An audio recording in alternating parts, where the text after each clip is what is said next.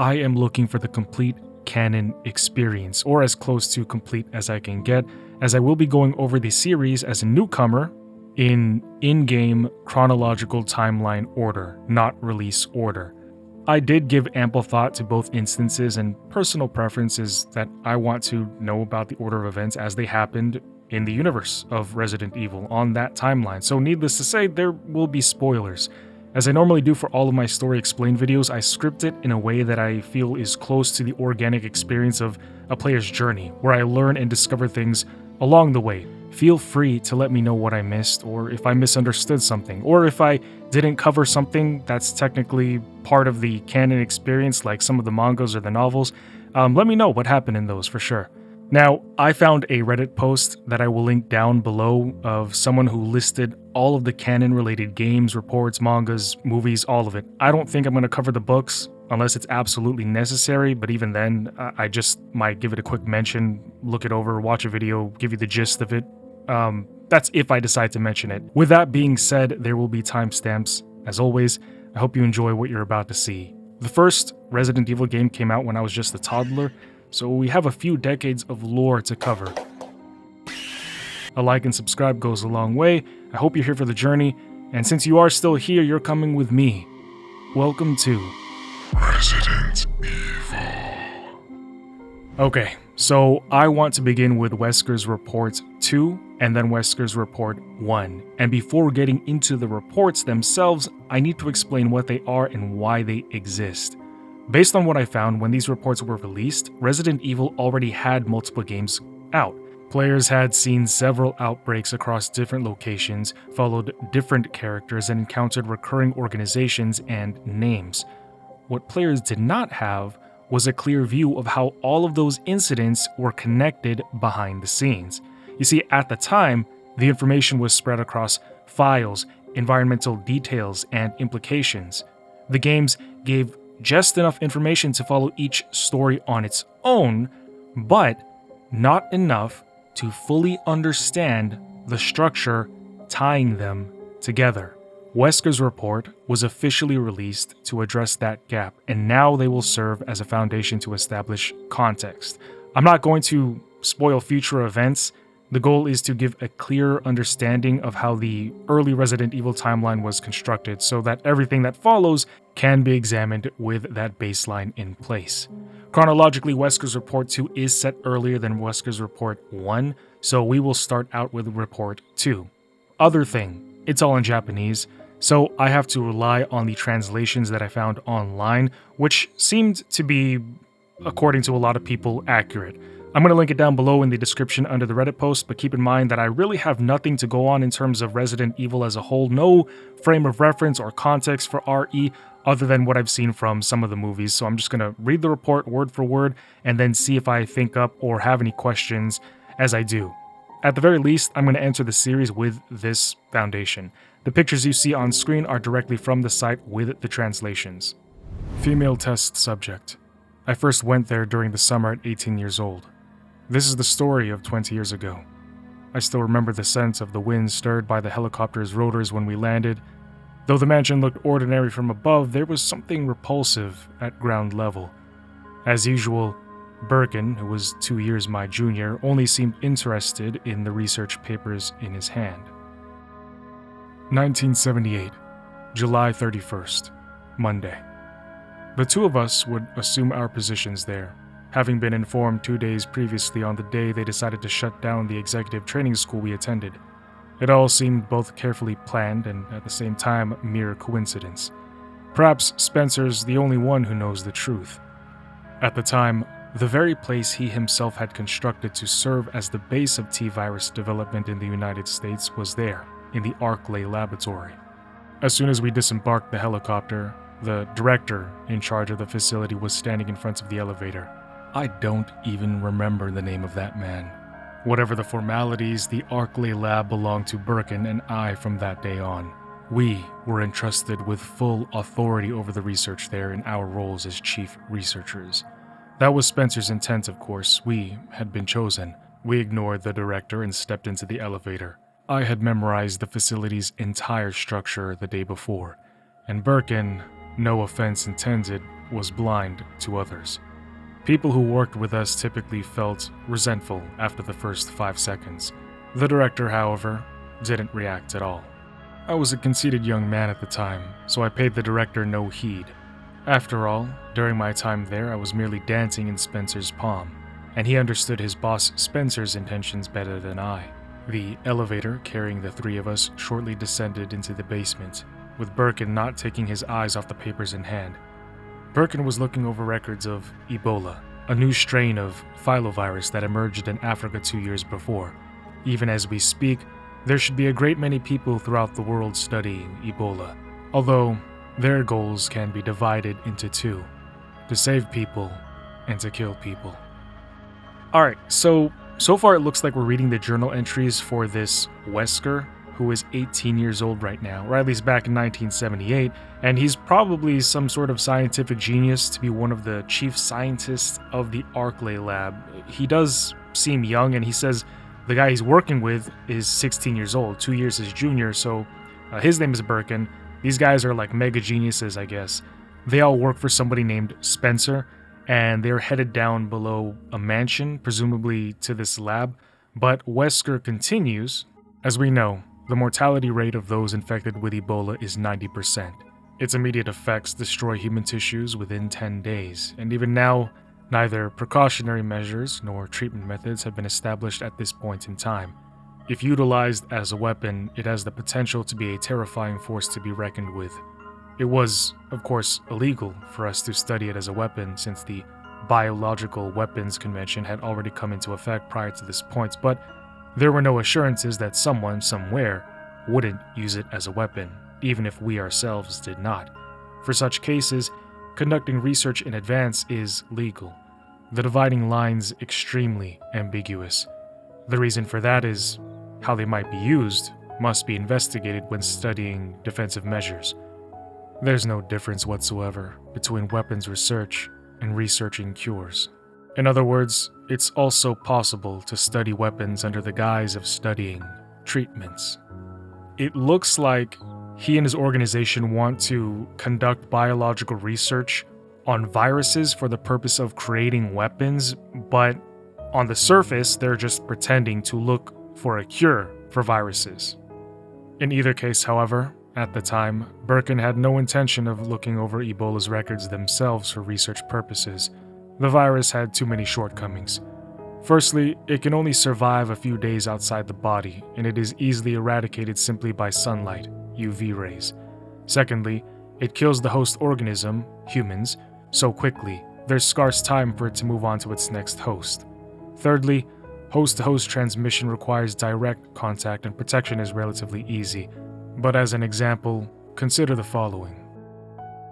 What if a person who contracted Ebola could stand up and walk around with a steady rate of virus replication within the body? And what if that person could actively seek out uninfected humans in a diminished state of awareness to infect them? What if RNA, Ebola's genome, could influence the human genome? And imagine the human body endowed with monstrous stamina so it couldn't easily die. Couldn't it become a bioorganic weapon that spreads the virus within its body to other living organisms while in a now clinically dead state? It was fortunate for us Ebola exhibited no such properties, for from that point on, only we could continue to maintain exclusivity over viruses with those traits. Umbrella was founded mainly by Spencer and was nothing short of an organization for developing viruses with those very traits. Ostensibly, it was a pharmaceutical company specializing in viral treatments, but in reality, it was a manufacturing plant for bioorganic weapons. Right. So, Umbrella Corporation is, at the very least, something I have seen throughout the years. I at least know the name, I've seen the symbol. Of course, they're up to no good. Its origin is said to have been the discovery of the progenitor virus that can recombine the genes of living organisms. I wanted to look up what progenitor means. I can contextually understand its definition, but I still looked it up.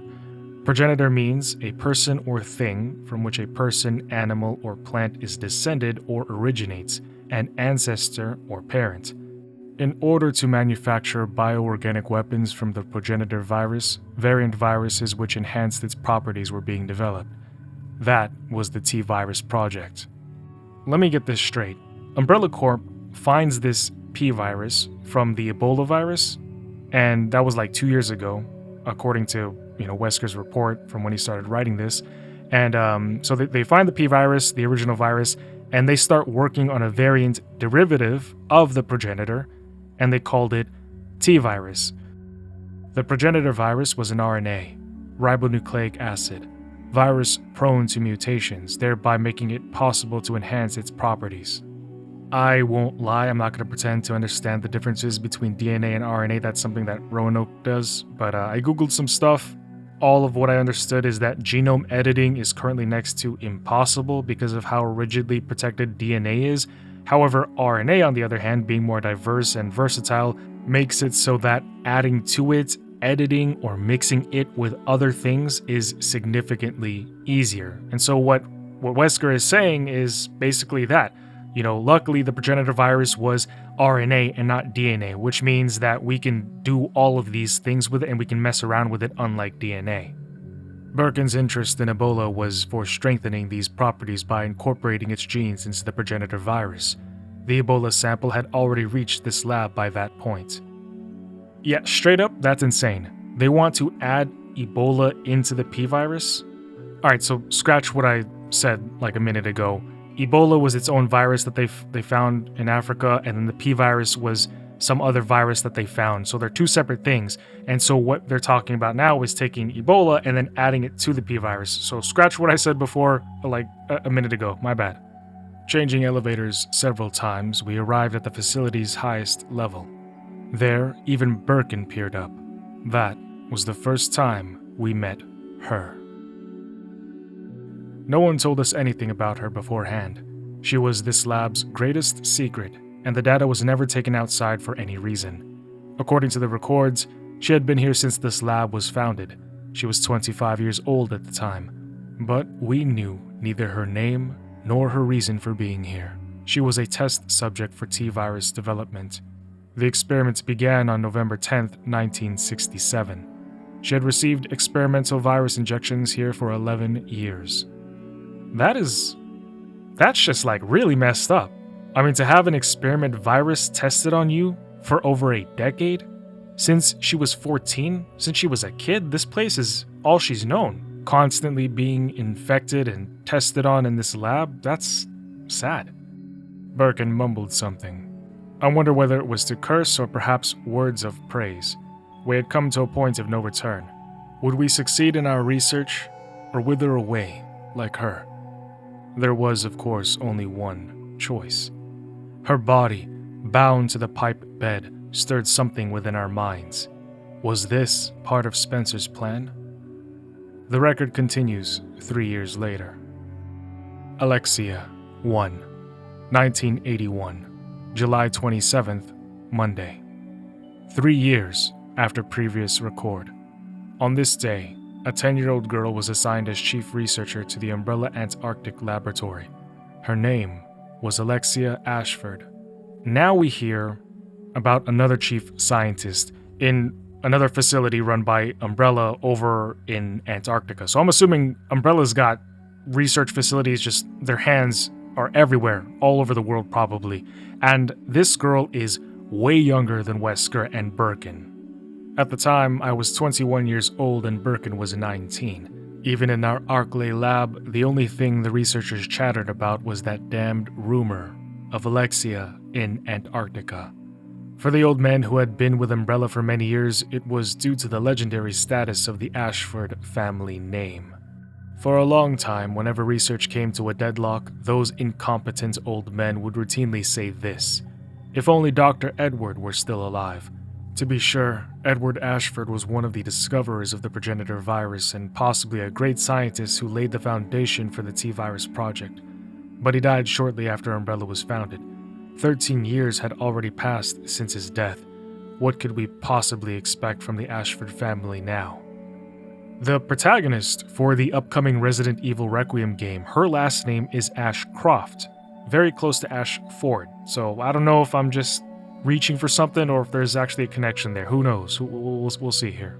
In truth, in the 13 years since Edward's death, the Antarctic laboratory set up by his son had achieved 0 results. His granddaughter Alexia's intellect was nothing special either. Nevertheless, after this day, those doddering old scum we had for subordinates had begun to let things slip. If only Lady Alexia was here.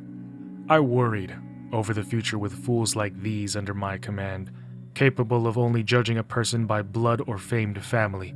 That's why even at an age with one foot in the grave, they were still lackeys who couldn't so much as twitch without someone else's directive. But I was still sensible. If I, a chief, were to get angry, then the T-virus development in the Arklay lab would be delayed even more. There was no possible success if I couldn't judge any situation calmly. I like that. He might not be a good guy, but I still respect those who can think and maintain themselves objectively when the situation calls for it. And this Wesker dude, he's on it. Then I thought as follows. I could only achieve research results if I treated the notables of the old days well. Their old bodies could perish at any moment, appropriate for dangerous experiments. How could you rise above people if you could not rationally utilize all human resources? But the problem was Birkin. His reaction to Alexia's rumor was disastrous. If you are lost or confused, no worries, I am too, but I am expecting for everything to make sense entirely by the end. But I still feel like I'm tracking like a tank, pretty much, picking up whatever Wesker's putting down here. I'm following along well enough, but it's hard because I still haven't seen anything yet at this point, so I haven't really put a name to, or a face to anybody's name. I think that's where the disconnect is, at least for now. Although he never said it out loud, for Birkin, initially being the youngest chief at 16 years old must have been a source of pride for him. His pride was shattered to pieces by a 10-year-old girl. As a genius, I think this would have been his first taste of the feeling of defeat. He was unable to accept it was a younger girl from a prestigious family. At the mercy of human issues, no research results had been achieved yet. He was still a child in the end. Mentally immature as he may have been, though, I needed Birkin to recover one way or another. In the past 3 years, our research entered the second stage. At this point in time, the T-virus had been stabilized for the production of a bioorganic weapon nicknamed Zombie. However, the genetic effects of a virus cannot be 100% certain. It was because there exist subtle differences in a person's genes according to the individual, and there's what's referred to as compatibility. Approximately 10% of humans would escape the onset of symptoms even if infected by a zombie. Even with the sustained genetic research, there's nothing we can do to address this. If we made 9 out of 10 humans exhibit symptoms, it should have been sufficient for a weapon. But Spencer seemed to think differently. Our boss expected an independent weapon capable of exterminating 100% of humans. Quote, "That's it." But for what exactly?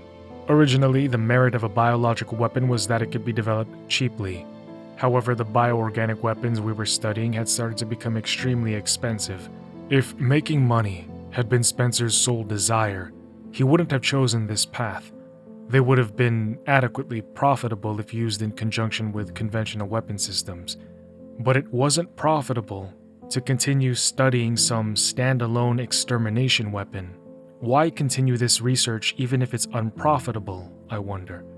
I could understand the aim in monopolizing the entire military industry by shifting the very concept of war, but I still do not understand Spencer's true intentions.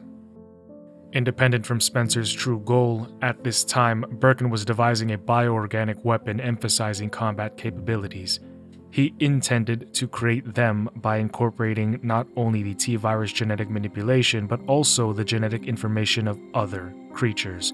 A combat-ready bioorganic weapon, later to become the Hunter, that could eliminate even people who escape the onset of infection or possess antiviral weapons and equipment. However, we needed to suspend the experiments for a while. It was to protect the test subjects from Birkin. With his senseless impatience, Birkin began acting erratically in reaction to Alexia. He stayed at the lab 24 hours a day repeating experiments on unplanned, ill-conceived ideas. I extracted as many organic samples as possible before the test subjects died, even using the other researchers to assist, but we couldn't keep up with his speed. Birkin really started to wig out because a girl got to his level 6 years ahead of when he got to it, and now he's just running all of these experiments on people, killing them in the process. What a D-bag. What a sore loser. The director would replenish the supply of test subjects as if nothing happened, and they perished in no time. That was hell. But only one survived in that hell, the female test subject. She was already 28 years old. She had spent another 14 years at this lab. She shouldn't have had any ability to think like a human due to the progenitor virus injection 14 years ago, but if her mind remained, death was probably the end she desired. But she clung to life. Why could only she continue living like this? The experiment data from the other test subjects was no different at all. I still needed a lot of time before I could solve this mystery. The record continues 2 years later. Alexia, 2, 1938, December 31st, Saturday, 2 years after previous record. I greeted my 6th winter in the Arklay lab. For these past 2 years, although we hadn't achieved any favorable research results, the stagnation had passed and a turning point finally arose. The trigger was from a single report I received on the morning of this day. Alexia of Antarctica had died. The cause of death was accidental infection with the T. Veronica virus Alexia herself developed. Hold on, wait, so I'm just processing this. Super genius Alexia developed her own version of the T virus and then called it T. Veronica virus. Why Veronica? And I wonder in which ways it differed from the T virus. Alexia was 12 at the time. She seemed far too young for continuing dangerous research. Although there was talk of Alexia having planned the rumor from the beginning and injected herself with T. Veronica, such a thing was impossible, no matter how hard one tried to explain it. Perhaps she made a blunder, having not recovered from the sorrow of her father's disappearance the year before. In the Antarctic lab, Alexia's research was succeeded by her twin brother, her only remaining blood relative, but nobody expected much from this man. Eventually, the Ashford family was as good as dead with no research results being published by them. Just as I expected, the legend was nothing more than a legend after all. Birkin was changed by Alexia's death, or perhaps I should say he was restored. But above all, our subordinate researchers were now forced to recognize him. Now there was no one surpassing him. It was still taboo to talk about Alexia in front of him, however. He vehemently opposed when I planned to obtain a sample of T. Veronica. I had no choice but to postpone getting to the bottom of Alexia's research for a while. Eventually, although the circumstances surrounding us had changed for the better, Birkin himself had failed to grow up at all. But at the time, I had bigger questions. Our Arklay lab was surrounded by a deep forest. Although I often strolled through, this lab was located in the middle of a mountain range and I never saw a single soul in the vicinity of the facility.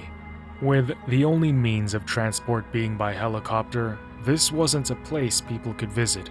The absence of people was an important factor, of course, when keeping damage to a minimum in the event of a virus outbreak. But biological weapons aren't so simple. A virus isn't something that only infects humans. Well, that's not a good sign for him to say that. Imagine zombie squirrels. No virus assumes only a single host species. For example, the influenza virus is confirmed to, in addition to humans, make hosts of birds, pigs, horses, and even seals. It complicates the matter further when you know not all species of the same family become hosts like among birds. Ducks and chickens can sometimes be hosts, but not other birds. Moreover, even with the same virus, its hosts can shift even more due to mutant strains. It's impossible to know all organisms who can become hosts, even for just one virus. And there was a problem, in that the T virus is highly adaptable across species. When Birkin was useless, I was investigating the nature of the T-virus secondary infection. With that, what I came to understand was the fact that almost all species of organisms can become hosts of the T-virus. As well as animals, most species, including plants, insects, fish, etc., had the potential to amplify proliferation of the T-virus. Holy cupcakes. Not gonna lie, that's pretty gnarly. Plants and insects can be infected too. When I left the lab and walked in the forest, I always pondered why. Why did Spencer choose this place? All sorts of ecosystems converge in a forest. What would happen if there was a leak of the virus here and there were organisms compatible as hosts? If it were an insect, since it's small to begin with, one may feel simple secondary infection doesn't pose a significant threat. But insects biologically have the potential for explosive mass outbreaks. In that event, how far could the virus spread? If it's a plant, you might be able to imagine there's little possibility of contamination since it cannot move on its own. But what happens to the pollen the plant expels? This place was too dangerous. When you think about it, the Ashford family choosing the Antarctic as the location to set up their lab was quite a given. Contrary to here was like a base selected for the purpose of completely spreading the virus. But surely it couldn't be such a thing. What was Spencer trying to make us do?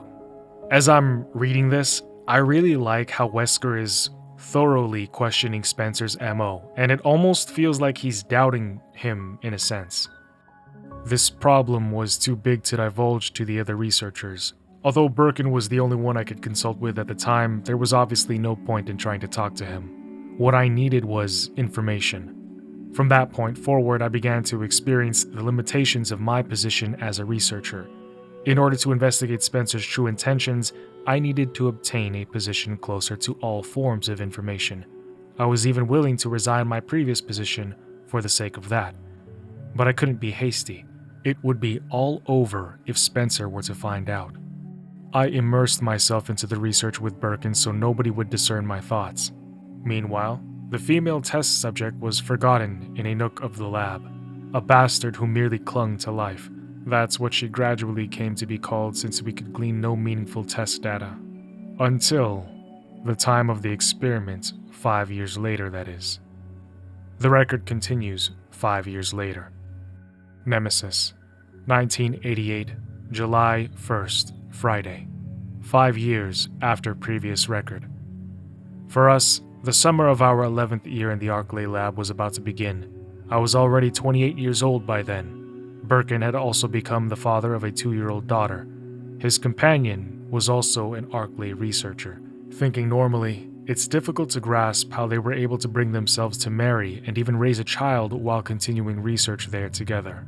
Yeah, for real. Imagine raising a family, children, in a lab where you conduct biological research, viruses, all sorts of monstrosities. Not exactly the environment I want to raise a kid in. But it could be said they were able to continue their research in Arklay since they weren't people of normal sensitivities. There, only madmen can find success. And so in the space of 10 years, our research had finally reached the 3rd stage. A more advanced, combat-ready bioorganic weapon with intelligence, programmed to comply with commands and function as a soldier. We were to create a monster nicknamed Tyrant. However, there was a major obstacle in this research from the start. The acquisition of an organism used as the Tyrant's host proved difficult. At the time, the biggest problem was that an extremely limited number of humans could genetically adapt as a Tyrant. Alright, so, I guess of course, they used the T-virus to create a controllable zombie soldier? Although it seems like they're having trouble finding a human host for this zombie soldier. It was caused by the nature of the T-virus. Although the T-virus variant for manufacturing zombies and hunters was adaptable for most humans, it had a problem with invading brain tissue. If a certain amount of intelligence couldn't be maintained, then they couldn't become a Tyrant. To overcome this problem, Birkin extracted a new variant that suppressed the influence on the brain to a minimum if it fully adapted. But there were extremely few humans in possession of the genes to adapt to the variant. In the gene analysis section's simulations, only 1 in 10 million humans would develop as a tyrant. The rest would merely become zombies. As our research progressed, we should have been able to develop another type of T-virus more humans could adapt to as tyrants, but first our research required a human who completely adapted to the new variant. However, there was an extremely low possibility of us bringing in a human, of whom there were only a dozen, as a test subject, even if we searched the whole United States. Actually, at the time, we were able to provide only a few with close genetics after forcibly gathering them from other laboratories. We had come to a deadlock even before our research began. But not long afterwards, we heard a rumor there was a project at a certain lab in Europe to manufacture a third-stage bioorganic weapon based on a completely new way of thinking. That was the Nemesis Project. Determined to change the situation at the time, I maneuvered in order to obtain a sample of the project. Birkin then objected, of course, but I was somehow able to persuade him on this occasion. He couldn't help but admit our research wouldn't progress until we found an adaptable subject. A few days passed. Then, in the middle of the night, a package was delivered from Europe through several relays. It was merely contained in a small box lowered onto the heliport. The Nemesis prototype. It was under development at a French lab, and I had resorted to some considerably heavy-handed means to obtain it. But Spencer's backing proved crucial in the end. Although Birkin didn't display any interest for it right up to the end, he still recognized the significance of testing it. The sample was developed for a completely new revolutionary concept. A parasitic organism created artificially through genetic engineering. That was the true nature of Nemesis. Unable to do anything standalone, it's an organism specializing only in intelligence. However, it controls intelligence by parasitizing the brains of other organisms and can demonstrate advanced combat efficiency. Intelligence is provided separately from the combat-ready organism, and it's said that by compounding the two, they will constitute a single bioorganic weapon. If this is perfected, a combat-ready organism can definitely be created without having to worry about the intelligence issue. But the problem was parasitism, though. It wasn't stable at all. Okay, so mini recap so far with this. They had an issue here at Arklay in that they couldn't create their soldier, the Tyrant, due to not having a human host. But the other part of that was that they needed to be able to retain some intelligence in the hosts that they did have or find in order to be able to control it. The Nemesis project in Europe, I guess France, was able to engineer another parasite to be combined with the T-virus in order to successfully create the Tyrant. But as Wesker mentions, even the Nemesis parasite wasn't stable. And also for those wondering what parasitism is, the definition is a symbiotic relationship where one organism, the parasite, lives on or inside of another, the host, obtaining nutrients and shelter while causing harm to the host. It is a highly common evolutionary strategy where the parasite benefits at the expense of the host, typically without killing it immediately. On the document attached to the sample, it listed only examples of subject deaths due to failure. Parasitized organisms die from the Nemesis's intelligence control within 5 minutes. However, we were aware the incomplete prototype was dangerous. We would take it from the hegemony of the Nemesis project and successfully extend the parasitism duration somehow. That was my aim. Of course, we used that female test subject.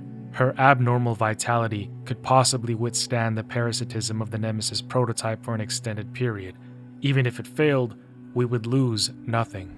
Contrary to my expectations, however, the experiments produced a completely different result. Nemesis attempted to invade her brain, then vanished. We initially had no idea what happened. Indeed, we never would have imagined she had absorbed the parasite. That was the beginning.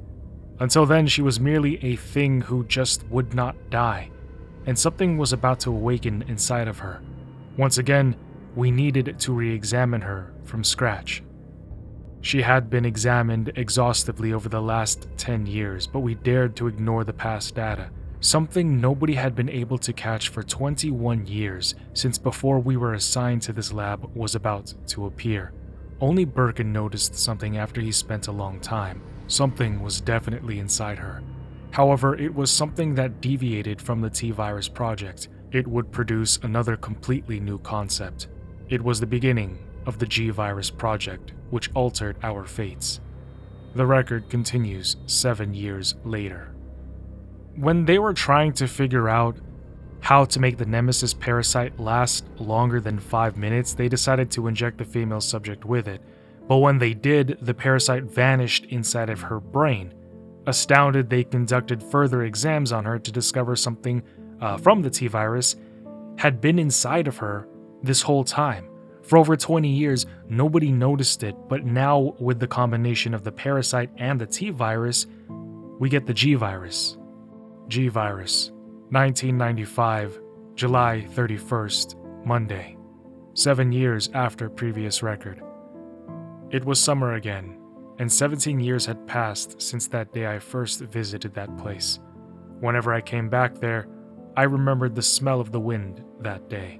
Both the building and surrounding scenery hadn't changed since then. Above the heliport, I could also see Birkin, who had arrived earlier. It had already been a long time since we last met. 4 years had now passed since I left the Arklay lab. When the G-Virus project formulated by Birkin was approved 4 years ago, I requested a transfer to the Intelligence Division and was readily accepted. Giving up on my career in the role of a researcher and seeking a turning point must have looked like a natural course of events from anyone's perspective. The fact is, the concept of G was beyond a level I could keep up with. Which is crazy to hear, because Wesker was already a genius, and even he is saying that the research for the G-Virus is beyond even him. That just goes to show how unbelievably complex this virus is, and also that Birkin is sort of in a league of his own. Even I had no aim to investigate Spencer's true intentions. I was sure I'd reached the limit of my capabilities as a researcher by that stage. As the wind of the helicopter whirled overhead, Birkin never took his eyes off the papers in his hand, as usual. Although he seemed to be a regular visitor to Arklay, he no longer belonged there either. Some time ago, he transferred to a huge underground research facility in Raccoon City. That place served as the base for him developing the G-Virus. Alright, so Birkin established a base in somewhere called Raccoon City. But to be quite honest, 4 years prior, I never imagined Spencer would approve G. It consisted of a concept so unknown it deviated from the general idea of a weapon. The reason G is distinguished from the previous T-Virus is that an infected organism continues to mutate spontaneously and independently. Viruses are prone to mutations due to the fact that their genes are exposed, but that's only true of a virus itself, not for the genes of living organisms. It's very rare for in vivo genes to mutate even if they're structurally altered by a virus. External factors such as exposure to radiation are another story. An organism infected by G requires no such external factors at all. However, it will continuously mutate until it dies. Alright, so to my very limited understanding, G is different from T, because once G infects a living organism, that organism keeps mutating on its own without any outside trigger until it eventually dies. But I guess my follow-up question is, because I never really was into biology like that. I don't even know if this is considered biology, but like what does that entail? What does that exactly look like? What are the implications of constant mutations? I'm assuming that like it could adapt and constantly evolve and change, but I would also expect some sort of instability in it of itself. I'm pretty sure I'm going to see in the future games what exactly that looks like, but I am genuinely curious about how this works. So I just might end up doing research and learning about it and doing a video talking about how the T, the G, the P virus all works. Just I guess how everything that's being talked about in Resident Evil works, because I think it's genuinely an interesting concept, but I have no idea what Wesker and Birkin are talking about, because I wasn't a bio major. You know what I mean? But yeah, that sounds like a fun video. A similar characteristic exists to a lesser extent within the T virus. It had already been confirmed that placing a bioorganic weapon in a special environment would cause structural genetic changes due to activation of the virus within the body. For that to happen, though, it strictly requires a trigger due to an external factor, putting remutations within a predictable range to a certain extent. However, there was no such rule for a G organism.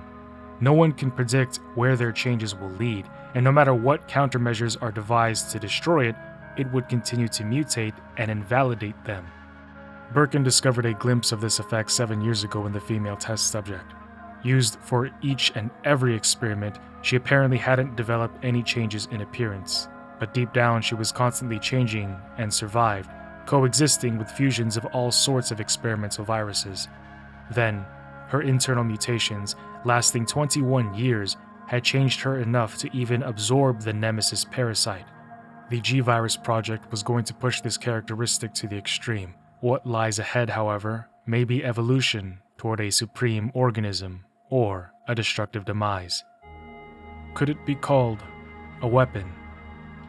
Now I have to wonder, is the female subject sort of doing what the G was talking about? Is she constantly, is like my question from earlier, is that what we're seeing here?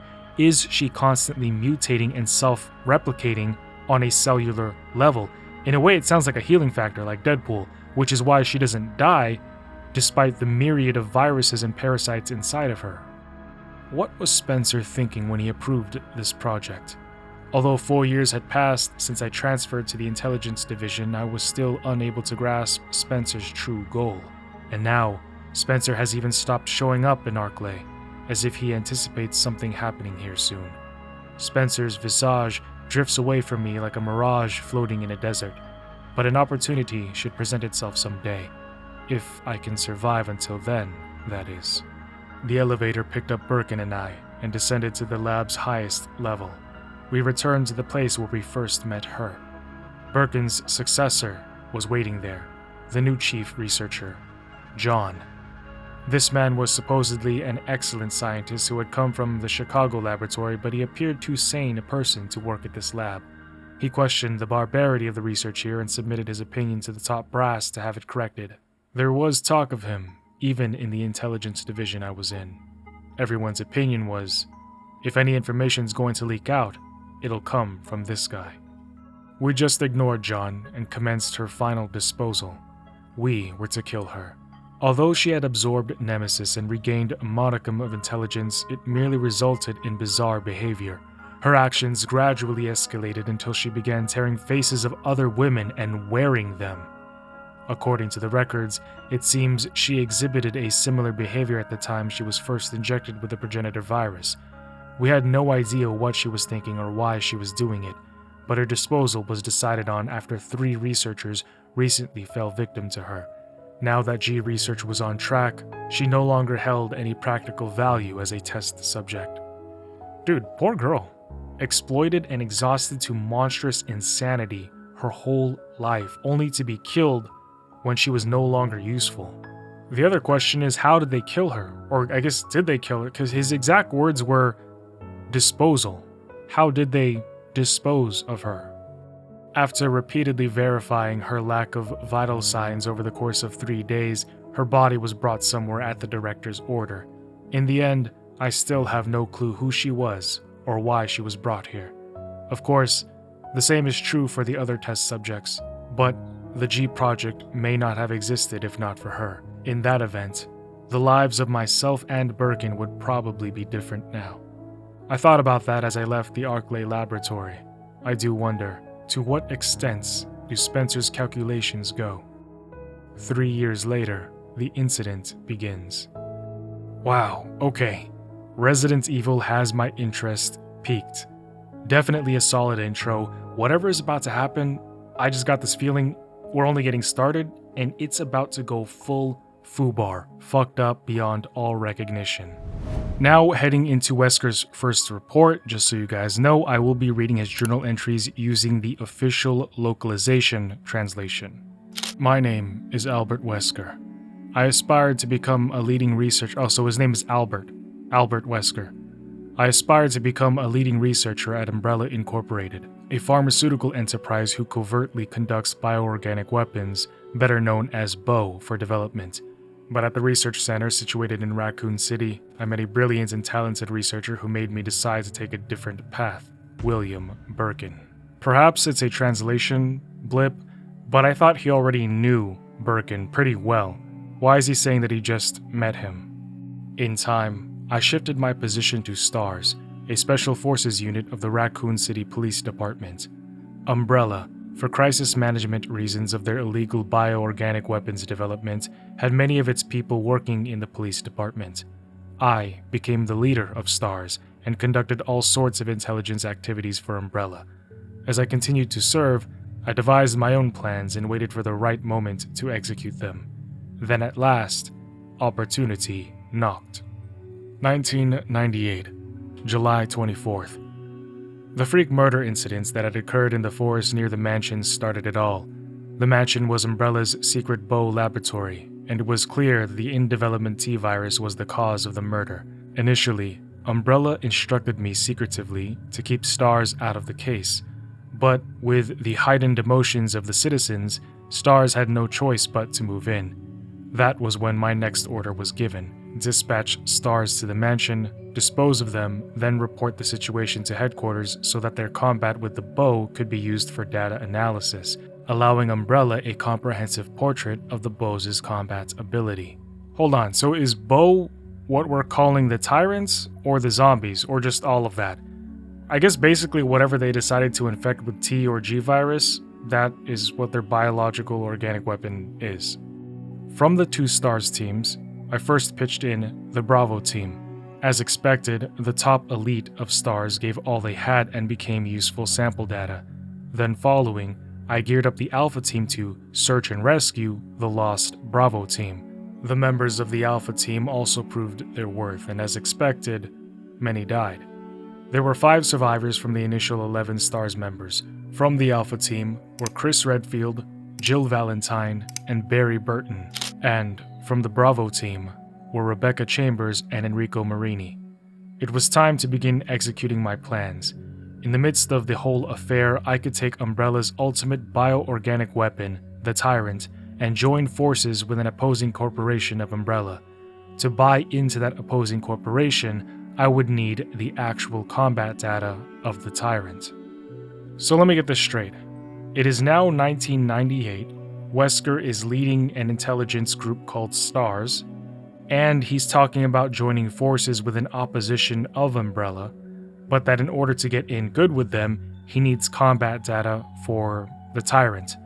So for some reason, Wesker has decided to turn on Umbrella, and apparently Umbrella Corp has a rival, so he's trying to join their team now, while still working for Umbrella, so he's doing like a double cross. But the biggest thing is why? Why is he turning on Umbrella? Because it seems like his interests lie in the virus, in the bioorganic weapons, in Tyrant. He seems to really want that research to come to fruition, and Umbrella's already doing that, so what exactly is he going for here? What does Albert Wesker want? The surviving privileged members of STARS were just the perfect bait. I decided to have one of them play the Judas and draw them to the Tyrant. That Judas was Barry. Barry was the strong truth and justice kind, and cherished his family more than anything. His type is easy to manipulate.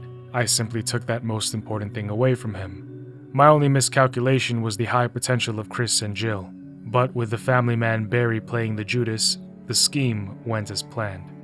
Then, the winds turned unexpectedly. I had to eliminate Enrico, who found out what was behind it all. I used Barry to get to him. After I successfully got rid of that nuisance, I awaited the sample specimen that Barry would bring me in that Tyrant's room. I injected the virus I obtained from Birkin in advance. If I made Umbrella believe I was dead, it made it far more convenient to sell myself to the opposing corporation. According to Birkin, the virus had profound effects. It would put my body in a state of temporary death. It would then bring me back to life with superhuman powers. Therefore, I unleashed an awesome tyrant from its slumber and let it attack me. Okay, so first thing, the G-Virus. Wesker just said that Birkin says that it's going to put him in a temporary state of death, right?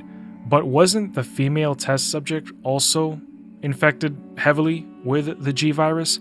So she's probably not even really dead. There's that.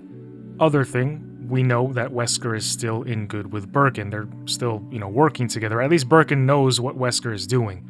Faking his death, trying to join the opposition, doing this whole thing with stars, trying to, get combat data on them. And now he's dead, kind of, but he's been resurrected, and basically now he's got superpowers. And he also thinks tyrants are awesome. So yeah. As my consciousness faded away, I was certain that the whole scheme would end in success. Never did I imagine that stars could slay the evil creation. I lost the tyrant, and the plan I devised, which cost me my humanity, ended in failure. Now, anyone or anything that stood in my way would be terminated. It's been that way for a long time, and it always will be. At all costs, I had to make stars pay. September. 2 months had passed since the mansion incident. To regain everything that I had lost in my new organization, I joined hands with Ada Wong, a female agent who was also sent to spy on Umbrella. I knew in my bones that the key developer was William Birkin, but what he didn't know was that Umbrella did not play games with anyone. Eventually, Birkin would be assassinated, and the G-Virus would be in the hands of Umbrella. But the salvage team led by Hunk was ahead of us. By the time they got to Birkin, he'd already injected himself with the G-Virus. He became his own creation and decimated them. Soon after, the T-Virus carried by rats spread throughout Raccoon City, and Umbrella faced its worst scenario.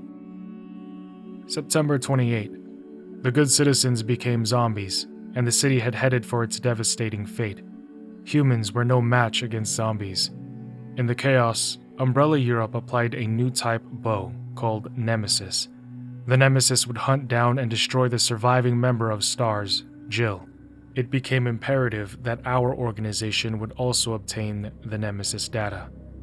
So now there's tyrants and then something else called Nemesis, created for one sole purpose: kill Jill. And Wesker wants the Nemesis data too, but why kill Jill? What did she... I guess he's just trying to do his old revenge against STARS thing, so maybe there's just that, and the data. September 29th. To cover up the whole affair, Umbrella jettisoned a tyrant to take care of Leon and Claire, who were trying to unveil their secrets. Then, a new revelation. Birkin used to hide the findings of his studies in his daughter Sherry's pendant. It was very possible that the G-Virus was there. While Umbrella was busy with their cover-up, we had to capture Sherry before they did. I sent Ada undercover to seek the location of Sherry. I, the dead man, on the other hand, had to work in the shadows. A spy's obligation and priority is in the mission, to carry out the mission like a machine without any emotional interference. But, through her interaction and involvement with Leon S. Kennedy, there'd been an affection growing inside her. Okay, so this Ada, working with or for Wesker, I guess she works for him, would develop feelings for this Kennedy. My instincts sensed danger. Something had to be done quickly. My instincts did not disappoint me. Even though Ada almost had her hands on the G-Virus, which Leon had acquired from Sherry, that affection of hers drove her to her death. But she was still of some use. I had to save her life. My people hurried to retrieve the G-Virus that Leon threw away. But Hunk, the only survivor of Umbrella's salvage team, was there before us. September 30. Our only option left was to bring back Birkin, the monster, as the sample specimen and have him finish off Leon and Claire in order to obtain his combat data. Although Birkin lost the battle to Leon and Claire, we succeeded in gathering samples of the G-Virus from his dead body. October 1st. In the morning, the government bombed Raccoon City in an attempt to stop further viral outbreaks. This was, of course, their feigned reason. Later, Claire left for Europe to find her lost brother Chris, and Leon joined forces with an underground anti-Umbrella organization. Sherry is safe in our hands. I would never underestimate Birkin. there's something about this little girl. Yeah, so that is a lot to unpack, but a lot of it is still vague because I just don't know who these people are. But I have seen Leon's face around because of memes, and just because with the recent announcement of Requiem, I've seen his face all over, and I at least have what I believe is a decent foundational understanding, so I know, okay, as I start Resident Evil 0, there's going to be an evil corporation, viruses, and somebody named Wesker who seems to be pulling a lot of strings. Moving into July 23, 1998, with Resident Evil 0, we hear about 3 places. A Midwest town in the US of A called Raccoon City, an island off in the sea called Rockford Island, and one more island called Sheena Island, which, we are told, would eventually become the second Raccoon City. There are some insanely catastrophic developments already being set in motion, and although there are still many questions, one thing is for sure: the Umbrella Corporation is well involved. But what are the intricacies of their involvement, and how did this company even rise to become the global conglomerate that it is now? When was it established? By whom? And how was the T-virus created? To uncover the truth, we must delve deeper into the events which transpired in the beginning, before the mansion incident.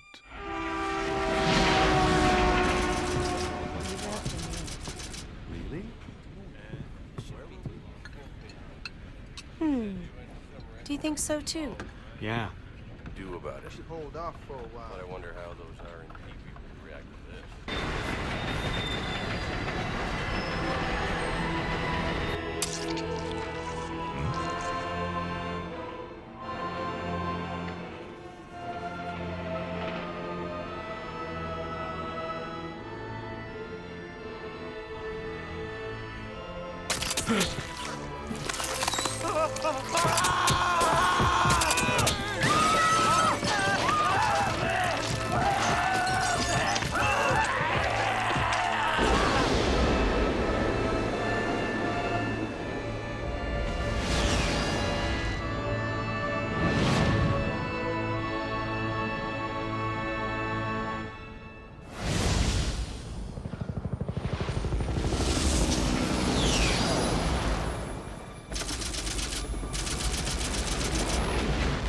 It began as a simple investigation of some bizarre murders in the suburbs of Raccoon City. Nothing in our training could ever have prepared us for the nightmare that ensued. We never stood a chance. What's going on? Engine failure. Emergency landing.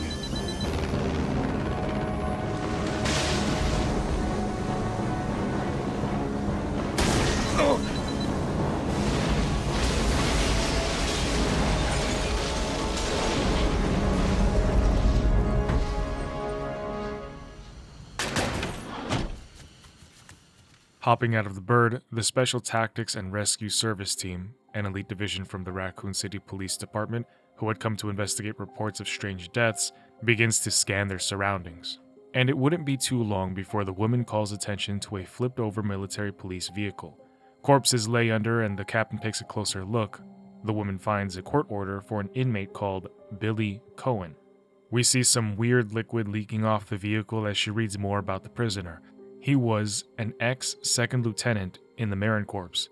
I see some tats, and that haircut is out of regs, but we also see that he belonged to a Spec Ops unit, and usually the standard is different from them, so I guess that's fine. Despite just being a butter bar, he must be shit hot. I mean, we do learn that Billy was on this transport. He was supposed to be executed. All this to say, he must be extremely capable.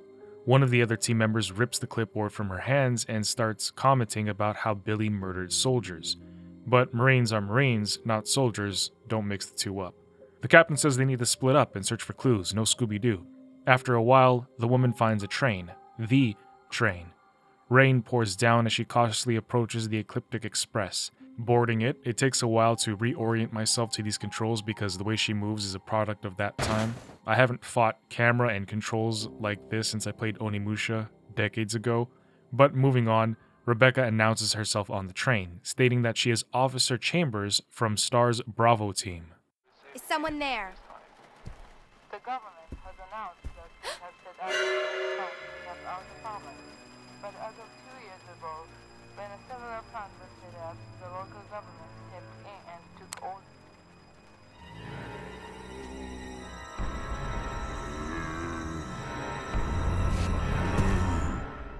Firing away at them, Rebecca is confused. What just happened? I thought they were dead.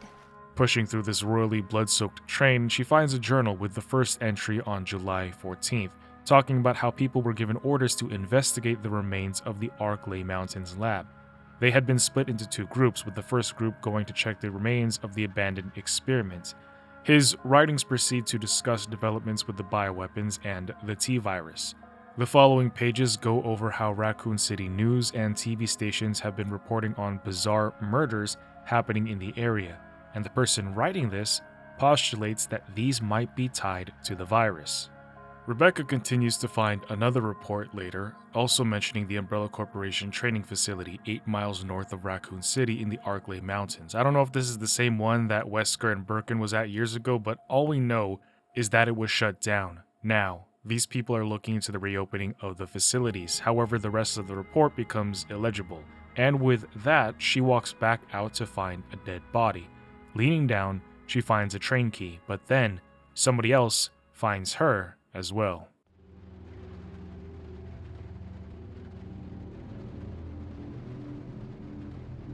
Billy. Lieutenant Cohen. So, you seem to know me. Been fantasizing about me, have you? You're the prisoner that was being transferred for execution. You were with those soldiers outside. Oh, I see. You're with stars. Well, no offense, honey, but your kind doesn't seem to want me around, so I'm afraid our little chat time is over. Wait! You're under arrest. No thanks, Dollface. I've already worn handcuffs. I could shoot, you know.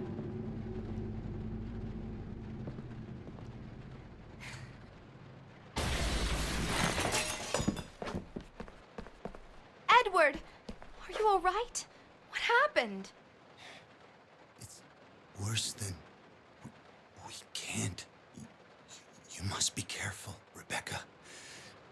The forest is full of zombies and monsters. Zombies and monsters.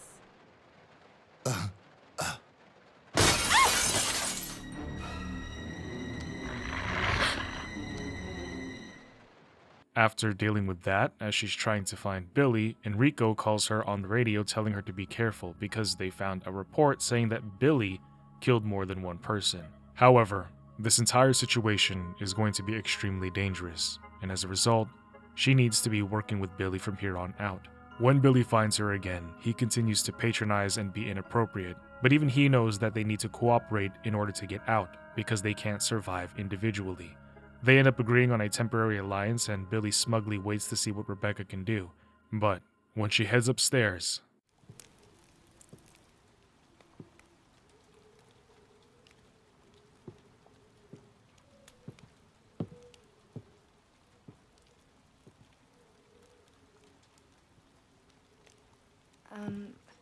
Excuse me, sir. Sir.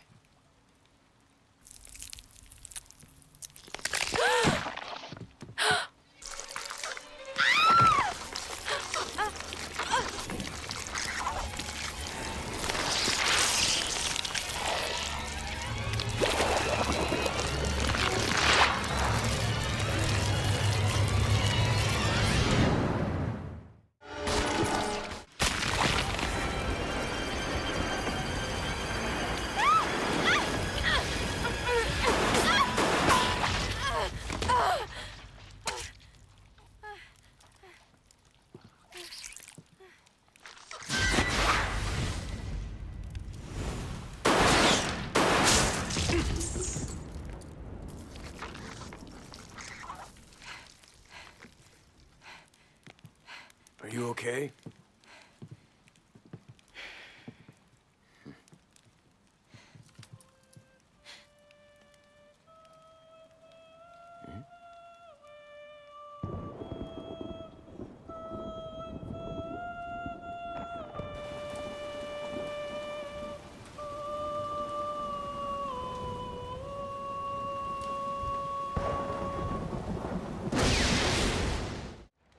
is that guy?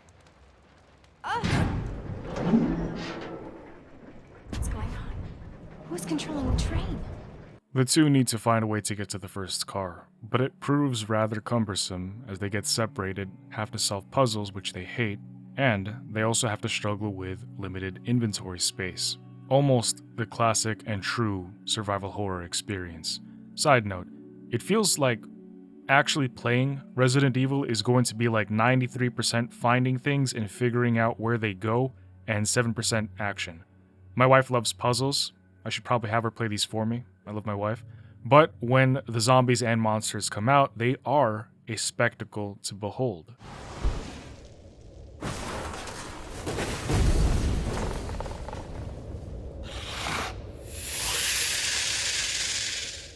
Getting smacked all the way to the back of the car, on top of fighting the infected scorpion, he also needs to fight camera angles. He tries to get the scorpion to get over here, but it doesn't get into the camera, so Billy has to walk it down, and after enough bullets, he pierces through its exoskeleton, killing it. Spinning around and heading back down, Billy and Becca reconvene and finally make it towards the first car to find out who's there and who's got the train rolling again. But This is Delta Team. This is Delta Team. We have gained control of the train. Over. Understood. This does not make any sense. How was the T-virus leaked? And why did it contaminate both the lab and the mansion, as well as a train almost 3 miles away? That's irrelevant. We must make sure no knowledge of this gets out. Destroy the train. Completely. How far away are you from the nearest branch line? About 10 minutes to... What happened?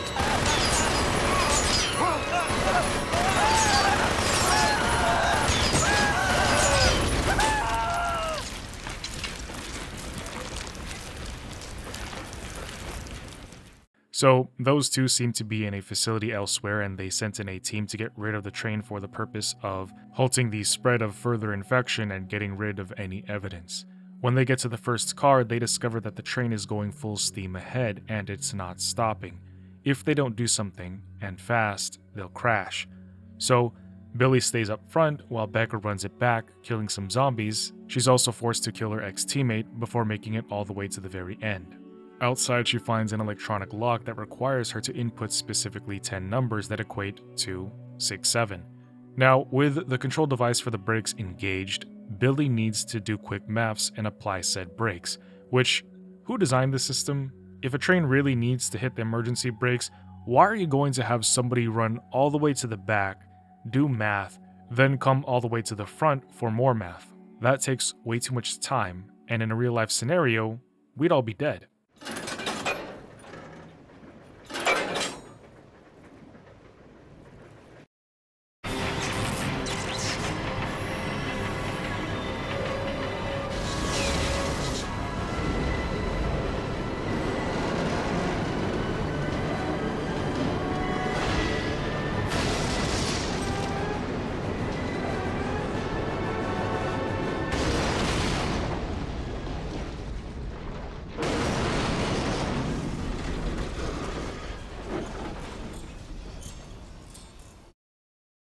How they managed to walk away alive and practically unscathed, I couldn't tell you. But they find themselves in a tunnel, and with no way out, they end up in the sewers. However, the only way out of there leads them into a place where I can already tell there's going to be a lot more puzzles. The first general manager, Dr. James Marcus. Who on earth are those people? She's just a rookie, a member of STARS. What about the male? I'm unfamiliar with him. Attention. This is Dr. Marcus. Please be silent as we reflect upon our company motto. Obedience breeds discipline. Discipline breeds unity. Unity breeds power. Power is life. Who are you? It was I who scattered the T-virus in the mansion. Needless to say, I contaminated the train, too. What? Revenge. On Umbrella.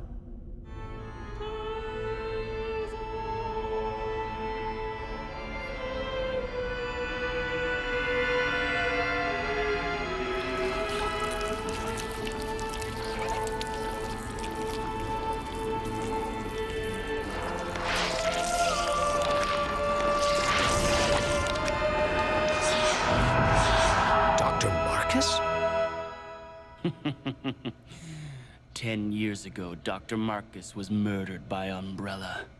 You helped them, didn't you?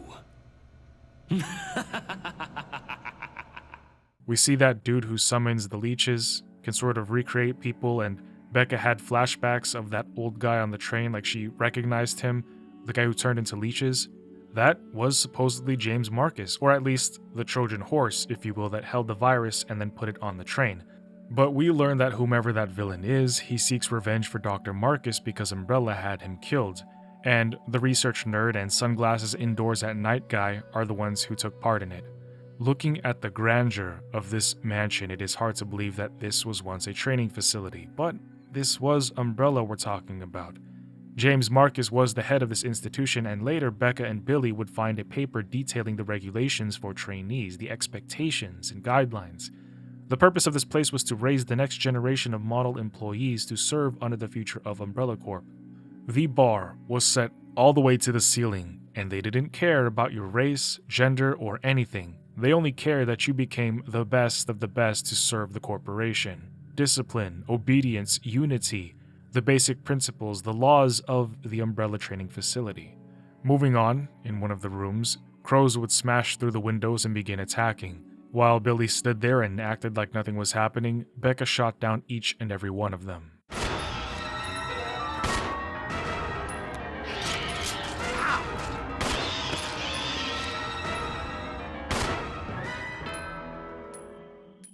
Hours later, the two would also have to fight an infected centipede.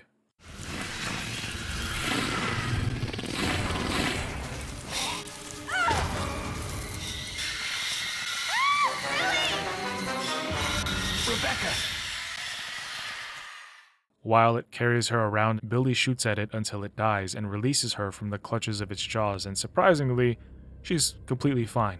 Later, the duo would find the assistant director's diary, in which he says that the trainees being sent to him are complete buffoons. All except two, William and Albert. He says that those two might have a future, and that William is a scholar while Albert is practical, opposites in nature, competitive with one another, but how they also both held something relentlessly brutal inside of them.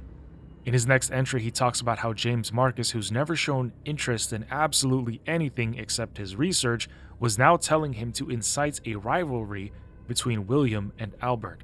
And so what this does is it effectively confirms and tells you that, hey, William Birkin and Albert Wesker were brought here to this training facility before the accounts of Wesker's report 2 and 1.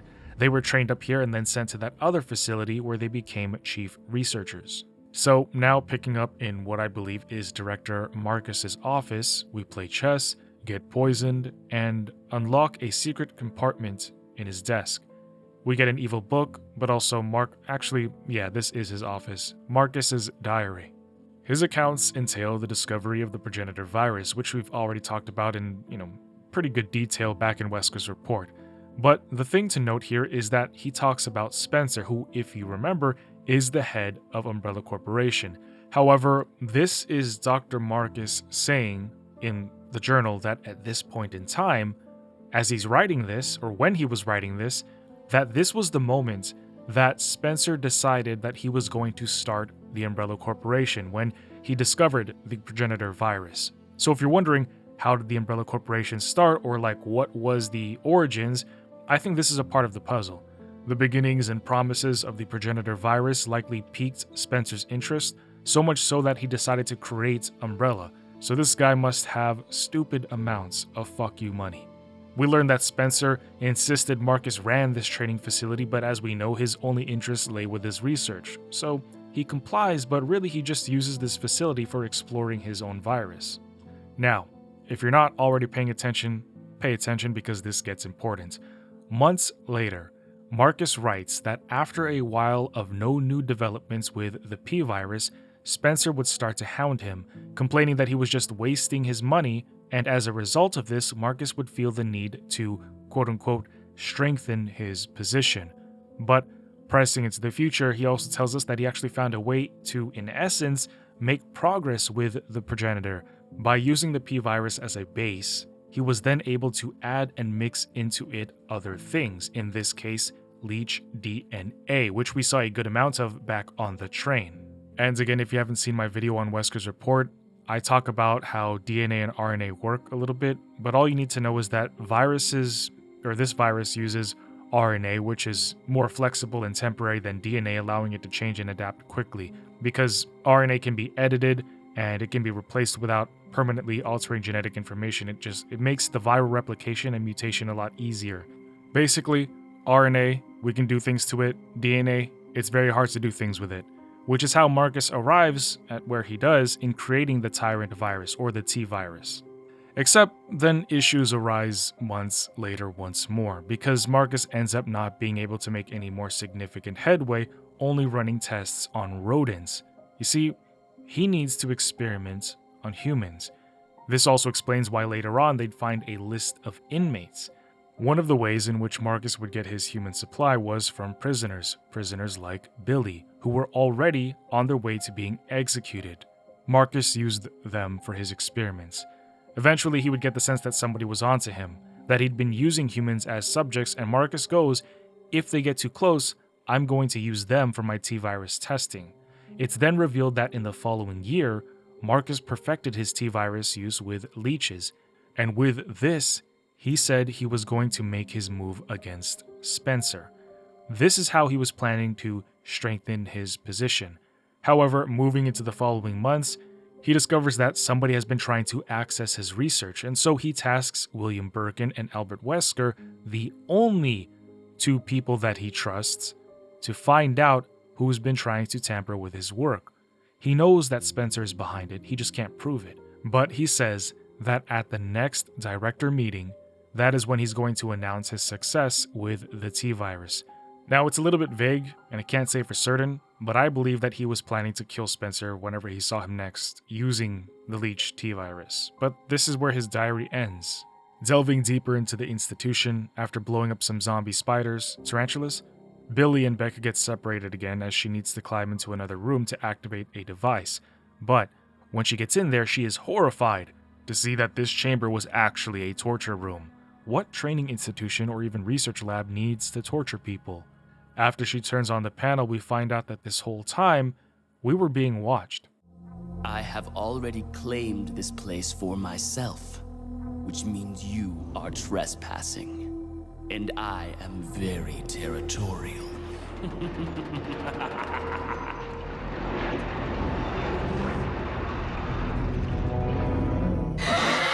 Naturally, one might assume that James Marcus would have experimented on primates before humans, but now we know for sure, as a zombie monkey comes rushing towards Becca. It jumps on her back, tearing into her shoulder with its jaws, taking chunks of blood and flesh out. Now, it is only a matter of time before she dies and turns as well. And if that doesn't kill her, the fact that she fell down this hole will. It just doesn't make sense.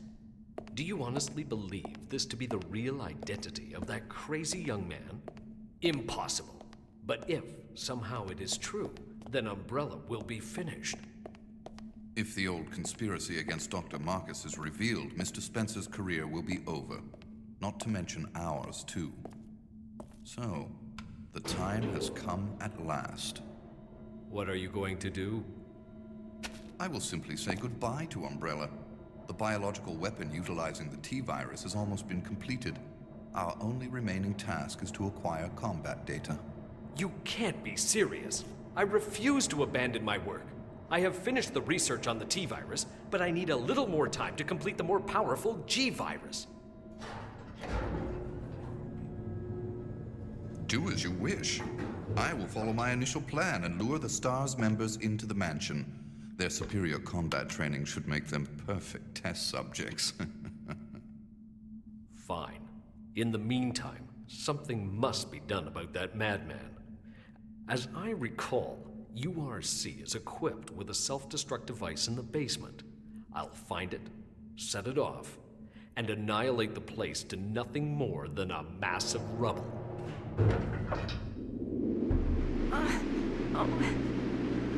I can't. Hold on.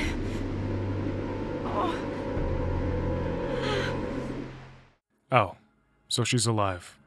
Well, there's no way she's going to be able to get out of that. Dead hanging for anybody is insanely difficult, and she must already be beyond exhaustion after having been up for so long, plus all the walking, zombie killing, and puzzle solving she did, and the fact that she just had her shoulder torn well into. There's no way. Oh, I guess despite Billy getting lost and even taking time to change his attire, he finds her and pulls her up. It's gotta be a world record for dead hanging right there. Hang on. I'll pull you up.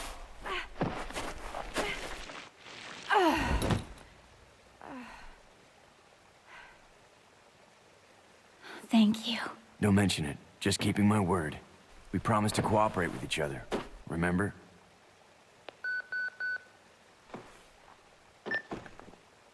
This is Rebecca, over. Rebecca, this is Enrico. Have you managed to locate Cohen yet? Over. Rebecca, answer me. No, sir. I have not found him yet. I'll continue to search for him, over. Rebecca. My first mission, and I've already disobeyed orders. So much for my great law enforcement career. Oh well, I probably won't live long enough to worry about it. Billy, I just need to know. I need to know the truth. Did you kill 23 people? I'm not going to judge you. I just want to know the truth. It was around this time last year.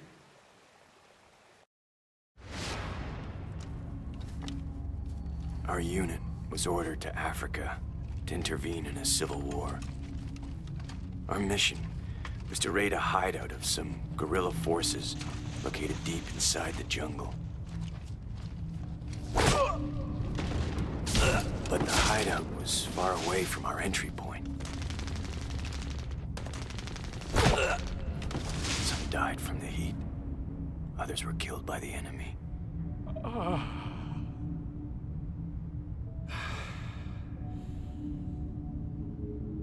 In the end, only 4 of us survived.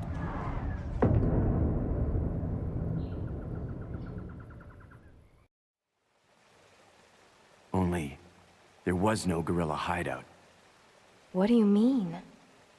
The idiots in charge had us operating based on wrong information. But we couldn't just go back home empty-handed, oh no. Our leader ordered us to attack an innocent village.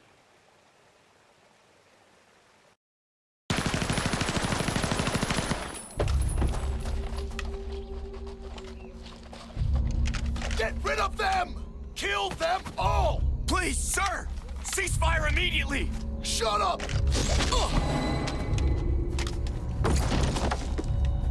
Do it!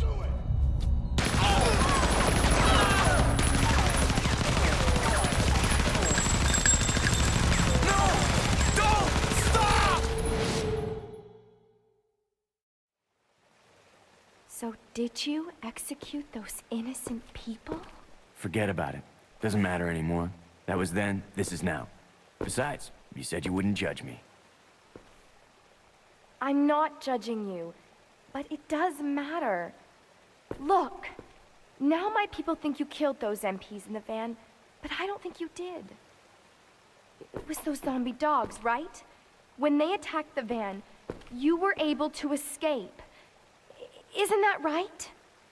You don't get it. I've only got 2 choices left. Either report to the Marines and serve out my sentence, or keep on running for as long as I can. That's all. So, believe it or not, this is actually something that happens in real life. It's just not that publicized. Of course, don't need to dive into why, and I won't linger on this for too long, and I don't want to demonize the military. I'm thankful to my brothers and sisters who served, but I just want to point this out because it's real. I don't know if Capcom did this on purpose, but you would not believe how many service members go against orders and do the right thing. And then they end up having to be the ones to deal with the ramifications for doing so because those at the top are being protected by those at the top. Not going to press further into it. Keeping it pushing, after fighting a giant zombie bat, they take an elevator deeper into the facility. There they would get their hands on another of Marcus's research finds. And what this does is it shows us how he began to do his experiments with the leeches, but more importantly, how the T-virus evolves and adapts. Because Marcus would state that he started small, only administering 4 leeches with the virus.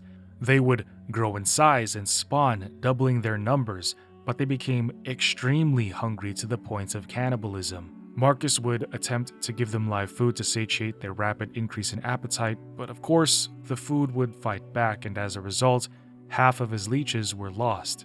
However, the leeches would learn, and they would adapt.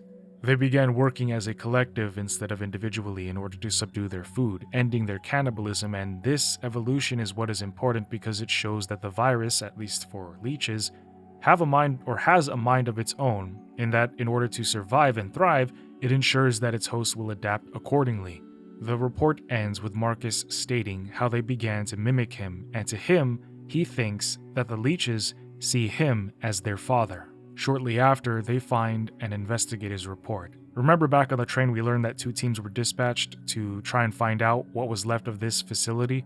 So, in this report we read, Dr. Marcus, co-founder with President Spencer of Umbrella Corporation, disappeared 20 years ago, but that they found out he had been doing hideous experiments and even also using company employees as test subjects, forcing at least 20 of them into this, and even now, they believe that Marcus is still alive and continuing his research. Later, Becca would find a picture addressed to Dr. Marcus himself, and she would state that the person in the picture, also thinking about the guy she saw outside back on the train, must be Marcus's son or grandson. Moving forward, Becca would radio Billy because she found a cable car, meaning that they could finally find a way out of this place. However, when Billy gets there and they're about to board, they are attacked and Billy is thrown over the rails, falling over. Rebecca rides the cable car onward, and after descending further into the facility trying to find him, she runs into her captain.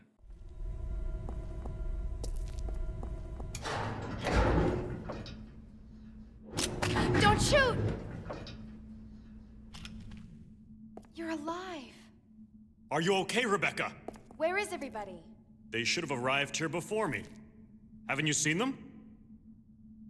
That's unfortunate. If we go straight from here, we should arrive at an old mansion which Umbrella uses for research. Come on, let's go. Wait! I've got to find Billy. Billy Cohen? You mean you found that criminal? Yes, but we got separated and... No point worrying about him. He won't make it. Come on, let's go. Sir, please. I need to find him. Don't worry, I'll catch up with you. Rebecca... All right. Just be careful. I never saw him again.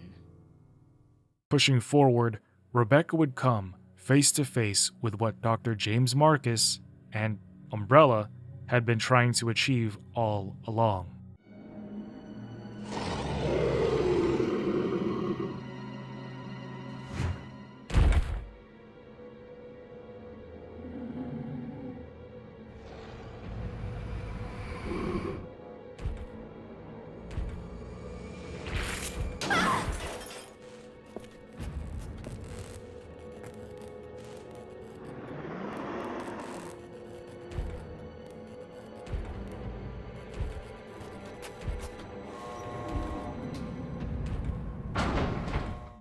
After getting slashed by the proto-tyrants and getting brutally knocked around, Rebecca finally brings it down, and hopefully that is the last we will see of it.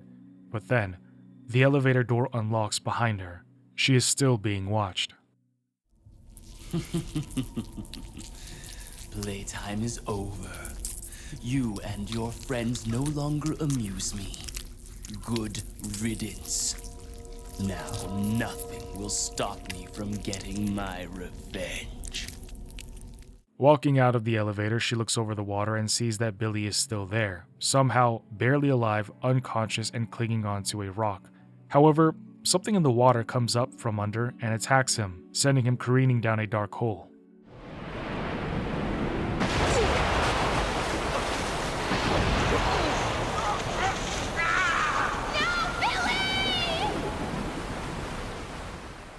Rushing down after him, Billy would miraculously be completely fine.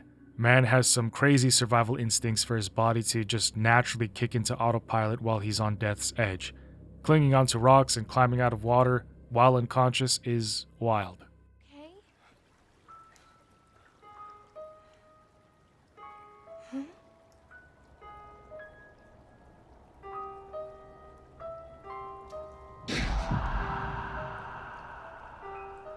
What could have done this? They must have been used as test subjects in Marcus's research. He must have kept messing around with the mother virus.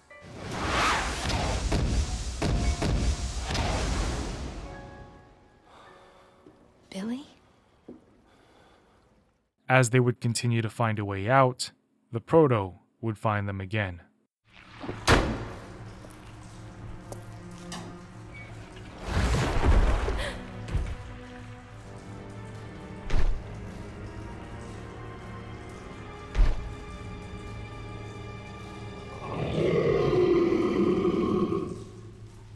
After getting slashed by the zombie bone claws again and getting smacked around, she brings it down again. Hopefully, we never have to see it again.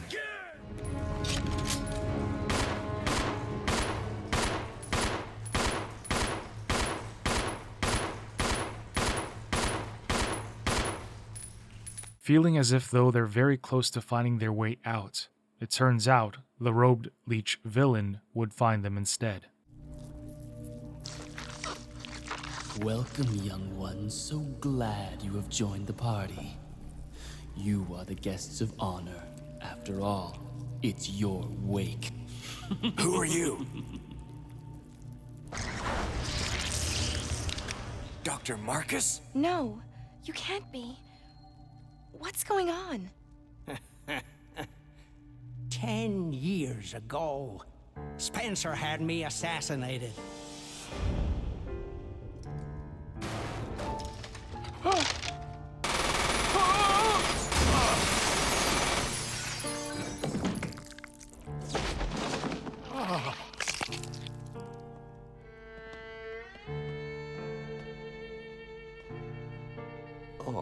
Time to die, Doctor.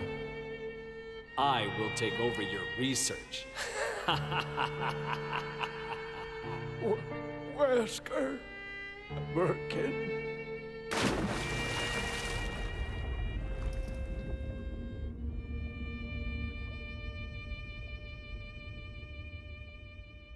However, something wondrous happened.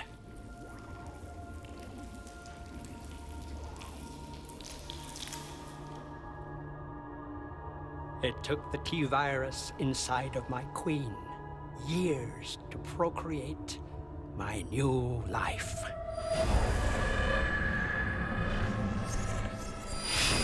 I live. Now I will have my revenge on Umbrella, and the world will burn in an inferno of hate. You'll pay for what you've done. We'll see which one of us is gonna die.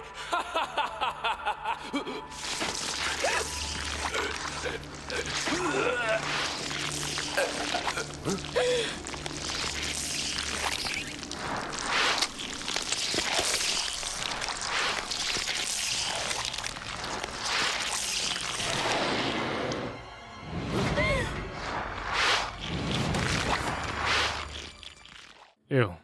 But also that's kind of sad. Like, imagine not really trusting anybody, and then the two people that you do end up trusting turns out to be the ones who do you in. And also, how crazy is it that the leech, the T-virus, spent 20 years resurrecting James Marcus?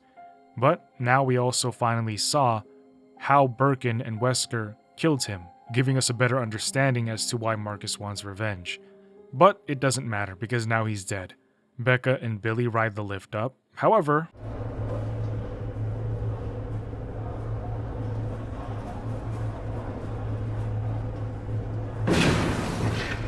What? It's the Queen!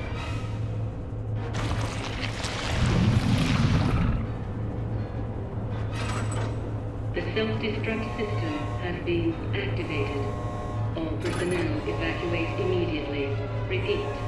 Who activated the self-destruct system. Come on, can't this thing move any faster?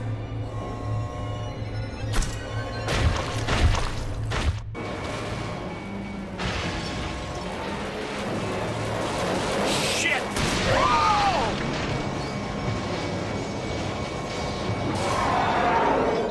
The two shoot the Queen Leech, and for a moment they stun it, enough for Rebecca to ascertain that it is weak to sunlight. So they plan to open up the windows and let the glorious sun pour in. We need to open the windows!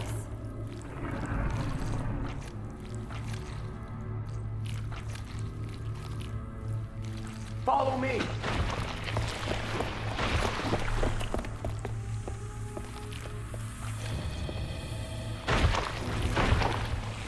You work on the windows. Got it. I'll use my charm to distract Her Majesty.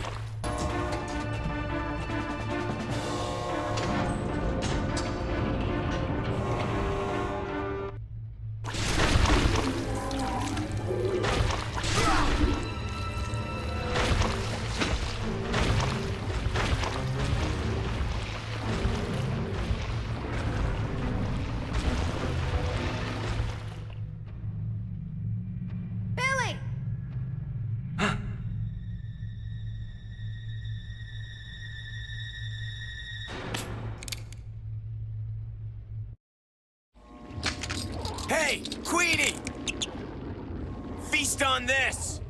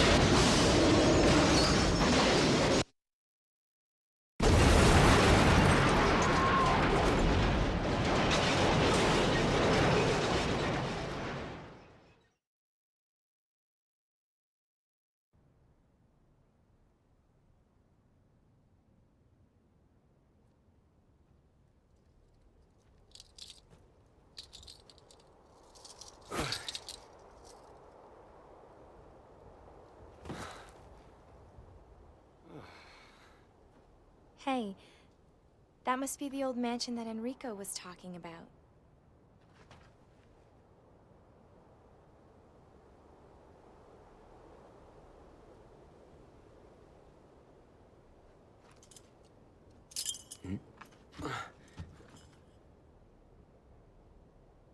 I guess it's time to say goodbye.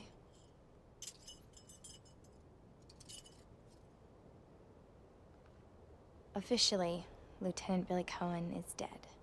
Yeah, I'm just a zombie now.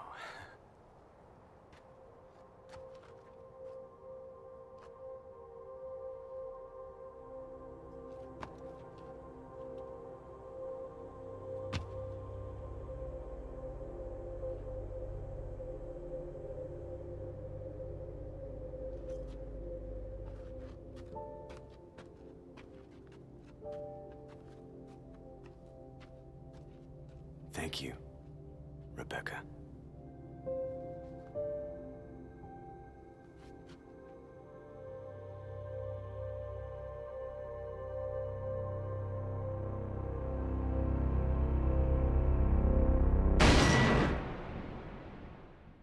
I am certain we will be seeing Billy again.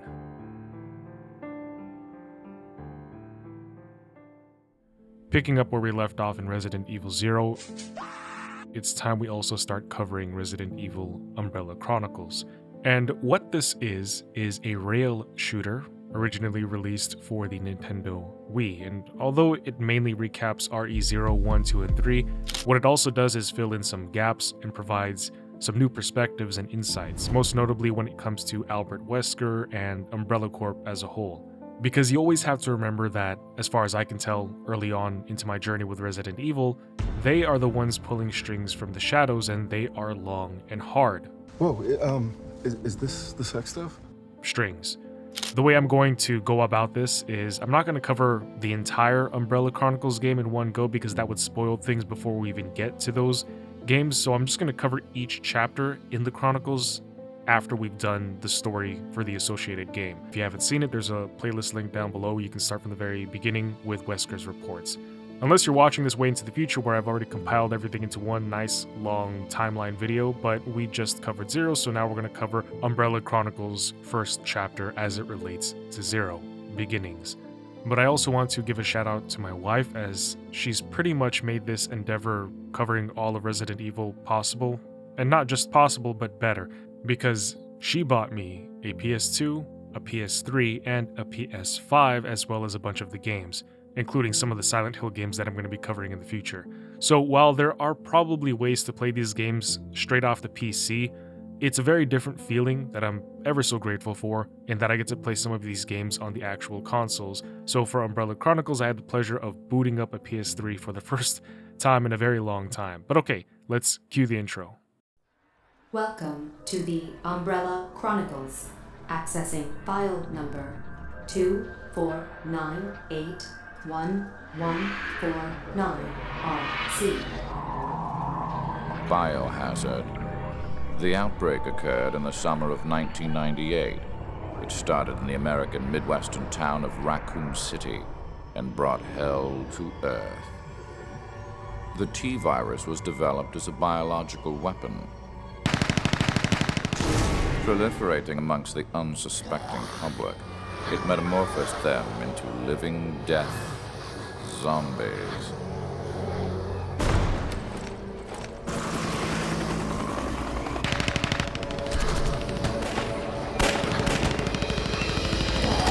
Umbrella's mission statement had always been preserving the health of the people, but beneath this bright statement lurked the shadow of Oswald E. Spencer's ambition. And a file concerning the outbreak incident in Raccoon City. The truth behind the rise and fall of Umbrella is something to which only a select few are privy. The beginning of the end started on the outskirts of Raccoon City in the Arklay Mountains.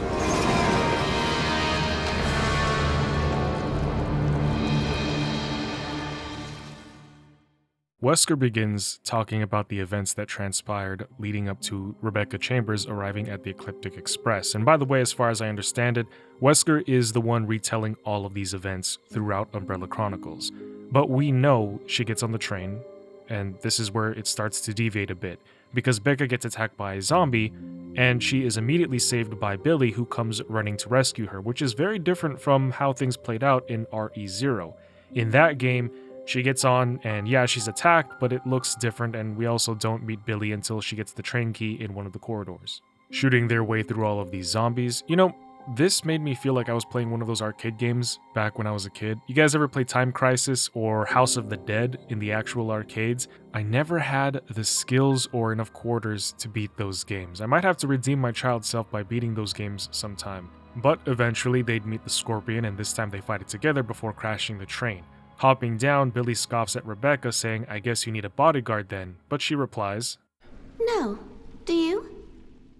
Entering the Umbrella training facility, passing by Marcus's portrait, soon they'd head outside, and as they were walking, a zombie monkey would tackle Rebecca, knocking her over the edge. And hanging on for dear life, Billy would save her. But the zombie would hop on his back, and just as I thought it was about to bite his shoulder off, Billy would flip his handcuffs in as a makeshift brass knuckle, and I really need you to understand this. He punches the zombie backwards, apparently with enough force to knock it off and send it flying off the other side of the edge. Like, how? Bro, how?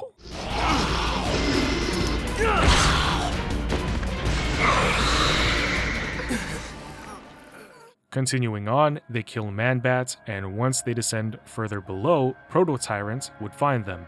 It attacks, but after enough grenades are launched onto its chest, it falls and the duo run forward. However, an explosion would set off, almost killing them. Racing forward as fast as they can, Billy head dives.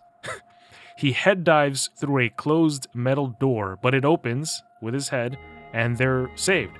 Marcus shows up, talks about how he was betrayed and assassinated by Umbrella, but that his leeches and the T-virus fused inside of his dead body, bringing him back from the dead, killing it with sunlight and sending it down into the fiery depths of the facility. The two say their farewells, and Wesker narrates on, saying that Billy Cohen is now missing, but that Rebecca is just about to enter a new nightmare because now she's heading over to the mansion. But this is where things start to get interesting, because now we get to play and see things from Albert Wesker's point of view immediately after Rebecca leaves to go to the mansion. You're just gonna walk away? Our research isn't complete. We can make a more powerful virus. Do what you like. The T-virus is near completion and only needs test data. That is why STARS is in place. I will bring them into the mansion.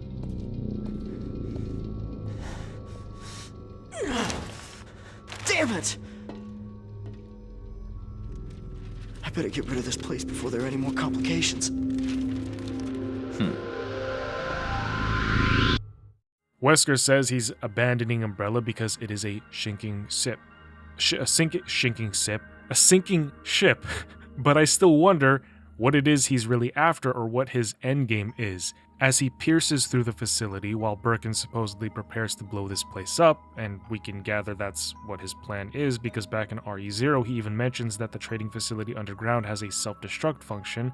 Wesker heads out and tries to escape with the tram, but because there's no power, he has to head back down to turn it on. And when he does, guess who comes to visit him? Remember the proto-tyrant that Becca supposedly killed twice? Yeah, he's still alive.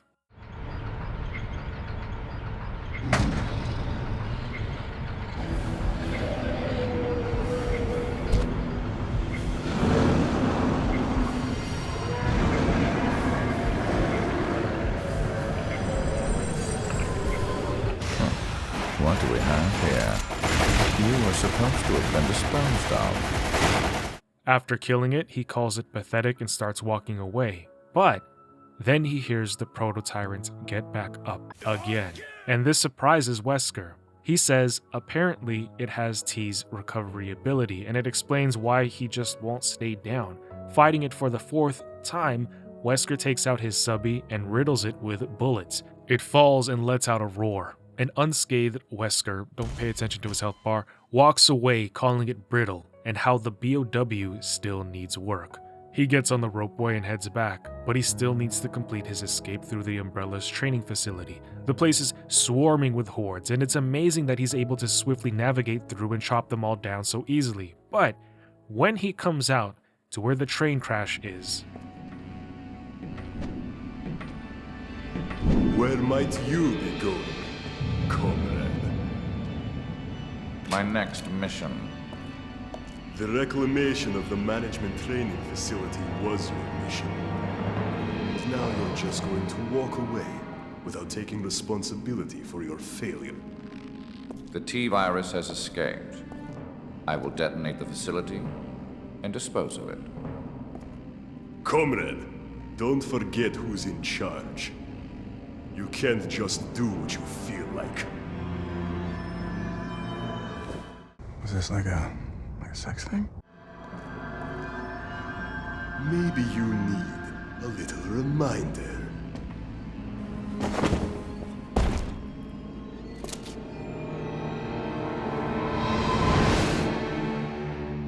But who's this Russian guy?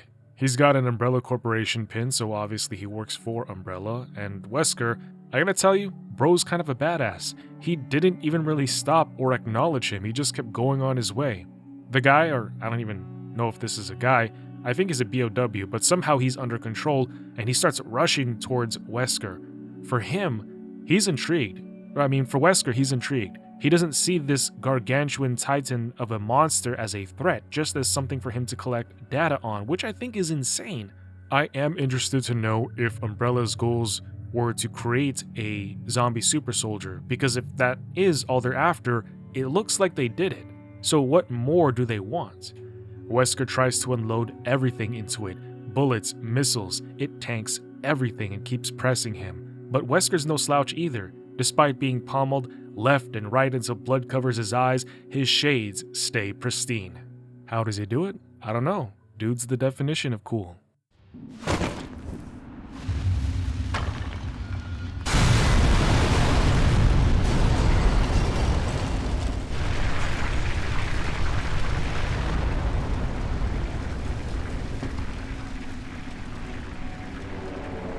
I guess he didn't like his lesson.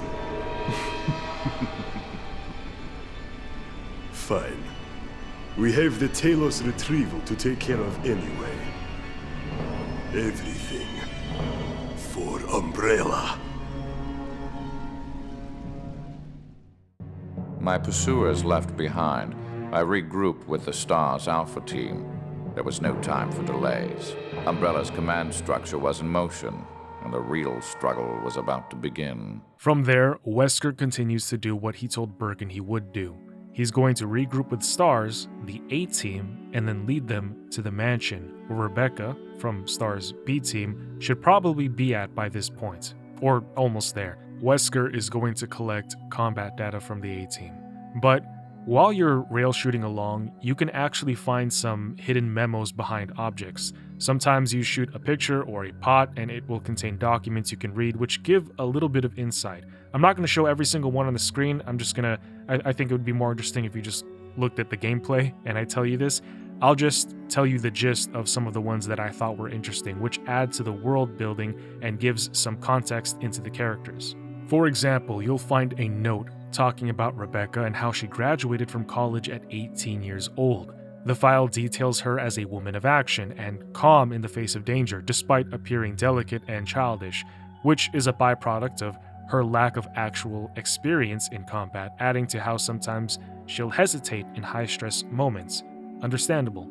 A file on Billy talks about how he was imprisoned, but that he was a Marine fit for fighting any BOWs, and how he has this keen sense of justice and passion for duty. On another note, which is a magazine column written by a journalist named Jeff Hendricks, he writes about Billy Cohen. He says that the military released a statement saying that 23 soldiers were apparently killed, but that what actually was the case is that 23 innocent African locals were killed. The military covered up what they actually did, and he writes that the world is in an uproar over what the US was even doing over there in somebody else's country. Jeff continues that the top brass in the military is pinning blame on just the one Marine, but he says that that is just too convenient, that Billy and just Billy is the fall guy for everything. And even Rebecca, halfway through Resident Evil 0, you can see that she gets the sense that Billy didn't do it. He was innocent. He was innocent this whole time. He was accused for something he didn't do, but she knows that he doesn't actually have it in him to kill 23 innocent people. And so Jeff finishes his column in the magazine by saying that the Marine base continues to deny media access to the facility. Where is the justice? Is this what our America has become? We all want to believe that our brave, shining knights in the US military have our best interests at heart, so we can only hope and wait for an appropriate response to the public's outrage. And that's where his magazine column ends. Now, will there be a follow-up? I doubt it. Usually the way these things work is nothing gets addressed, so the news dies down, and they can couple that with an oversaturation of other things in the news to distract you from what you were looking at before. We also read that Umbrella Corporation was founded by 3 members, Edward Ashcroft, James Marcus, and Oswell E. Spencer. And at least in his writings, he says that they shared a common goal at first when they started Umbrella, that virus research would play an important role in improving people's health and to even one day build a society free from disease. They chose the Umbrella logo as it represented their unwavering pledge to use the umbrella as the technology to serve the health of the people. Sounds like they have good intentions and that they might have started out righteous. Right? Wrong, because this turns out to be a letter addressed to his shareholders, employees, and to customers. Spencer continues that unfortunately Edward and James have passed away, but that for 40 years they have done what they had set out to do initially and that they would be proud of what Umbrella has become. This is a letter galvanizing everyone to continue supporting Umbrella, and anybody receiving this letter would not know anything about what Spencer and Umbrella was actually doing. We find another note talking about the train itself. The Ecliptic Express wasn't just another train. It was purposely engineered to bring materials, human resources and employees to the Umbrella training facility, which is how Billy and Becca crashed perfectly right under that place. The train, the rails are all owned by Umbrella. Finding a note about the Queen Leech, you know, that final singing boss from the end of RE0, it says that the Queen Leech is the leech that controls all other leeches and takes the form of Dr. James Marcus. She entered Marcus when he was dead and merged with his DNA, and after a long incubation period, she began to think and even behave like Marcus did when he was alive. This means that James Marcus, the real one, was in fact dead, and the one we saw all throughout RE0 was actually just the Queen Leech. That's gnarly. Reading about James Marcus's death, it gives us a better idea of exactly when the Umbrella training facility shut down, in 1988. And then, Birkin and Wesker years later, under Umbrella, would lead the reclamation effort to try and bring it back into operation. They sent the first 2 groups who were exterminated by the BOWs, and then they sent in STARS. The very next day, the STARS Alpha team is flying to the same forest that Bravo team had crashed into. Now we're playing as Chris Redfield, and he's saying that they're going to try and find out where Bravo team is. He refers to the same reports that we heard about back in Resident Evil 0, the bizarre murders that were happening in the area, but he gives a little bit more context in that the victims had been eaten. They end up finding Bravo team's crashed helicopter, but nobody else. Not Enrico, not Rebecca. Now, of course, Wesker did as he said he would do, and he met up with the A-team to lead them to the mansion. Chris, this way.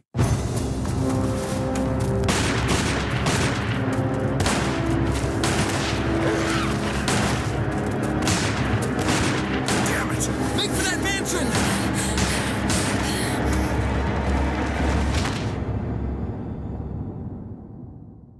There are only 3 STARS members left now. Captain Wesker, Jill, and myself. We don't know where Barry is. Is everyone all right? Barry. Where's Barry? He's... No. What was that? I'll go and check it out. All right. Jill and I will stay and secure this area. Chris? Take care. Yeah. One thing I wanted to point out while they were still in the forest is Jill must have been traumatized to see her associate eviscerated to shreds like that, because she was just like frozen in that moment, just watching it happen, pulling on the trigger, but all we hear are clicks. Also, who's Barry? And seriously, how does Wesker see with shades on in the black of the night? So, because I didn't grow up playing survival horror games, this is gonna make some of you hardcore OG fans laugh, but I'm gonna tell you right now, throughout this whole game, the true horror was having to deal with inventory space. Because unlike RE0, where I could put things down and then pick them back up later, RE1 was way harder. Once you pick something up, you can't put it back down, and it would be a while before I found a storage box. But yeah, that really stumped me. I regret picking up every little thing that I came across. Also, my first run is going to be with Chris Redfield, but my second run is going to be with Jill Valentine. She actually has some changes in her run, and I'll briefly go over those differences after Chris's. Also, I'm not sure which run, Chris or Jill's, is considered main canon. Proceeding into the next hall, Chris would find where the sound of the gunshot came from.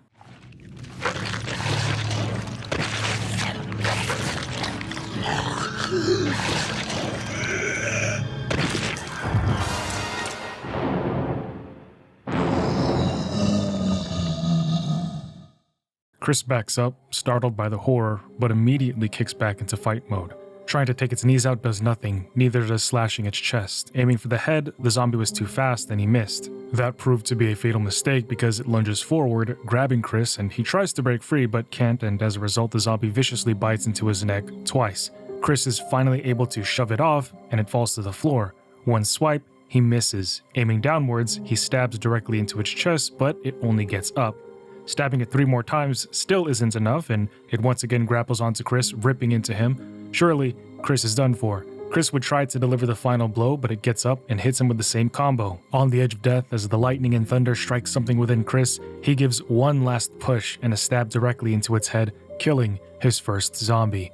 However, we have to ask, how long is it going to be before he bleeds out from his wounds, or he's turned into a zombie himself? Checking his dead coworker's corpse, Kenneth, he picks up a video recording. Going to report to Wesker and Jill, when he gets to the entrance, they're nowhere to be found. Finding a force multiplier on the floor, let me know if you get the reference, he checks the Samurai's edge, which uses a 9mm parabellum rounds, but now he is in quite the predicament as he has no idea what to do or where to go in this mansion, and his comrades have gone missing.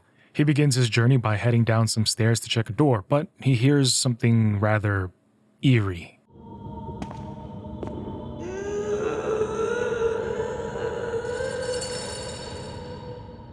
On top of that, it looks like if he wants to get through these doors, he's gonna have to find 2 objects to place here. I wonder who built this place and why, and did the people who inhabited this place constantly need to do puzzles as well just to get anywhere? Carrying on like a wayward son, after looking up a guide, he heads into a crypt and finds 4 stone statues with faces, and looking around, he even sees flames dancing and chains active, and Chris wonders, where do they lead to? But it's the steel coffin hanging overhead that grabs his attention. It was daunting to even consider what was inside, and Chris thought that whatever was inside, it probably wasn't going to be friendly, and yet, he knew he had to get that thing open. So, he goes back into the mansion to find things and find out where they go, and in one of the safe rooms, he reads a note that teaches him about the need to burn zombies. You see, after he kills a zombie, he needs to incinerate their bodies, destroying the virus, otherwise they're just going to come back and become even more aggressive and harder to kill than before. More on that later. But now I know where the game Signalis got that mechanic from. At one point, he would find a shotgun, thinking that it was safe to take, but when he tried to leave with it,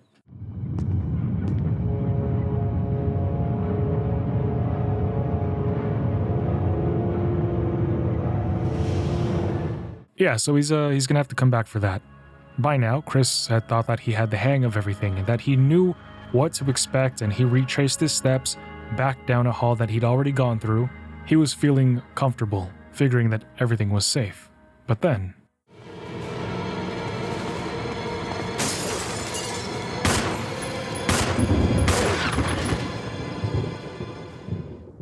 that got me pretty good. I did not expect that. However, that wouldn't be the last that he would see of these dogs, because when he returned to the entrance, he got curious and wondered, hey, can I just leave through the front door?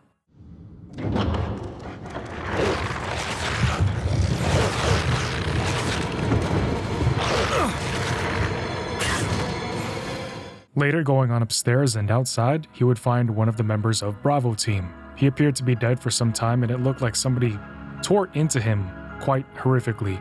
Now, seeing this, Chris would get up, disheartened and dismayed at the loss, and he would just have to continue. Going around the corner, however, when he gets there, a zombified Forrest would pop up from behind and try to grab him. Putting his body to rest and walking back inside the mansion, he would come across 2 other members from the Bravo team.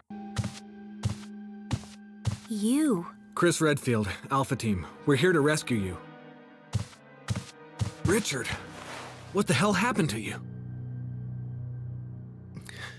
Chris, this place... Get your team out of here. Demons everywhere. Don't talk. He seems to have been bitten by a poisonous snake, but the size of the bite mark is huge. It's not just any ordinary snake. Take my word for it. He needs serum. I left it in another room. I'll go get it. Please hurry. Hold on. I'll be back.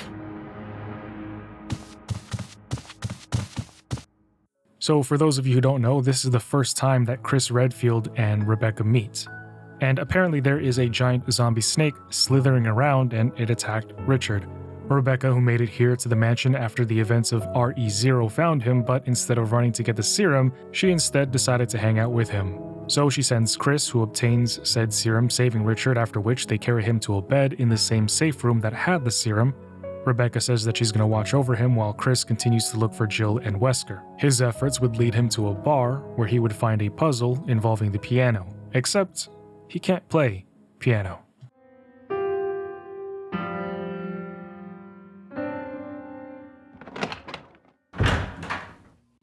It's me, Chris. Rebecca. That sounded like Moonlight Sonata. Why are you lying right now? Can you play?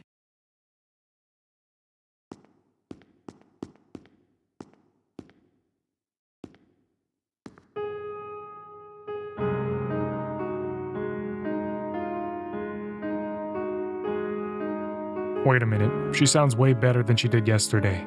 Because she played the piano back in Resident Evil 0, but didn't play nearly as well enough as she does here.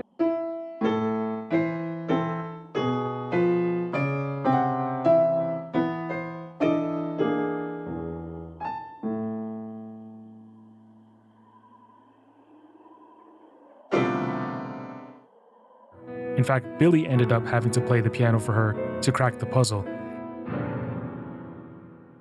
Oh, what was that? My interpretation is off a little. Let me practice for a while. Sure. But don't get too carried away.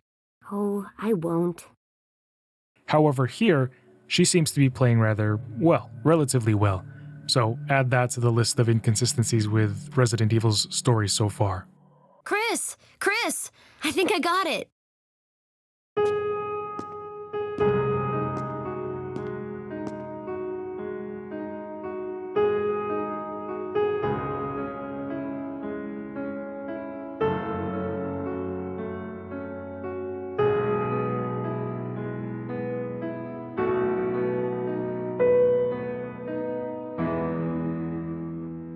Practice makes perfect.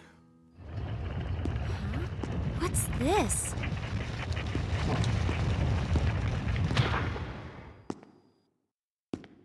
Uncovering the secret door, Chris finds an object relevant to another puzzle, but picking it up locks him inside.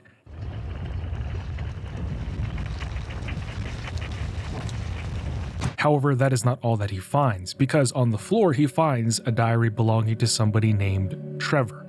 Trevor arrived at this mansion on November 13th, 1967, and he laments over how he's being locked inside of this secret room, stating that only he and Spencer knows about the secret of this mansion. If they were to kill him, no one but Spencer would even know that he was dead. Trevor doesn't know, and he doesn't understand why they're doing this, but all he can think about is his family. Their names are Jessica and Lisa.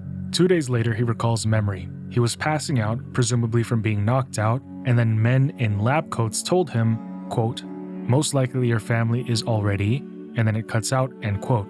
Now, although he doesn't recall exactly what the men in lab coats said, Trevor feels that his family's in danger. As a result of this, he desperately wants to escape this place to ensure that they're safe. However, with all the puzzles and booby traps, it's hard to imagine how he'd manage. As Chris tries to collect the last mask that he needs for the stone statues back down in the crypt, something would slither in.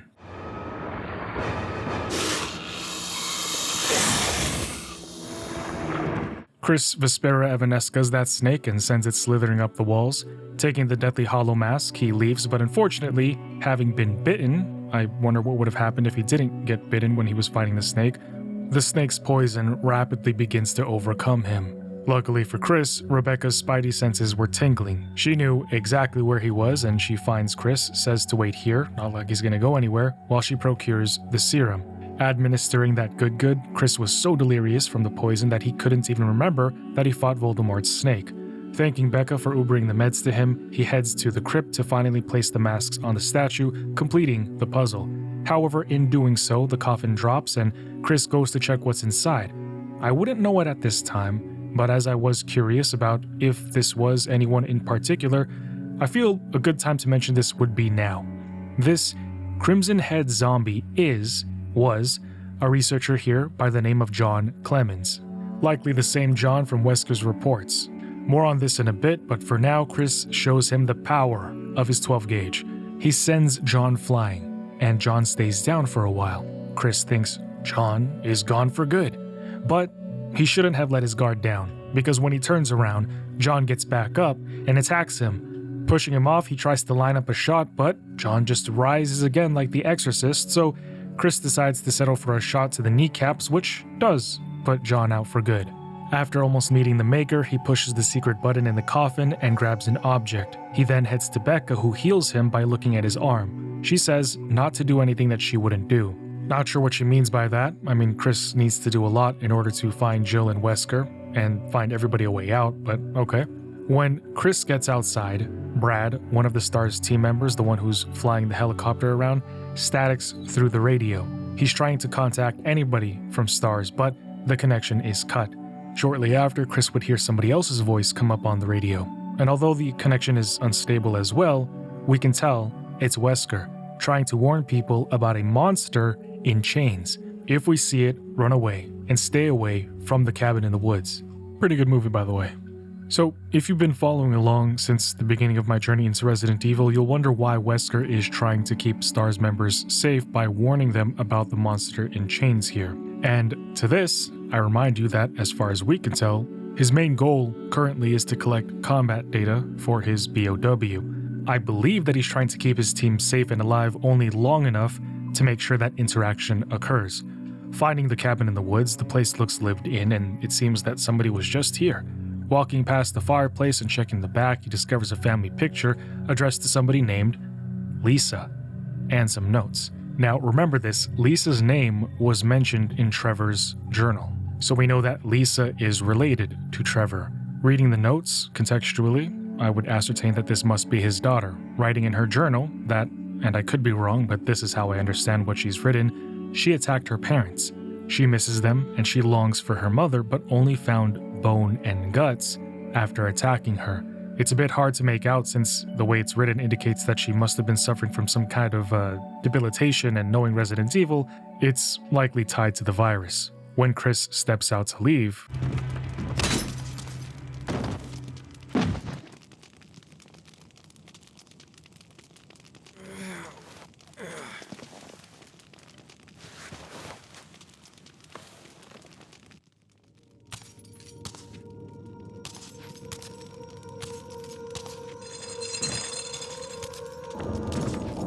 getting a closer look at this abomination before us, I realized that this is the same girl mentioned back in Wesker's reports. Lisa. How do I know? Just look at her face, says. And in Wesker's report, we read about how she becomes violent and starts wearing people's faces. In fact, we even see some pictures from Wesker's report. In the event that you haven't seen that video or you missed that part, she had been experimented on. Lisa had been experimented on for decades, with the progenitor virus being tested on her, and then the Nemesis parasite being injected into her as well, which would eventually birth the G virus. Feeling badly for her, Chris chooses not to attack and simply returns to the mansion where he would read about Plant 42. Umbrella injected a plant with the T virus, which of course made the plant grow exponentially, rooting itself all throughout a good section of the building and down into the basement. Plant 42, now hanging from a ceiling, is reported to drain blood from its prey with its tentacles and has even killed several scientists. Elsewhere in the room, Chris picks up a self-defense gun. Not sure that there's any other type of gun, but I never used this. And we also find a suicide note. Thing is, there were quite a few scientists who were trapped in here and chose to commit suicide, leaving their loved ones behind rather than to risk being turned. It's remarkably tragic, and I almost wonder what would I do in that situation. But I don't have to wonder too hard because I love my wife, and I would rather die trying to get back to her than to stay here and off myself. But everybody's got different experiences, different situations. What would you do, though?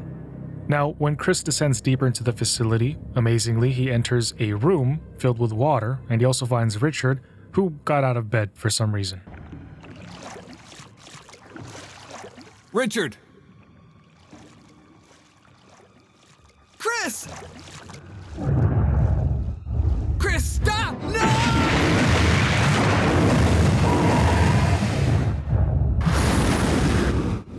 Richard.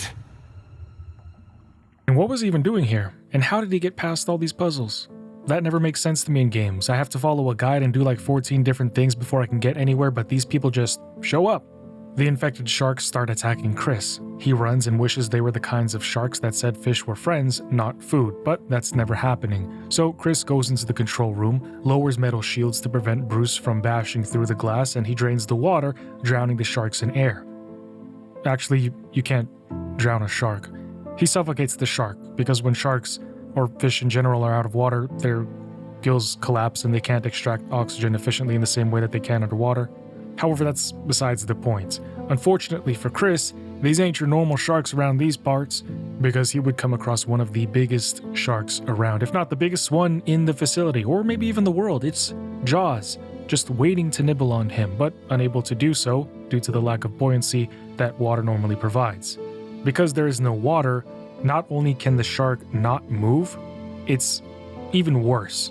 They are literally being crushed by their own weight, because water helps them hold their weight up, but when there's no water, gravity's just, pushing down on them. So, hell yeah, random animal facts, but that sucks. Point is, Chris needs a key which happens to fall next to Mother Neptune. He tries shooting it multiple times and it seems to react to the impacts, so he takes that as a fact that he's safe, but the moment he jumps in, she eats him. Going back in time, he pushes the faulty control box into the water, turns on the electricity, and electrocutes her. With her deep sixth, he claims that which he had embarked on his short journey down here for. Heading to a room with a bookshelf that has books out of order, Chris is bothered by this, so he rearranges it properly, accidentally opening a secret door in the process, and when he slips through it,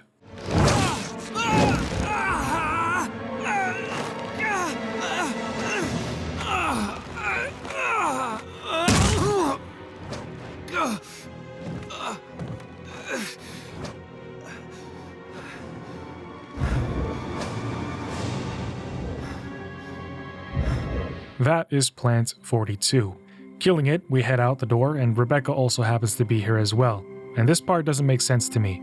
She's walking towards the same direction that we are, but the only thing behind us is where we came from, the door to the giant plant room. It was already opened before I even finished killing the plant.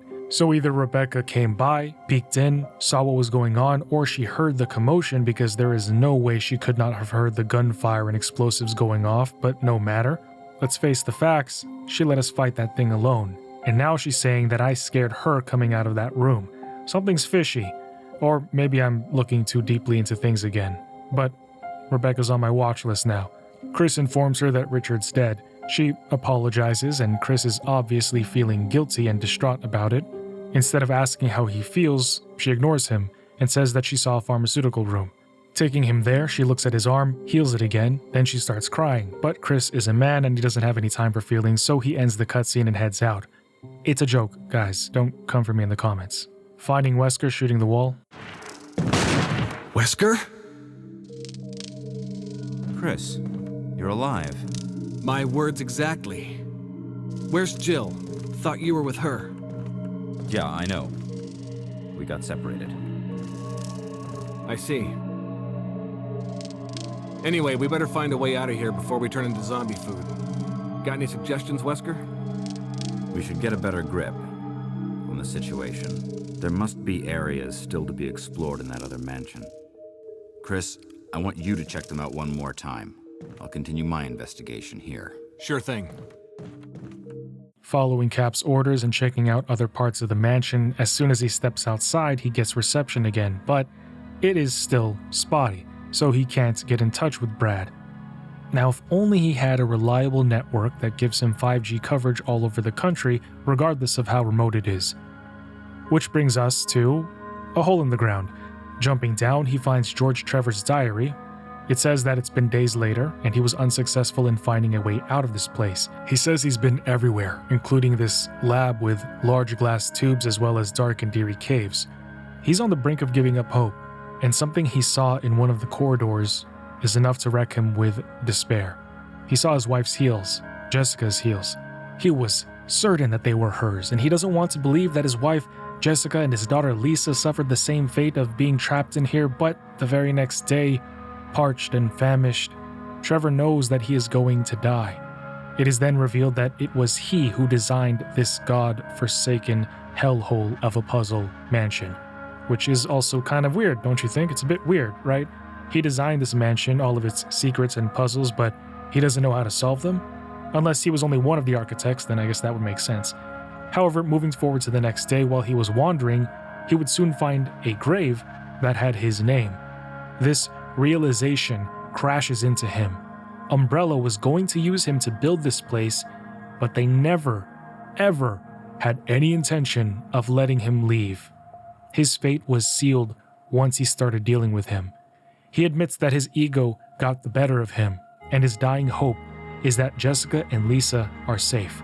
However, you and I, because you've been listening this whole time and you've seen my other videos, know what becomes of Jessica and Lisa. On George's grave, there was a switch. Pressing it, Chris descends into the depths. He kills some giant zombie spiders, tarantulas, before finding his way into the mansion's library, where he would meet a familiar face. The malevolent snake, who comes slithering down the hall towards him. Chris tries to shoot, but the assault is overbearing and he is forced to climb down the ladder into the lower chamber of secrets. Shotgunning it to death, he leaves. Later, he kills a hunter, which, by the way, I hate these infected amphibious frog things or whatever they are, because they can jump up over your shots and even come from around the corner, off camera, and slash your throat, giving you that one shot. That happened to me once and I'd forgotten to save, losing about 2 hours of progress. I was so mad.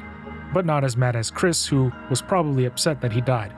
Using the Spencer family key to enter a locked room, as soon as he gets in, he hears Rebecca screaming, so he has to find her. Are you peeping that though? Like, the walls can't be that thin. Chris is downstairs, hearing Rebecca scream upstairs. So for Rebecca to be at the door to Plant 42's room, the double doors I mean, and, the explosions and gunshots were going off, but she doesn't hear that, like, that inconsistent. It doesn't make any sense. Other side tangents. I neglected to look at the Spencer family key, but I do end up looking at it during my next run as Jill. However, I'm just going to tell you this cool tidbit right now. According to the item description for the Spencer family key, the Spencers are apparently as old as Raccoon City. Quick Google search, since I don't know if or when I'm going to find that specific detail, and I might forget my question later.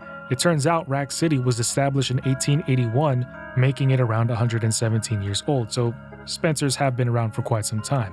But the story continues. Chris finds Becca as she's about to be murked by a hunter.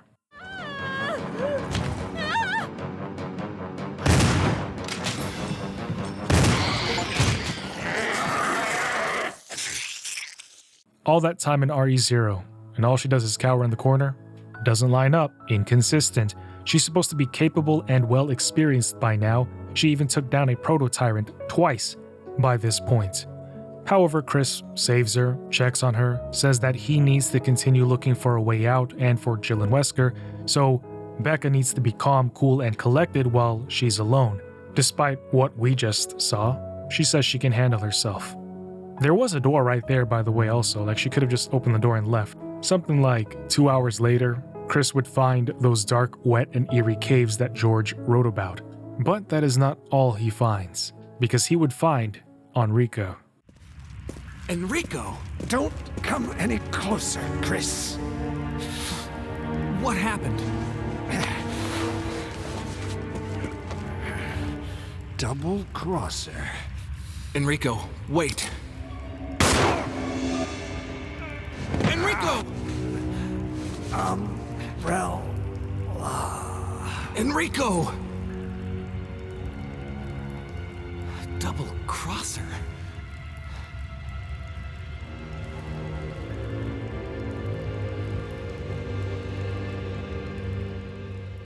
So it just occurred to me, back in RE0 when Becca runs into Enrico and says that she can't go with him because she needs to go save Billy, she also narrates that she never saw Enrico again.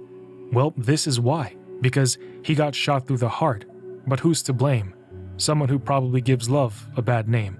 Trudging along, Chris finds a path blocked by a giant boulder, and when he turns around, it starts to rotate. So he rushes and jumps out of the way right before it steamrolls him. The path opens up, leading him to a spider's den, which is covered in webs and also reminds me of that really fun boss fight from first Berserker Kazan. Check that baby out if you haven't.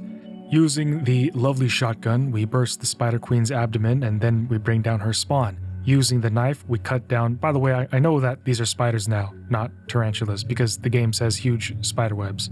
And this place is, like, I don't think tarantulas spin webs. I'm not a marine biologist, I don't know. Update, I just googled it, they do. Tarantulas spin webs, but it's different than a spider's web, less intricate and more for burrows. Chris gets pissed off that another boulder is in the way, so he tries to stab it with his knife. But of course, that small piece of metal won't be slicing through that giant boulder anytime soon. So he turns around. Realizing that there's another path, he proceeds into another network of tunnels. Here, he would find Lisa once more. Shotgun center mass, she falls to the ground, but then we see that tendrils are flying all over and out of her body. We know she's basically Deadpool, without the mouth and good looks, but kidding about that, by the way. He tries to shoot her while she's down, but she just gets up and Chris says, yeah, F this, I'm out. He comes into this room, built from rough iron and stone, narrow and enclosed, lit only by candles that cast uneven light across the walls. Chains hang low, but they don't wobble to the floor. However, some shine in the light, platinum and gold. It's like the Dark Ages in here. Furniture, cloths, tools, figures, and jars. A metal chandelier hangs well above, but it's when Chris crosses the water, avoiding snakes, and enters the room over, that he realizes exactly where he's in. Lisa's room. Poor thing, she's been in here all alone for who knows how long. When Wesker wrote in his reports about disposing of Lisa, because she had the healing factor from the progenitor virus, they couldn't execute her. So she's been confined here, isolated, forever wandering and wondering where her parents are as her brain and mental rot. Checking the jewelry box, we find a photo of Lisa, George, and Jessica, and the note inside tells us more of the Trevors' story. Jessica and Lisa were captured. They were here. Jessica was given the Type A, I'm assuming the first version of the progenitor virus, but it didn't fuse with her body, so they got rid of her.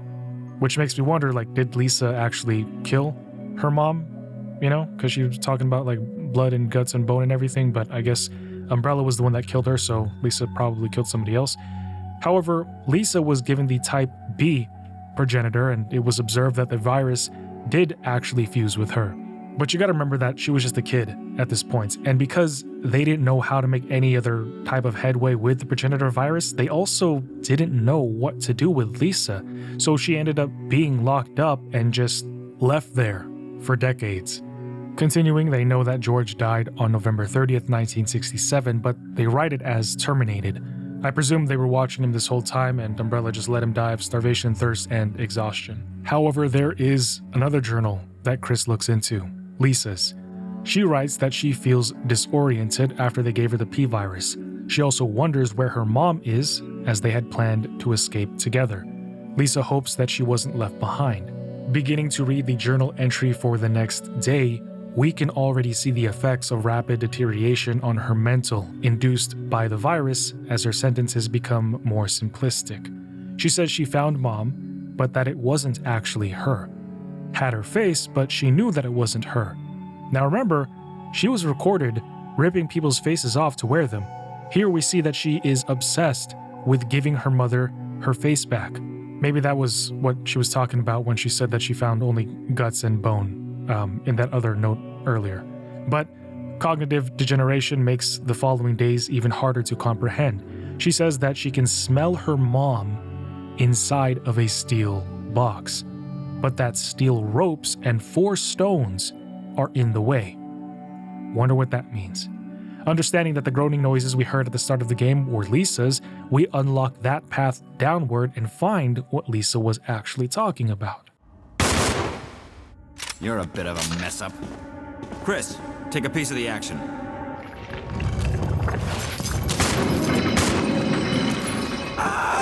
After pushing those 4 stones down, we open not just the gate forward, but Jessica's tomb as well.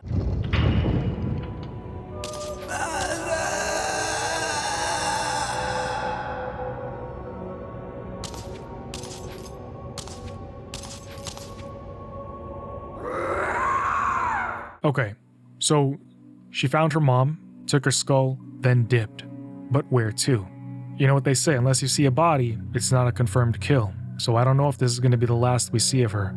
Checking her mom's coffin, or the steel box, we find their family photo and read a note that she wrote to Lisa, talking about how the virus was affecting her, with her biggest woe being that she is forgetting what her daughter and husband look like. Jessica knows that she needs to grab her daughter and escape, so she tells Lisa that the next time that they go to the lab together, they're going to pretend that they're unconscious, and right when the researchers aren't looking, they'll execute their plans to go look for Daddy and then get out of there as a family. But that was on November 13th, the day before Lisa's journal entry where she writes wondering if her mom left her behind. You see, Umbrella killed her mom before they could escape. Speaking to Wesker, he says he's going to investigate this area further, even though there's nothing left to investigate unless you like looking over the ledge or looking at the walls, and I've been here for like 10-15 minutes already, but okay, sure, go ahead. Heading ahead into where there's a bunch of labs, we find a note titled V-Act. Heading ahead, I just realized what I said. The researcher, talks about how one of the hosts infected by the T-virus lost consciousness and came back harder, better, faster, stronger, and more aggressive due to the virus activating during that time that their bodies were dormant. This transformation creates what is called the Crimson Heads, the same mutated zombies that we fight throughout the mansion if you don't shoot a normal zombie's head off or burn their bodies. Remember that note that Chris found in the safe room talking about the need to incinerate bodies and destroy the virus for sure?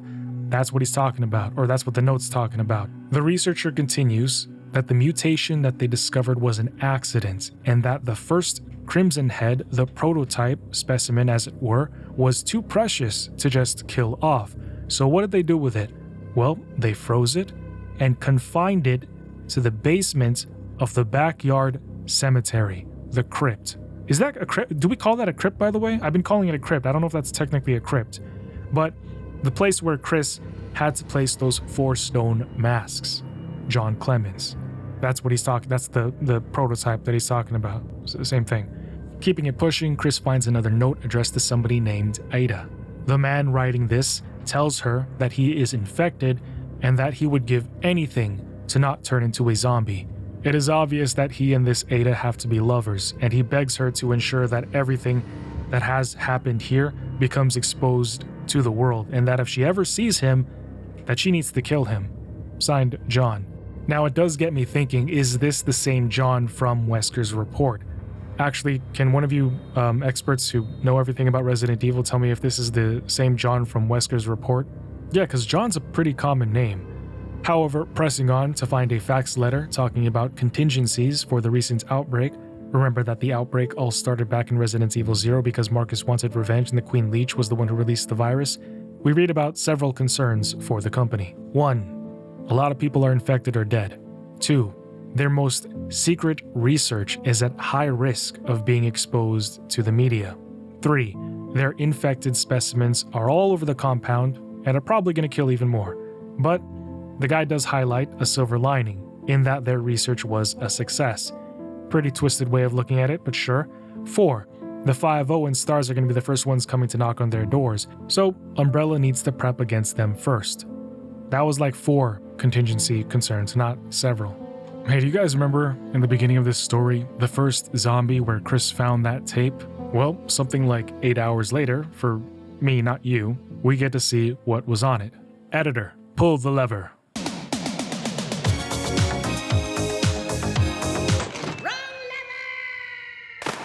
Wrong lever. What? Get away from me! No! Hey! No!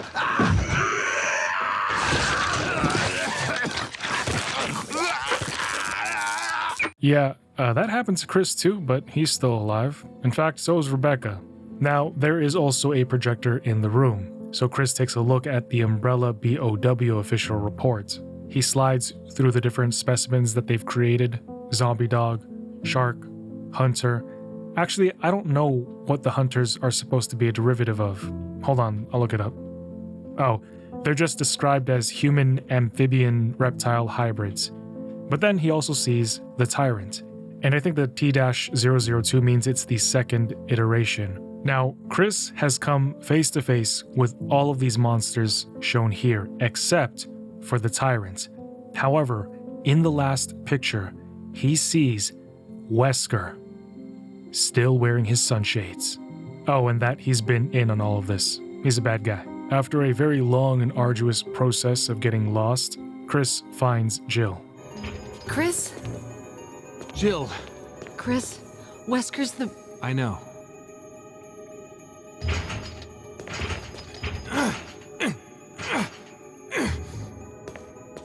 can't open it.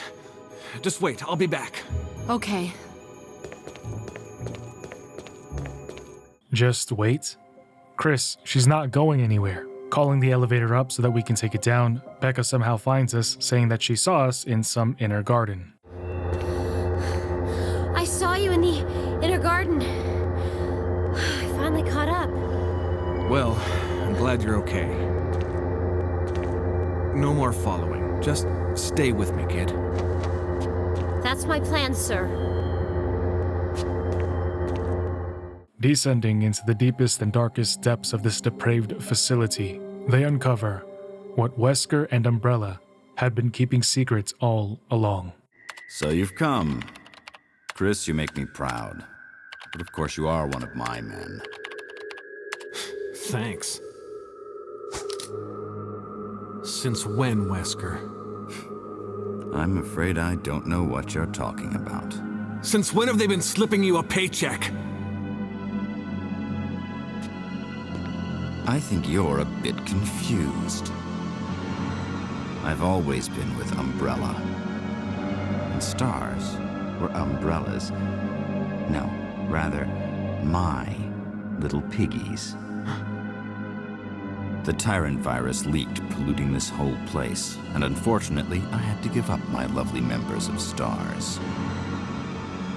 You killed them with your own dirty hands! You son of a bitch! No. Oh yes, dear. Just like this. Becca! Don't move! You... I don't think you want to die just yet. I have something that's of some interest to you.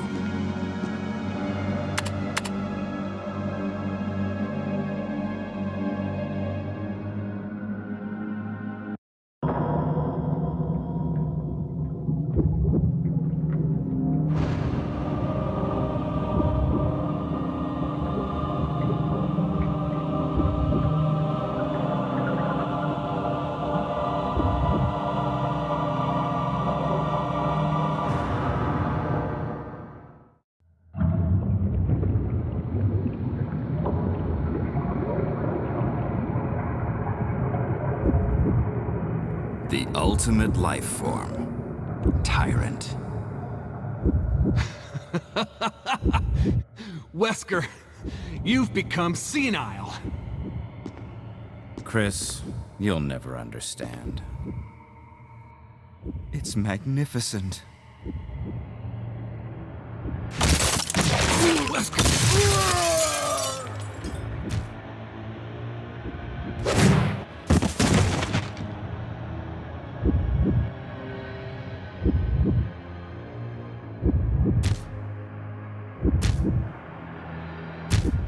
Come on, you test tube freak. I'll be honest, I did not see that coming. But in retrospect, considering Wesker's report, I should have. Chris would fight the Proto-Tyrants, or at least it still looks like it's the Proto from RE0. Well, maybe this one's a bit bigger. Chat, what do you guys think? Using his trusty shotgun, the Tyrant falls on his knees, checking on Rebecca, who wakes up after the fight is done. She's still alive thanks to her her bulletproof vest. With these revelations, they want to get out of here, but not before Chris takes a good look at all of the capsules. More BOWs. And then he looks down on dead Wesker, saying that he died a pathetic death. But on his persons, he discovers Birkin's records, which pretty much denotes everything that we've discussed from Wesker's reports, plus some stuff that we've already mentioned earlier in this story. Leaving, Rebecca says that they have to blow this place to Kingdom Come, Deliverance, because there's a lot of T-virus specimens all over the compound still. They gotta make sure they don't get out. So she goes to start the self-destruct sequence. Chris releases Jill. Brad radios in saying that he's almost out of fuel, so they've gotta hurry up so that he can pick them up. Rebecca would catch up with them, and Chris says that they should all get on the elevator and leave. But for some reason, Becca and Jill want to stay and fight zombies. Now think about that. Am I crazy, or does that not make any sense? Just, all of you, just get on the elevator and go up together. What are the zombies gonna do? Call the elevator down and follow you up? And there were no monsters down there at that exact moment. There was more than enough time for you guys to just hop on the elevator, which shows up right now. Just go with Chris right now. Chris gets to the top, finds a briefcase waiting for him, and then he uses the flare rockets inside to notify Brad of their location.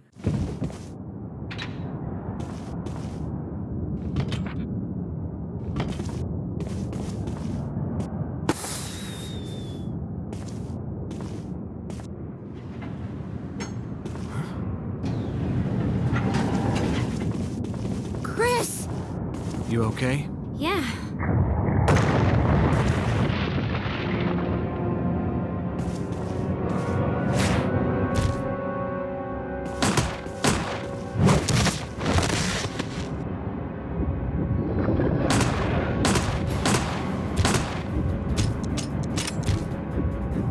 I feel like they all could have just backed away first before firing. Then Jill could have helped and probably not sustained any type of damage. But I digress.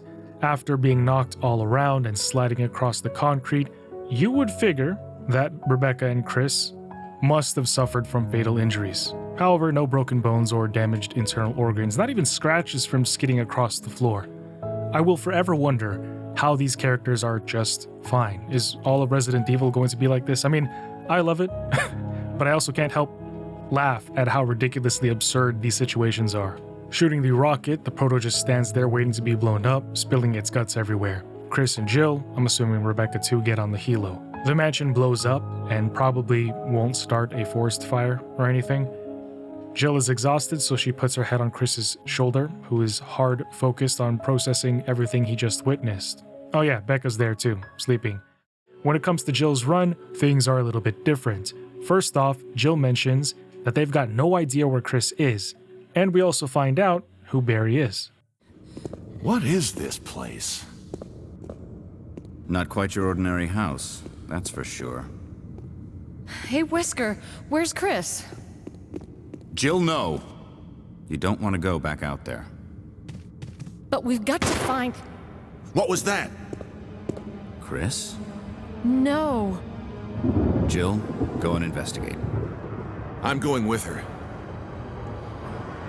Chris and I go back a long way. All right. You two go. I'll secure this area. Stay sharp.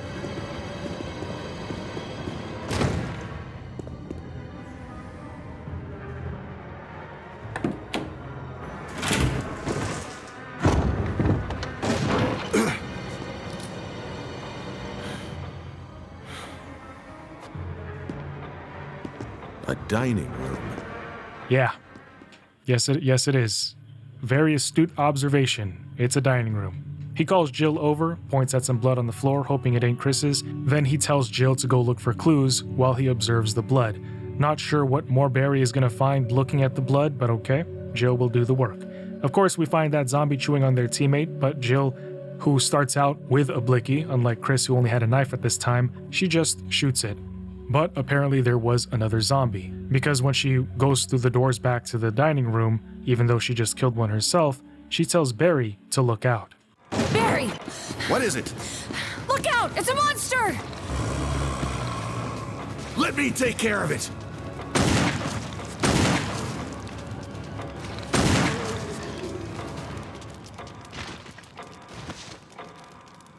What the hell is this thing? I found Kenneth killed by this thing. Let's report this to Wesker. Naturally, Wesker isn't there. After looking around, the two contemplate what's going on, and they figure that the only way to find out is to start searching around the mansion. Barry decides to check out the dining room that they just checked out, and Jill says she's going to check the other side.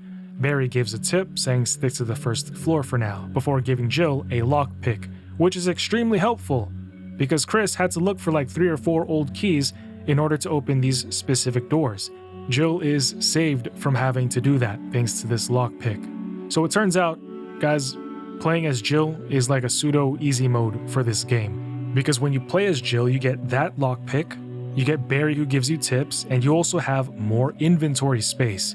Had I known that it was easier, I probably would have started out with her first. But that's not all, because soon she would find Barry outside and upstairs where they would find Forrest. It is a horrific sight. And then Barry tells Jill to go investigate other areas. Like, why is he always trying to tell her to go somewhere else? Isn't it better to stick together? However, As I was saying, Barry also gives her a grenade launcher. Says Forrest doesn't need it anymore. But why didn't it show up for Chris? Also, when Jill heads into that back area, Forrest doesn't reanimate and attack the way that he did with Chris. So yeah, if you're like me, new to Resident Evil and you want to play Resident Evil 1, maybe start with Jill. Pressing on, when she finds Richard, she doesn't find Rebecca, so I wonder where she is in Jill's playthrough. He tells her about the poisonous snake and she tries to bring him the serum, but because I wanted to see what would happen if I took my time instead of rushing, Richard dies.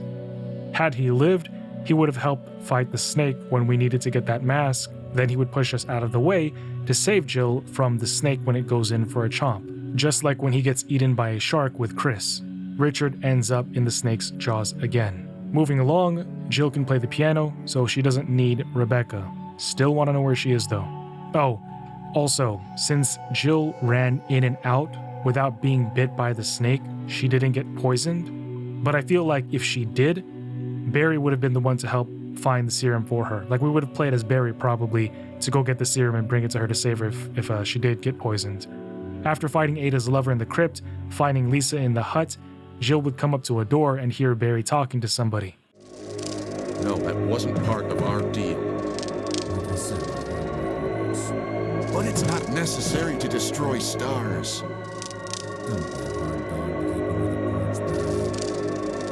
What about my family?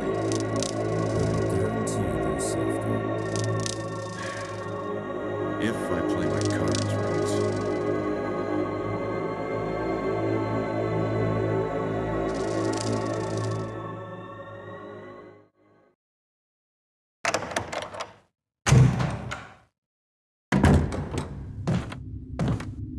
Jill.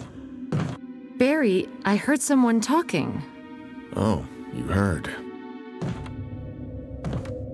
I think age is starting to take its toll. Talking to myself is becoming a bad habit. Talking to yourself? You all right? What's gotten into you? I'm getting you worried, aren't I? But don't, I'm all right. I guess this creepy mansion has gotten to my nerves. Anyway, I think I'll go outside, get some fresh air for a change. Don't worry, I'm just going to get some fresh air. If I'm lucky, I'll get to waste some monsters along the way. Gas lighting level 99. Later, when Jill goes down the hall to the sounds of gunshots, she finds Wesker, and is it me or does Jill's voice acting need some work? Wesker! Jill, so you're safe. That's what I was going to say. I apologize. It was all I could do to protect myself against those strange creatures. I understand. Anyway, it's good that you're safe. Did you notice? Barry, he sounded a little flaky. Now that you mention it, yeah. I'll keep a close eye. Maybe it's quite natural under these circumstances. It's not really our standard operation. Jill, our first priority is to get out of here. I agree. There are still rooms in that mansion we can't get into because they're locked up. I've been looking for ways to... Okay, if there's anything, I'll go back to the other mansion. I'm counting on you. I mean, who am I to judge? I stumble on my own words and I'm the one who writes these. Another scene that is different is when she finds Enrico. When Chris finds Enrico, he's hostile. When Jill finds Enrico, he's nice. But why? The stars are finished. Someone is a traitor. Umbrella set us up. Enrico!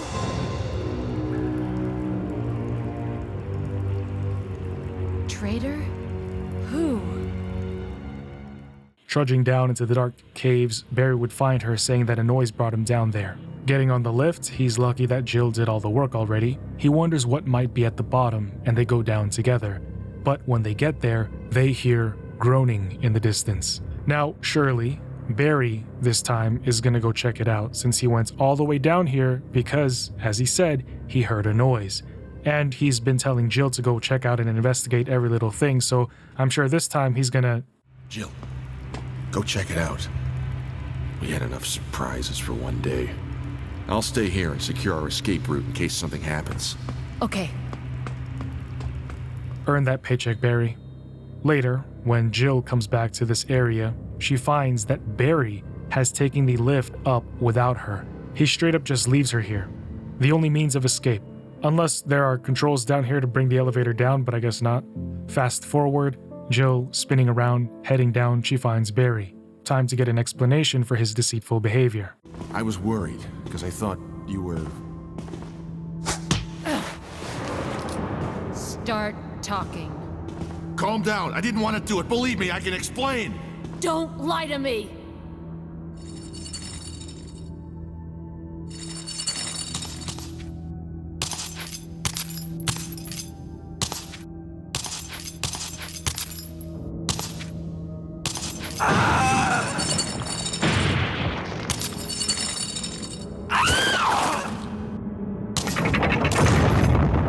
No time to talk.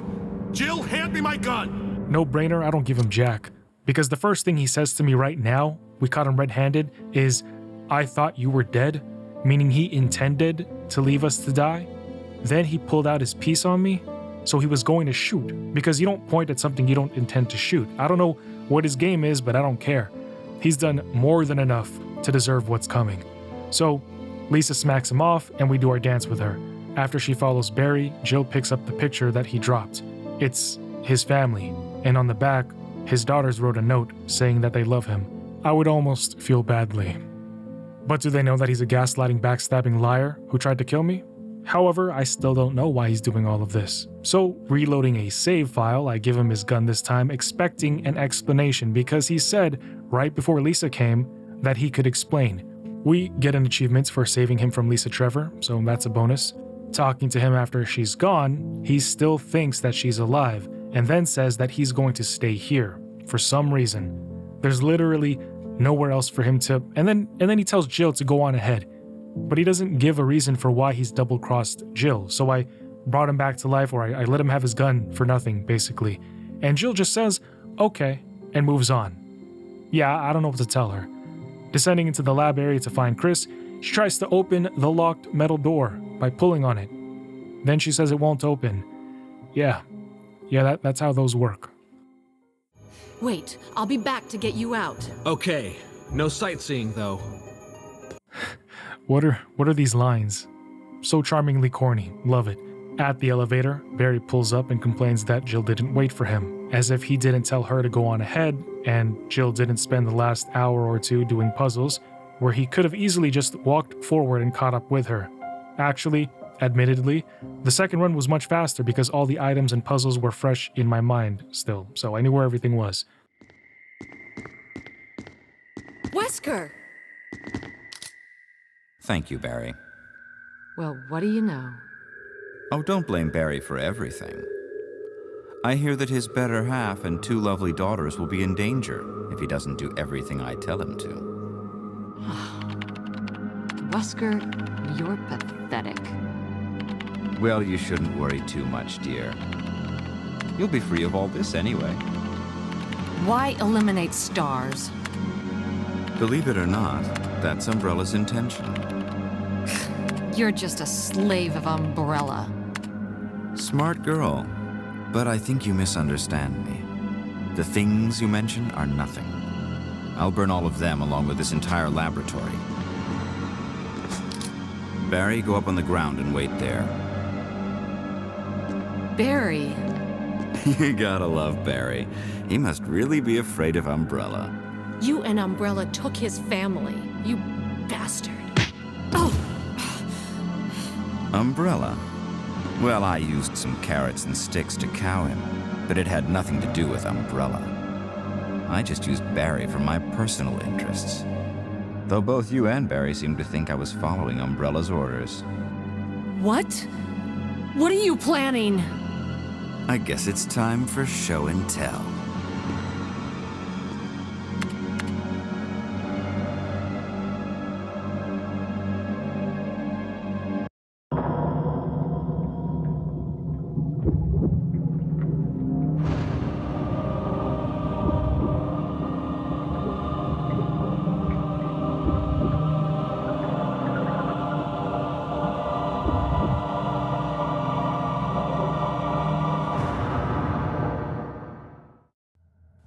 It's magnificent.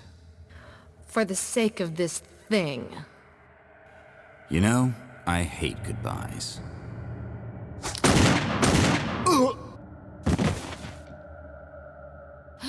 Barry! Forgive me. No, you're not to blame. It's Umbrella and Wesker. Even if it meant my family, I couldn't bear turning my back on my friends again. Shit!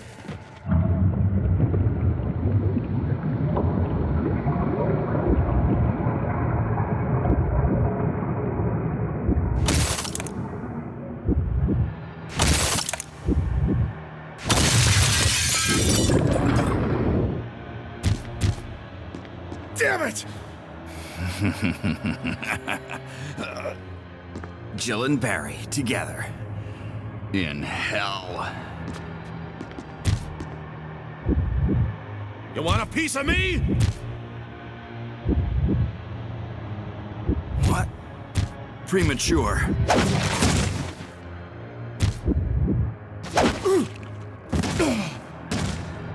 No, Barry! You viral cultured freak! Why didn't Barry just start shooting? Stars is supposed to be elite, right? So why did he just walk in front? Oh, you know what? He probably wanted Jill to do all the fighting, so he just pretended to be knocked out. I knew we should have left him for dead. I actually wonder how this cutscene would have played out differently if he was dead. Please, somebody comment, tell me what happens. Putting the Proto's face to the floor, checking on Barry, he immediately gets up. I see you, Barry. However, when they look for Wesker, he's not there. Now, this makes me think that Chris's run is the one that is considered canon, because in Jill's run, the Proto-Tyrant just love taps Wesker. However, in Chris's run, it kills him, which we know from Wesker's report that he's going to come back with superhuman abilities. With the facility about to blow up, they leave, but not before Jill releases Chris. And again, with the elevator that they all could have just gotten on together, when they hear zombies coming, Barry does his over-exaggerated shooter's stance and then runs forward while Chris says, "Ladies first," and then tells Jill, Chris! Would you let me have my moments too? All right. We'll rendezvous at the heliport. Setting off the flares, Proto climbs up. Instead of backing up, they stand still to shoot, giving Proto the chance to slash Chris across the face. Just look at how much blood gushes out of him. There's no way he survives this. At least Barry this time backs up a bit, but he does it into a wall. And when he finally starts to reload, he does it right in front of the monster.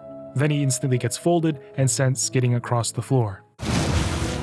The rest of the scenes play out normally, which means I'll see you in the next Umbrella Chronicle. Did you guys know that in Resident Evil 1, Chris has 25 years and Jill has 23? And look at his blood, type O. Positive or negative? He's 181 centimeters or 5'9" in freedom units, weighing in at 80.5 kgs or 177 pounds. Jill is blood type B, 5'4", 111 pounds. Story relevant? Hardly, but interesting for those who want to know more about the overall Resident Evil universe. Opening with Wesker narrating the events of the start of RE1, and as you know, with Umbrella Chronicles, you'll get a chance to see different angles and perspectives play out, almost like a what if. But you guys actually commented answering my question about which run was canon for Resident Evil 1. Was it Chris or Jill's run that is considered canon? Both are considered canon. One of you even went so far as to say that this was basically just a retelling of the events and everybody was there at the mansion together. But due to a myriad of factors, whether it was trauma, shock, spotty memory, sleep deprivation, etc., the story seems to have inconsistencies the way it's presented to us because, as they are human, they aren't able to retell everything precisely as it was. So that's why it seems like there's a little bit of things that are happening here and then not happening here. But essentially, from what I'm understanding, and you can correct me if I'm wrong again, both runs are considered canon, and this actually makes sense because as we move into the second chapter of Umbrella Chronicles, we get to see what it looks like when Chris and Jill actually go through the entire mansion together instead of separately.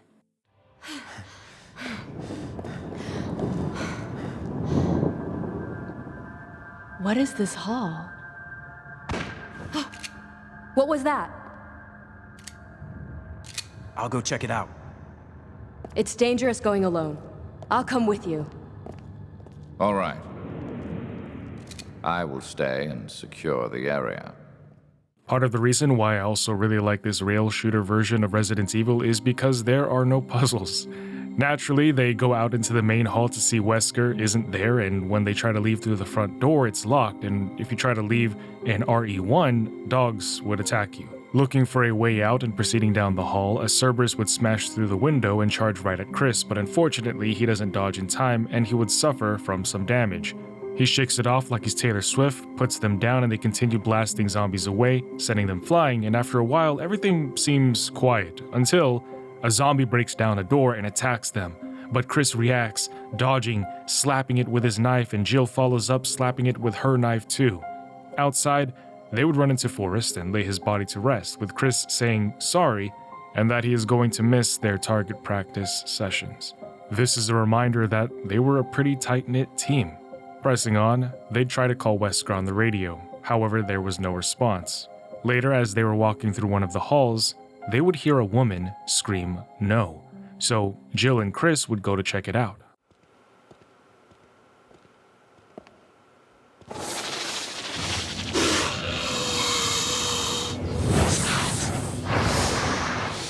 No sign of whomever screamed no, but they find the snake. Commencing their battle, they riddle it with a myriad of bullets and explosions, but its hard exterior makes it so that its open mouth is the only weak spot. Finally, as it jumps right at Chris from the second level, flying towards him, he would shoot one last bullet into its mouth, stopping its momentum, killing it.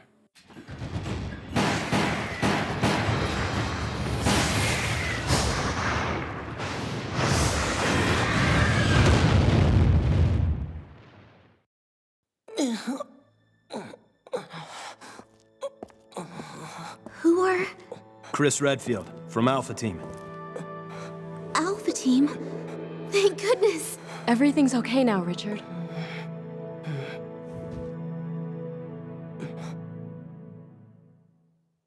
Leaving these two head out to the courtyard and continue their exploration, with Jill commenting that she's glad that Rebecca and Richard are okay. Chris would add that even though they couldn't move him right now, they left them with enough meds and firepower to protect themselves. Still, Jill worries for them. Deep-sixing the dogs and continuing, they hurried and tried to establish contact with somebody from the outside, as well as try to find Wesker and anybody else that they can. After being sick of these damn snakes on this damn compound, they go down and are at a crossroads, but they know not to turn left. So, under the water fountain and down into the depths they go, where they would struggle to dodge a boulder and die several times. Guys, I was so fixated and distracted by the PlayStation controller, it was not registering with me exactly what the game wanted me to do. So, I was trying to shake it exactly the way that it appeared on my screen, but it wasn't working. And I refused to try any of the other functions because this was one time where I was unwilling to be flexible. I had to do exactly that. So I ended up being here for quite some time.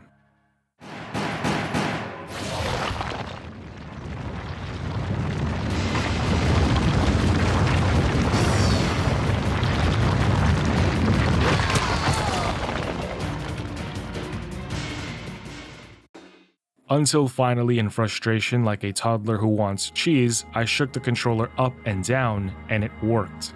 Yeah, don't try to lift the left side up and then lift the right side up and back down. That's not what it wants you to do. I just can't believe that this whole time, Chris and Jill could have just gone a little bit to the left. Advancing forward, dodging flying sharks and shooting them up, I'm reminded of an arcade rail shooter from 1998. Jesus, 1998. It's called The Ocean Hunter. Have any of you guys played that game before? Just like with The House of the Dead and Time Crisis, I never had the skill or enough quarters to beat that game, but I should probably find it and then beat it. Maybe do a video on it just for nostalgia. Jill and Chris strangely get ripped away and brought somewhere else.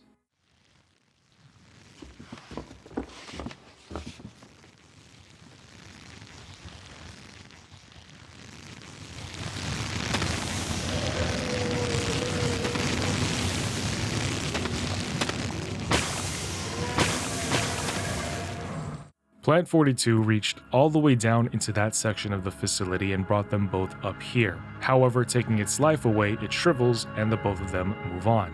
After descending into the deepest depths of Umbrella's secret, the two would then find Wesker.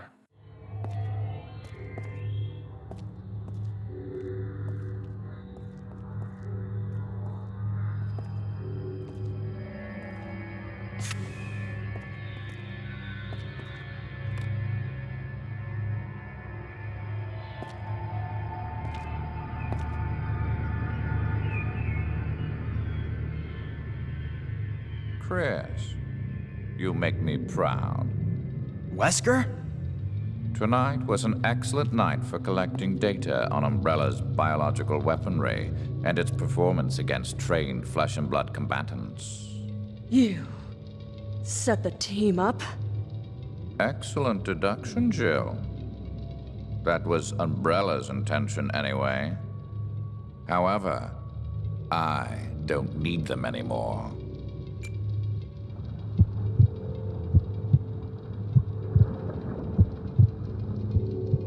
The ultimate life form. Tyrants. It's beautiful.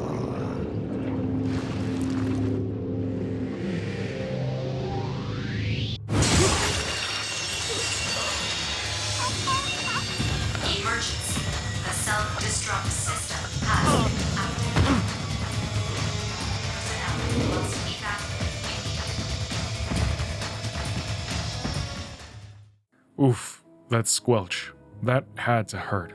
It's also cool to see how actually, one of you guys corrected me, this is not the prototype anymore, this is actually just a Tyrant. So, Tyrant, it's cool to see how the Tyrant killed Wesker this time, piked him up like a shish kebab and then tossed him out. As the duo fights the BOW, Chris is bewildered that Umbrella could be keeping something like this here, while Jill still can't believe that Wesker was behind everything. But as their lives are hanging in the balance, they can't really worry about that right now. After they toss grenades at it, knocking it out, the self-destruct countdown initiates. So they rush out to the heliport. However, along the way, they would run into Rebecca, who's crying for some reason. Rebecca, we're getting out of here. All right. But the team... We have to save that for later. Let's get moving.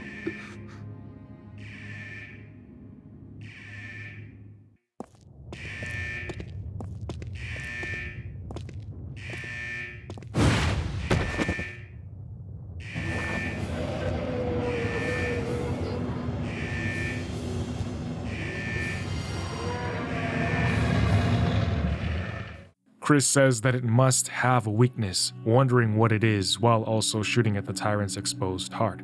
Dodging its attacks, but then getting picked up by the Tyrant, Chris would shoot a barrage of point blanks at it with his shotgun, staggering it. But while this is happening, Brad calls on the radio saying that it's windy, so he can't get closer. But looking around at the cloudy night sky, the trees aren't moving, so it can't be that windy. Another thing, this heliport looks small, but in RE1 it looks a little bit more spacious. And the sun is out in Resident Evil 1, but here it's nighttime. However, the Tyrant jumps in the air and attacks, reminding me to pay attention. It tries picking Chris up again since it worked so well 5 minutes ago, and that's how Chris delivers the final blow. 8 feet to 500 plus pounds dropped to the floor. A toy helicopter picks them up and Chris looks outside while Jill and Rebecca take a nap.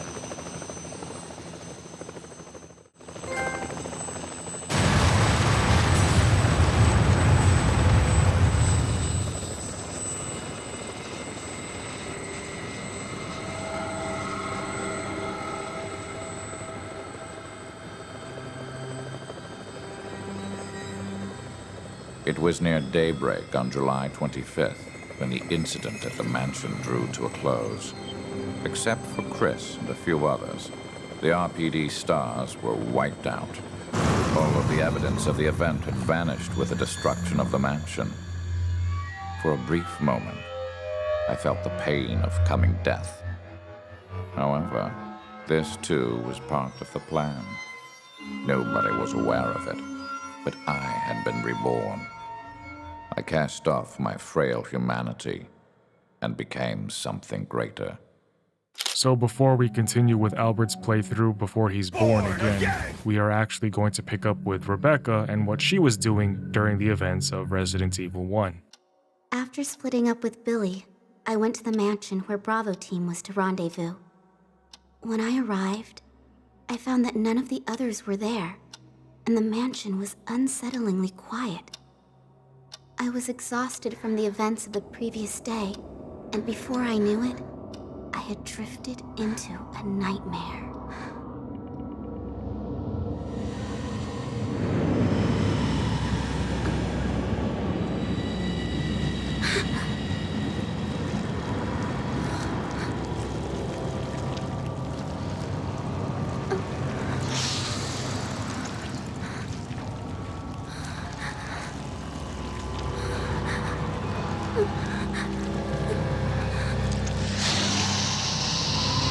Rebecca! Richard, You're okay? I'm fine. We were fighting some monster, and Edward's dead. I see. It's not much better on my end either. We got attacked by those things and had to split up. The rest of the team is either in hiding or...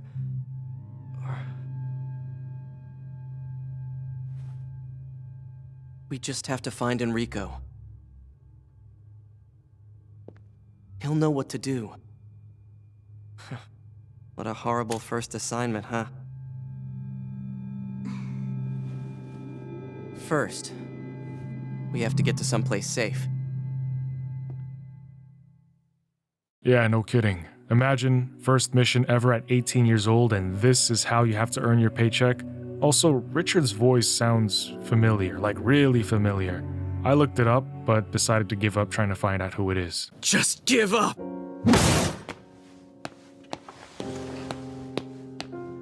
Is it ironic that Richard dies to a snake?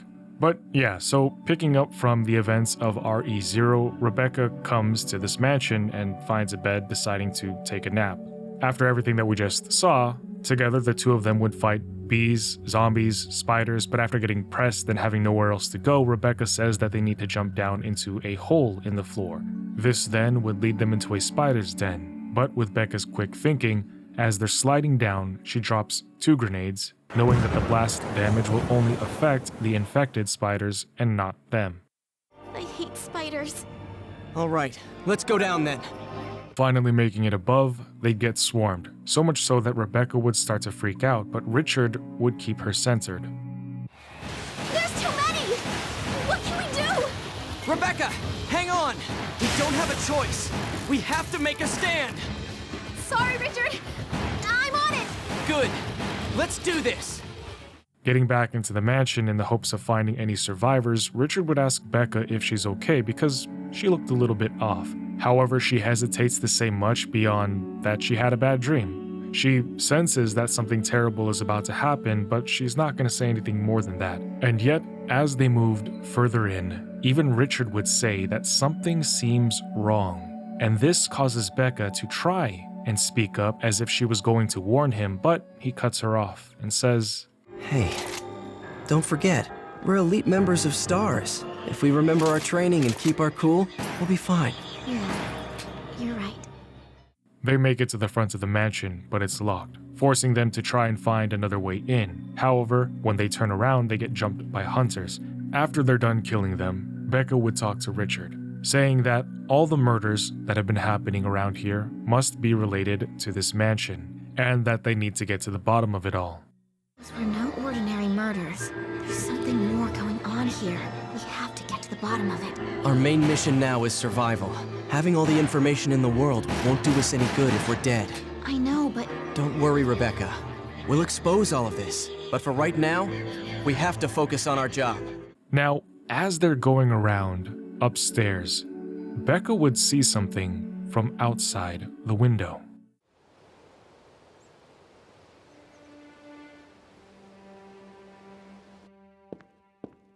Who's that? They're going into the forest. Unbelievable. I wonder what they could be up to.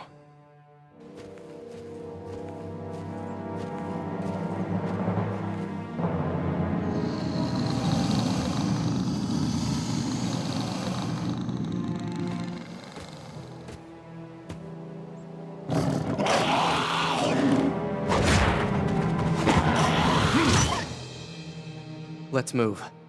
Yeah. I can't wait to find out who these two are. And who are they carrying in that body bag? Walking out— well, don't answer that, by the way. I'll find out later, I think. Walking outside, the crows that were inside smashed through the window to attack Sasuke and Rebecca.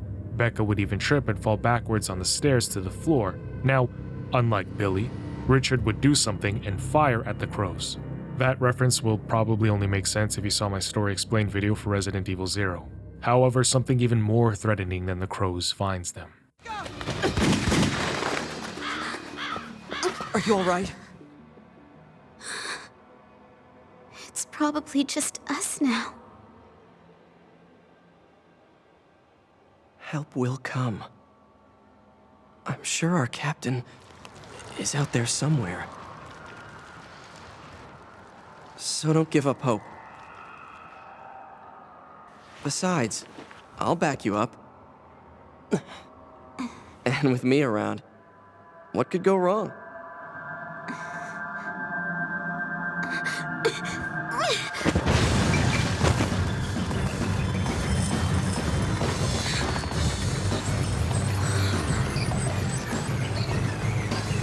What is that thing? Damn, that thing slammed down with such force. The two instantly open fire on the snake, but it does nothing. It stares at Rebecca and Richard, not even bothered by the bullets, so Rebecca busts out the magnum, and then it starts moving its head left and right as if it recognizes the threat level just rose, trying to avoid it. Then, it would lunge forward, and she would blast its mouth, staggering it. With this opportunity, the two would start stepping backwards, trying their best not to take their eyes off of their hunter, but they had to move faster. So, they sprint to the door, only to see that the snake is still behind them. Bursting inside and jumping over the railing, they see that the snake isn't playing anymore. It slithered in and started bashing through everything, trying to consume them, but the two would run and run until they get to the library.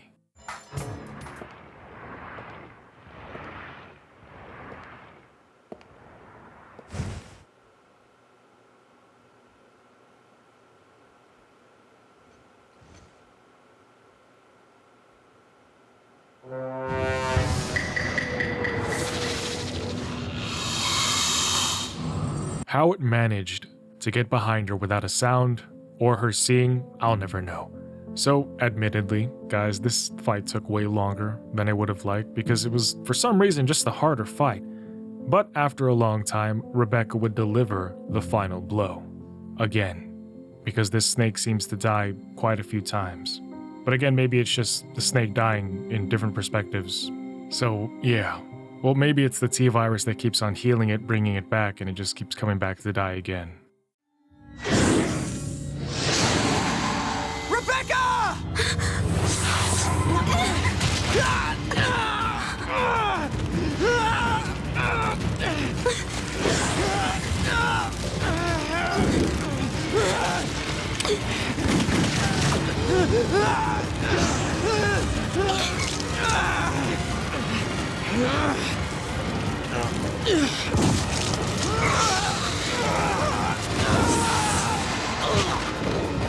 Richard!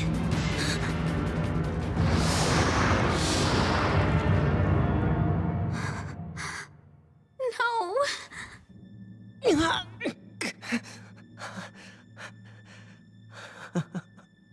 I messed up good. Some backup I made. Richard. Don't make that face at me. We've still gotta have hope. Someone will come and rescue us. I know it.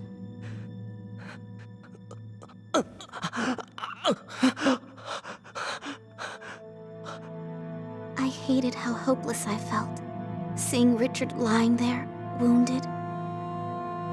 had to be stronger. I had to fight, and I had to survive.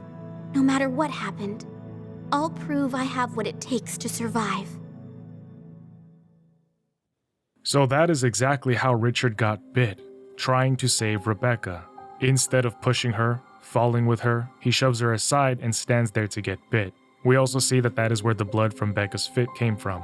After this is what we saw earlier, with Jill and Chris coming in to find them here in the library. They arrived here at the mansion during some points when Richard and Rebecca were exploring. But let's go back to Wesker. I died once. I will never forget the cold, dark fingers of death reaching out for me. However, even that death was a necessary component of the big picture. The virus that Birkin had created brought me back from the brink of annihilation. When I awoke, hatred became my master. Emergency. The self-destruct I found the tyrant that killed me was dead, and the facility was just moments away from self-destruction. I did not have time to enjoy my newfound life. I had something I needed to do. must evacuate immediately. Time to grab the data and get out.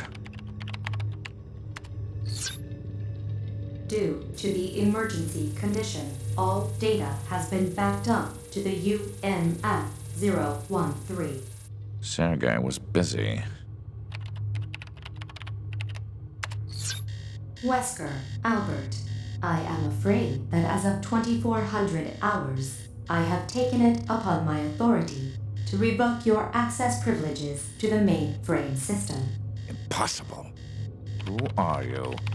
I am Red Queen. My primary objective is the management and protection of Umbrella assets. My secondary mission objective You will regret is the this, my protection lady. of Umbrella That officer I lives. promise.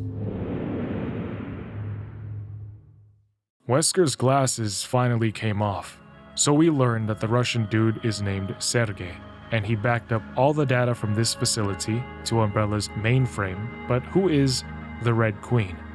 Wesker vows to repay Sergei for his kindness and starts out by testing his new powers, which admittedly isn't really showcased here to us. He just shoots the same. It's time to take the virus for a test drive. Not bad. Not bad at all. But he would think his powers were amazing.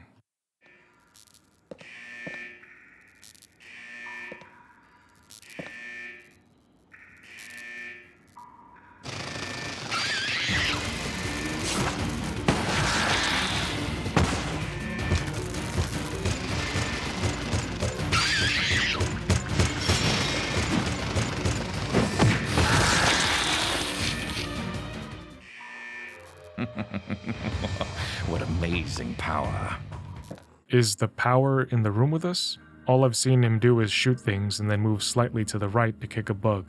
He would gloat again about not even breaking a sweat, but after walking up the stairs and dying, he would continue to say that he hopes Chris and Jill live long enough for him to find them again. But for now, he's going to have to settle for playing with someone else who's lived long enough for him to find.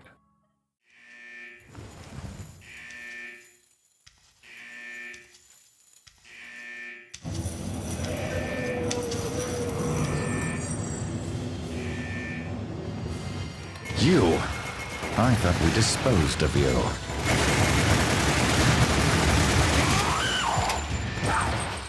Nobody's perfect. Not even you, Lisa.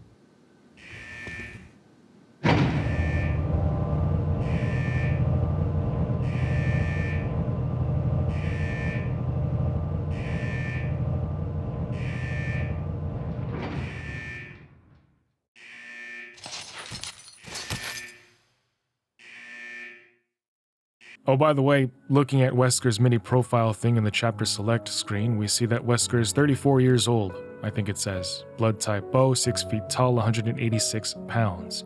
However, rushing forward, Wesker was still looking for a way out of the mansion before it was blown to smithereens. He was right at the entrance, but Lisa, who somehow got up there before he did, which doesn't make sense because he took the elevator and he even had a big start with her being downed, but I digress, Lisa cuts him off. Wesker says he doesn't have time to play with her, so he looks for another route. Except Lisa is trailing behind him hard, despite walking. Maybe she does what Jason and Michael do. When people are looking, they walk, but when they aren't, they start sprinting. Heading down, seeing that Lisa isn't behind him anymore, he rushes forward only to see her bash through the door to stop his escape. But he just laughs and calls her stubborn, emptying even more bullets into her. Despite the onslaught of metal pelting her, she still moves forward, forcing Wesker to step back and even say, "I see why they say you are mortal." Hundreds and hundreds of bullets and grenades, and she still smacks Wesker's face. However, he would notice that she was starting to tire. Do immortals tire? Lisa versus Wesker is a fight that I am thoroughly enjoying. More grenades point blank and a shotgun blast drops her, but then she rises again. Like holy hell, she must have a grudge or something. However, a few more explosions, she would turn around and run off, disappearing by the time that Wesker turns the corner. So, Wesker starts trying to hunt her down, heading back into the main entrance.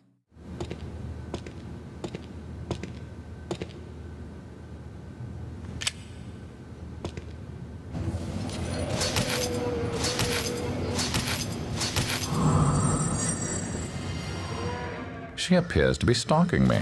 Your desire for eternal slumber shall be granted. Backed into the corner, realizing that she's been found, she lurches at Wesker, who jumps over her and says, "Your desire for eternal slumber shall be granted." Dropping bombs on her, you can see her health bar rapidly go back up and up, never going empty. She really is like Deadpool, with her insane healing regeneration. But there are ways to even deal with him. The end has come.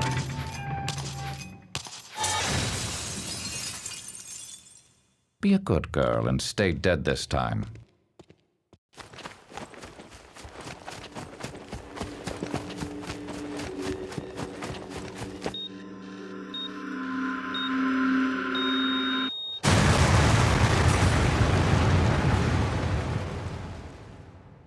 And so I was reborn like a phoenix emerging from the flame. I no longer needed Umbrella. A new horizon stretched out before me. I had risen beyond the human race and cheated death itself, leaving nothing to oppose me. Damn, that was his goal the whole time, or at least on his checklist of life goals, to become the ultimate life form. But yeah, as I was saying, in one of the comics, Deadpool even says that if he was going to deal with himself, if he was going to try and take himself out, assuming that he wasn't going to use the Muramasa blade, this is how he would do it, trapping himself in a chamber that automatically incinerates his flesh every time that his healing factor starts to heal him. But luckily, Lisa won't have to suffer that. I believe she really died in that fiery explosion here. Now, let's take a look at some of the secret notes that we found around the facility. Did you know that Jill was considered a master lockpicker, highly skilled in bomb disposal and can tactically break down any situation and determine the best course of action? On top of that file, it says that her years in the US Army Delta Force, which is the best of the best of the best, makes her an expert marksman too. Strange how RE1 doesn't showcase any of this. It progresses to say that she has a tough exterior, but with certain people in certain moments, she has a softer interior. Chris is also an expert shooter and was even a pilot in the Air Force.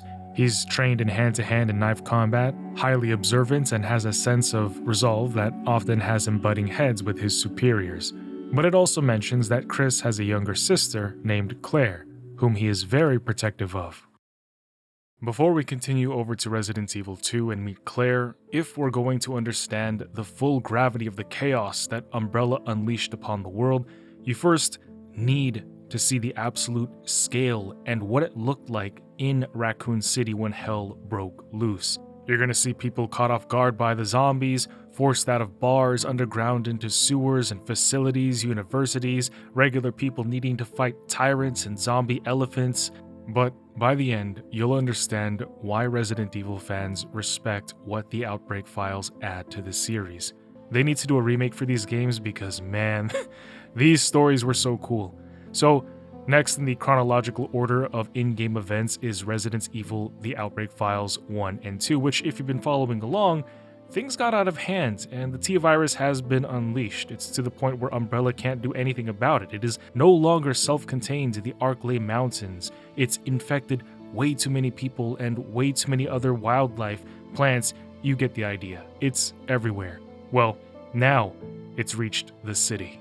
And so that takes us to September of 1998, about 2 months right after the events of RE0 and 1, right around just the start of the outbreak, but right before the very start of RE3, which is going to be the next video after this one. And so you might be wondering at this point, what exactly are Outbreak Files 1 and 2? They are essentially scenarios, retellings of the events that everyday civilians experienced and suffered from at the hands of Umbrella's negligence that night. We're not going to be playing as iconic characters who have elite training or are really smart. You get to see how rapidly society collapses in the eyes of regular people. You're a run-of-the-mill cop, a bartender, a plumber. As you go through this, you're going to want to understand why Capcom told this story in the first place. The outbreak in Raccoon City was massive, and it went hectic insanely fast, to the point where pretty much most of the population was helpless, and the human cost was immense. So much so that there was nothing that literally anybody could do once it all went down south. Complete and total chaos. This isn't going to have a happy ending or any heroic moments. It's just the community getting knocked in the head, and they're all trying to figure out what to do to survive. The way that the scenarios are presented seem disjointed and all over the place. So, to my initial understanding, I thought Capcom wanted to sort of send an underlying message to the players that, hey, this was insanely chaotic, so we're not going to give you guys a straight timeline, day by day, this scenario happened and then this one happened the next day. That way you guys can feel how crazy it all was. That's why whenever you are playing the game and you start the next chapter, you have a hard time understanding where you are or why you're even here or why the group is even here. However, somebody in my Resident Evil 1 Story Explained video gave such a well thought out and intricate explanation as to what the true order of events might actually be, and so on the screen, you'll see his name and the names of each scenario, the TLDR of when all of these scenarios took place. And if you want to see his explanations, that's going to be over in the RE1 video. I'm not going to dive into the whys here, but for this video, I'm going to go in order of how I experienced the scenarios in my playthrough.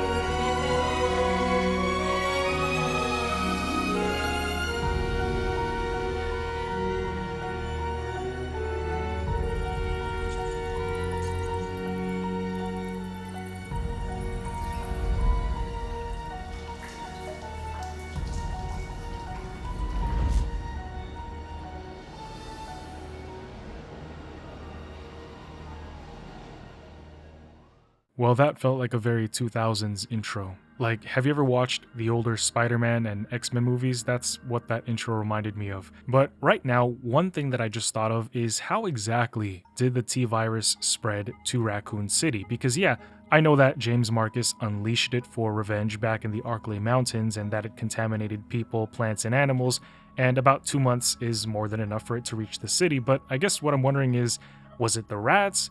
Or was the T-virus in the water supply? Because in the opening cutscene we just saw, we see the virus in the sewers, so that's kind of what I'm thinking happened so far. The virus reached the city by all those aforementioned means, but water was the main and biggest thing. But we kick things off in a spot called Jack's Bar. Everyone probably got off work recently and they thought they would have a nice relaxing night with some beer or whiskey, some good times, and some good company, and all the playable characters are actually already here. But right now, we're going to play as Kevin, a cop who's drinking and not even paying attention to the TV when they're talking about incidents of violence and disruptions at a baseball game. And as this is happening, Kevin looks to his right because something caught his attention.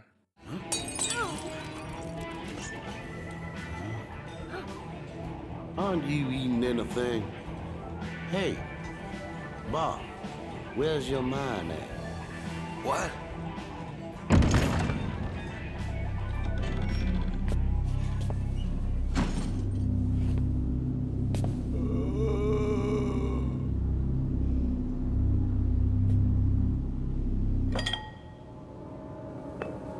Huh? What a weird customer. Who is this guy? Damn it! He's unconscious. Are you all right?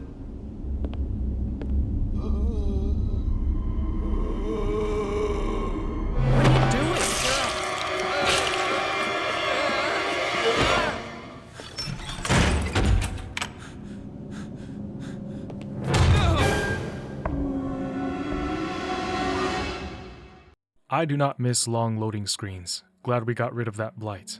Kevin gets up and picks up a gun as it looks like panic is spreading out there. Soon zombies break the door down and pile in.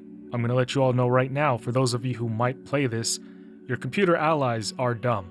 They just wander around and hardly listen, they all kinda just do their own thing, but I'm sure this was meant to be played with a friend on split screen or something. None can leave through the front, so Kevin slips out the back and runs up the stairs, but the Walking Dead were making their way up there too. One would smash through the window and Kevin would immediately poke it in the face with bullets. If you look on the bottom right of your screen, you're going to see that there is a number. The number rises, indicating that this infection is likely airborne, meaning that we can't dilly-dally in one place for too long or we will die from the virus once it reaches 100%. So, moving up, Kevin encounters more zombies. He attempts to fight them off with a broom, but eventually it breaks until all that is left is the stick, which he would then desperately use to stab one to death. Well, re-death, or whatever the term is for a dead zombie, and yet, more zombies were still animated. So Kevin, remembering that he had a gun because he's a cop, takes it out and kills them, except none of them were actually dead.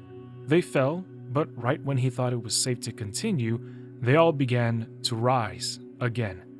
Luckily, the other people from the bar heard the commotion and decided to rush in to save him. Good thing too, because he was running low on ammo.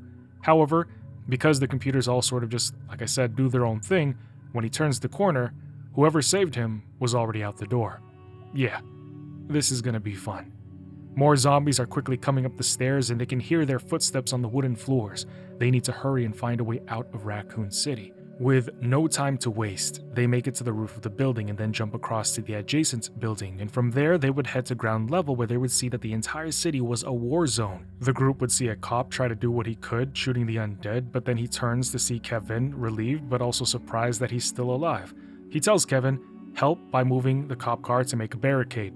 But there's not really any point to doing this because when he does, there's no more zombies in that section anymore. Or maybe it's just a really good barricade and the zombies are like, oh shit, we can't go through this way, I guess we have to go around. But also the group just moves along, locking the big wooden door behind them, so maybe they should have just done that. However, the door ahead of them is locked and zombies begin pouring in from here as well, so I know I kind of made a sarcastic joke 2 sentences ago, but this really just goes to show how hopeless the situation is, where nothing makes sense and everything they're doing ultimately amounts to nothing in the face of this overwhelming threat. The officer shoots the door down, kicking it open, only to be met with more undead.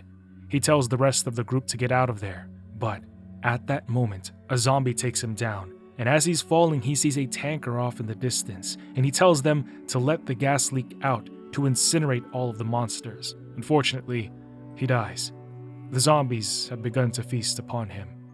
Letting the gas leak down the slope, Kevin takes out his lighter and sets it ablaze. A wave of flames quickly rolled forward, enveloping the madness. However, soon those fires would spread back to the tanker, causing it to explode.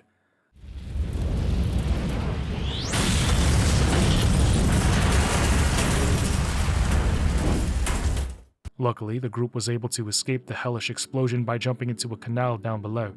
Eventually, the group of survivors would make it past the Apple Inn and find a cop trying to create some form of order. Using a microphone, is that what it's called, a microphone? What do you call these things? Speakers? To tell the crowd of frantic citizens that evacuation vehicles are on the way. He then sees that there's only 3 of them, so he just tells them to get into one vehicle, and they drive off, opting to avoid highways as they're likely backed up. But due to a roadblock, he would tell them that they needed to continue on foot.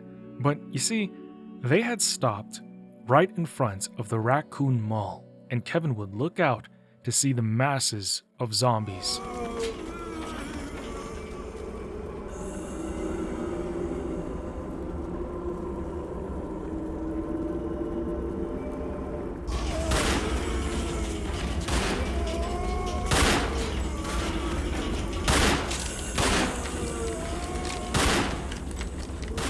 What's taking so long? Hurry up! I'm trying! I'm almost done! Hurry! Hurry! This way! Okay, it's done! Eric!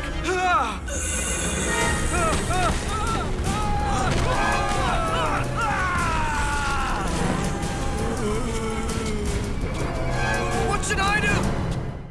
Arriving to hell on Earth, Kevin, who had spent too much time wandering around and got too close to the infected, would die once his infection level reached 100%. But luckily, he would be born again. Only this time, he let David the plumber take the lead, and together, they'd finish what the boys in blue started. But will it mean anything?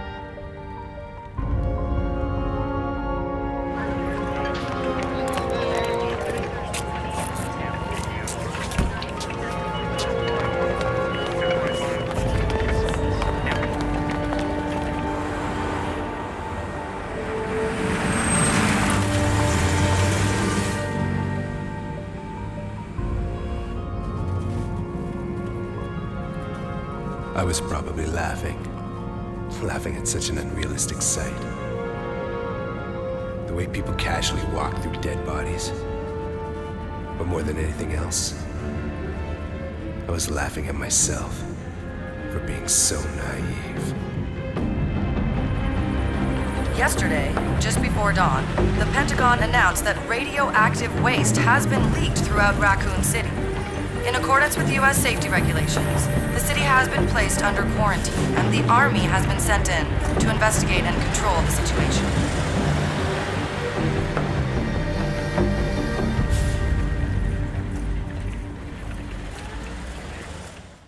There you saw it. The next morning, the government tries to cover this up, first by saying radioactive waste was leaked, causing Raccoon City to be quarantined, where now the Army is getting involved. As sort of mentioned earlier, and I'm still kind of up in the air trying to really solidify my understanding of this, the outbreak happens, and everybody who is a survivor starts out at the bar, but then at some points in one of these scenarios the group is forced to split up. But this group finds their way into a frozen underground facility.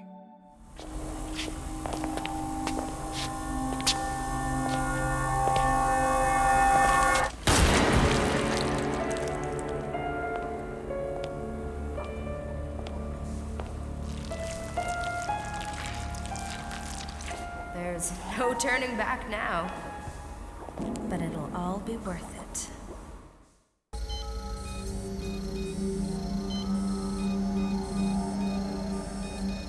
What's wrong with this thing? Stupid piece of junk. Oh, it's losing electric pressure. Oh, screw it.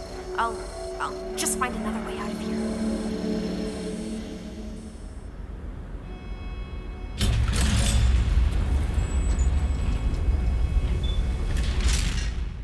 The group rushes forward, their feet crunching on gravel. They climb up the platform in front of the train, but not even a few steps in, a gunshot whizzes by, stopping everywhere.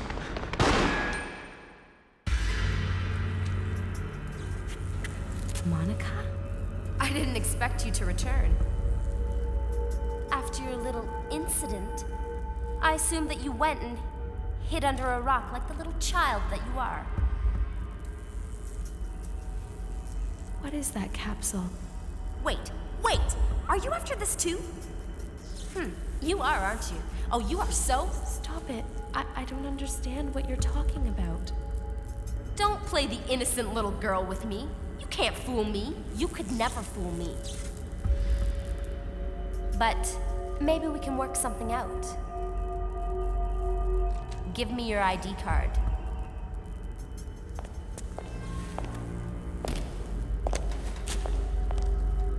Yoko, you little lifesaver. I'm so glad we had this chance to catch up.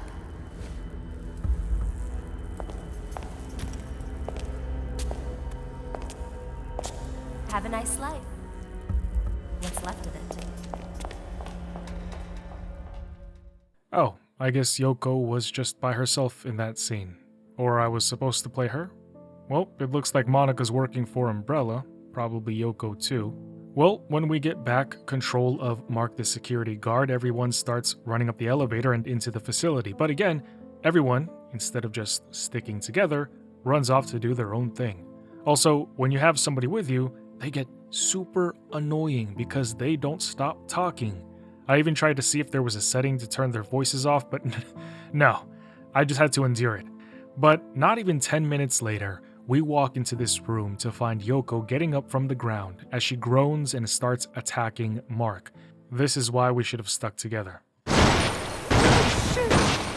Standard Resident Evil operating procedures, and by that I mean puzzles and finding things and finding out where they go.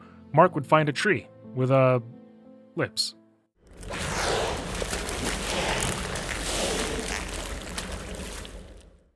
Climbing up the ladder, George joins us. Somehow he was able to already get past the tree and get up there. Meanwhile, we see Monica trying to escape.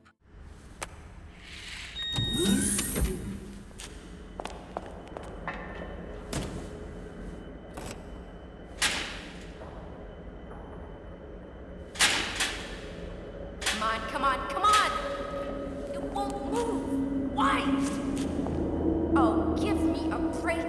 I don't believe this! Something else I have to fix to get out of here.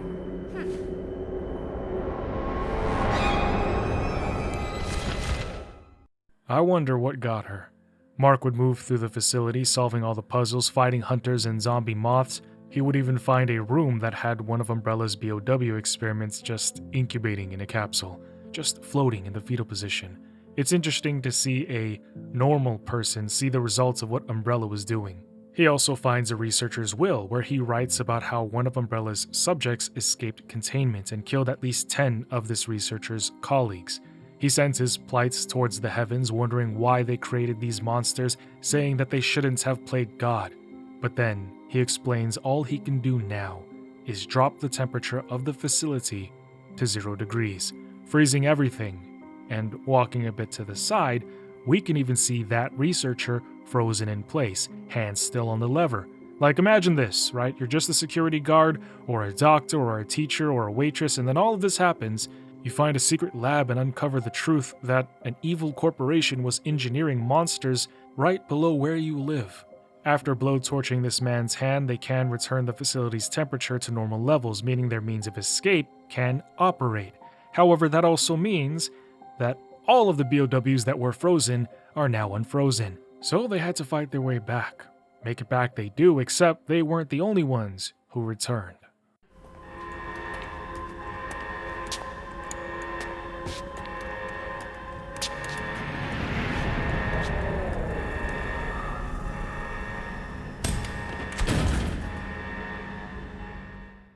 That case was opened, and I'm pretty sure that was a sample of the virus in there or something like that, because when they took the lift up, we would see something alien.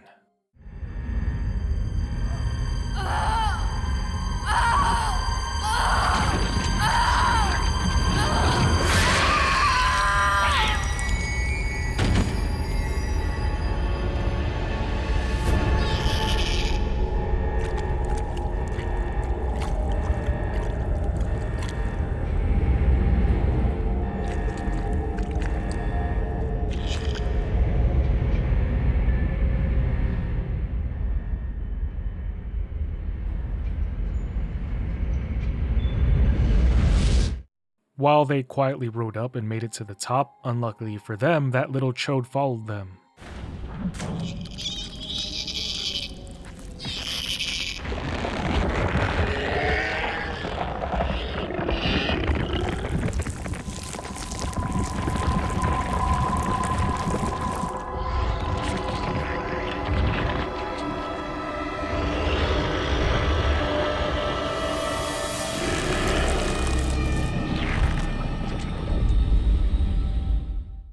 First of all, ew.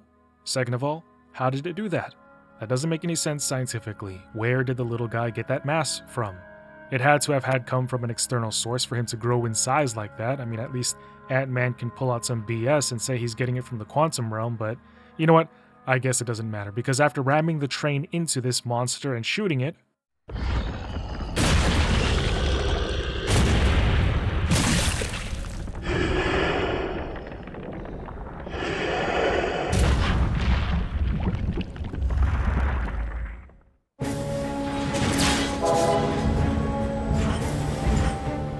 I knew this city was weird, but what I've seen takes it to a whole new level. War was better than this. somewhere else, with another group of survivors amidst the disaster of the city, they had to take refuge inside of the Raccoon Hospital. But staying there wasn't an option. Oh, I apologize if I surprised you. Please, do not be alarmed. I'm a doctor in this hospital. I must say that this hospital is not an ideal place to take shelter. It's not as safe as it may look or sound. I myself have decided to get out of here as soon as possible. This was no sanctuary. They needed to find a way to vacate safely. However, while Alyssa was looking around, something came out of the vents. It was this black mass of numerous creatures formed together to act as something more humanoid. It attacks her, but Alyssa is able to escape. Not for too long though, because no matter where they went, it followed. Oh, the bloody elevator isn't working. I'm trying to figure out why. It seems the electricity on this floor is entirely supplied by an auxiliary battery. See if this works.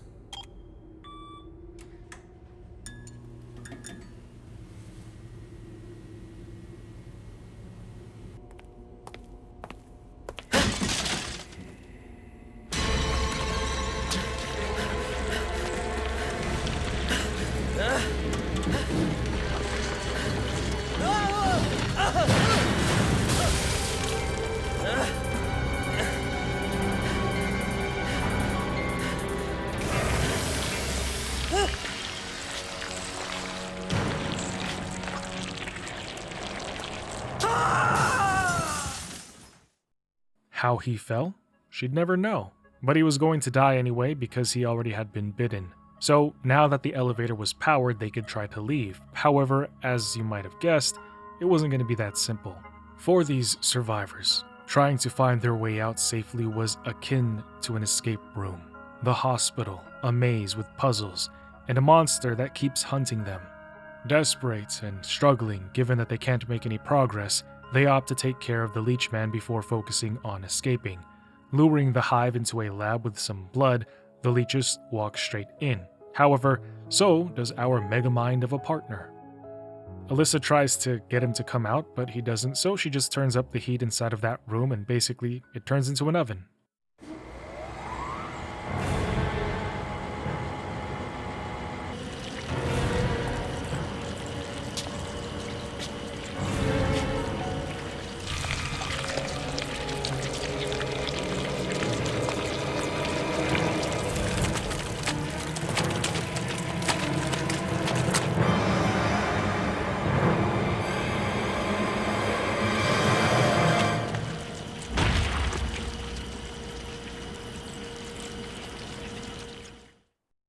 Those two would walk out of there, relieved that it was finally dead. However, what nobody, and I mean nobody, could have guessed, remember that these are your average civilians, and even then somebody like Chris or Jill could not know day one that the infected would not simply be disposed of.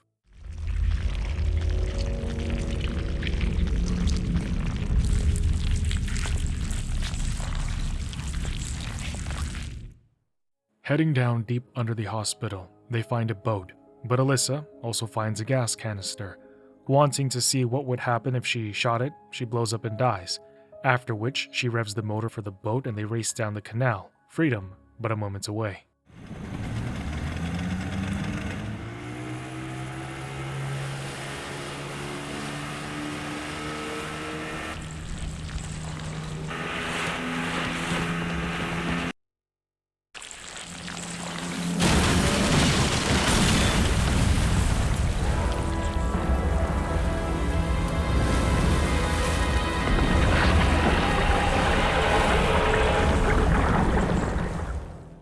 The battle they waged on this beast went on for what seemed like forever. However, after they fed it enough bullets, it was finally felled, and another group of survivors, at least for now, had lived through another horrifying experience of the Raccoon City outbreak.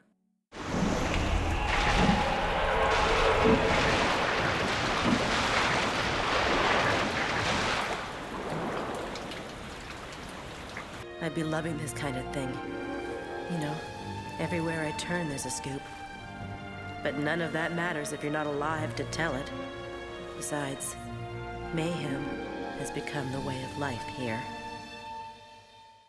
But the same cannot be said for everyone. Some would be stuck rushing around hopelessly trying to find a safe space in the Apple Inn, the same one that we saw our first group of survivors pass by earlier in the story.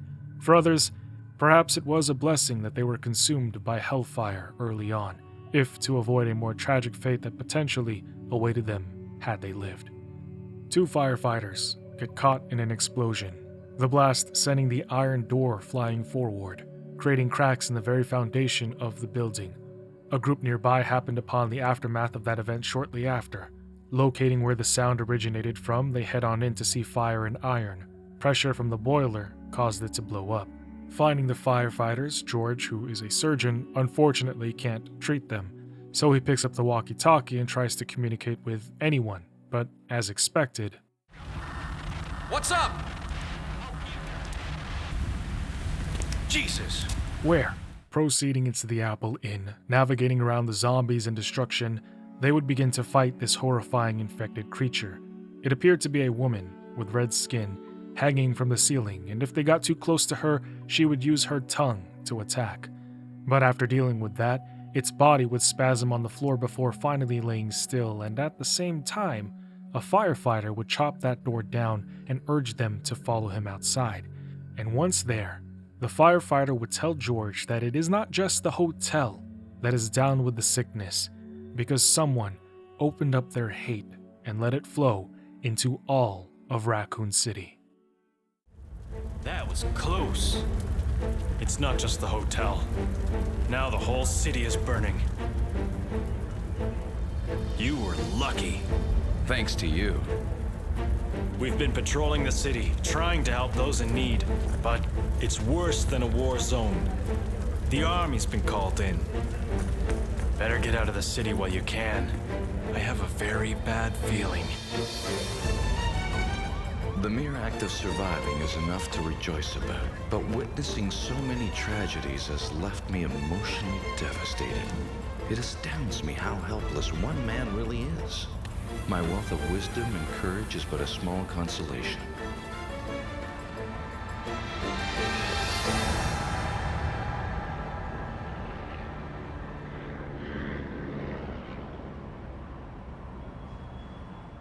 The scene shifts to an Umbrella researcher who scoffs and downcasts the idea and direction that Umbrella is heading in, saying that mass production of their BOWs is absurd.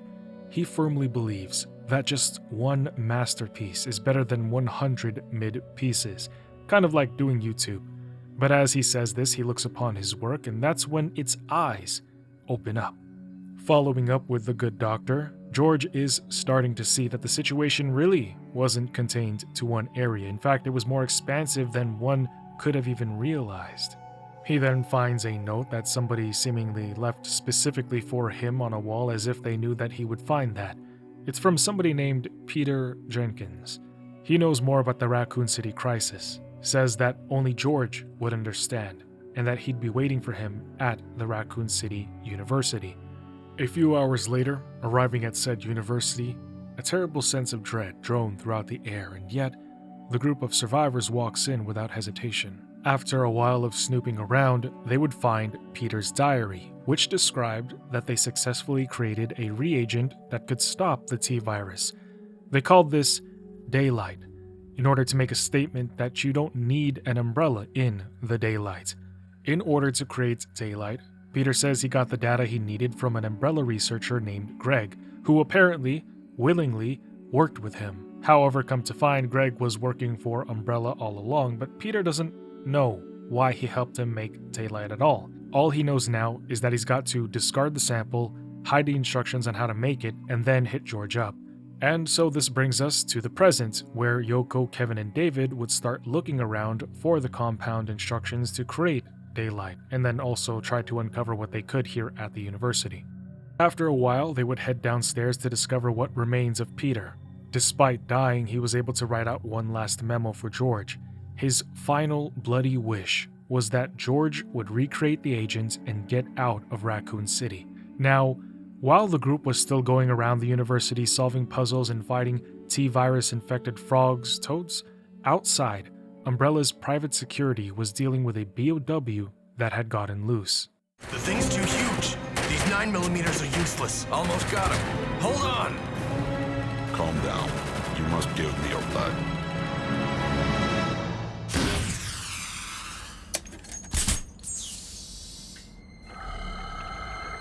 Hey, something's wrong.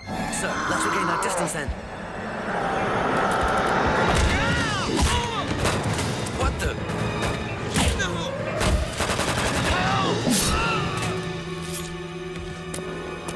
You!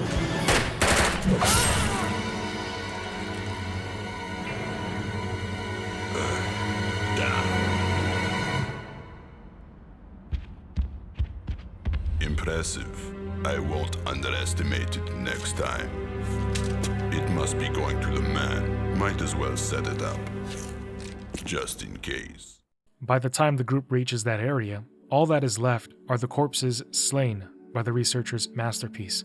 Searching one of the bodies, we find a set of orders dictating that this now dead team gather the T's blood or kill and retrieve its body. Naturally, of course, you have to destroy all the evidence, including the entire school, but it doesn't look like they even had that chance. Although, the Russian dude looks like he's got a plan.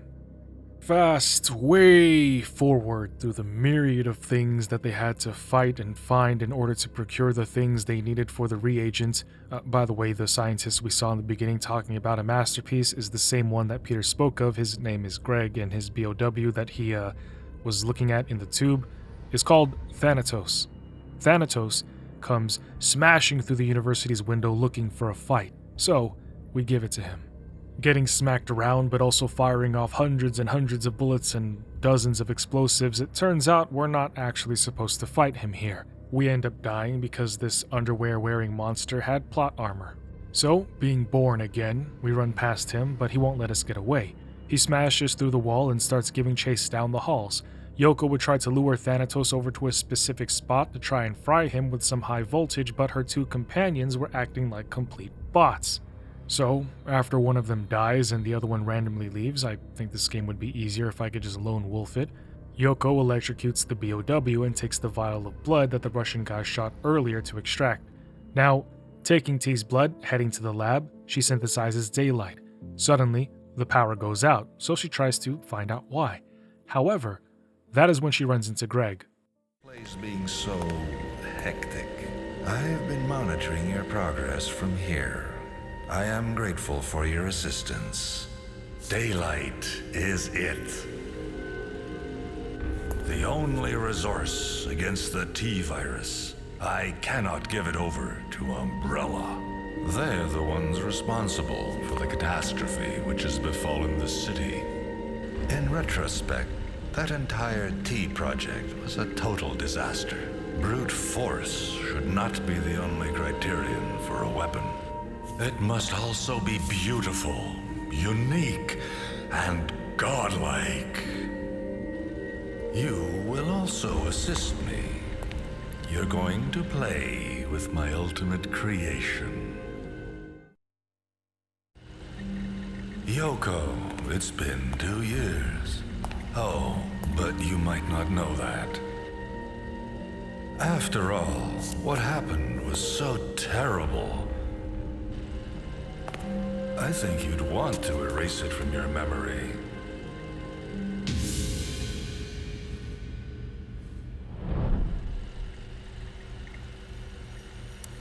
Farewell.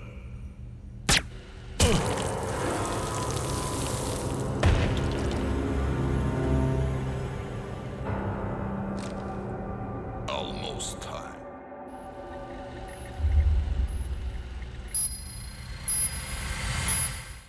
He really tried to take a book out of Wesker's notes and get combat data for his BOW, but with normies?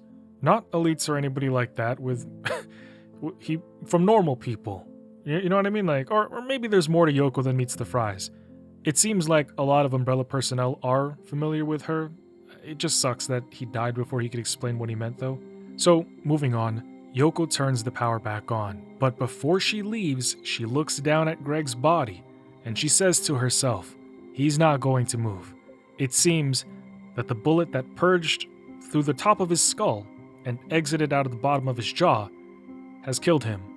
That's her observation there. Yes, I concur with your observation, Yoko. It's quite an astute deduction indeed. Beating feet, hardly 7 minutes to spare, she grabs daylight, but stops to read the description that says it suppresses the emergence of the T-virus, and then she runs outside just in time before the university blows up. It collapses upon Thanatos, and noticing this, the firefighter from earlier comes swooping in on a helo. He tells Yoko that there's a courtyard that they can land in to rescue her, but there's more than enough space here. Okay, I guess we'll go over there. Actually, scratch that, it's not okay because Thanatos would be blocking Yoko's way. They should have and could have picked her up back there.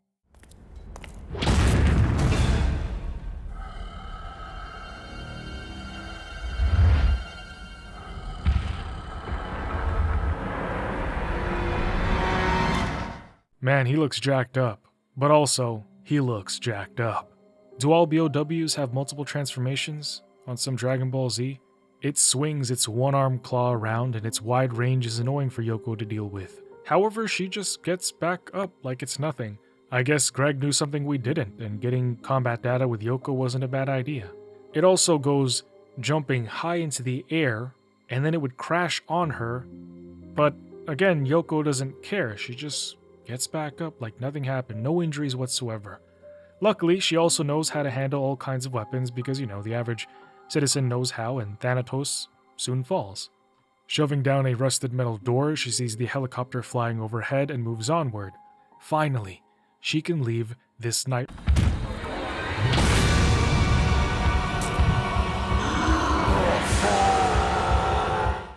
Oh, yeah, that's right. I mean, what was the point of incubating the daylight if we weren't even going to use it?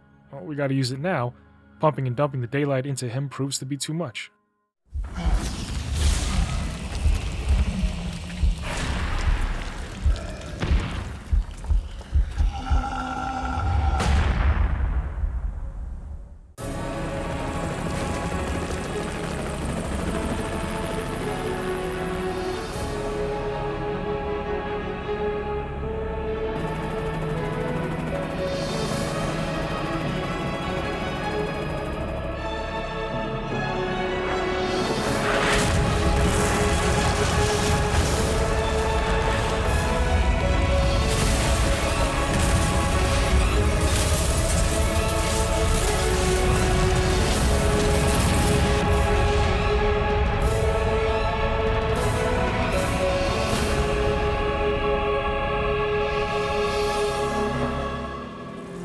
I remember this scene somewhere in the back of my mind.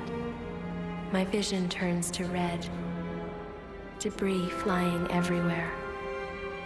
Was it a premonition?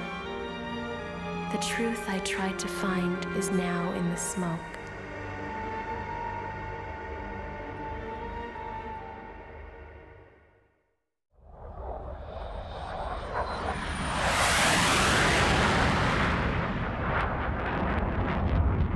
Target will soon be in visual range. Hurry up. You only have 15 minutes left to get out of there. Roger.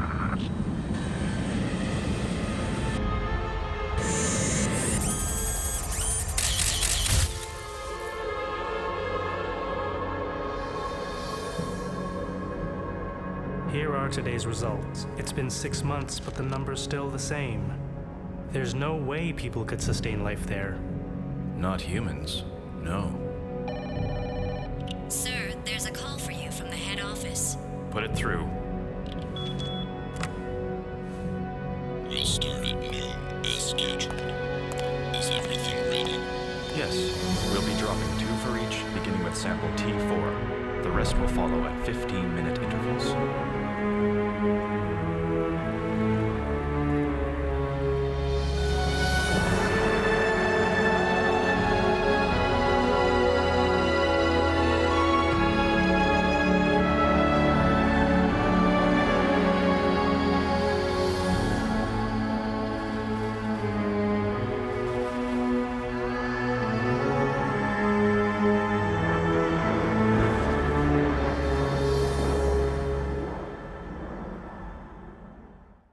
So now we're left wondering, who was that? Where was that? When is Gamora? But now we know that they are on the 4th iteration of their tyrants. However, one place I did not expect a scenario to take place was at the zoo. Look, I have always hated the zoo. It's just a sad place for animals. I mean, sure, some of them are probably being rehabilitated and saved, and I know that likely releasing them into their natural habitats would end up killing them. But man, guys, the last 2 times I went, and I'm talking over the span of like 15 years, I've only gone twice, with the last time being because I love my wife, wanted to go check it out in the city. But like, I always look around at the confined animals and they look so freaking bored, mentally rotted and depressed due to lack of stimulation. That's just my little bit on that. Anyways, that's off track. Some survivors were foolish enough to think that Raccoon City Zoo might provide refuge, but oh, were they wrong.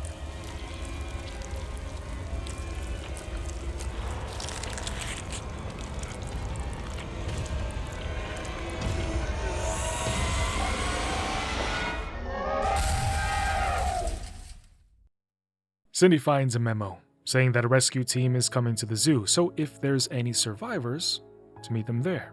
Against her better judgment, she decides to go in.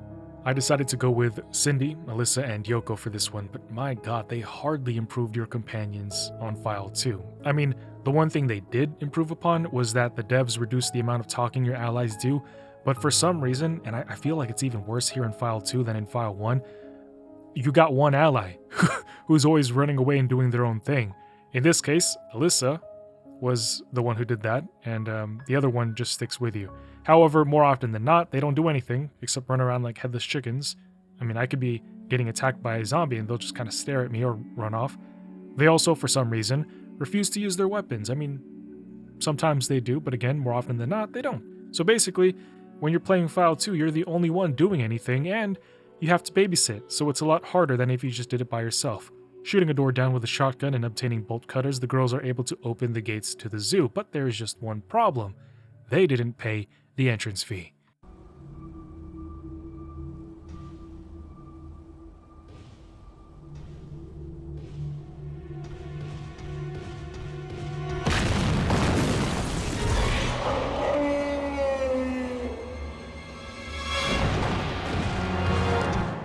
As a man, since my default setting is fight, I tried to kill the zombie elephant, but it just leaves, so I guess it has plot armor too.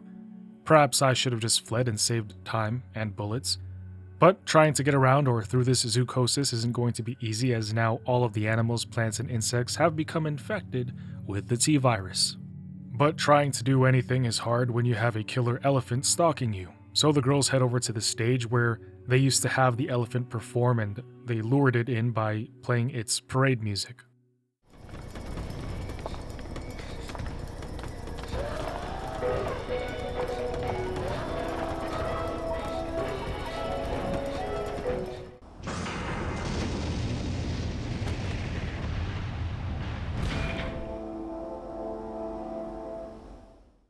Checking the body that fell from the top of the gate. How did it even get up there? Or maybe the elephant shoved it with its tusk and it just made the guy fly on top of the elevator, or not the elevator, the gate. But yeah, checking the body that fell while the elephant tries to attack us. Still, Sydney gets what she needs to press forward, ringing around the lioness, enough shotgun blasts to put her to rest, and it opens the path forward. This whole time though, Alyssa's just gone. No idea where she went. However, when we walk past the gate that had been previously locked, Alyssa comes running down the street because somehow she found a way to get past all the puzzles. Perhaps she just jumped over the building.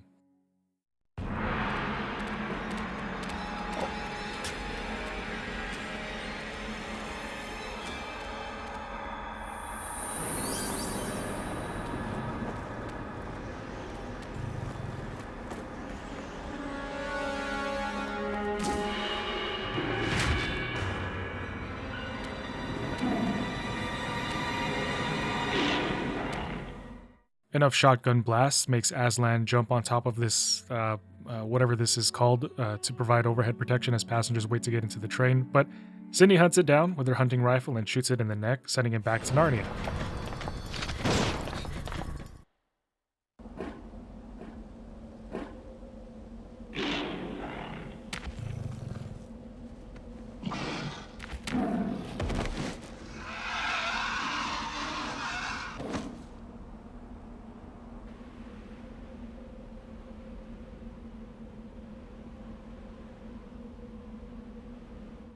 Again, I'm thinking to myself, how do all of these survivors know how to operate all these different weapons?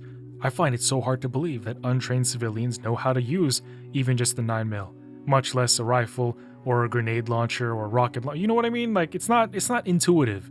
But that's besides the point. The point is, after that debacle at the zoo, they safely get on board the train and they make it out of Raccoon City. Maybe. I can't believe I was that naive.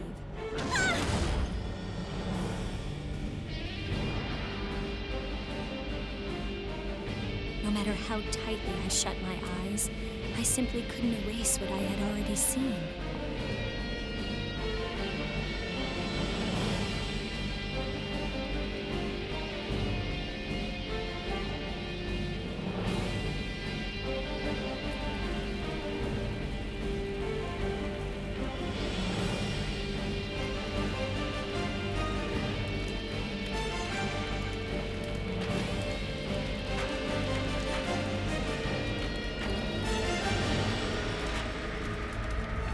Police and the National Guard continue their efforts to keep the chaos in the city under some semblance of control. Their mission is proving to be more difficult than even the most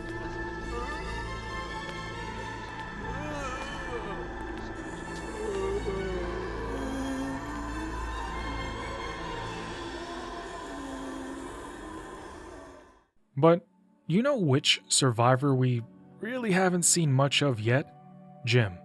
We find Jim rushing through the city. It is complete anarchy and destruction all around him. He does his best to avoid zombies that are trying to grab him or reach for him from burning cars. So, to escape this madness, he tries heading down into the metro station, the safest place in any kind of apocalypse.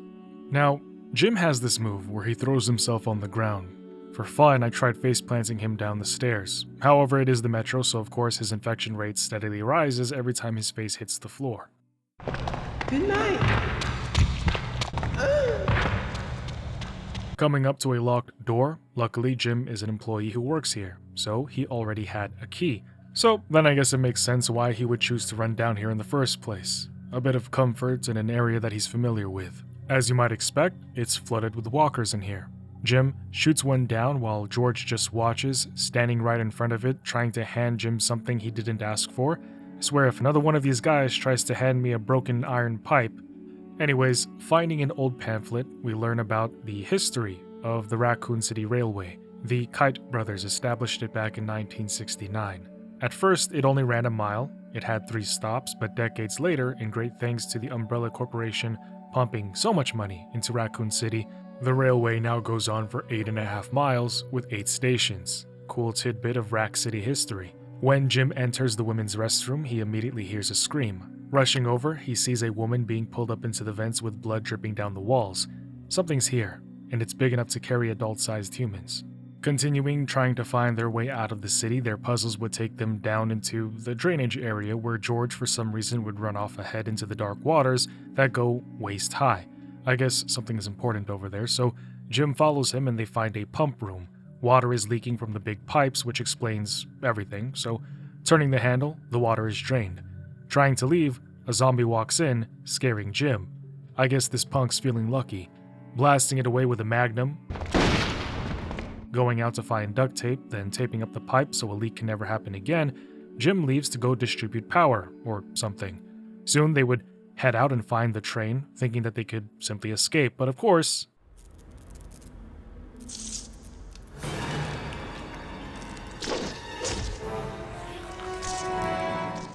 Ew. Running past whatever that mutated bug was, going inside of the train, they take a moment to stock up on gear. However, while they were doing this, another train, on the track over, comes barreling in through the tunnels all the way through some blockage, but it ends up crashing. Sparks fly on the leaking gas, setting it on fire, but thanks to Jim fixing that leaking pipe, the sprinklers douse the flames out. To no surprise, the mutated bug was patiently and respectfully waiting outside for us. Killing it, detaching the car from the rest of the train, they are just about set to head out. However, as Kevin was walking in, something comes crashing through the windows to take him. So George and Jim run into the dark tunnel to try and get Kevin, but they would find an even bigger T-infected insect. Together, the 3 of them do their best to swiftly take it down, but as they're doing this, smaller insects keep rolling in, knocking them over. Eventually, they would end up squashing that bug. Rushing back onto the platform, entering the subway car, they are ready to leave this nightmare. I'm the only one around here that knows anything about the subway. They think we can get out of town this way? Shit, the subway don't go nowhere but down. Oh, well, if you knew better, Jim, why didn't you tell anybody? Am I crazy or...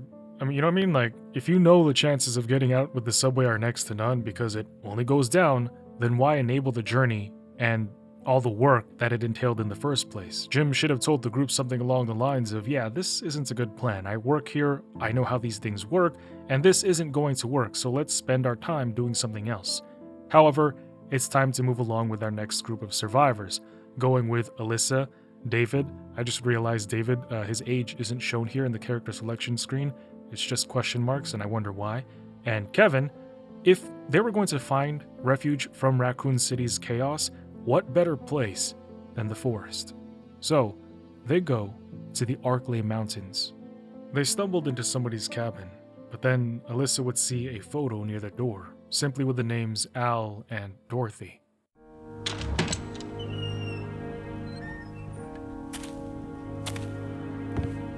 I don't get many visitors around here. I hear the city's in quite a state right about now.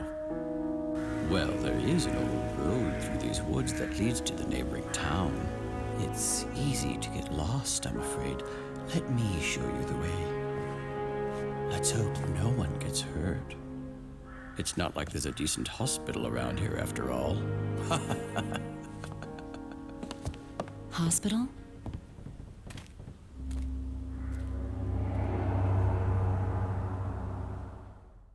Red flag right there. Man comes in, not even really fazed that intruders are in his home, and the way that he said all that? Yeah, nah. I don't believe that he's going to lead us down whatever road he was talking about that is supposedly going to take us into the next town over. Nah. And then he laughs, saying that there's no hospital nearby while he's got a pic of him looking like a doctor next to his wife. But you know what's another red flag? Alyssa finds a report right outside of his cabin talking about how this section of the forest was closed to anybody wanting to go hiking here because of the fact that people have inexplicably gone missing. Heading down the path, she finds Al and begins to follow him in hopes that he is going to lead them out of there. And for some reason, she is not alarmed in the slightest that this old man can run. But not only can he move and keep up with the younger crowd, he's running past the infected undisturbed at all. He doesn't care about them, and they don't care about him. Strange, right? What's even stranger is that he was able to give them the slip. Now, he's nowhere to be seen. While they're looking around, Alyssa starts to see things. In what I can only describe as a flashback, or perhaps it's a hallucination, but it feels like a flashback, she sees somebody in a lab coat on the floor telling her to turn back. Crossing a suspension bridge, big surprise, old man Al didn't lead them to a road out, but instead to a hospital. Alyssa gets another flashback of cops inspecting the area. Something's happened here and it wasn't pleasant. Surely anybody would just turn back and try to take a different road to get out of there, but not this group of survivors. If they want to make it out of here, they need to go through this hospital. Reading reports about sightings of a masked figure here in the northwest Arkley Woods, it notes that crow and dog remains have also been showing up in the area. It goes on to say that residents have been seeing a ghost that used to be a patient at the hospital here, which closed back down in 1993. Well, Alyssa, being a reporter, is in too deep now, so she enters the haunted hospital. Well, you're not Pyramid Head, but you'll do. The masked figure was real as the axe he tried to plant on Alyssa's head. Luckily, she dodged and Kevin swooped in. Together, they shocked and shot the man, but it seemed to have no effect on the axe murderer. He just ran off. Whatever it is, it's not human. Needing to uncover this hospital's secrets, they venture further in, and their first clue comes in the form of a botanist's notebook. The botanist wrote that he found an abandoned cabin and what he believed to be an entirely new species of plant. He and somebody named Rick began to study it, but they quickly found out that the plant they've been studying seemingly has this will and intelligence of its own, even going so far as to lock them inside of the hospital. Now, with no way out, they were forced to wait inside with only 1 week of supplies left. However, his partner Rick would start hallucinating, believing that there was some sort of human presence with them. Time would pass, then the botanist would come across a pharmacy. Noticing that the plants near and in the room would wilt and die, he finds the medicine that's causing their decay and uses a syringe to inject it into the plant, giving way to their freedom. Except, Rick was already dead. The masked figure killed him. The botanist, knowing that he was next, writes to his 2 daughters, saying that he is sorry for dying, but that he will always love them. So, after reading about the T-virus killer plant and the axe murderer that won't let them leave, at least Alyssa knows that if she can find that medicine, she can take care of the plant. But she can't help wonder, why did that old man bring them here at all? Or was that old man just a hallucination caused by the plant? Moving on, finding one of those syringes with the medicine that the botanist was talking about in his notes, memorizing the map of the hospital with just a look, and then tackling a giant box, breaking it into pieces to get a shotgun, David and Alyssa would inject a section of the plant with said solvent. By the way, no idea where Kevin went. He's our designated wanderer for this scenario.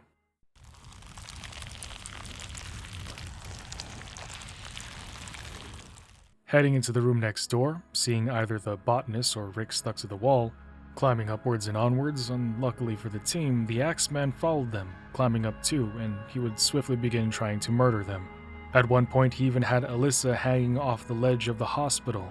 Kevin was nowhere to be seen, and David was about to leave if she hadn't screamed at him to help. He tried to shoot him, but the masked figure was unfazed, and as soon as he chopped her hands, David ran off. It is curious, though. We have to assume that this man is infected with the T-virus, but he's not a straight-up zombie. His form looks to be that of an uninfected human, and yet his physical constitution seems to be inhuman. He can just stand there and take multitudes of bullets and not even care.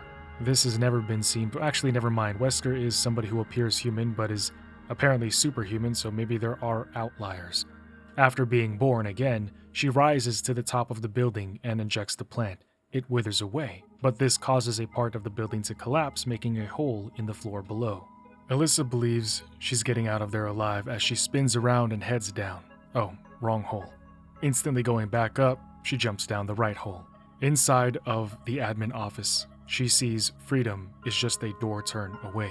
But the plant isn't dead yet, because it sends its vines to block the exit just as the botanist described. Back inside, she soon finds a clinical report from one Alan Airdot. Alan. Al for short, right? Alan? So it's confirmed then.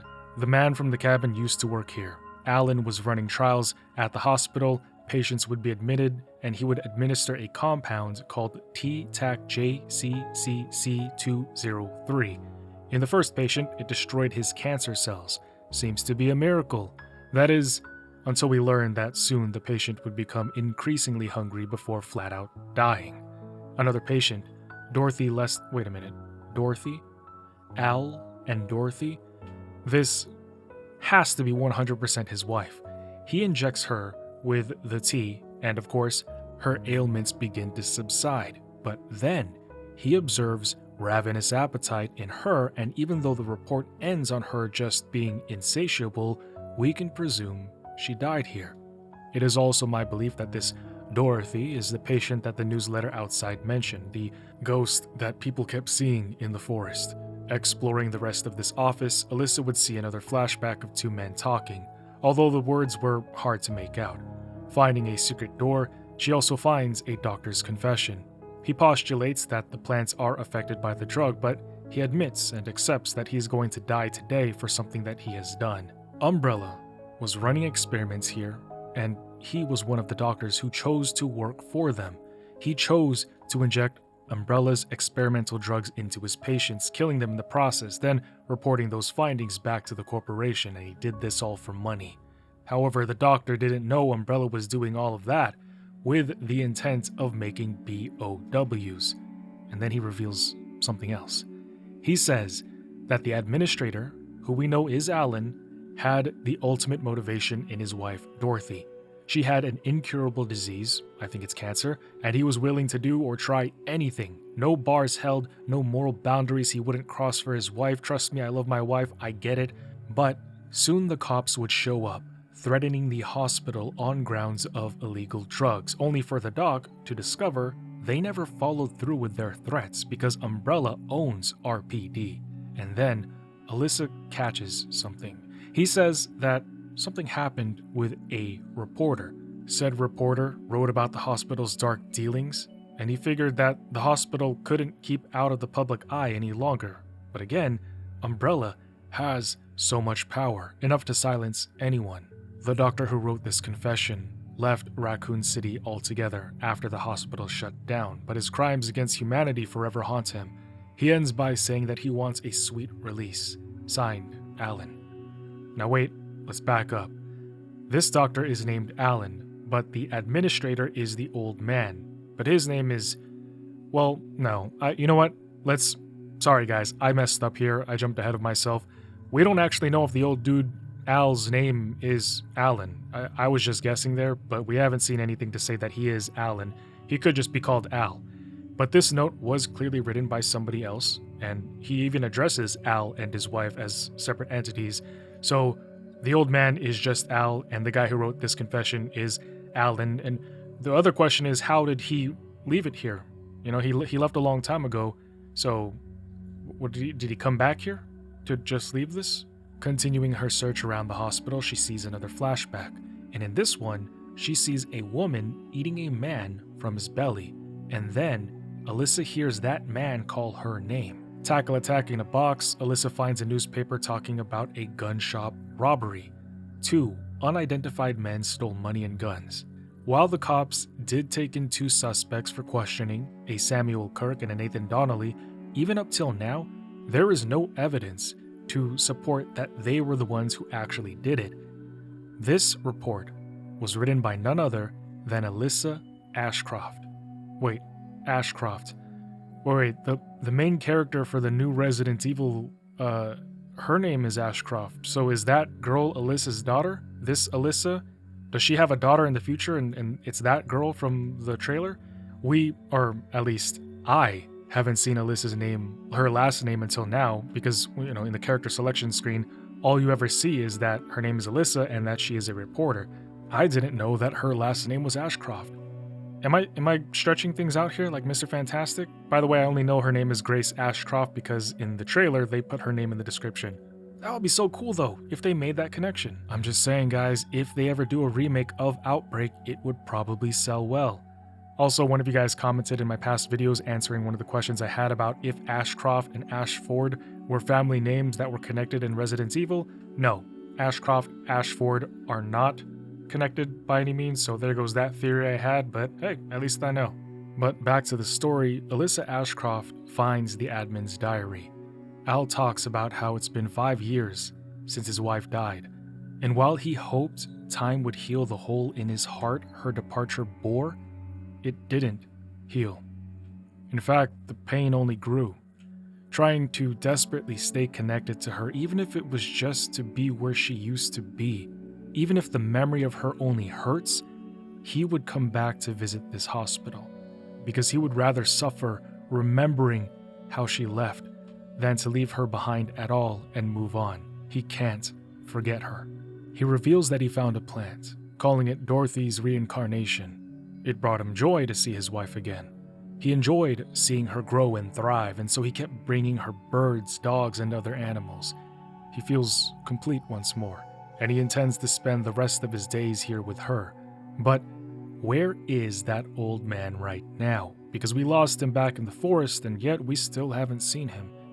At some point, David found a blood-covered rusty axe here at the hospital, and looking back, it's a bit peculiar. 1, because David never used it, and 2, because it reminds me of the masked Axeman. Proceeding forth to inject Dorothy.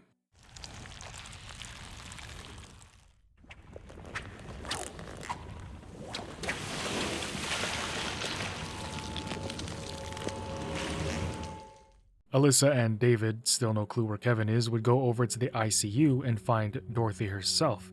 The two would do battle with the T-virus infected plant until it finally dies.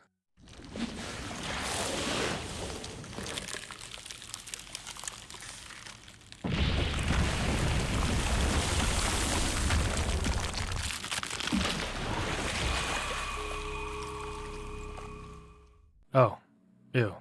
I'm guessing that's Dorothy.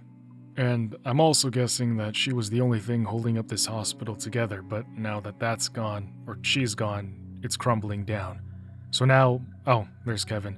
They need to get out of here before the hospital kills them, but then the masked man shows up again to block their exit. Blasting him with incendiary grenades seems to have worked, opening the path out.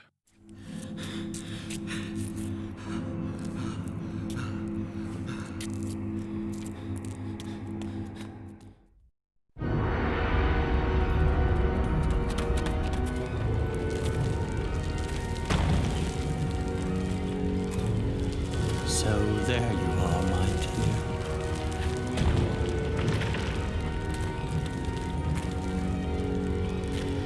My dear, dear Dorothy.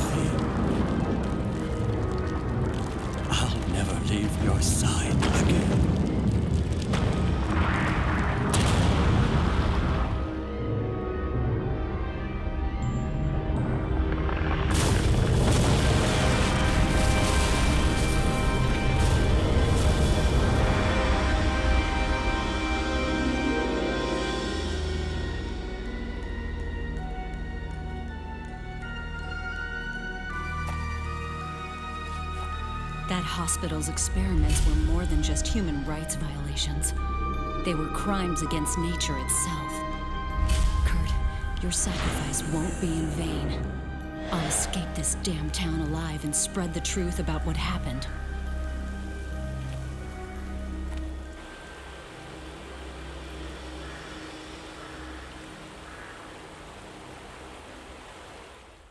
Oh, so that is the reporter that Dr. Allen was talking about. He's also the same guy we saw in the flashback getting eaten by that zombie. I think what had happened was Kurt was brought here and killed, hence silenced by Umbrella. Part of me also thinks that the spores that the Dorothy plant released were causing hallucinations, which is why Alyssa kept seeing flashbacks and why the botanist talked about Rick feeling a human presence. It is my current belief that the plant took Dorothy, and just like the leeches with Marcus, sort of kept her alive in this twisted way, or I guess they took her consciousness and everything that was her and made it into them, but also anybody else that the plant ate, like Kurt, the reporter, had their memories and consciousnesses folded into the plant, which would explain all the other flashbacks and why we saw those. Because those didn't feel like they were memories that belonged to Alyssa or any of the survivors, and yet we were seeing them, so that's my explanation for those. But then there was Al, the old man. Yeah, he loved his wife, but he was also infected, or he got infected, and he went completely mad when he lost her, and he turned into the masked figure. He would kill people to feed to Dorothy, which is why there had been reports of people going missing in this parts of the woods, and he probably led Alyssa and the group over to the hospital because they were going to be food. Well, you know what they say, desperate times.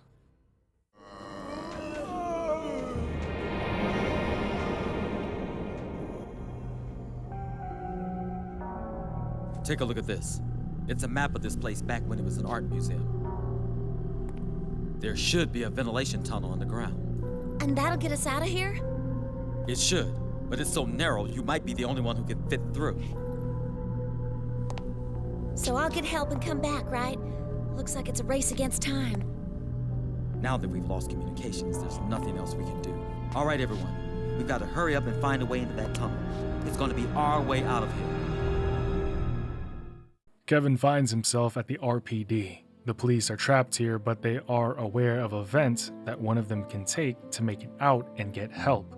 It's also cool to know that this police department used to be a museum. Speaking with Marvin, he tells him that he and Rita are working on a way out.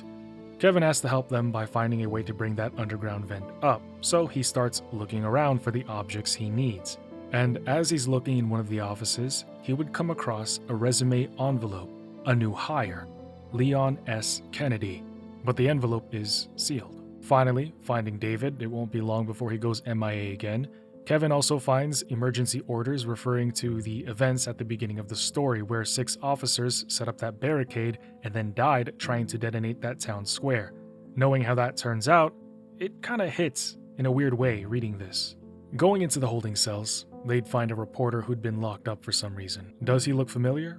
I don't know. He doesn't look familiar to me. Does he look familiar to you? He says he wants a secret file, and luckily we found one in a drawer.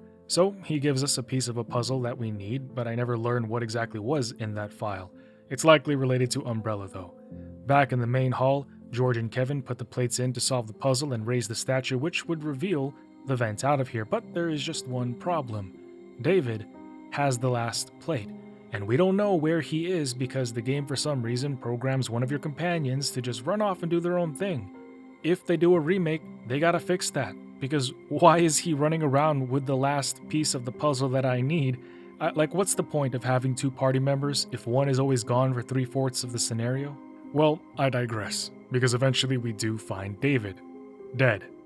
That's what happens when you lone wolf it as an incompetent bot. Literally, the equivalent of the 212 Spidey on my team trying to dive the backline without the team there. But putting that last piece in, we make some headway.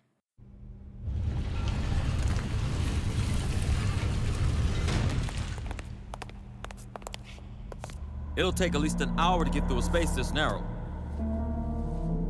Use this to keep in touch with me. It doesn't have much range, but the signal should get through if I'm close by. Leave it to me. I promise I'll be back with help.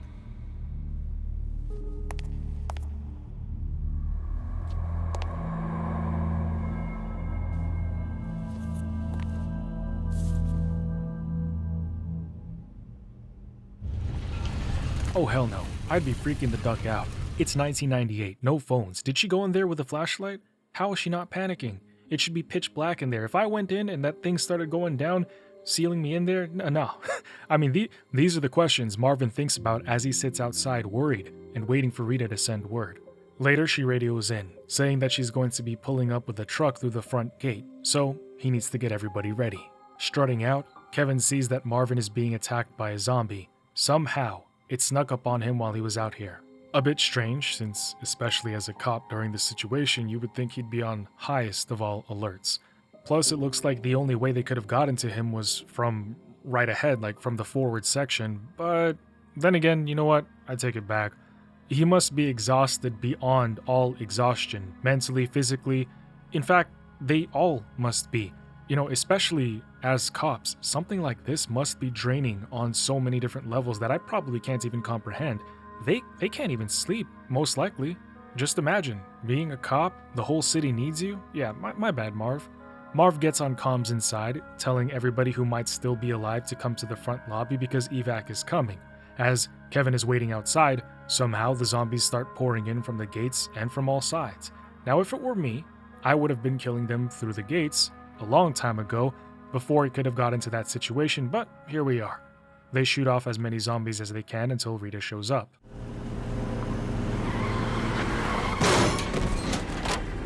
Come on! Hurry! Come on, get in! Is this everyone? What about Marvin?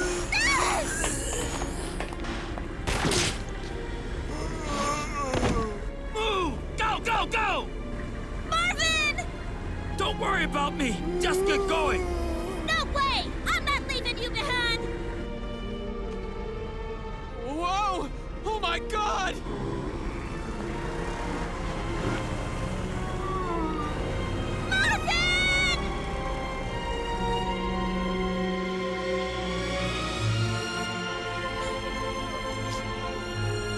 You don't need to worry about him, Rita. He was born to be a cop. It'll take a lot more than that to stop a tough guy like him. Hell, we haven't even finished training the new recruits yet. Right, Marvin?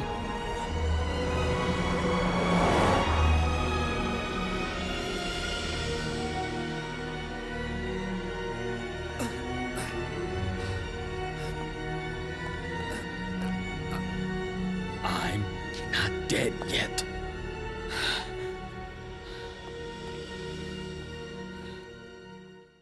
To be real with you, I feel like Marvin knew he was done for.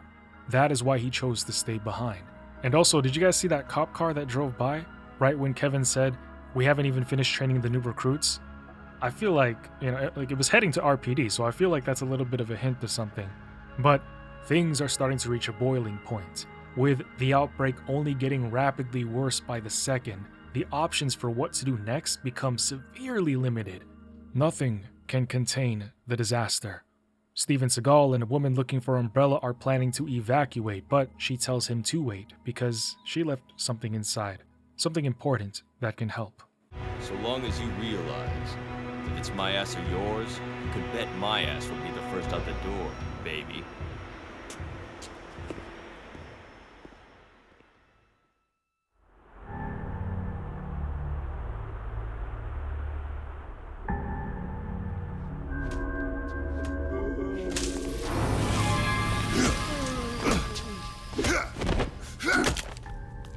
You all right, buddy? Yeah, thank you. Wait a second, she's human! Carter.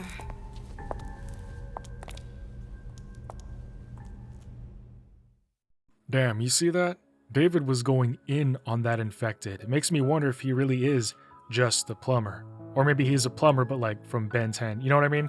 So This group of survivors now finds themselves inside of an Umbrella research facility. For some reason, they've been locked in.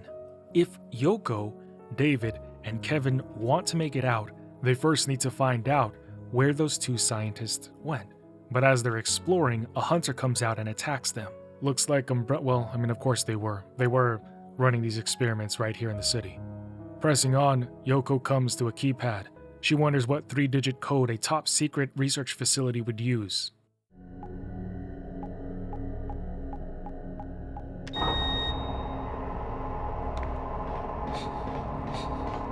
Spaceball approves. Walking into it, by the way, Spaceballs is a movie, if you're too young to know that reference. Yeah. She's gone from suck to blow. What? And if you get that reference, sorry, we're old together. Walking into a room with a bunch of computers and a giant capsule, that can't be good, we find Kurt, who says not to worry because he's going to activate the Tyrant.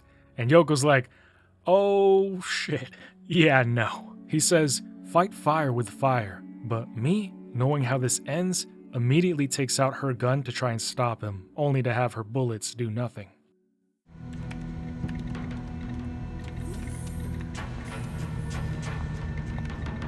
Okay.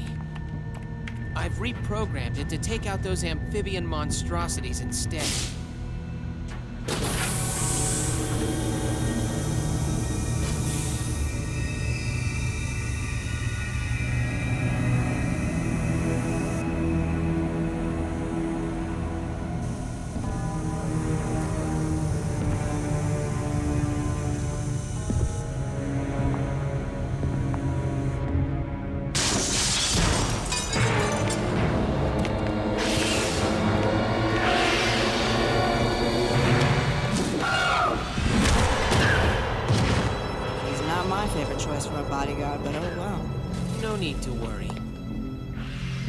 He knows who his masters are.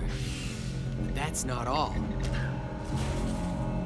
I packed in a special little present. So if worst comes to worst, tall, dark, and ugly is ground zombie meat. After all, weapons are only so good in as much as you use them. What a masterpiece. Yeah, let's just get out of here, okay? She looked at him like, oh, you're that kind of crazy. Yeah, I gotta stay away from you. Moving on and going down, this would be the first and perhaps the only time that we ever fight beside a tyrant, which I thought was pretty cool. Again, they gotta remake this game. I want to fight side by side with a tyrant. Naturally, it's short-lived. Linda! Looks like you already finished cleaning up here as well. Extraordinary. I told you, there is nothing to... No! Carter!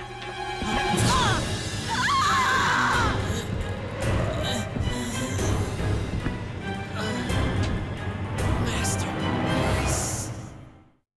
Now, should the group want to escape this facility and avoid being trampled to death by an 8-foot robed monster, they need to head down into drainage where Linda was, or is, because she still has the access key on her. As soon as the group sees her body, the tyrant appears, blocking their path, Falcon punching and uppercutting everybody until they are waddling away, and then giving David a punt to the rear. Eventually, they manage to defeat it, like it just falls face flat to the ground. And then they continue to go find Linda. Hello?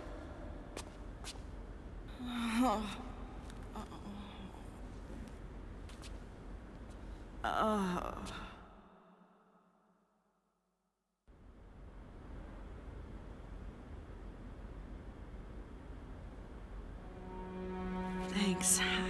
I must have passed out or something. Wait, Carter. He didn't make it. My intuition was screaming at me to stop him from using that thing as some kind of a toy.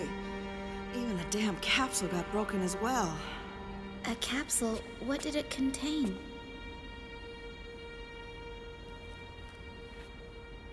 Umbrella has been spreading a virus throughout the city. That little capsule contained what could have been the only possible cure to the virus. I ran a check on the capsule and basically know how to recreate a new version, but none of that means a damn thing unless I can get my pretty little head out of here. Huh?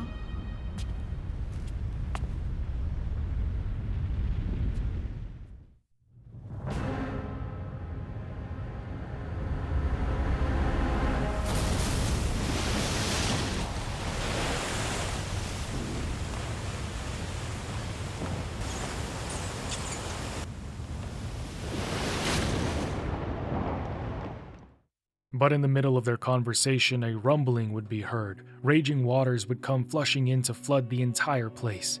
Hate to find out where that water came from, but now Yoko is stuck waiting in it, and we've got no idea where Linda is. Out of the oven and into the frying pan, or something like that, Yoko climbs out of the sewers to discover that the tyrant wasn't actually down for good.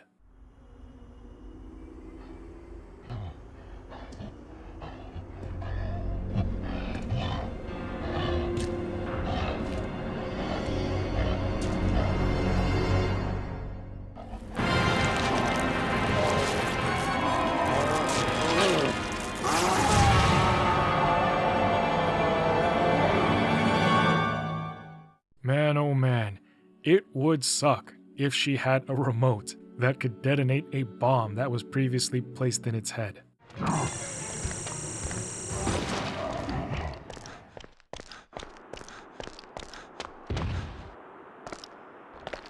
Talk about getting your mind blown. I bet the tyrant didn't expect that. Finding that helicopter with Steven inside, he asks if we know Linda, saying that he needs to fly out of there soon. So, if they see her, bring her there. But now, the crew is left wondering, what's the rush out?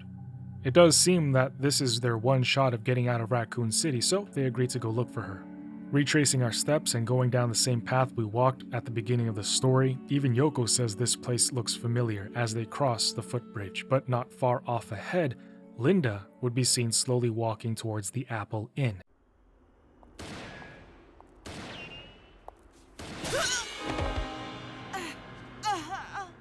I heard that sniper missed the first shot. It's not like I would do any better. This'll be the 99th rodent I kill. That's racist. Wait a sec. I think that may be a live one. Well, fuck it. What are you doing? Get the hell out there and find them. How long do you plan to just sit here and do nothing? Can you get it through your thick skull? If the package gets out, it will be your neck on the line, not mine.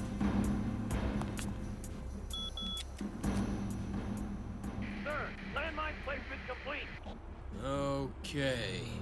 That seals off any ground exit. What? Did you forget I'm the one that gives the orders here? Wait! Think of the position I'm in.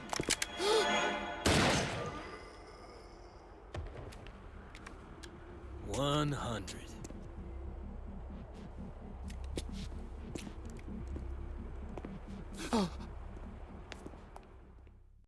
Pressing on through the streets that are now covered in mines, when they enter the apartments around the corner, they watch a cutscene where the nerd and the merc were having a conversation.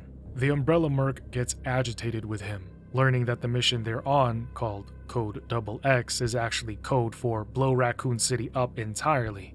He's mad that the nerd didn't disclose that information to him, and as he's getting choked, he just says, "I told you to hurry." He didn't have that accent, I don't know. But the merc drops him and starts to leave. He refuses to stay around any longer to go up in flames with the rest of the city, so he's not going to continue his mission to go find the capsule he was supposed to acquire. But that is a bomb if there ever was one. Raccoon City is getting nuked to high heavens by the government since they can't contain the situation. I wonder if this happened in real life, would the government blow up the cities even if there were survivors inside of it still? Part of me thinks that the answer is definitely yes, they would. Back on the plane, Steven gets worried about everything that is going down, which means he can't spare any more time waiting for Linda's return. 3 minutes. 3 minutes is all they have to find Linda and bring her back. But that's not enough time, especially since she's crippled from being shot in the leg and is probably bleeding out. It must have hit a vital artery, maybe even likely hit straight bone, But the point is, they don't make it back in time.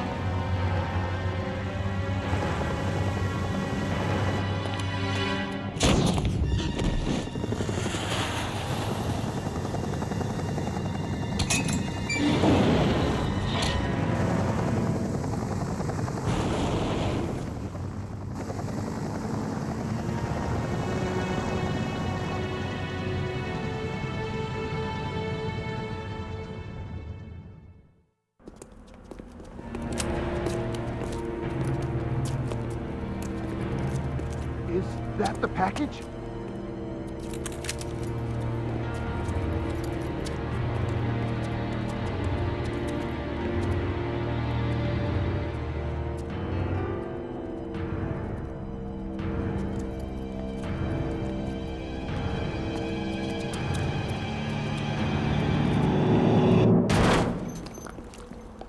What the?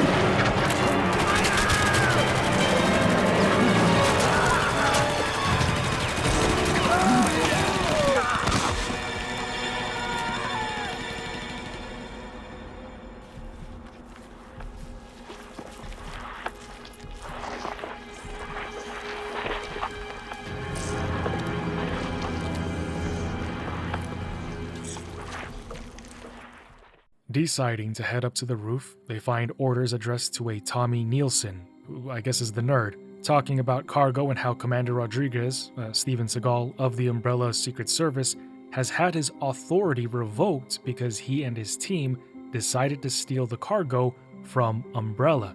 He wanted to soil Umbrella's reputation and expose what they've been doing with whatever is inside of that container. That merc we saw earlier choking out Tommy was also tasked with finding Rodriguez. The guy even placed mines all over the place to make escaping on foot even more difficult for him.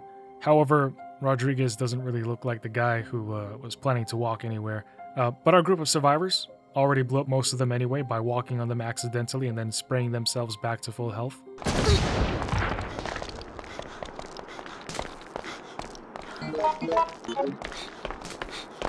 Jumping across, which by the way, it's just like, you step on a mine and it doesn't blow your body to bits. You just kind of fall to the ground and then, you know what I mean? It just doesn't make any sense. Anyway, jumping across to the other building, falling to her death because she doesn't, or I guess I don't, know what I'm supposed to do on controller. They soon cross, but as one might expect, something was waiting for them.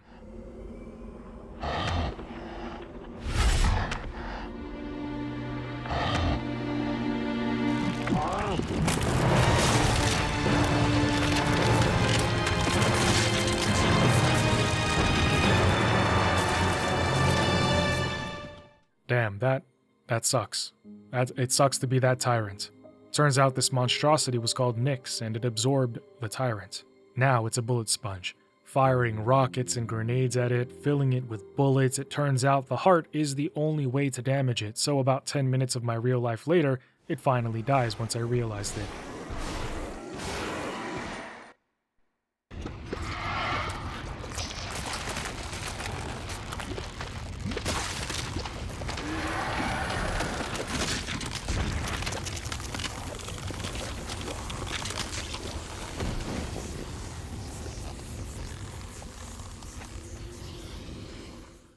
Oh, yeah, can't forget Linda. Or could we forget Linda?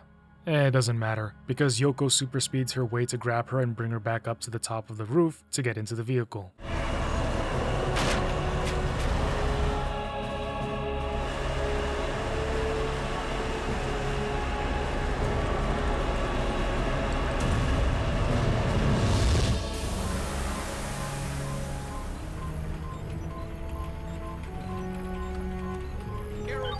Direct hit on the target, sir. Angel 1, both missiles are confirmed hits.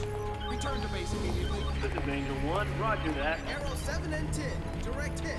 Both Angel 2 and 3 have emptied their payloads. Arrow 5 correction. In hit coordinates, west 0.5, south 0.1. Roger. This is Angel 6 reporting. Confirmed all fighters have emptied their payload. Mission code XX complete. Repeat, mission code XX complete. This is Heaven's Gate. We got you loud and clear, Angel 6. Mission code XX is completed. All fighters return to base immediately. Roger that. Arrow 8, 11, targeting confirmation. Arrow 8, 9.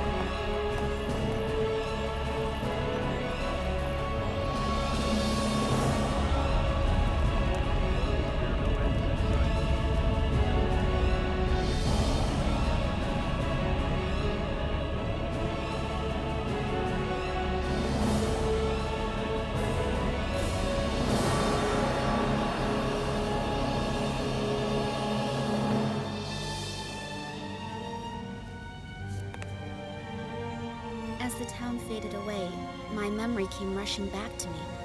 All of it. There wasn't time to wallow in despair and self-pity, nor had I the right to. It was my time to act. This was my fate, for there were many tasks that remained, tasks that which only I could complete.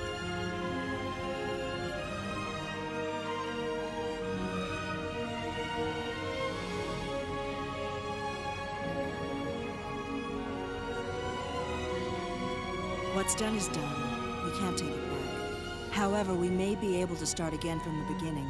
That's the one gift we humans have. We can rebuild. Hey, she wasn't struggling to walk there. She seemed fine. Like I said, this game needs a remake. I loved it. The theme song was just fucking chef's kiss, man. But now I've got a deeper understanding of what happened in Raccoon City, and I wonder, what will become of the ones who survived the outbreak? Chronologically speaking, RE3 takes place 24 hours before RE2. The first half of Resident Evil 3 takes place before Resident Evil 2, and the second half of RE3 finishes up after the entirety of RE2. But right now, it is September 28, 1998, and as you can see, things aren't going well in Raccoon City. Citywide emergency has been declared. The CDC has quarantined the lower Midwestern region of the U.S. Commitment, honesty, integrity, these are the core values that create the foundation for Umbrella.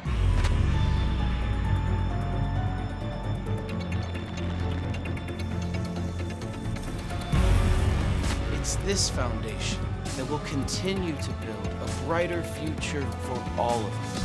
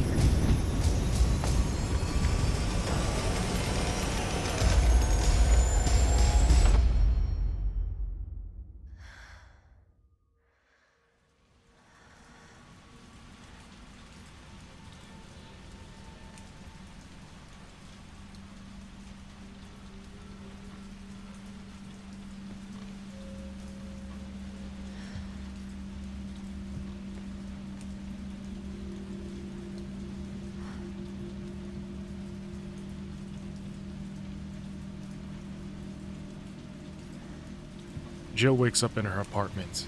The mansion incident only happened 2 months ago, so she still has yet to process the traumatizing and bizarre terrors she witnessed.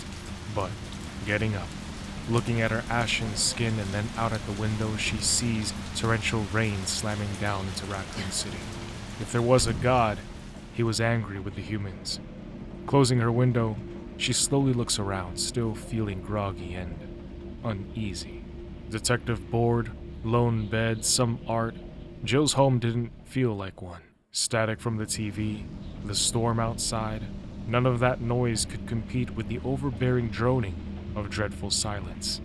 However, she would then hear something, causing her attention to flick to the left where a single cone of light shone from her bathroom. She took one step forward, alarmed by the noise, but from the corner of her eye, her detective board reminded her that horribly stranger things were happening to the world, and Umbrella was its herald of darkness. Little did she know, Raccoon City was about to be the epicenter of destruction. For now, she had to see what was making that noise. Lightning flashed and Jill gasped. However, it was because she was surprised to see that someone might be in her bathroom. She began to step forward, ready to face them, but then quickly shifted her attention to check and see if her door was still locked. It was. Well, what about her closet? Was somebody hiding in there? No. So why is the water running? She hesitates, but accepts that she has to open it. And there was nobody there. Jill was alone.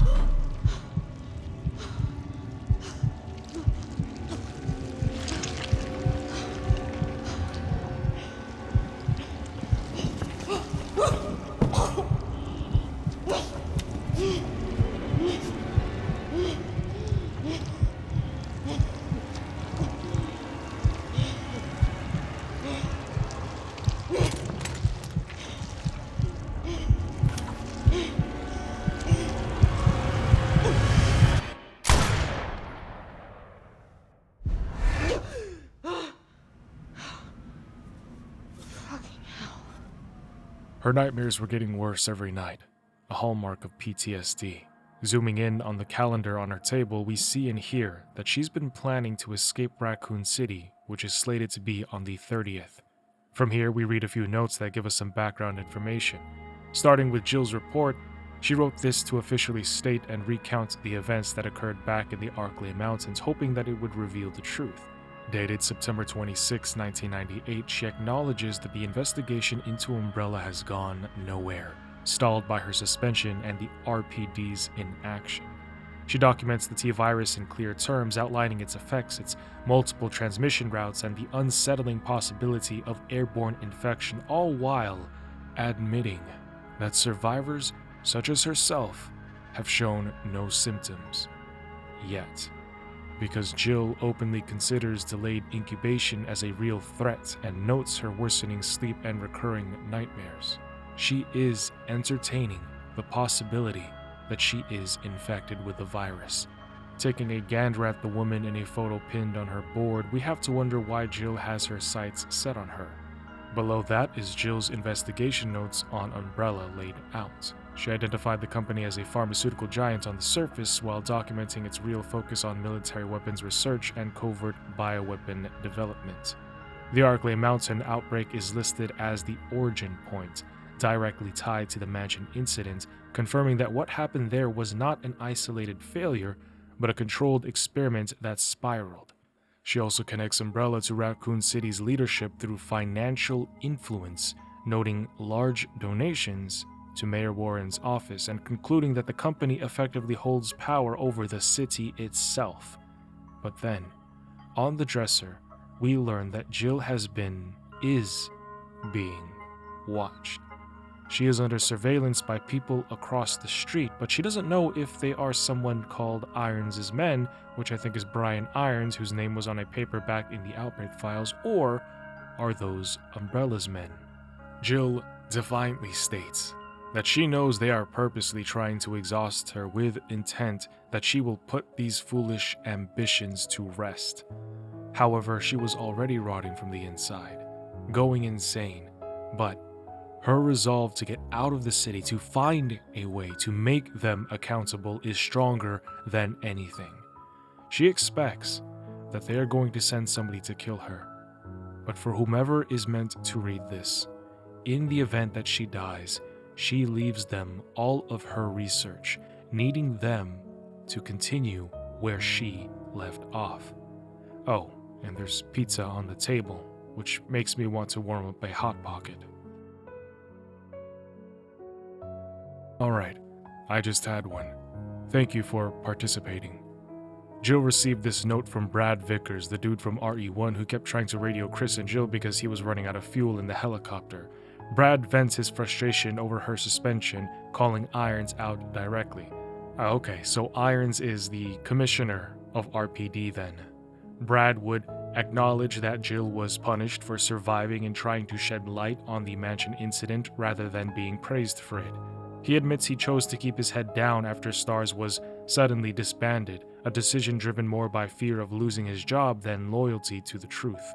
He also warns her that word has spread about her trying to leave Raccoon City, though even that comes up with an unspoken understanding that she's not running away. Brad knows that she will keep digging into Umbrella no matter where she goes, but he cautions her to stay alert.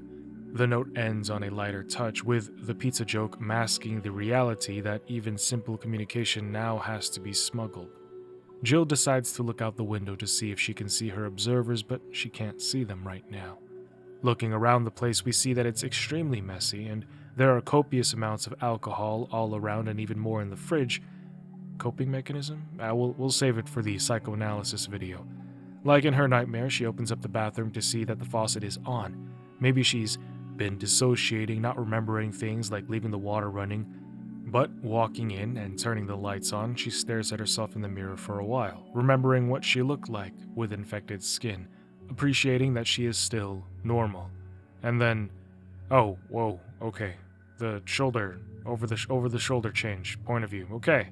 I honestly kind of like that first person point of view, but okay. September 28, 8:07 p.m. The phone rings, disturbing the quiet that had been resonant in this room, and as she walks towards it, police sirens could be heard blaring outside. Something was going down. Hello? Jill, are you okay? Brad, is that you? Listen, you gotta get out of there. What are you talking about? I don't have time to explain. You gotta get out of there right now. All right, let me grab my... Oh, fudge! My brother in Leon, what is that? Oh my god. You know she's got cracked ribs or something.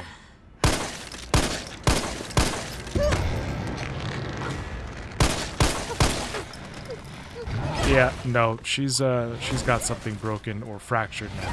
It has to be.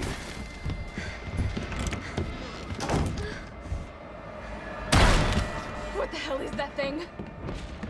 I guess the armor she wears is impervious to it. Oh shit, Jill, run!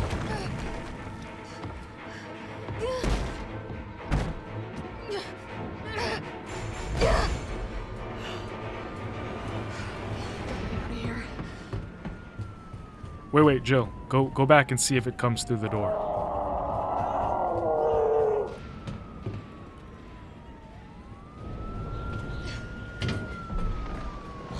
Heading out on the fire escape, she sees a riot breaking out in the streets below. Following the yellow tape, she climbs into an open window, hoping that that thing won't be able to...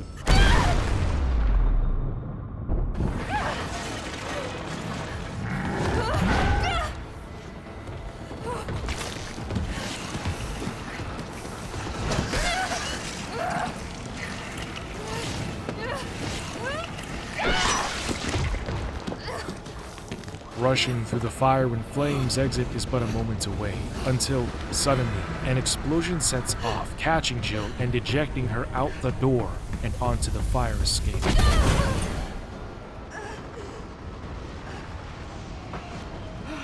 Continuing on, Jill, who is completely fine after all of that,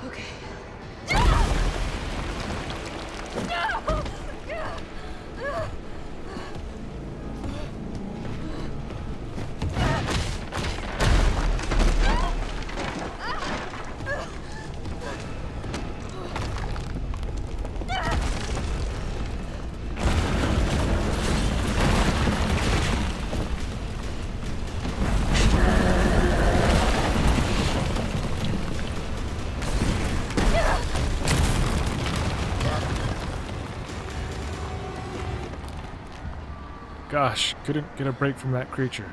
Did you hear what it said, though, while it was trying to mow her down? It yelled out stars.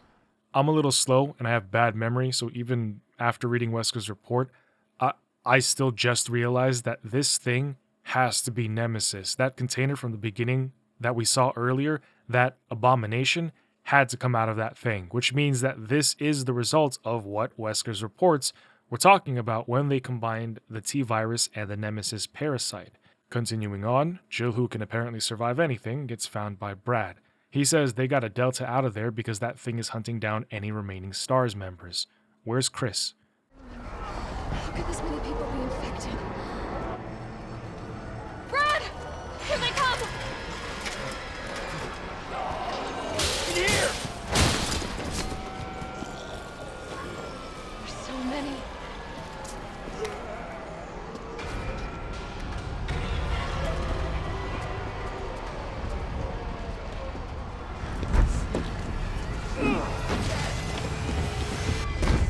Door behind you, go!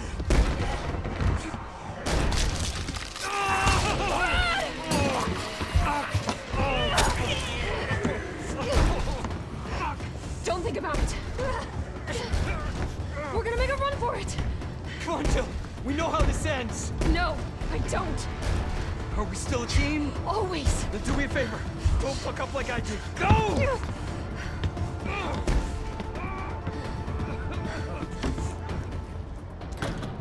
I'm sorry, Brad.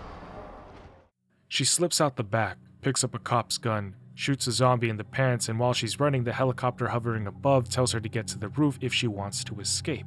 When Jill enters this building, she startles a man who runs away. She says she can take him to safety, but he says, Parking garage isn't far. I can The only safe place is in here. no time to waste, she runs towards an elevator and is immediately set upon by some zombies that come stumbling out. She brushes them off and rushes in, but they wouldn't let her go so easily. One of them tries to force its way into the elevator, so Jill has to fight and kick it away. As she ascends to her escape, she takes a moment to breathe, still bewildered that what happened at the mansion is now happening at a bigger scale here in the city. Once she gets to the roof, the helicopter swoops in, telling her to hop on. Then, out of nowhere, something hits the tail rotor, causing it to crash, and Jill is caught in another explosion that sends her flying upside down and into a car.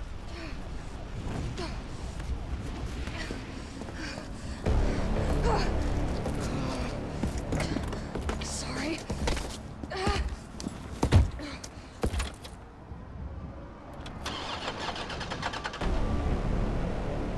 Come on.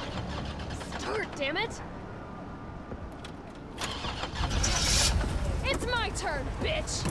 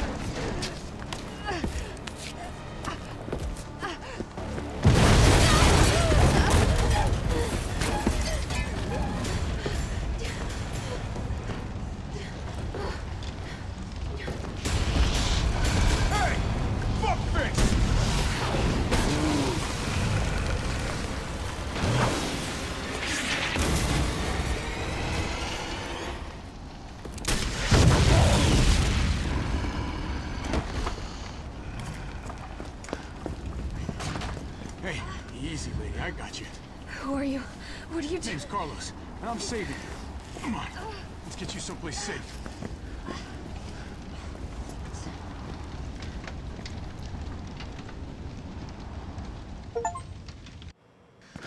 I think we're in the clear. Hope so. We've been bringing survivors here. Here where? My guys have converted some subway cars into a shelter. It's safe. I'm fine. Personal space. Okay, I get it. Jill asks Carlos if he knows anything about that monster, but all he knows is that it is relentless. And then, of course, he tries to slide game at Jill, asking, "Don't you like that in a man?" But Jill is not playing. Seeing how strong, durable, and smart Nemesis is, again, as somebody who's new to the series, it is crazy to say this, but I think it's probably more powerful than your average tyrant. Because we know that BOWs are engineered, and we've seen what tyrants look like and how they fight, but we haven't seen them speak a single word or even use their surroundings as weapons, like when he ripped the floor from the above level to try and crush Jill. Yeah, Nemesis is definitely a cut above. Walking further down, Carlos says he's with the Umbrella Biohazard Countermeasure Service, or UBCS for short, and hearing this, Jill flares up, saying that they're the ones who caused all of this, but Carlos doesn't know what she's talking about. Arriving at the subway where everybody is holed up, Carlos introduces Jill to the captain, who is wounded, and Captain Mikhail Victor instantly realizes that Jill Valentine of Stars is standing before him. He explains that they were sent to Raccoon City to try and rescue citizens, but obviously things didn't go too well. Now, the city is under quarantine because everybody is going to turn into the Walking Dead. Jill snaps back, saying that it is Umbrella's fault in the first place. But Cap Mikhail Victor says that right now, they need to get the train moving to evacuate what survivors are left, and that they need Jill's help to do so. She scoffs at how ridiculous the situation is, knowing that by helping the survivors, she's also going to end up helping Umbrella. It's cool, we all want the same thing. Thank you, Jill. Alright, Super Cop. Here you go. We can use this to stay in contact. I know what a radio is. Oh, he's digging her. He then says that Jill can find supplies above ground. Little does he know that she actually has access to infinite ammo. But before leaving, she sees that Victor is severely wounded, with Carlos saying that they took a chunk out of him. Perhaps he's going to turn too. When Jill makes it back above, she sees that people are running from something. The infected swarm the streets, and she's even more pressed to save as many as she can. First and foremost, she needs to get power back to the train, but there's just one problem. The route she needs to take is blocked by flames, and Carlos says, "You'll have to circle around through an alley to your right to get there." You mean the alley that's on fire? Maybe. Surely a tall drink of water like yourself can put out a few flames. Fuck you. At first, Jill shoots the fire hydrant, thinking that it would work, but no, so she turns back, and that is when all the zombies start shoving the gates down to get to her.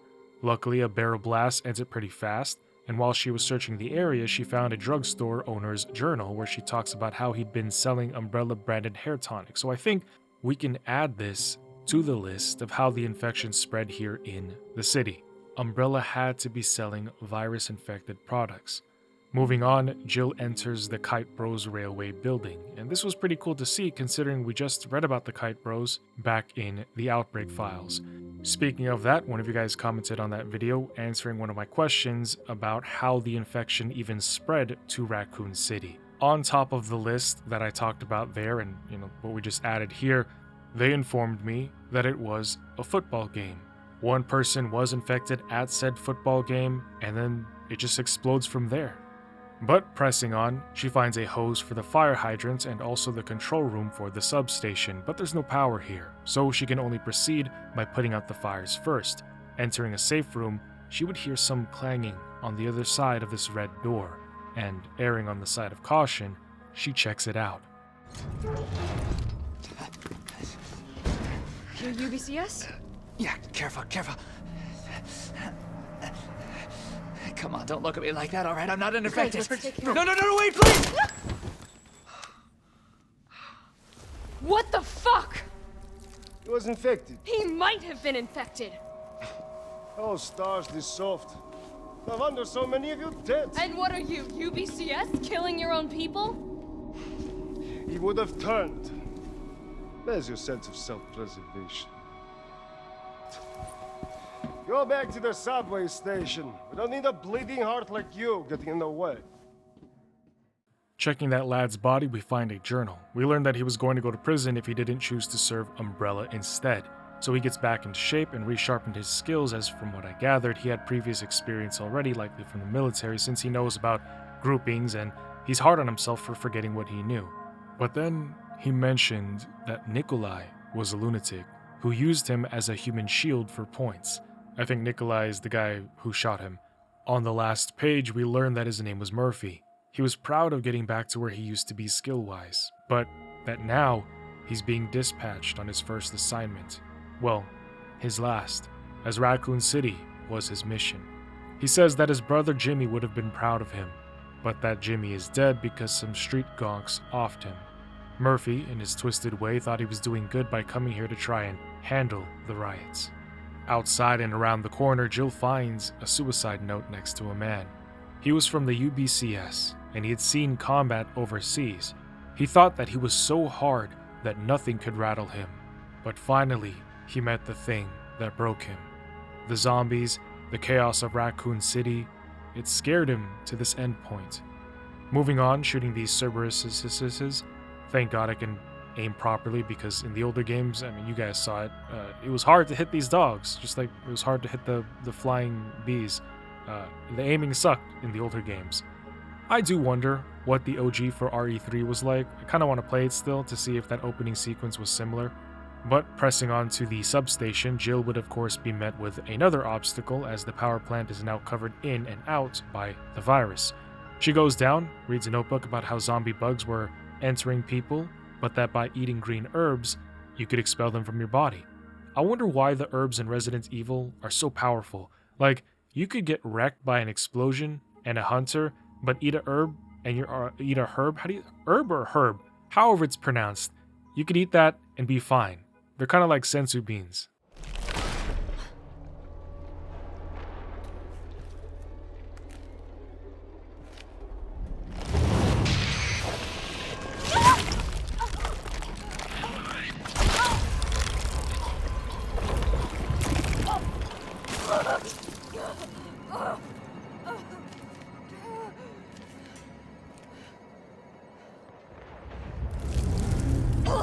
Get it out!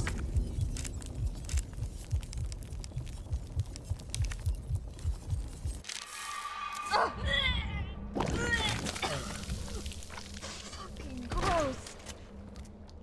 Forced to activate the breakers herself and squashing infected bugs along the way, she soon restores power. Enjoy that.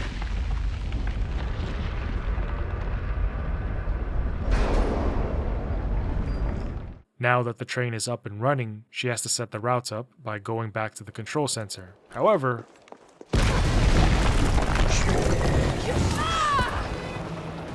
he comes out swinging, and Jill tries to fend him off with shots from her shotgun, but remembering that she has a grenade, she lobs it at Nemesis. A few more blasts to his obvious weak spot, and he kneels before Jill, dropping a supply crate in the process before she continues. It's a weapon upgrade, by the way. Unfortunately, Nemesis wasn't going to stop coming for her. Her stalker jumps in front of her and begins walking her down, but Jill has had enough. She aims to end the monster here once and for all. And for a while, as she is shooting him, he clutches his arm and it looks like he's actually in pain, like it's actually working. He just stands there like, damn, I'm sorry for breathing your air, I guess. Jill is as relentless as this monster, continuing to pound metal into its body as if to tell that peasant to kneel.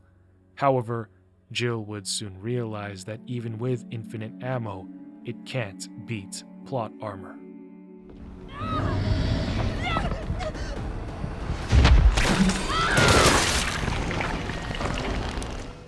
So she can't kill it yet, meaning she has to run while Nemesis continues to follow her. Jill would then go into a donut shop and into the safe room, but then she hears the doors open, so she stops to listen. Heavy footsteps of an impending doom are awaiting her. Peeking outside and around the corner, it comes stomping towards her. Its impossible, imposing stature towers and fills the halls as it swings to attack her, even reaching into the safe room, knocking her down. Eventually, Jill would fire back and bring it down surely, but she still couldn't leave as it blocked the only way out. Opting to wait for it to heal again, get up and walk away, she sprints out, making a break for it. But even then, it somehow jumps in front of her, so Jill runs off to the side, and then she's caught by a zombie who bites into her. She shoves it off, shoots a barrel nearby, knowing that none of this damages Cannon. Shooting another walker, running up the steps, she's back in the control center. After plotting out the route for the train, she just needs to get back to Carlos and the survivors, but lo and behold, that annoying prick shows up again. Not gonna lie, I did not expect him to show up right there. Dropping it again, she tries to leave, but then it literally comes back again. Like, holy shiznits, bro, how much is Umbrella paying you? It's not worth it. You tried, you failed, it's not working. Switch roles. Gunning down zombies in the alley, Nemesis comes sliding over again. But she takes care of him, and then closes the gate. Nice job, Super Cop. I'm impressed. We back in business? Yeah, mostly. But we need 30 to 40 minutes to finish maintenance. Nikolai, how are we doing? The town's crawling with those freaks. No chance of fighting our way out of the city. Why is she here? She's helping get the trains running again. Bad time to start carrying dead weight, friend. She's unreliable. Can't pull the trigger when it counts. Hey, take it easy. She'll get you killed. Sorry about that. Everyone's a little worked up. Oh, come on. Not again. It's me he's after. Hey. I'll buy you some time. Hey, wait! Wait, Jill! No! Come on, you creepy-ass stalker. You want stars? I'll give you stars. Hey, double entendre. Jill's on board with the script. Being made to crawl through a vent, it wouldn't be a Resident Evil game without sewers, so here we are. Attempting to establish contact with Carlos, there is no reception. She's got to find a way out. But as she is purging into the darkness amongst the sounds of moving waters, she would hear a bizarre groaning echoing off the sewer walls. Slipping and sliding down into the sewage, she's definitely going to have to burn those clothes. I honestly don't know how she isn't gagging right now because that putrid stench would probably have me hacking it up. But eventually, Jill would see what was making those horrendous roars earlier.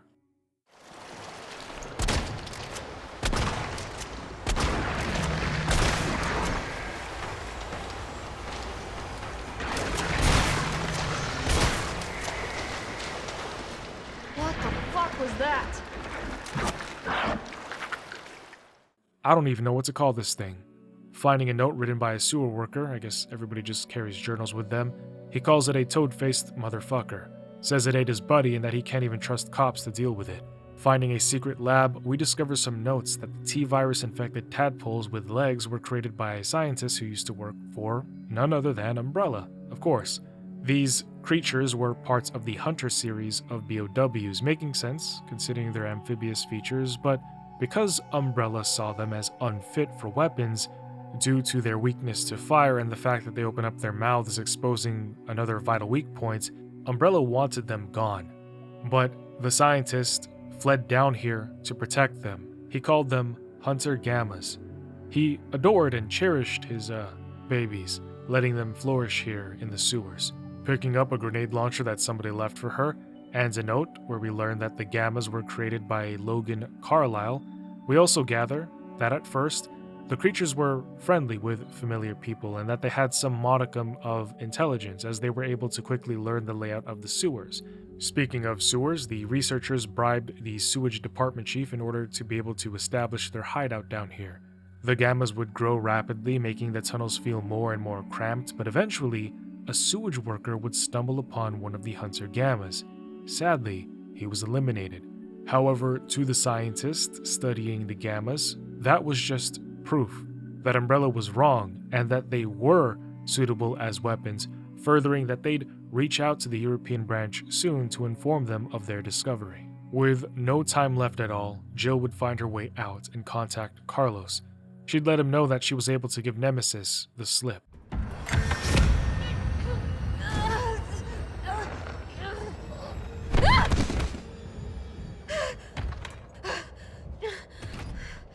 That was freaking scary. I love it. Scare me more.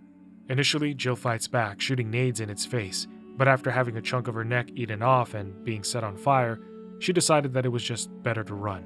Luckily, all that damage is, say it with me now, non-canon. So, she closes that metal gate and presses on, Nemesis hot on her heels. Jill was astounded to see that Nemesis could use weapons, which reminds me of Wesker's reports again, because this was one of the issues that they tried to rectify before. If you watched the first video in my playlist, remember how they talked about limitations with the T-Virus in that they could not create their perfect soldier with only the T-Virus because of how it would invade people's brains? I just like seeing that connection here. I like seeing that growth. Umbrella required that their subjects retained some level of intelligence so that they could still be controlled. Because if a certain amount of intelligence couldn't be maintained, then they couldn't be the perfect tyrant or the perfect soldier that Umbrella wanted them to be. And again, somebody control me if I'm wrong here, but that is what my understanding is. They wanted a tyrant that they can control. They created tyrants, for sure, your normal tyrants that we see, but because they couldn't give it orders and it wouldn't follow through with the orders, that was where their problem was in terms of creating their perfect soldier. Nemesis is basically the result of Umbrella answering that old problem. T-Virus gives them the monster body. The Parasite gives them the mind and leash. Nemesis is T-Virus plus Parasite. And I'm going back in circles here, restating this for my own sake at this point because I'm trying to completely solidify my understanding of everything.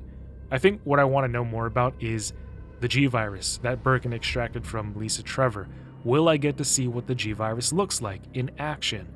Nemesis in pursuit. It starts to bring down Hellfire and Jill can only go up. She insists on trying to fight Nemesis back while he's chasing her even though she knows that the fight is scripted and we can't kill him yet, so she ends up burning to death. Rising through the blazes, it's getting hot in here. So I don't know how she doesn't have her skin singed off while she's hanging on for dear life on that metal. But she pulls herself up and she reaches the roof.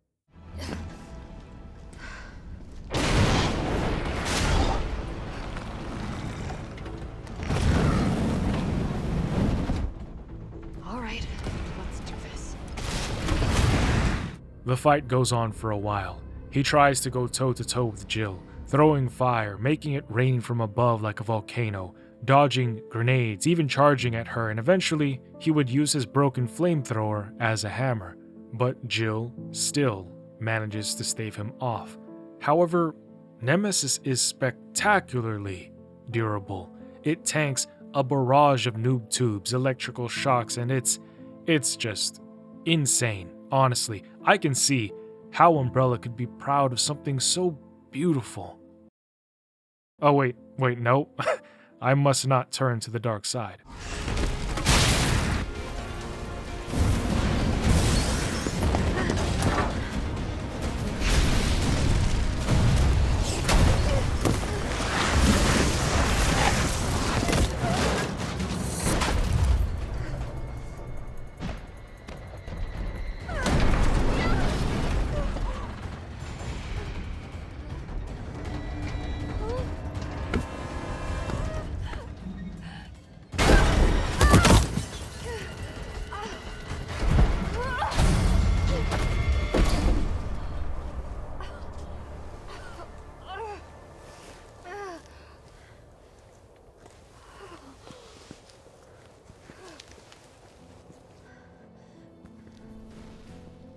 Jesus, talk about being beyond lucky. Informing Carlos that Nemesis is now dead, she makes her way back to the subway, but along the way, she finds a cop car, and on the radio, she hears somebody. RPD dispatch, this is 153. I'm trapped in North Garden with 3 civilians. West side, cafeteria, back of the kitchen. One of us is injured and immobilized. Please advise. I wonder if we'll ever see what becomes of this cop. Stepping into a gun store? Don't move! Shit, chill. Kendo, you're all right. Yeah, all right's a stretch. Sorry I got a little jumpy there. Didn't know quite what to expect. No shit. Look, We're using the subway to get people out of town. You in? Subway. Well, that's good thinking. When we get out, there's gonna be a lot to do. We could use a man of your skill set. What's wrong? Nothing. Just bad timing is all. Well. Look, don't worry about me. I'm gonna make other arrangements, okay? You better. You're the best gunsmith around. Oh, no. Don't do anything stupid. Oh, that's your job, right? Take care, Jill. He says to us that we can take the key hanging on his wall, which Jill does, but then she also walks closer to the door, and then we hear... It's all right, Pumpkin. It's all right. That's a good girl. I wonder what's going on with that little girl. Heading out and walking down into a parking garage, well, the outside of it, it looks like it's the other side of the parking garage from Resident Evil Outbreak, but when Jill continues on her way, it gets real quiet again. Something is off.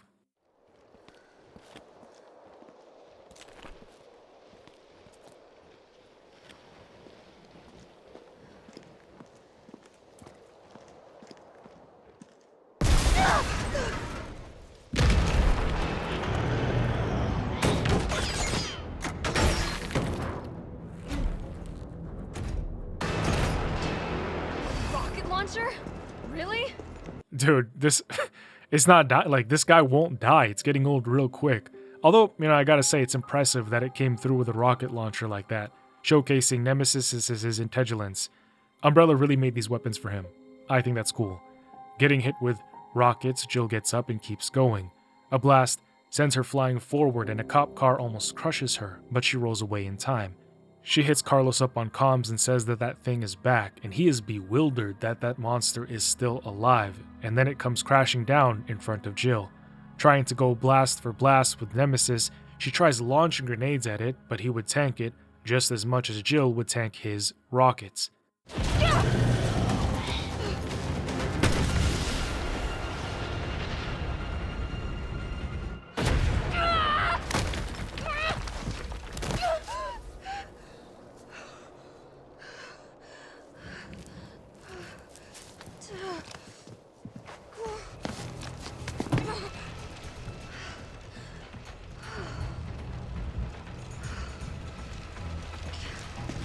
Waddling over to blow up a crate and then walking into the fire to pick up some spray, she would then consume some herbs and be totally fine again. Carlos calls her and says that he's got a plan, so she needs to rush back to the station. She runs up the stairs and Nemesis would launch a rocket at the giant's head on top of the toy store that I forgot to go inside of and check, so as to send it careening down to crush Jill like a boulder. Luckily it moves extremely slow and Jill casually lets it go past her. Running forth, it follows.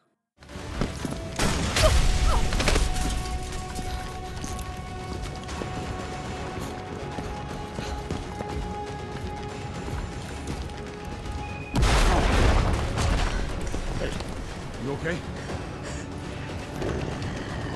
Go. Go! Come on, forget about him!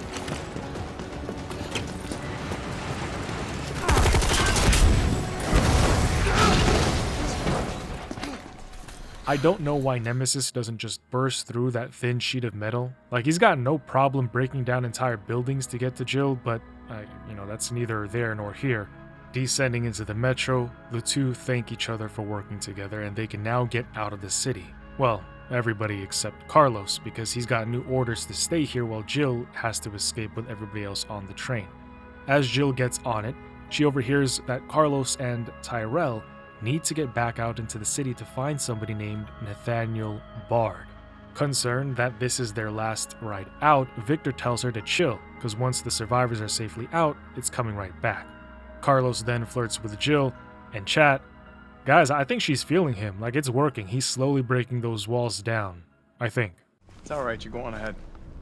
I'm not gonna die on you, leave you in a cold, cruel, Carlosless world. Okay. You'll need to find this scientist. His vaccine research could save us all. You see? You're learning. The only life that matters is your own. Good luck. Let's go.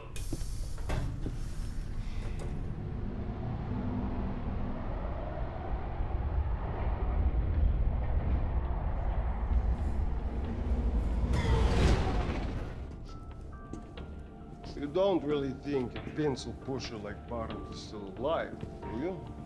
I have it on good authority. Why? Are you worried about teammates? Or something else? Funny how brainless zombies can ambush a platoon like that. Funny the gate was locked. Don't you think?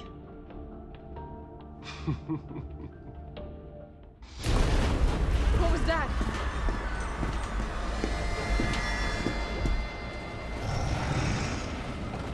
How is this fucker not dead yet? Just go. They're gone. Come, this way. Nikolai, what are you doing? It's not after you. Nikolai!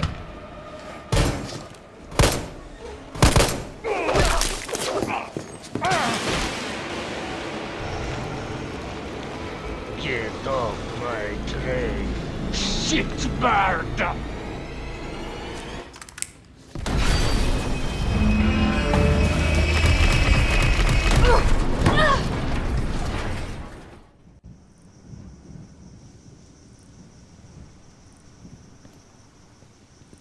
Oh, it's been a while. Subway's got to be clear of the city by now. Along with your hot date? Nah, she's not like that. Hell, she's not like anybody. Oh, he's in love. But yeah, 1, fuck Nikolai.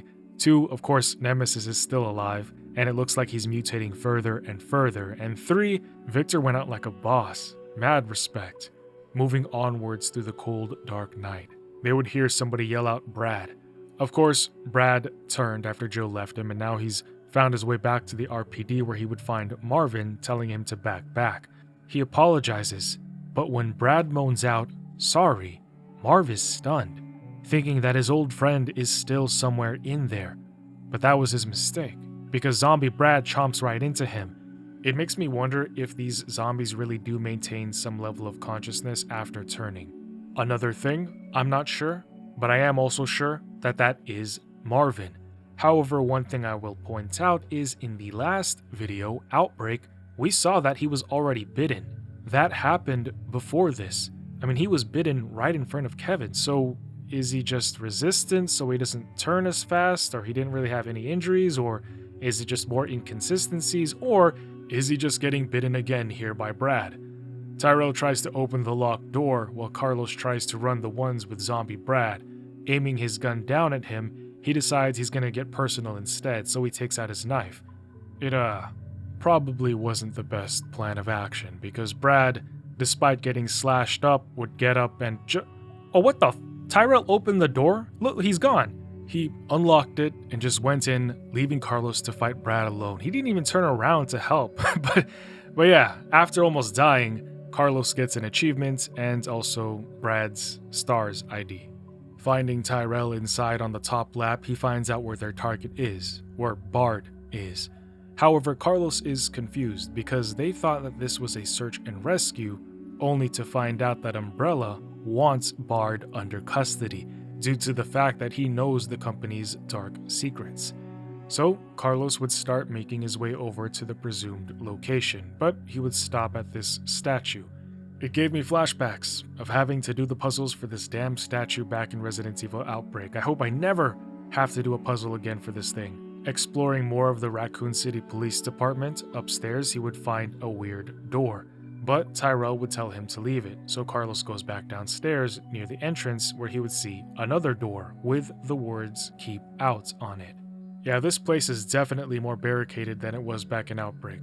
Proceeding over to another door, Carlos hears screams. Preparing himself for a fight, he opens it to see one cop get licked while another violently gets whisked away by a something. Rushing over to the horrendous sight, Carlos makes a comment saying that it could not have been a zombie that did this. Blowing up a zombie down the hall, he would see something crawl outside the window panes and hear its bone-chilling screech. Tensions were rising. Carlos had to force himself to slowly take each step forward. He was on edge.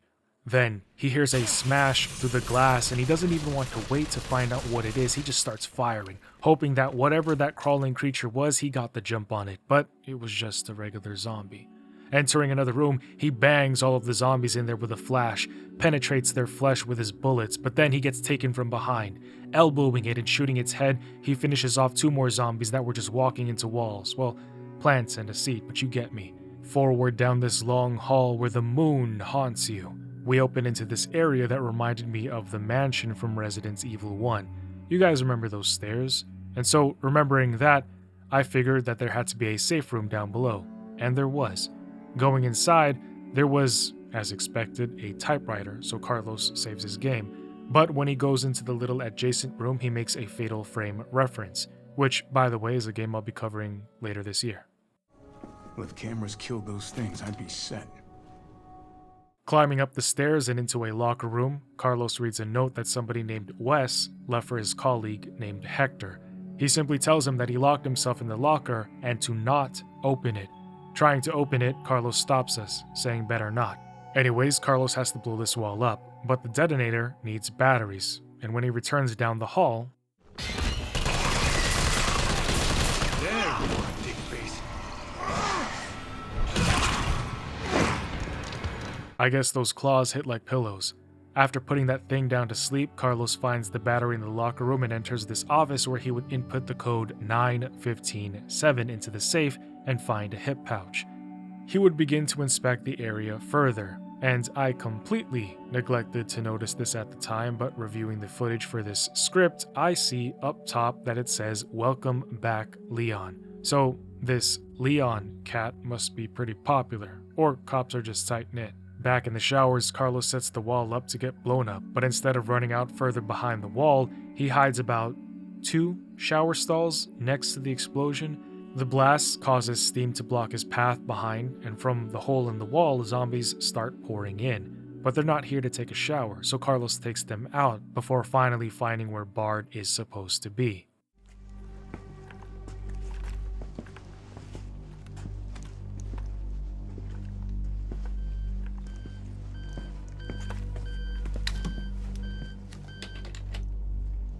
Dr. Bard. Oh, thank God. Do you know how long I've been trying to reach somebody? Don't worry, we're gonna get you out of there. Just tell me where you are. I'm trapped in a goddamn hospital, surrounded by every kind of abomination. Look, just send in stars. They're gonna know what to do. No, negative. RPD's overrun too. Then figure it out! Umbrella's gone crazy. They're killing all the researchers. I am the only one who knows how to make the vaccine to stop the zombies. So you can either sit there with your dick in your hand or send somebody who's capable of getting me the hell out of here. I like him already. Yeah, you would. You heard what he said. We can't turn him over to the company. That's not our call to make. That's Mikhail's call. I'm gonna check the computer, see if I can trace the doc's location.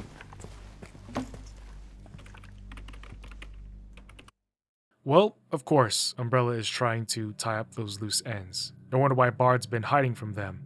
In one of the offices, Carlos finds Jill's reports on the mansion incident with a big rejected on it.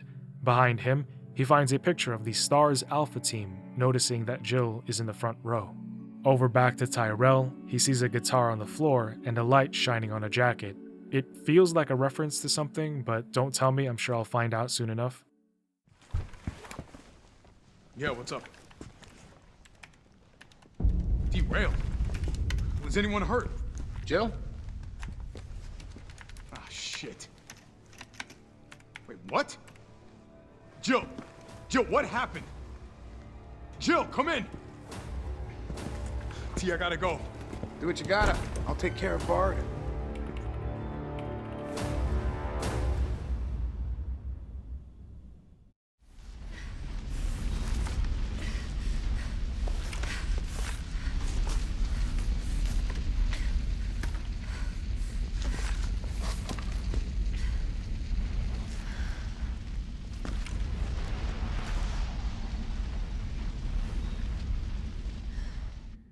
Surviving the train crash like Rebecca and Billy did, she gets up like nothing. Leaving twisted metal and fire behind her, she presses on through the tunnel.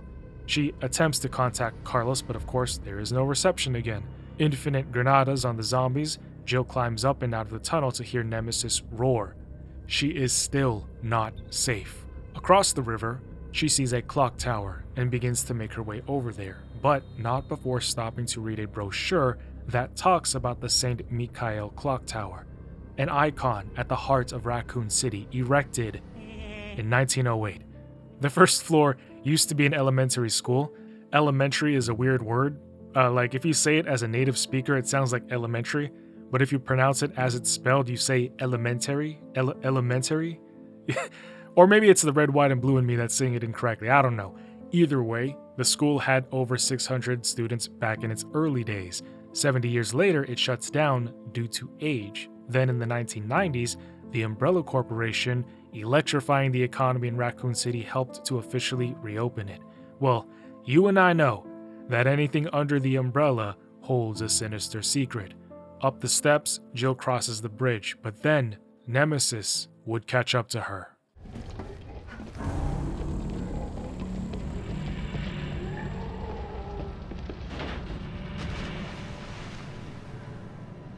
Bitch can't even swim. Carlos, respond. Yeah, what's up? We didn't make it. The train derailed. Derailed? Was anyone hurt? No, everybody's dead. Mikhail, everybody. Ah, shit. Nikolai left us to die. Wait, what? What the fuck? It's back! Jill! Jill, what happened? Jill, come in!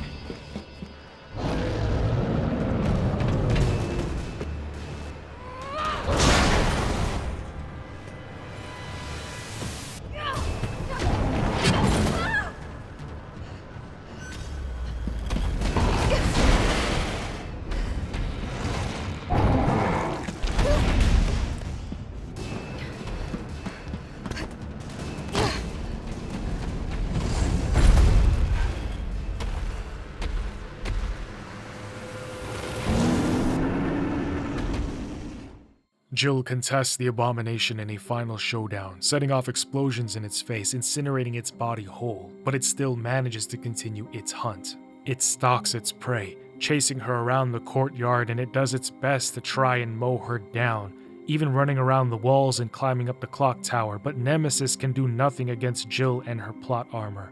Looks like Jill is his nemesis, or something like that. I was trying to make it work here, but I need to stop it in its tracks.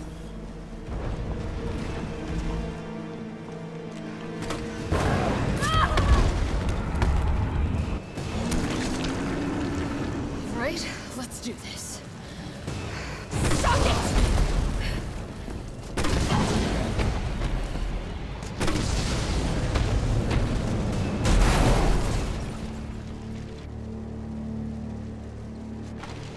Carlos, you still there? Come on, you're gonna crap out on me now? God damn it.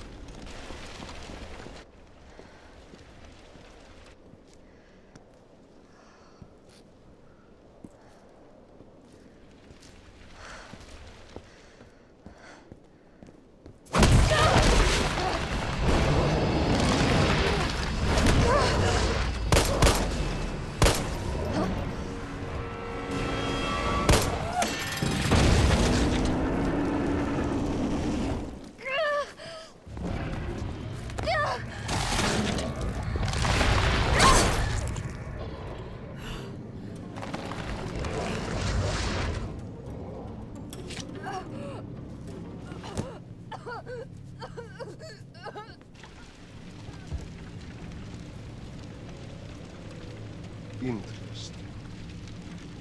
You've done me a big favor, miss.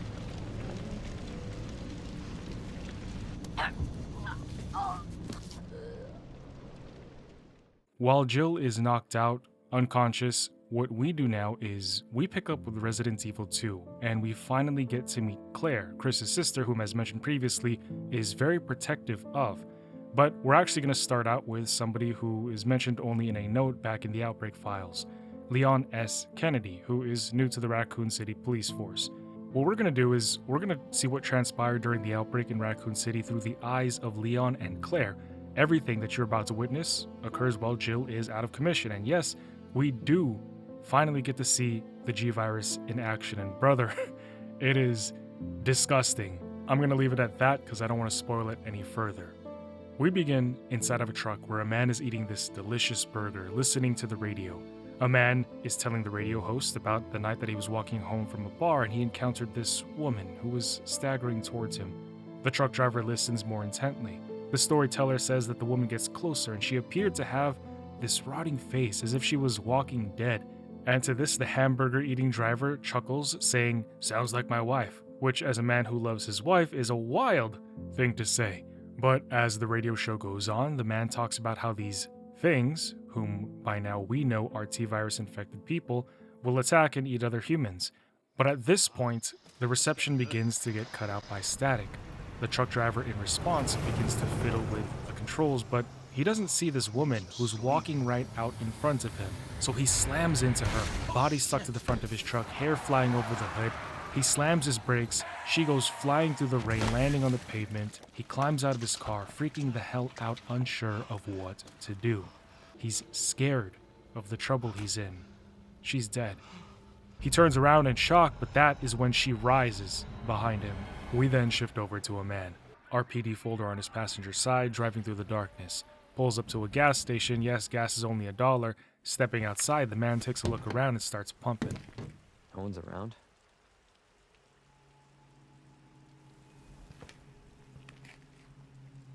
That's weird.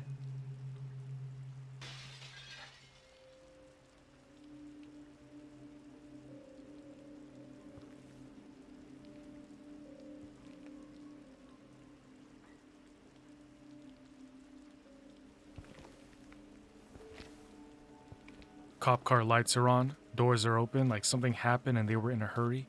The young man follows the blood trail into the store.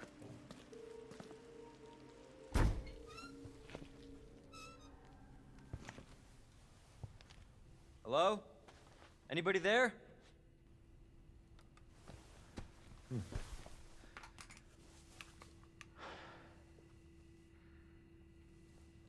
Something's not right.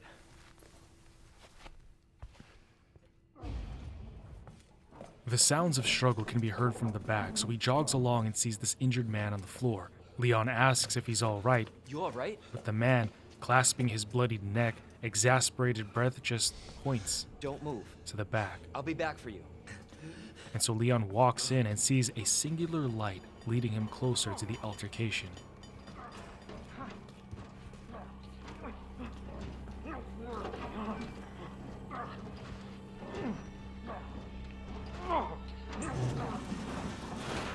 Stop moving. Officer, you need help? Stay back, sir. I got this. Hey! Get off this! Right now! Help me!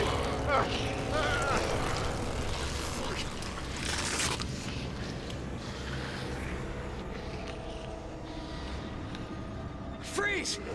I'll shoot! What the? The first of many zombies that Leon would kill. But, side thought, did Leon cause that officer's or that sheriff's death? Because, you know, he turned around and got distracted because of Leon. But anyway, grabbing a key from the back, he would stop to read a letter in his pocket. Leon just finished his training with high marks and he's being warmly welcomed into the RPD by Police Chief Brian Irons. He was supposed to show up for orientation on September 25th, but for some reason he's only showing up now, days after, and he's about to see that the city isn't the way he left it. Unlocking the door out, he sees that the man who was on the floor is now stumbling to get up. He starts making weird noises and advances towards Leon, forcing him to shoot the man in the pants. Leon is just about to make it to the exit, and then he sees someone wearing red at the door. Don't shoot! Get down!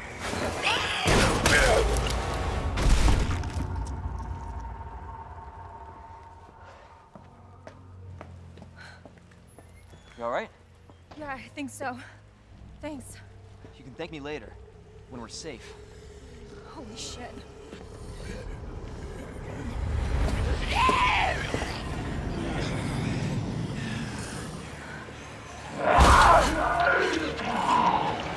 Come on! Get in! Hold on.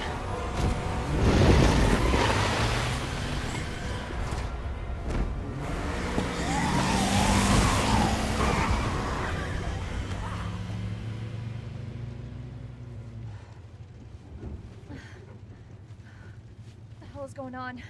I don't know. Hopefully they'll have some answers at the police station. Wait, you're a cop? Yeah, Leon Kennedy. You are? Claire. Claire Redfield. Live around here? No. I'm looking for my brother. He's a cop too. Well, it's a good thing we found each other. I don't know what to expect anymore.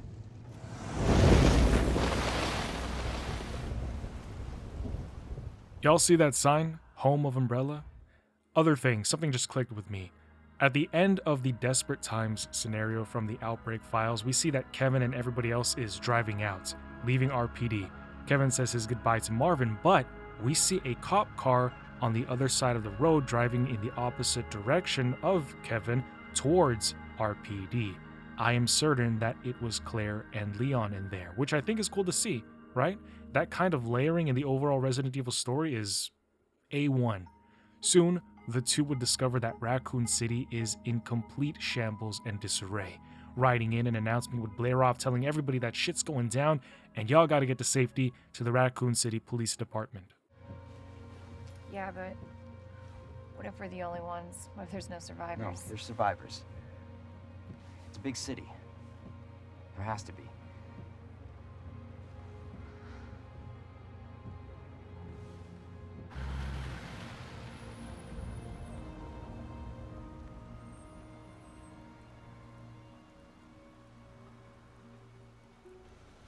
Looks like we're walking from here.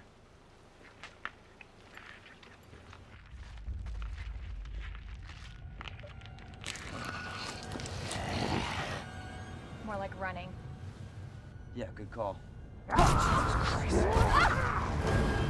Leon, you gotta back up.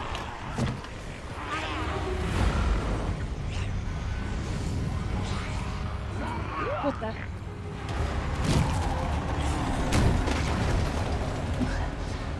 Whoa, it's the truck driver. Holy shit. There, get out. Get out now! Why are you guys trying to push the doors open? Just drive forward or back up out of the way. Hold on!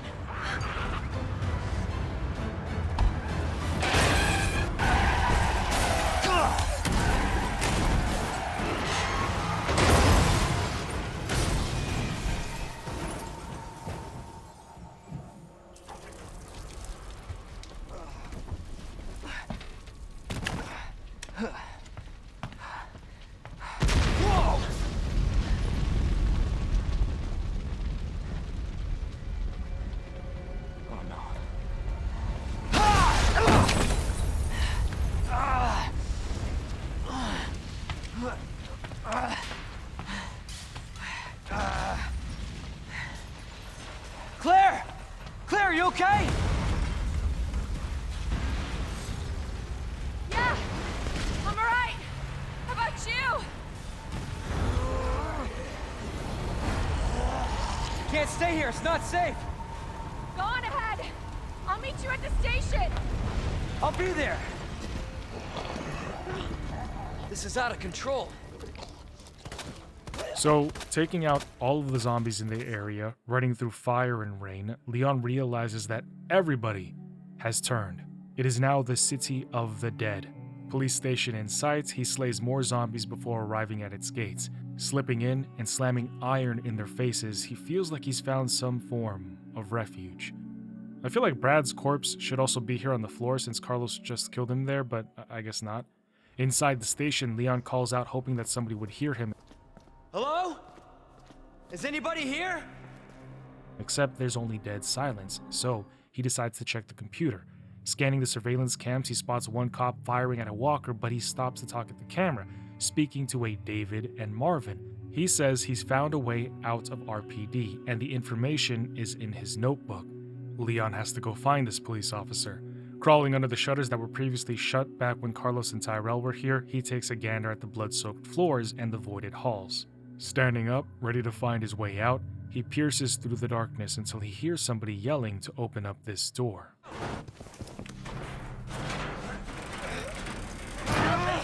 Please! Give me your hand. Help me! I got you. Give me your other hand.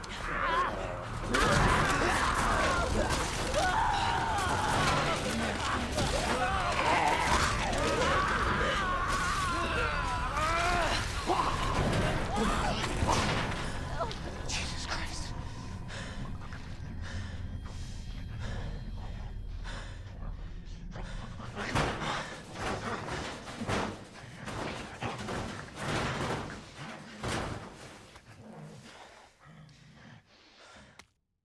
That was nasty, but at least we have the notebook telling us how— God damn it! Is that the statue? Another freaking puzzle? Keeping it pushing, Marston would kill a zombie that busted through the door and another that burst through the window. The undead were coming around from every crook and every cranny and every nook and cranny, so he rushes out and under the shutters.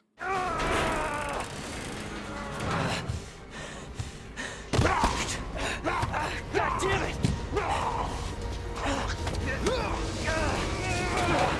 Watch out!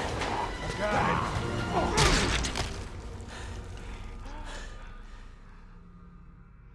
You're safe. For now. Thanks. Marvin Browner. Leon Kennedy. There was another off strike. I couldn't...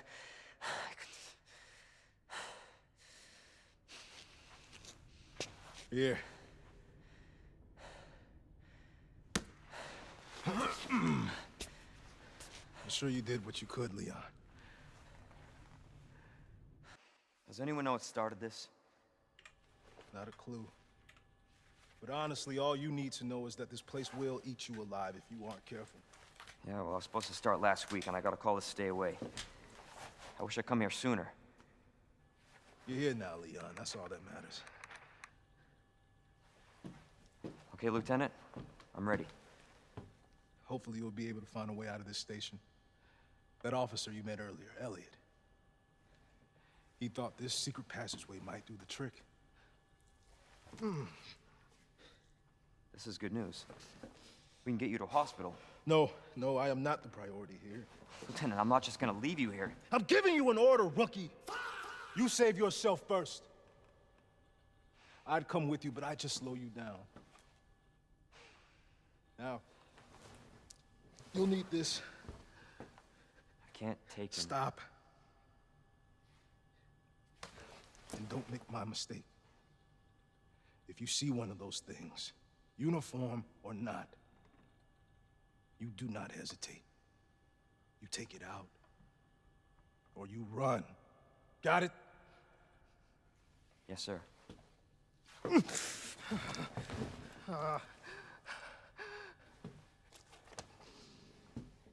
Damn, Brad really did a number on him. But he's surprisingly held out for quite a while so far. Also, Marvin pushing the shutter down on the zombie to make its head explode with just his one leg. I mean, what do you guys think? Realistic or not? I feel like it's not realistic with how banged up Marv is. Plus, I don't think there was like enough space to generate enough force to do that kind of damage. But again, I mean, I don't know. Cutting tape off a box and pulling a lever to open a gate, Leon says this isn't how he imagined his first day as a cop would be. Join the club. Continuing down a dark hall, he sees a fallen cop, and on his radio he hears somebody talking about touching down at RPD. Then, he decides to get a closer look at the cop.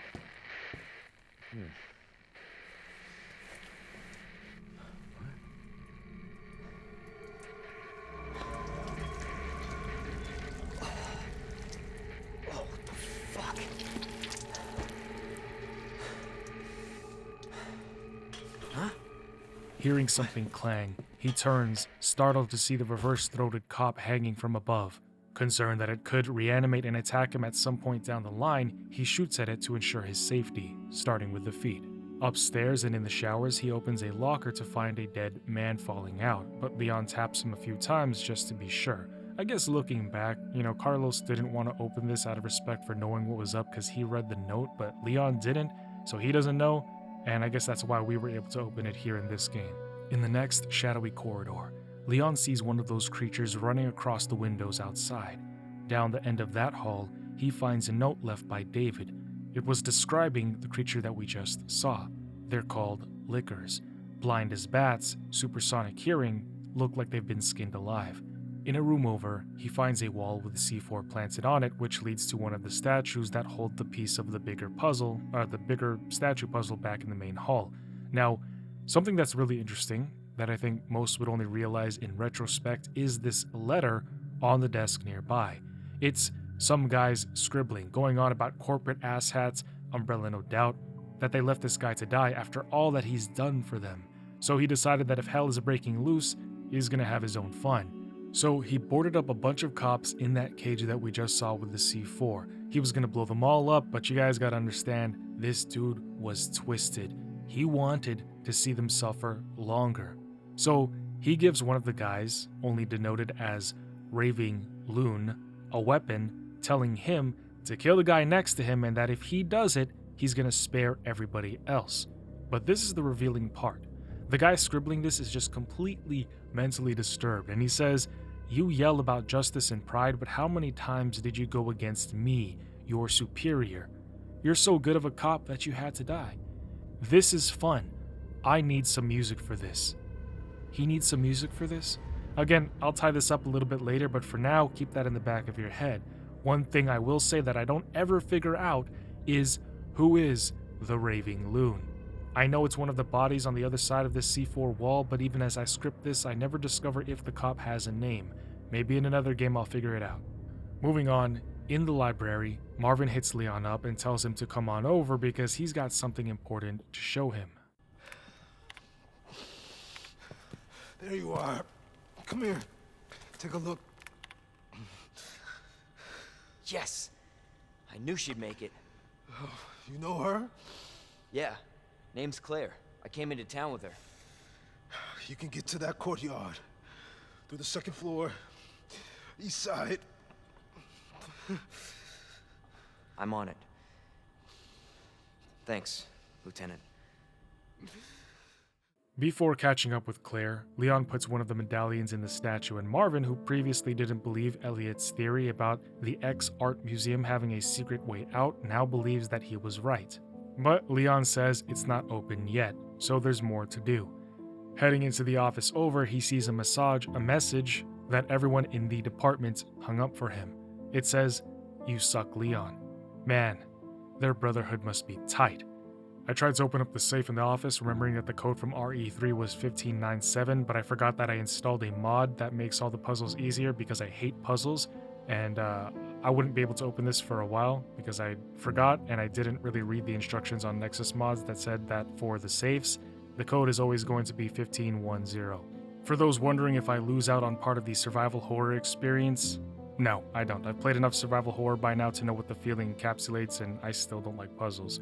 But I like the stories, and I like the characters, and that's what I'm here for. I'm not missing out on anything, but that's just me.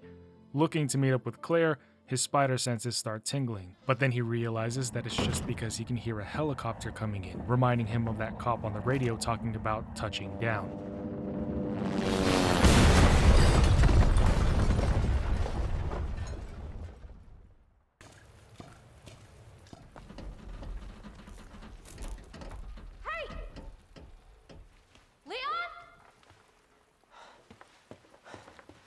Claire!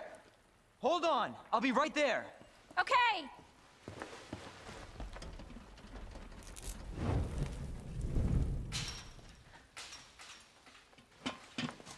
Claire! It's so nice to see you. How are you doing? That helicopter just came out of nowhere. I'm in one piece. I'm guessing you don't have a key in one of those fancy pockets? Unfortunately, no. But how are you doing? You know, just surviving. That's good. Yeah. Any luck with your brother? No, not yet. Claire, don't lose hope. I'm sure we're gonna find him.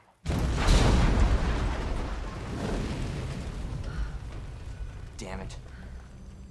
You know what that means? Yeah. Dinner time. Claire, I think you should go. Don't worry about me, Leon. You take care of yourself. Claire, you need to go. Now! Okay, let's get through this. Both of us.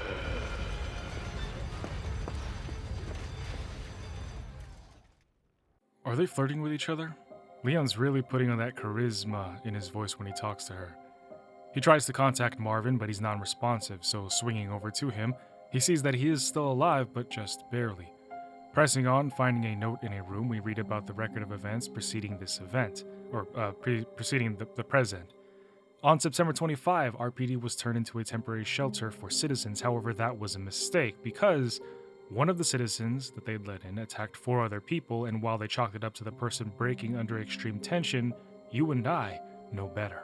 Following day, a mob attacked RPD and many died, leaving a few survivors to retreat behind emergency shutters.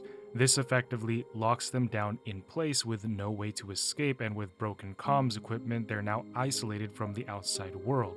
On September 27th, David writes that more people perished. The number of survivors that were left could be counted on his hand. Damnation and degeneration. Proceeding through the infinite darkness, Leon would get back to the showers to fix the issue that Carlos left with the hot steam, and then he would press on through the hole in the wall. Stepping into the dark hall, he sees a liquor hanging from the ceiling and he tries to shoot it down, but it has no effect. It is only as he steps forward that it does something.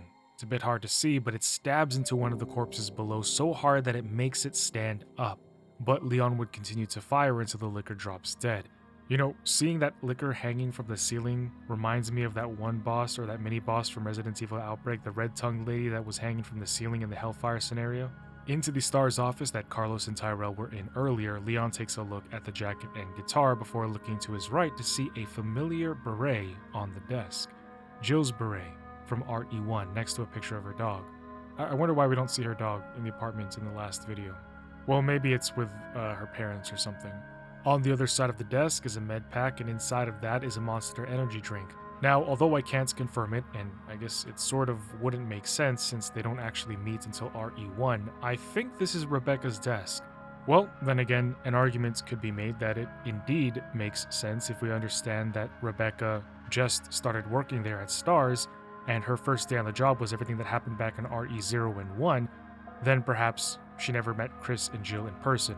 At least not until Resident Evil 1, which might actually be the case. You know, I also entertain the possibility that they might have passed each other in the halls or here at RPD for brief moments, but never formally or officially met until the mansion incident. Side tangent aside, the med bag reminds me of Becca. Moving on, almost certain he hears lickers in the ceiling, Leon shoots up there, but nothing happens. Maybe he's just going crazy, but he could have sworn he was being followed from up above. After being lost and running in circles, we find our way back to the C4.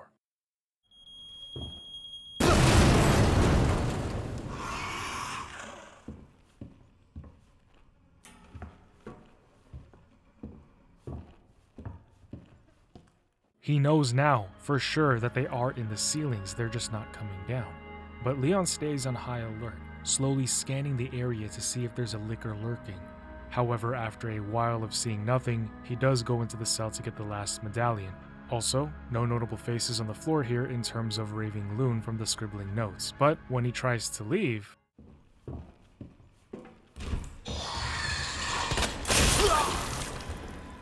Flash banging and keeping the licker's head ringing, Leon would eventually kill it to go back downstairs to the main hall and complete the statue puzzle.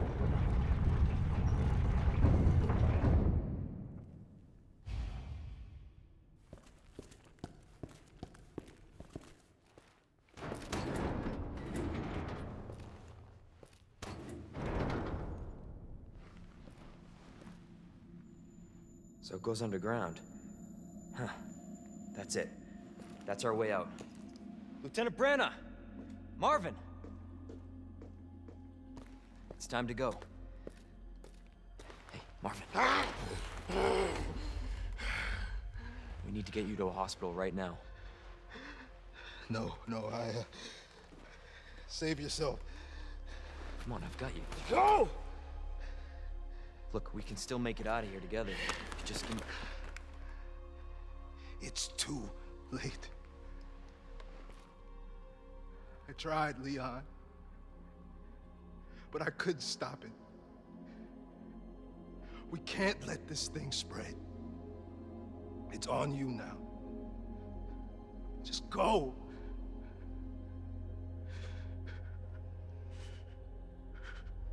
I understand.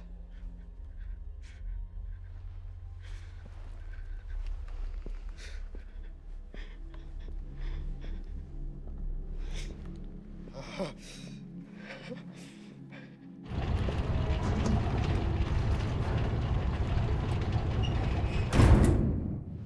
won't let you down, Marvin.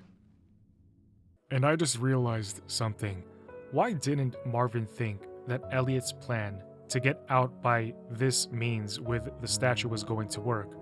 Right? Because back in Resident Evil Outbreak Files, we literally do the statue puzzle and Rita crawls through the statue to make it out of RPD to get help in the first place. He's already seen it done, so why didn't he think it was going to work? Or why not just tell Leon about the path out?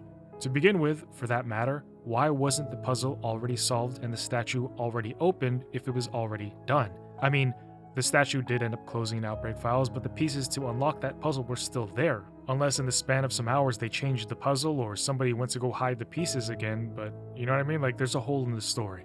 But okay, I digress. Down here, and this next sentence will only make sense if you watched my Resident Evil Outbreak Files video, I guess Rita didn't need a flashlight because the lights turn on automatically. Taking the elevator down and moving forward, Leon would begin to hear something distressing up on the grates above. All he sees when he looks is a deformed shadow running ahead. Whatever it was howling like it was in pain. Opening up into a giant room, going to the right, and shoving a shelf to the side.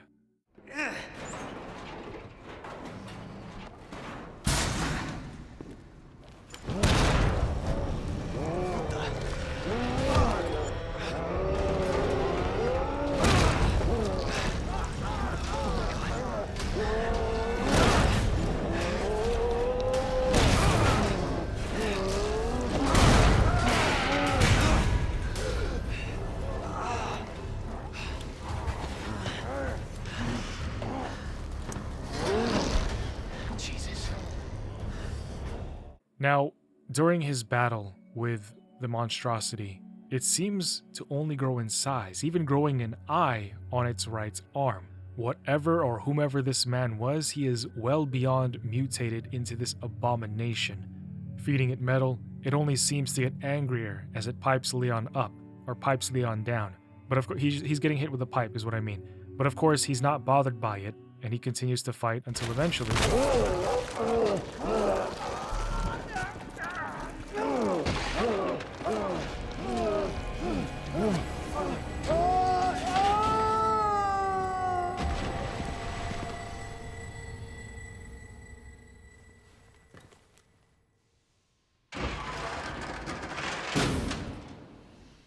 Geez, that guy had a vendetta or something. Leon, noting the ladder that dropped seemingly out of nowhere, says that somebody else is here and watching him. Climbing up the ladder, Leon comes up out of the manhole and into the RPD parking garage where, if you remember from RE3, Jill was right there. She was right on the other side of this gate. Little side tangent here. So, I'm talking to my Marvel Rivals coach, right? And he happens to be a big fan of Resident Evil, and he said one of the things about the series that he loves is how you can play through the same exact location but across different games and perspectives, and in doing so it allows you to gain a deeper understanding of, well, in this case Raccoon City, of the lore and the worlds. And I agree with him. I mean, it makes sense, right? Like, we went through Outbreak and part 1 of RE3.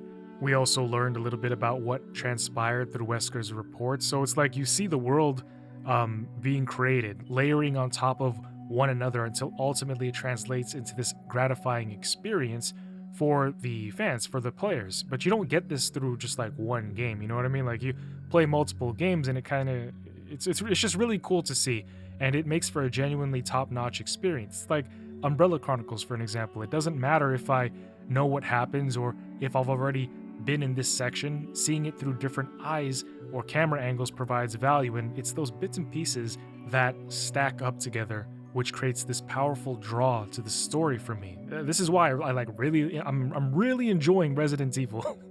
But speaking of story, let's get back to it. The way out of the garage is locked and Leon doesn't have a key card, but then... Damn. Need a key card.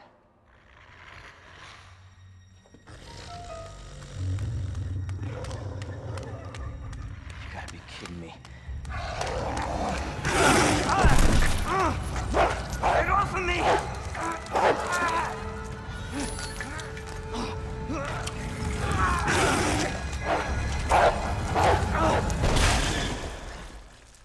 Hey, Who is that? stay sharp.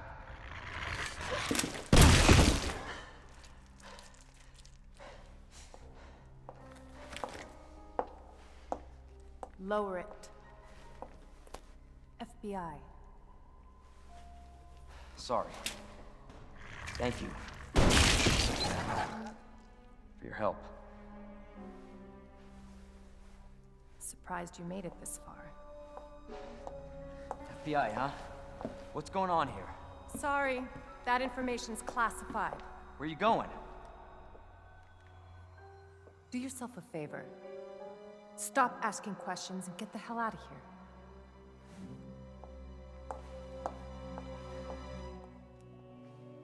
Following Sunglasses at night indoors lady, he loses her and would end up finding somebody else in one of the holding cells.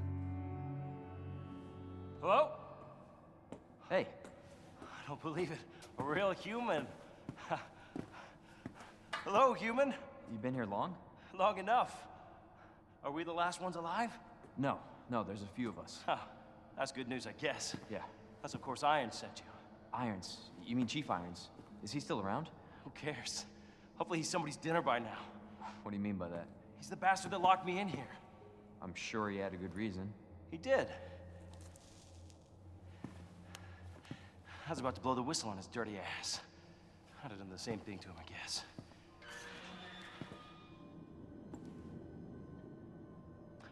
Hey, I'll make you a deal. Unlock this cell and I'll give you this. There's no other way out of that parking garage. Believe me. Sorry, I can't do that.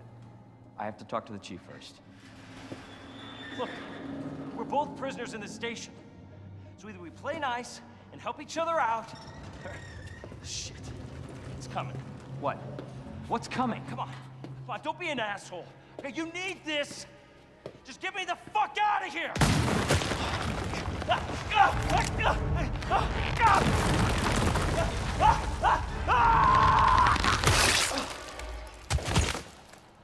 Oh my God.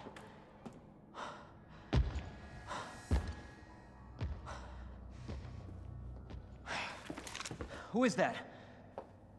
It's just me. So you can put that thing away. I don't even know what happened. It just happened so quick. I told you to get out of here. You wouldn't want to end up like Ben, would you? You knew him? He was an informant. Had information of use to my investigation. So what he said was true? Hey, you can't keep walking away from me. I don't even know your name. I'm Leon Kennedy. Find a way out, Leon. Before it's too late. Then we'll talk. Name's Ada.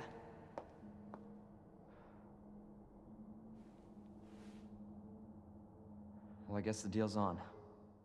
Okay, so a couple of things here. One, the dude in the holding cell.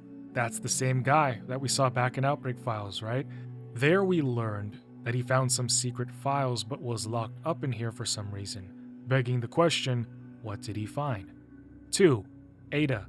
She was the woman mentioned back in Resident Evil 1 from the notes. John's lover, remember? She was also part of the password and the username to log into the computer to open the gate, the electronic gate.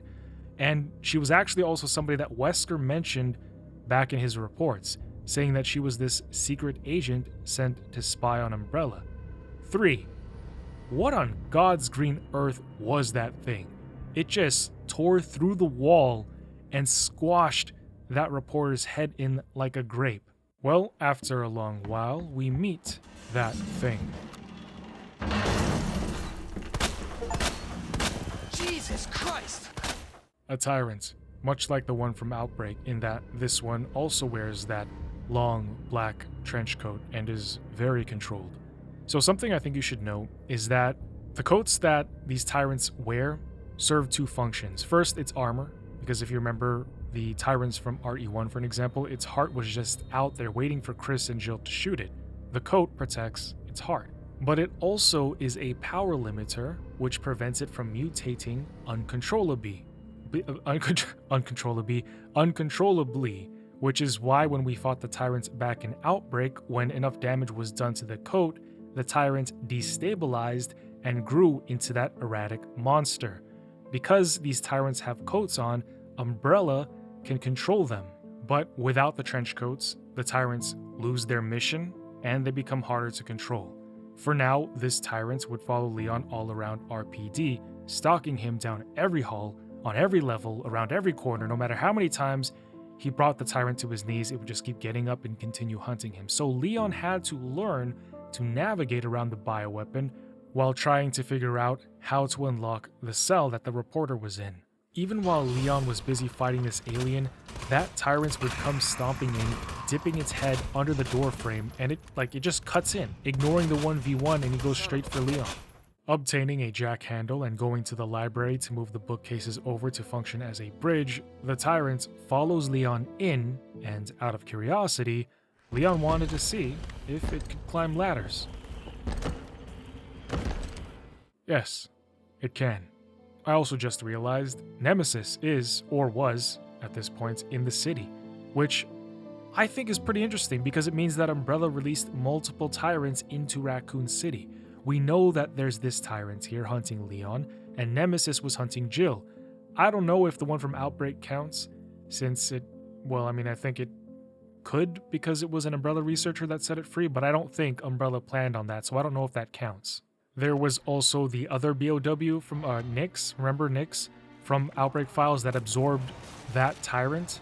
Although I don't know if that counts either because it was something stolen from Umbrella to be used as proof of Umbrella's evil doings. Same thing, Thanatos at Raccoon City University, but he too was released by a rogue researcher. But not trying to beat a tyrant to death, the point is, Nemesis and this tyrant were both here in Raccoon City at the same time, and in fact, you saw what happened to Nemesis when his coat came off. I'm making another connection here. Leon would discover the RPD's clock tower, break the bell, and make a joke. Hope I don't have to write a report on this.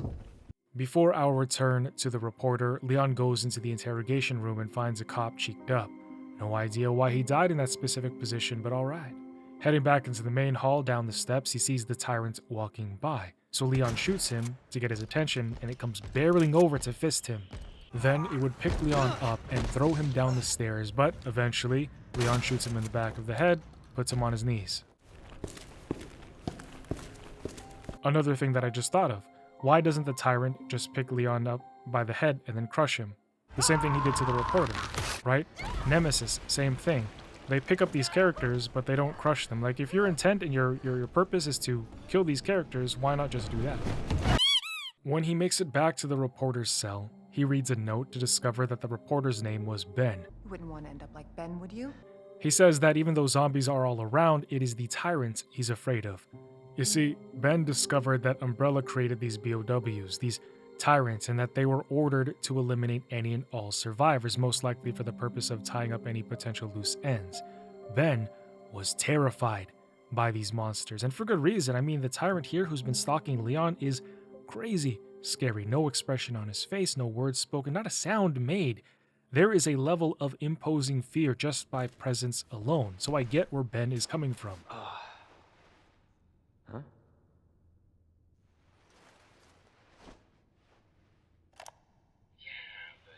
That doesn't explain the rumors about the orphanage.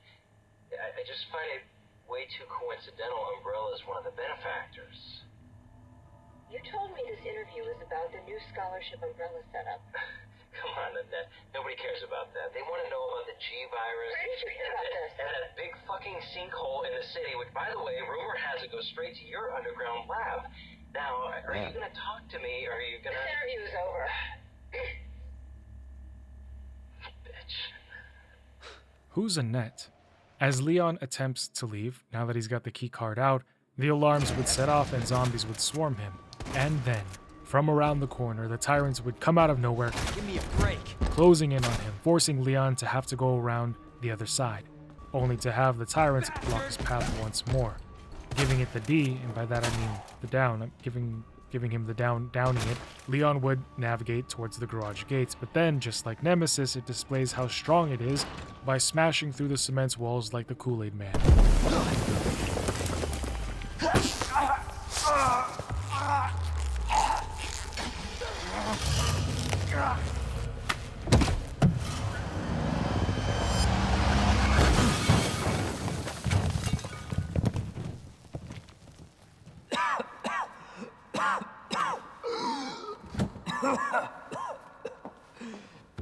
Ada. This is getting old. Saving your ass, that's twice. I didn't realize you were keeping score. Look, this isn't a game. You gotta be kidding me. Nothing dies down here.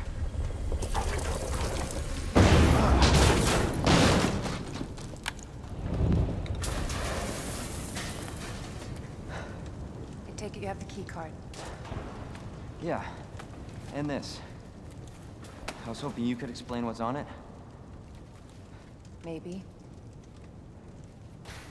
After I hear it. Let's get out of here. Damn, she came through with a plan. I love that. Opening the gate and following Ada out while she listens to Ben's recording, she says that Ben didn't have what she was looking for. All she offers is that she's looking for people responsible for causing the outbreak. And then she kind of asks what Leon wants, just jokingly pegging him, saying that he wants to save the world. With the road ahead not existing, Ada locks pick the door to Kendo and they go in. Leon finds a note left by Jill telling Kendo that should his primary plans not work out, to go find her, because she's going to do everything she can to help him. Walking to the back of the gunshot, he gets a shotgun pointed at his face. Leon maintains a calm demeanor, letting Kendo know that he's not a threat and asking him to lower his weapon, but Kendo is agitated. He wants Leon to leave immediately. I think your daughter needs help, sir. Don't tell me how to deal with my daughter. Drop it. No! Wait! Step aside. We need to terminate her before she turns. Terminate.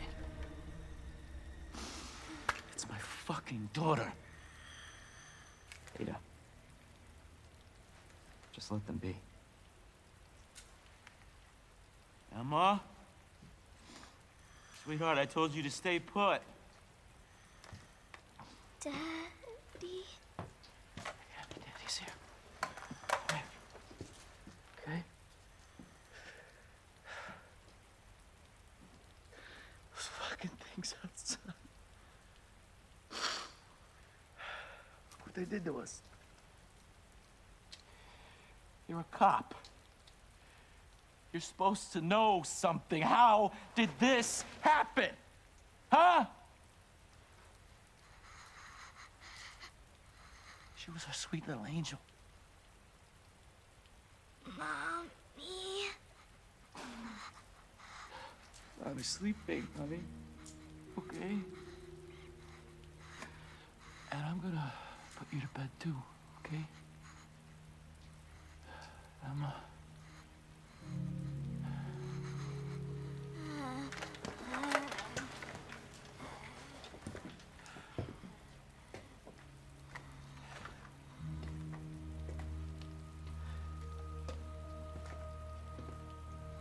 Just go.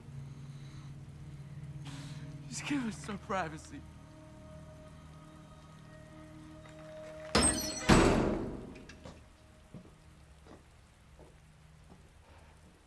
You know, it's one thing to keep the truth from me, but why him?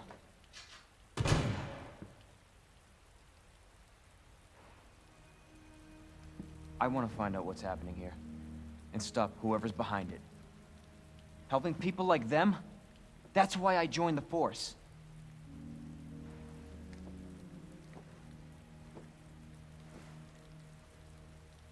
My mission is to take down Umbrella's entire operation. We may not make it out. Whatever it takes to save this city. Count me in.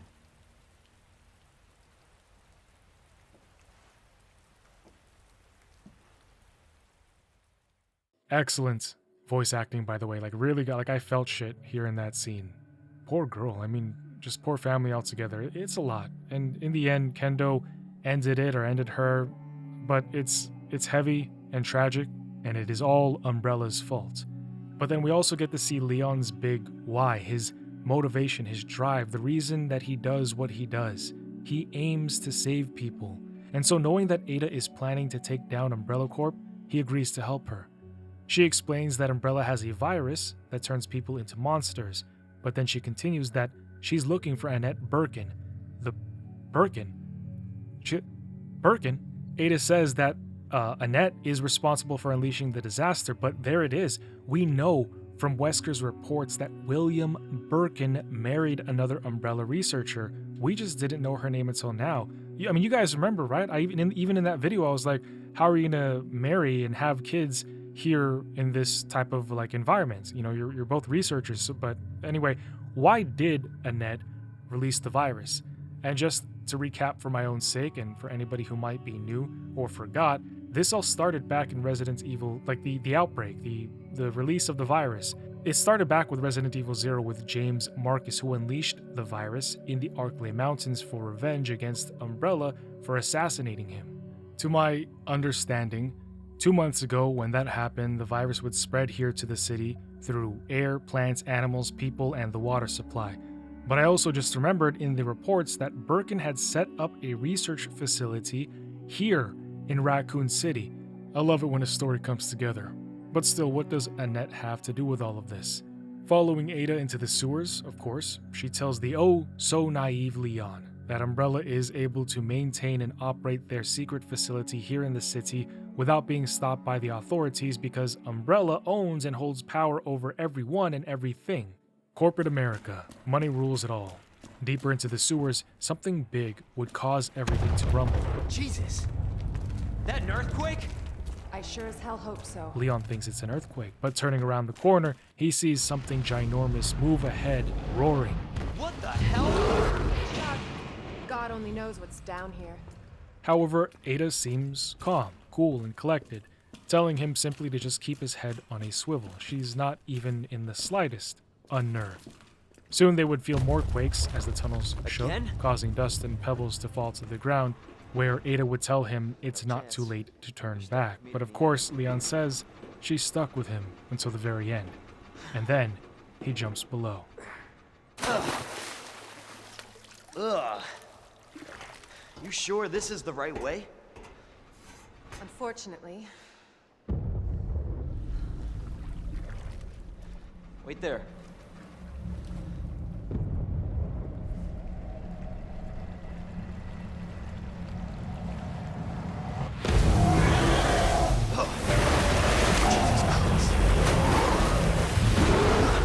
Leon!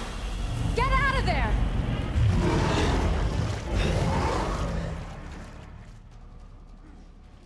Naturally, what really happens is Leon runs left and then right, keeping away from the dinosaur's jaws until he gets away, and keeping away from the dinosaur's jaws until he gets away, and from the dinosaur's jaws until he gets away and clamps down on a gas pipe, which Leon fires away, causing it to blow up the infected reptile. You overgrown son of a bitch. Ascending the ladder that Ada dropped for him, he's a bit agitated with her. You said the virus turned people into monsters, not reptiles. Fair point. I'm just impressed you made it in one piece. Entering an elevator, Leon wants to know more about why Umbrella created and sold these weapons, or why they're selling these weapons, and Ada specifies that it's not monsters they're selling, it is the virus that they sell, and Annette is the one who makes them. But she doesn't say who they're selling the virus to. My guess is whoever has the money. Probably. It won't matter the nation or the corporation. Umbrella just wants money. But speak of the devils, and they appear. Definitely William's handiwork. Identify yourself. Annette Birkin. She's who we're looking for? Not much time. Need to dispose of it. We're here for the G virus. That's not gonna happen. I'm warning you, Doctor. Oh, yeah? Hey! Stop! Ada! You'll never get the G-Virus! Didn't expect that from a scientist. Leon. Forget about me. Just go. Stop her before she gets away.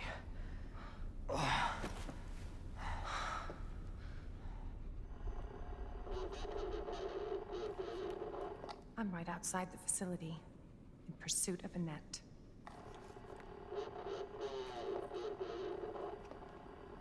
If it's not on her, it must be in the nest.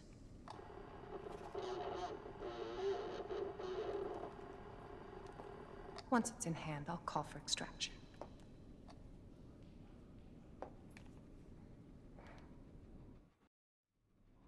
You can run, Annette, but you can't hide. Oh, red dress. Nice. Also, who is she talking to on the radio? And what is Nest?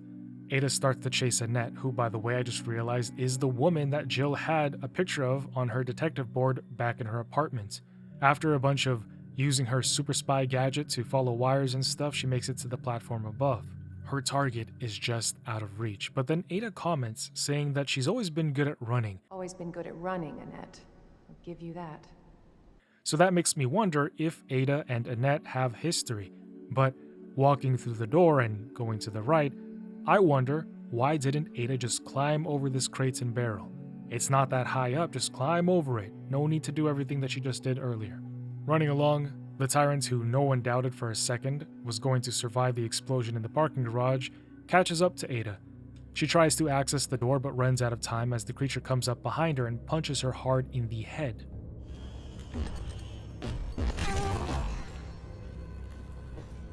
But getting out of this situation is going to be super easy, barely an inconvenience for her. Unlocking the door, slipping through a fan, finding an ID wristband in the furnace, she would unfortunately get trapped. Annette shows up at the window planning to incinerate her, which sucks because I thought we were going to trap the tyrants in here and incinerate him instead. But Ada tells her that she isn't the only one who is after the G, and in response, Annette says they'll die too. Ada would burn alive in the furnace. But from the ashes of that captivity, like a phoenix, she would be born again. Using her newly acquired wristband, she gains access forward and comes face to face with Annette again. Enough with this cat and mouse game. The game is over. You lost. Tell me, is your husband still alive? Or did you kill him so you could take credit for G? Interesting theory. If you don't cooperate, I'll get a sample from the nest. Over my dead body.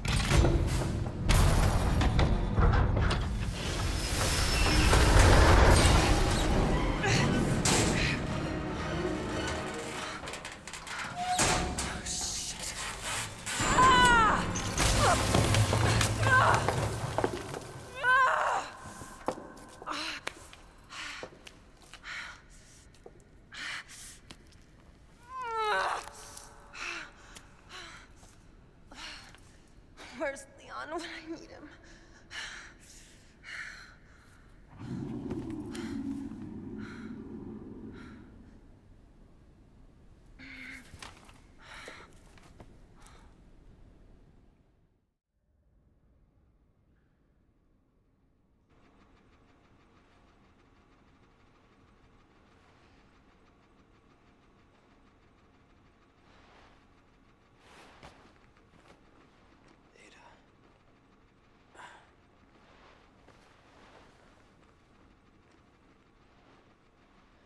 Ada?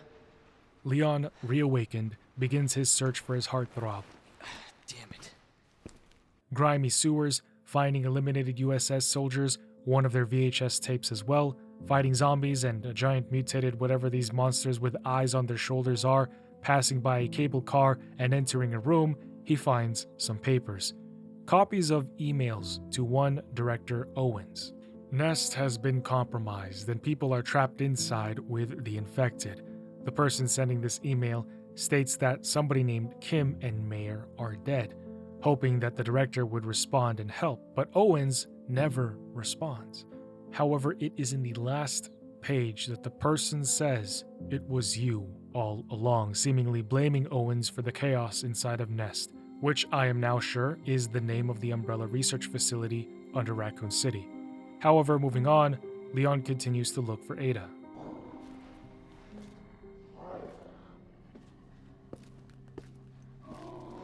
I don't like the sound of that.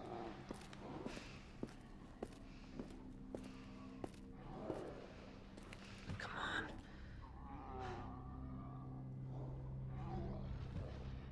Ada!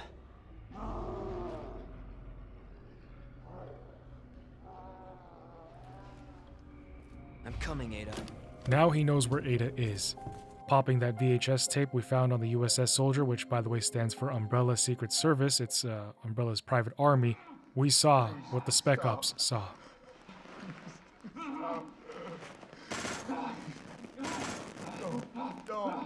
No.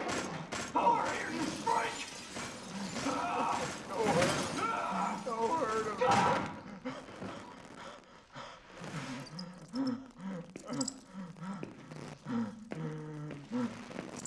Alright, so there it is. We know it's the rats. The rats were the main contributors to the spreading of the G-Virus. The monster we fought earlier fought Umbrella's soldiers, consumed the F out of the virus samples from the briefcase, but some of it spilled on the floor, and then the rats immediately began licking it up. Rats go into the sewers, spread into the water, other creatures, until boom, outbreak. So after dealing with this chess puzzle, Leon opens the door down to Ada, but that door doesn't have any power. So he goes to the room over to turn everything on, but when he does that, a monster attacks him from the ceiling. It claws at him from above, and then it would eventually come down to tear the door on the side down. Leon tries scorching it with his fire dispensing weapon, but in spite of that and grenades, the monster doesn't slow down. So Leon is forced to run, but he's got to stop at this dead end. Stuck on a platform with just a crate, he thinks up a plan to try and knock the abomination down long enough for him to smash the crate into him. Now I got you!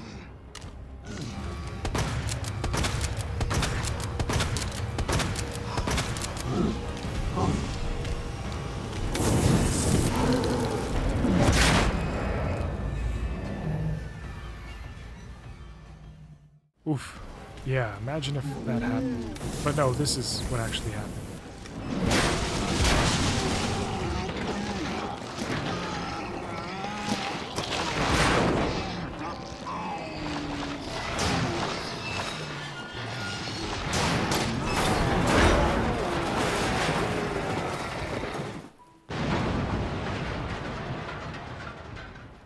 Damn. G-Virus is one hell of a drug. Well, I got my wish. Back with Jill and Nemesis, I wanted to see the G in action, and yeah, it is nasty. Eye on the shoulder, and I think I even saw one on its back. It's disgusting. But also, knowing how these viruses work, that thing has got like 1 or 2 more transformations probably. Well, now Leon can go impress Ada with his abs. He should have brought some cheese with him, so that he can show Ada that you can grind cheese on his abs. Ada! Ada, where are you? Over here! Ada! I was getting worried there for a sec. I can't get it out. I don't know if I should, Just do it. I can't walk like this. Okay. It's gonna hurt.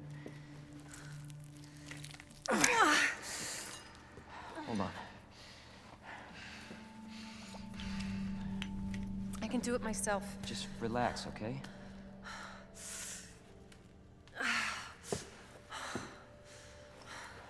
So, what do we do now? Get yourself out of here. While you still can. I'm not just gonna leave you. Not like this. You don't understand. The situation's worse than I thought. You're not getting rid of me that easy. You protected me. Now it's my turn. Didn't realize we were keeping score.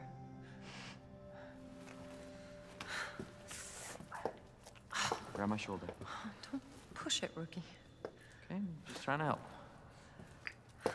Watch your step. You want to help? We have to get to the nest. Nest? Umbrella's lab, right beneath us. Annette let it slip. That's where the virus samples are. You up for this? Think I could fit it in my schedule. Come on. We got work to do. Yes, ma'am. I'm confused. Is this dude into Claire or Ada? Or does he just flirt with any girl who comes around? Ada says that the cable car is going to take them to Nest, and she has a wristband to give them access. So like the Beatles, she's got a ticket to ride. But Ada is limping on her way over, so Leon would insist that he carries her. However, she declines his offer. Eventually, entering the cable car, Leon starts it up.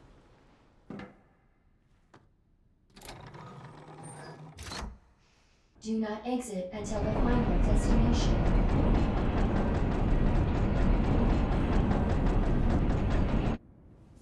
You know what I was thinking? I can't wait for the FBI to raid Umbrella headquarters and take those bastards to justice. I agree, but to be clear, you're not working in official capacity. This is a federal case. Once we get the G-Virus, I'm back on my own. Hey, Leon, trust me? You trust me? Honestly, if I didn't, you'd probably be dead. Right. I thought I might need your help, and I was right. If you can secure the G-Virus, I can make sure what happened in Raccoon City never happens again. Ada, you said it yourself. It's a federal case. I don't have the authority. Look at me. I'm a liability now. If I'm gonna finish this case, you're the last hope I've got.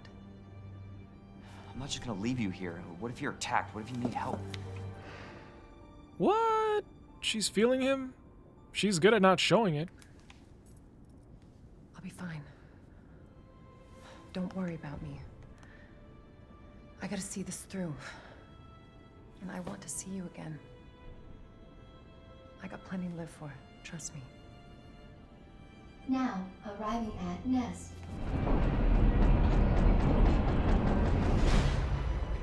Go. Please, we don't have much time. You're gonna need this. Okay. Leon. I'm counting on you. I know.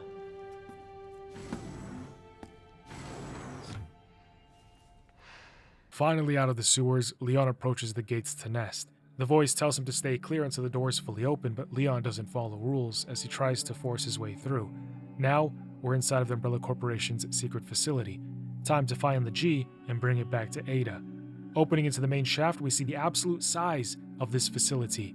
It stretches upwards, downwards, outwards, in every direction into the void, and you gotta wonder, how in the 1998 did they accomplish this? Where did they put all the stuff that they dug out? So, the facility divides into two sections, the east and the west, but before going east, Leon finds a dead USS agent with a voice recorder. Listening to it, we learn that somebody named Alpha was talking to somebody named Ghost. They were tracking a person attempting to get the G-Virus and the antivirus, and when the USS gets to him, they see him opening the safe. It was William Birkin they were after, and then it ends there. At least Leon now knows that the G is in the west side, as is usually the case. West Coast is the best coast, after all. But the pending issue is that Leon doesn't have access to the west yet. He needs to find a wristband with more seniority, which brings him to this room with a horrific sight. Another virus-infected plant, this one looking worse than Plant 42, had crushed a man against glass and kept him there. But he appears to have that juice we need, so it's just a matter of getting it, which would be easier if this virus-infected plant wasn't covering every inch of this area and creating these plant zombies. Luckily, Leon's too hot to handle with his flamethrower, and a solution to wither the plant away is in reach. Going into a room to mix the solution, we also find a note calling the plant outside Plant 43. Perfect. You know, because the one back at the mansion worked out so well last time. Off in the corner we find someone in a hazmat suit, but they look like they have a hunchback. I'm curious who this is. Low-key reminded me of Lisa, but we know for sure she's dead. Unfortunately, I never find out who this is, and they never move, or at least not with me. So, you know, maybe they're just a prop. Exterminating Plant 43, Leon goes to get the upgrade, but as soon as he picks it up... Shit! Him again? Yeah, I bet you didn't expect to get torched upon entry.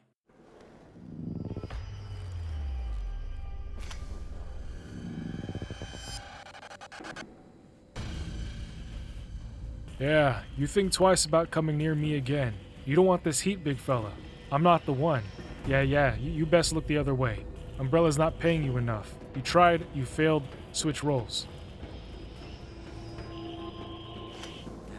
Yeah, pacifism looks good on you. Good boy, you keep looking the other way.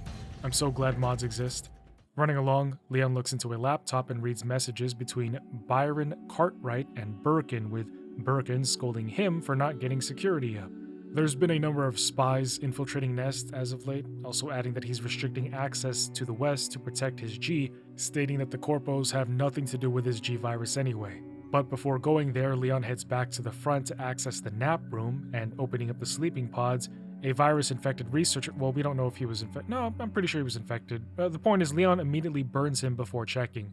This was Wayne Lee. Homie had a notebook talking about how USS stormed in and started murking everybody. His last page shows how delusional he really was. He thought that just because he was smart, that made him a god, and that there was no way he could ever die. Seems like Umbrella loves hiring egotistical megalomaniacs. Heading over to the West, taking another VHS cassette tape off a dead USS dude, we plug and play it.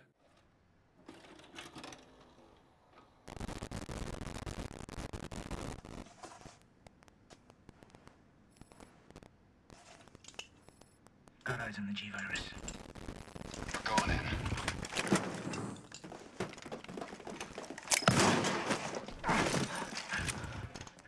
Dr. Birkin, you'll come along with us quietly. You think I didn't know you were coming? This is my life's work. I'm not handing over anything. We have our orders, Dr. Birkin. I'll ask you one more time. Hold your fire!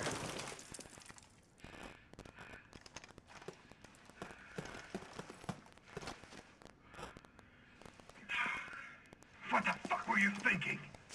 Our orders were to bring him in alive.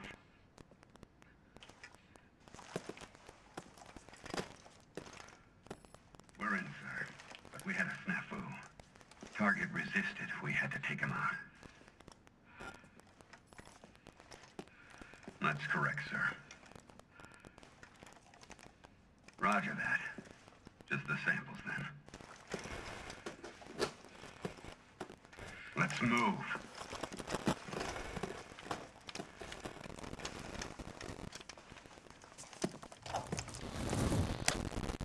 Okay, so September 22, 1998, Umbrella sends in their men to apprehend Birkin and the G-Virus, but they end up killing him. Now, sometime in between then and the start of Outbreak Files, which we know starts on September 23, more stuff happens, causing the monster, who I'm certain of now is William, to eat all of those G samples, leading to the rats getting infected. This lines up perfectly because we saw at the beginning of Outbreak Files that the rats were in the sewers, but we also saw either Birkin or one of those G creatures killing those USS agents. Then we know RE3 begins with Jill on September 28th, and right now is September 29, so things really are kind of making sense in chronological order. But still, what does Annette have to do with this? I know Ada said she created the G, but I was pretty sure it was William who extracted it from Lisa, and he was the one who made G. And we also see how adamant and fervently he protected what he thought was his. Annette's demeanor is another thing. I don't know, it just seems different. In fact, Umbrella would cut funding for Nest and remove William as the director of this facility. In the following email, we see that Birkin was talking to somebody with the initials BE. it seems like he went to somebody else with his G-Virus, and the person writes back saying that his company, quote unquote, is interested in his weapon and that they are the most well-funded corporation in the US of A. Now, Umbrella would find out that Birkin breached his contract with them, claiming ownership of the G-Virus, and then we learn that he was in contact with the US military, hence the BE, I think. Which, by the way, why are you going to be sending messages that are incriminating to yourself through, like, your work email? You know what I mean? Leon goes into a sanitizing hall, first sprayed, then a lot of blue light. I guess the blue light is killing bacteria, and then some sanitizing mist. Sterilized, he runs forth to finally acquire the G sample. Huh. That was easy. Well, that is until you try to leave.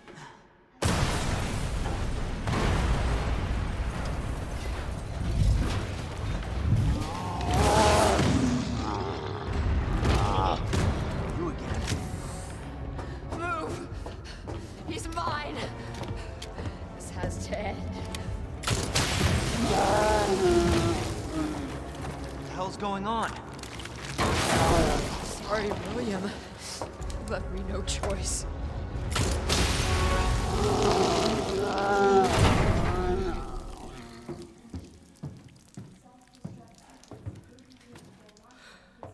You called this thing William. Why? It shouldn't have been like this. It's Umbrella's fault, this whole mess. You're Umbrella too. You're telling me you weren't involved in this? Yes. But we never meant for this to happen. Then tell me everything. Right from the start.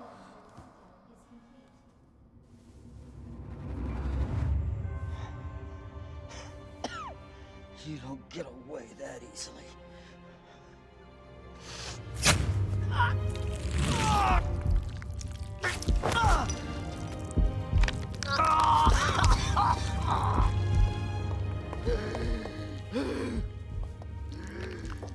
Good God, William.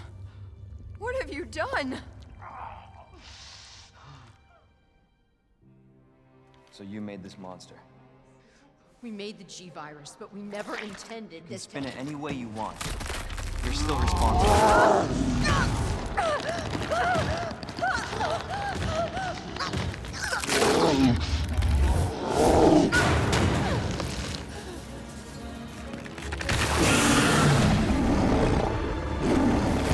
What the hell? Oh, shit.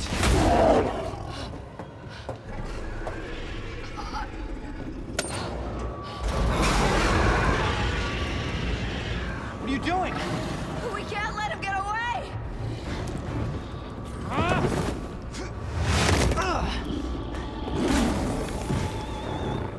All right, we end this here. All right. I get that we can't let him get away, but like, you trapped Leon down there with him. You just met Leon. There's no way that you could know he would not only survive, but take down your husband too, who is beyond horror, wink wink, at this point. Also, Annette admits to working with William to create the G, but I don't think she released it the way that Ada thinks that she did. Annette is obviously trying to contain it here. After an intense battle with epic music, Leon burns the G-Mutant down until its eyes explode, and then William finally collapses. Maybe. Checking up on Annette. Jesus. That looks bad. Feels worse. Believe me. Talk about what you said. I don't know how much I believe. Just tell me you'll destroy that G sample. No, it's evidence. It's going to the FBI. You trust that bitch? What's that supposed to mean? She's not FBI. She's a mercenary. She's gonna sell it. The G-Virus is gonna go to the highest bidder. That's bullshit. I hope you're right. But if the G-Virus gets into the wrong hands.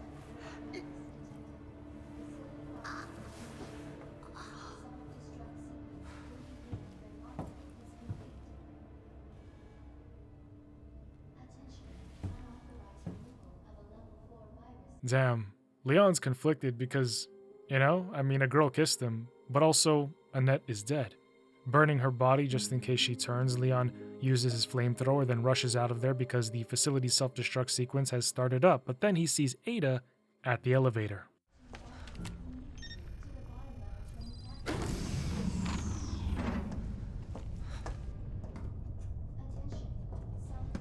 I was just thinking about you. That makes 2 of us.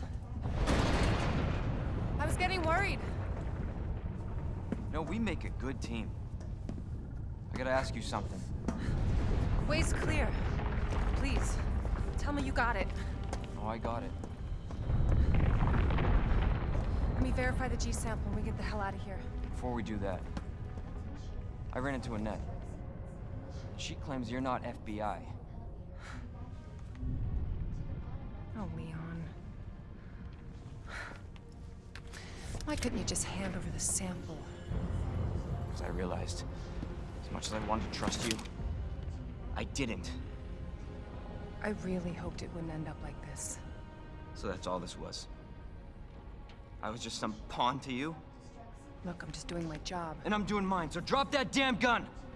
I'm taking you in. Hand over the sample, Leon. I don't want to hurt you.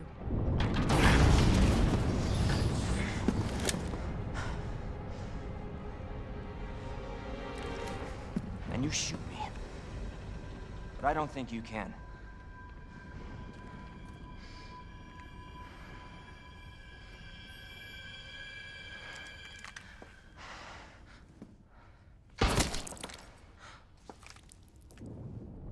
Bro, I swear nothing and nobody dies in this game. Ada!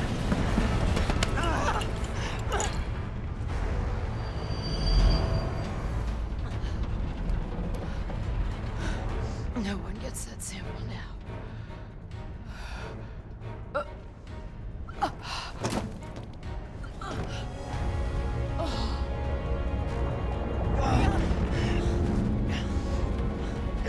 Hold on. I think I can...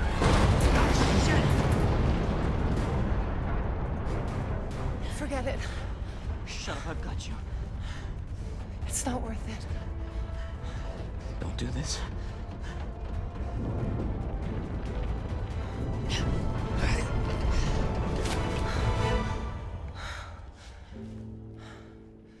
Take care of yourself, Leon. No!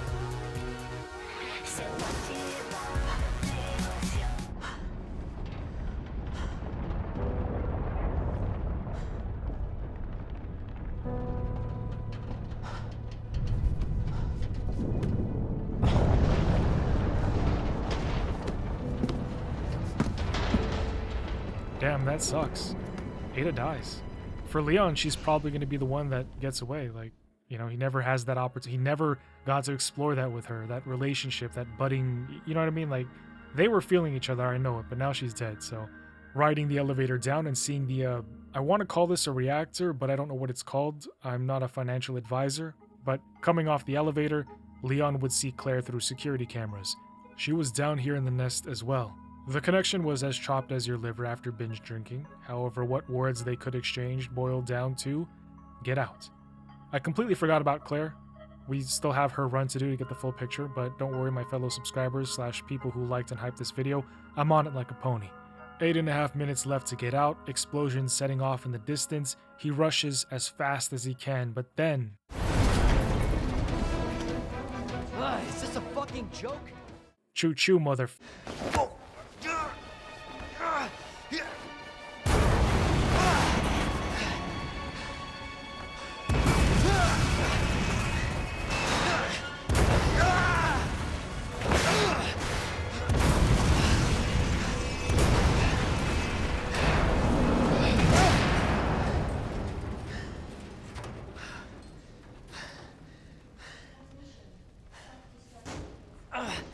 Gotta keep going. Dude, Are all their stats rolled into luck? Making it to the elevator out of here.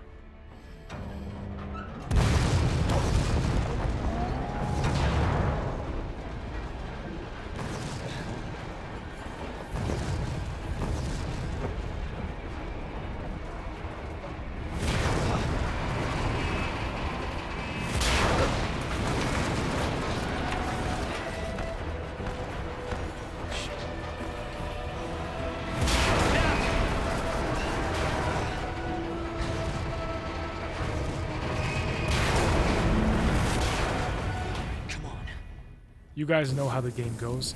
With the Tyrant's power limiting coat off, the T-Virus is rapidly mutating beyond control, but luckily, Leon is basically through the fire and flames as it bursts and beats Leon down, growing and becoming more lethal even now during the fight.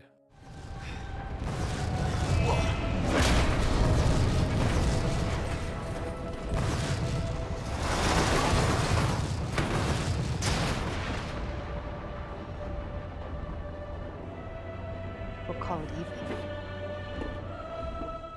Oh, what the fuck? There's no way she's alive. Are you serious? I was joking, but like I said, no one and nothing dies in Resident Evil. Picking up the boom tube, he takes out the Super Tyrants, which is what I learned they're called once they transform past their base form.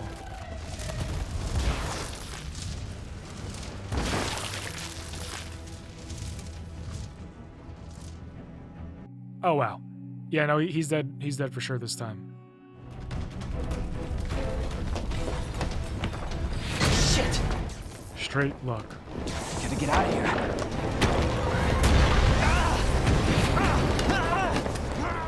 Hey look, it's like it's flying.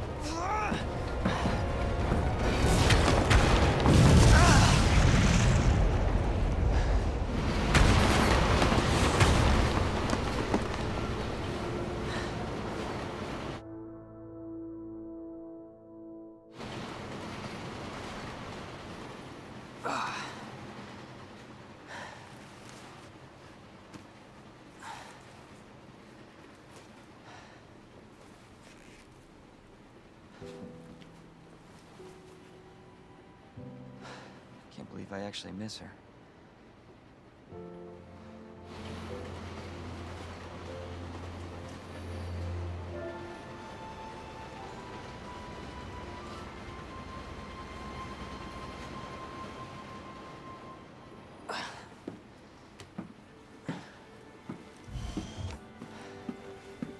Leon? Oh my god, what the fuck? Hey. We made it. Riding through the rain, Claire stops at the gas station and she's talking to somebody on the phone. She's come to Raccoon City to find her brother Chris, and she smiles, hanging up, wondering why everybody thinks she's gonna get in trouble, but seeing as trouble has found her, she runs into Leon, and you already know this part. They get separated and Claire says to rendezvous at RPD before blasting a walker in the face. Arriving at RPD through the mini cemetery, same one that Carlos and Tyrell came through, Claire opens up a letter in her pocket from her best friend. Her bestie is astounded that Claire's biking it all the way to Raccoon City by herself, acknowledging that she is concerned for Chris after not being able to contact him for over a month now, but she is worried because she's afraid that men are going to take advantage of Claire being a quote-unquote hot, young college student. She then says that her brother might be the Chris Redfield, who taught her how to fight and shoot, but that doesn't mean she has plot armor. So she wants her to be safe.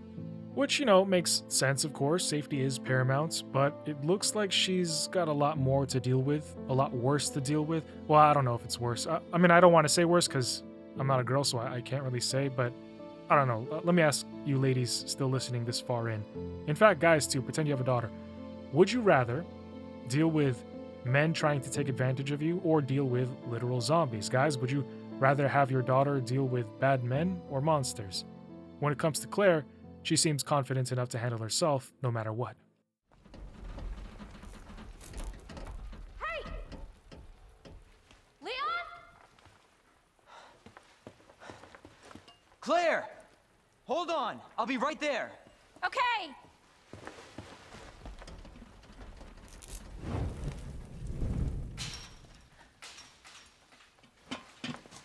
Claire!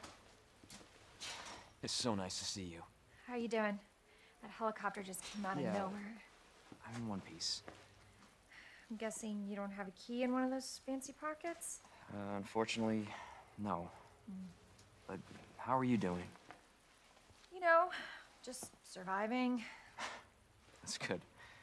Yeah. Any luck with your brother? No, not yet. Claire, don't lose hope. I'm sure we're gonna find him.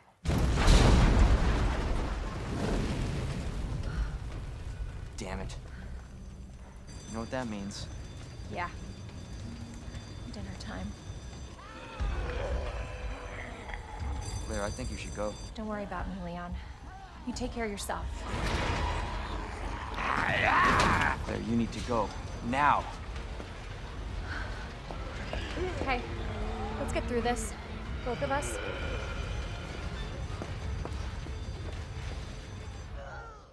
I wonder if back in 1998, the original Resident Evil fans thought that those character models looked cool.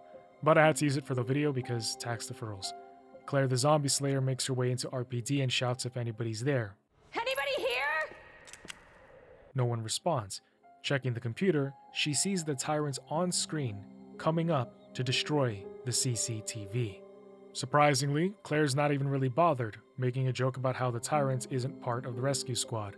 But then, that is when Zombie Marvin shows up, which immediately made me think, how does the start of RE2 look like if we begin with Claire? But more specifically, how does the interaction between Marvin and Claire play out?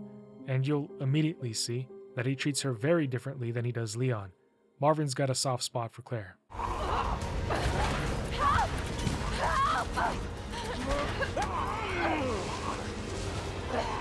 Watch out! You all right? Yeah. You're safe. For now. Marvin Browner. Thanks. Obviously someone taught you well. Yeah, I know how to take care of myself. Come on. Did she just touch his virus-infected bloody hand? So nobody knows what caused this? There's a lot of theories. But all I know for sure is that this place is crawling with zombies. Yeah, you're telling me. Hey, keep that on. Just in case. I'm not gonna be around long. Once I find Chris, we're out of here. You really Chris's sister? Yeah. Why? Did you find something? He's on vacation. Europe, I think. Left weeks ago. Vacation? It's great news. Well, I've got more for you. Looks like there might be a way out through this secret passageway. Good. Hey. Hey, we should probably get you to a hospital. Oh, forget about me. I can take care of myself. No. Don't be ridiculous. You're gonna need some help. Listen, Claire. Save yourself. So you can see your brother again. Now, you'll probably need this. No, I'm not taking that. You're gonna... I'm giving you an order, rookie! Just give me... And be careful. If you see one of those things, no matter who they were, you can't hesitate. Take them out if you can. Or you run.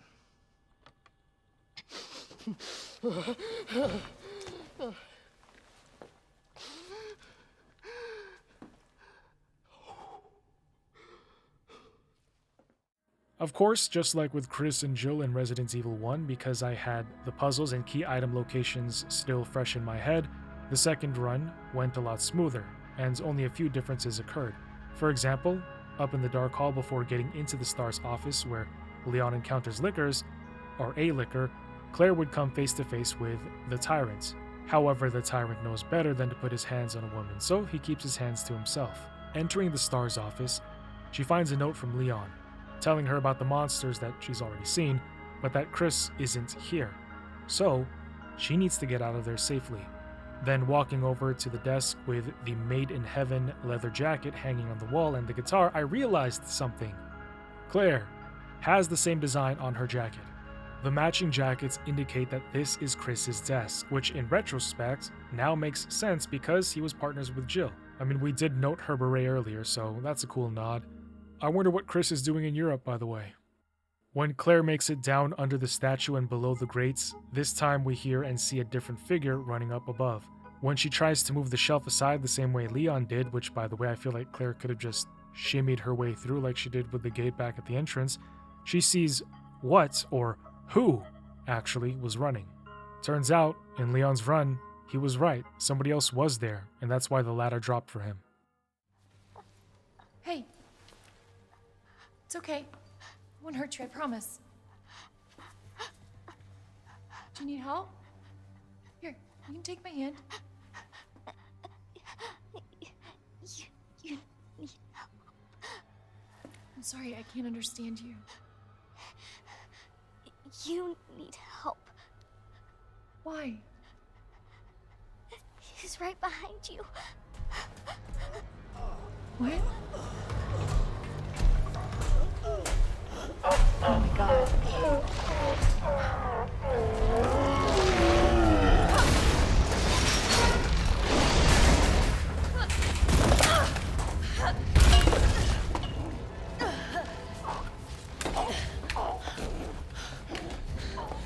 You gotta be kidding me. Words ain't gonna cut it with this. As you would expect, Claire gives William the business and he falls over the ledge. Oh, crap. Oh, God.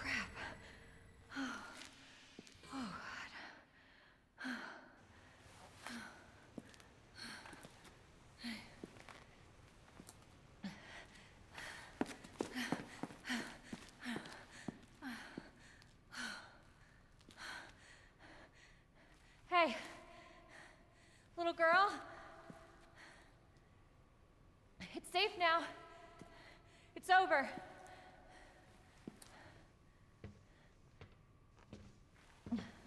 Are you sure? Yeah, I promise. Everything's fine. I just need you to lower that ladder for me. Will you help me find my mom? Your mom is down here? I think so.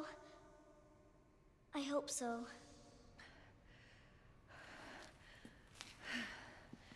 Yeah. Of course. I'll help you.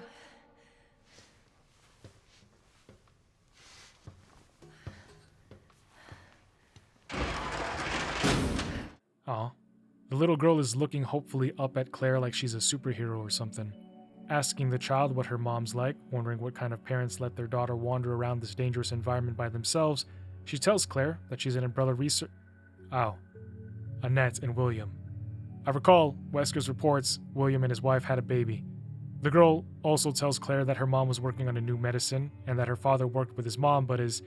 And the girl hesitates when she says this, but her dad is gone. Wow. Both of my parents are gone. It's just me and my brother. Oh, I'm sorry. Don't be. It means we've got something in common, and that's a good thing, right? Soon they'd climb up the ladder that leads into the garage. Claire helps the girl up and she runs over to the exit, but is disheartened to see that it is closed.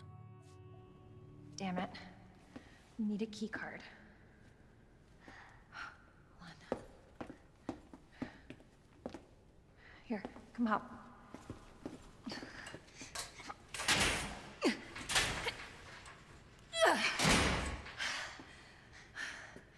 And you're sure this is the way? This is how my mom took me last time. Sherry? I've been looking everywhere for you, Sherry. Brave little girl to leave your house in the middle of this mess. On the ground, hands behind your head. You can't be serious. On the ground, now. Sherry, tie her hands. Why are you doing this? Shut up. Tie her. Okay then. You tie her up now or she dies.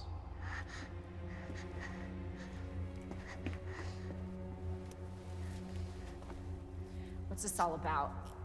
Child endangerment, for starters. Sherry, come here. What are you gonna do to her? None of your fucking business. If you hurt her, I swear to God, my brother is stars and I will Sherry, get over here. What's your name? What's your fucking name? Claire! Sherry, you come with me now, or say goodbye to Claire. Okay, I'll go. You better be taking me to my mom. Absolutely. Don't listen to him, he's full of shit. Stop hurting her, please! Don't tell me how to do my job. Stop! Let me go! Let me go! Obviously, nobody taught you manners. We'll fix that. Oh, yes, we will. Let me go! Let me go! I'll get you, you fucker!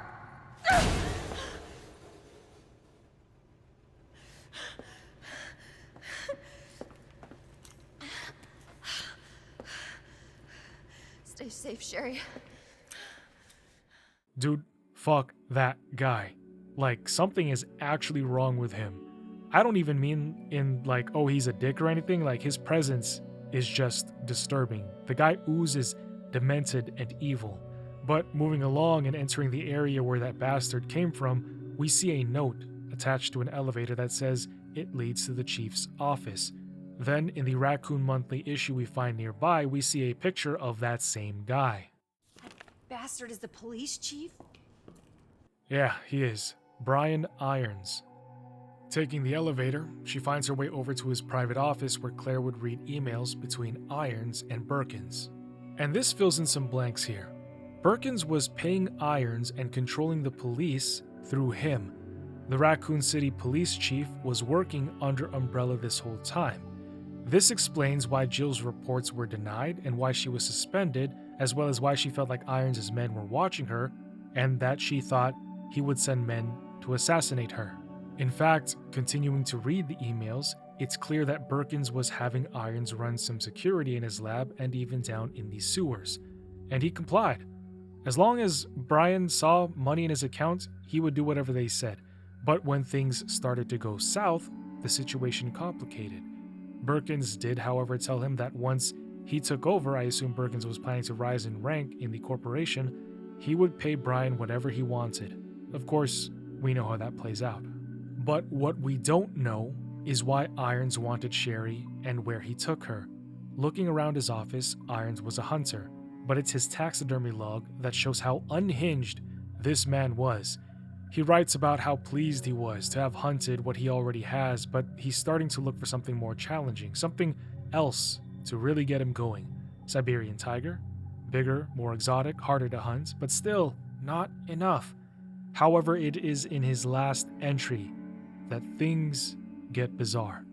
He would log in that he hunted a female pig here in Raccoon City, 22 years old, 5'3", 110 pounds. And what he writes below is even more odd. It's like he found the hunt that he was looking for, describing the specimen's body as soft, sweet, and white all over. All his. Forever.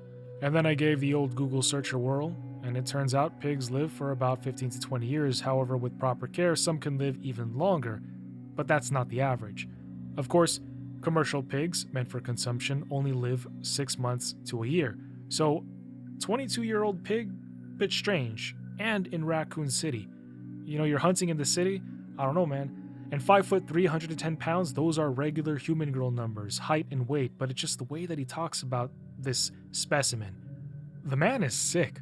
Well, I mean, he was willingly working for Umbrella, knowing their dark dealings. I half expected to continue walking around the office to see a body. Going to the back, past the Siberian tiger, Claire locates the key card that she needs to leave the garage. Moving along, needing to do the whole clock tower thing to get the gate open, she works on that. But as she's heading back to the main hall, the tyrant would shove the helicopter aside to make his presence known once more.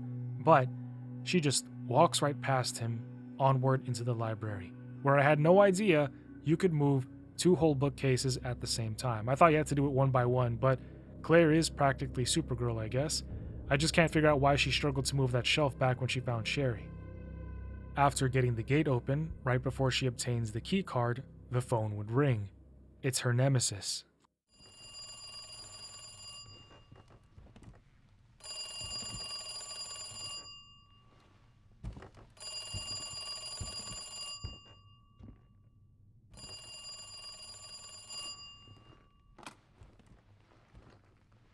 Hello? Good to see you again, Claire. We've got unfinished business.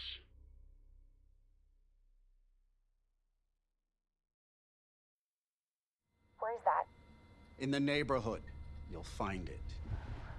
Is Sherry all right? For now. I swear, you bastard, if you hurt her.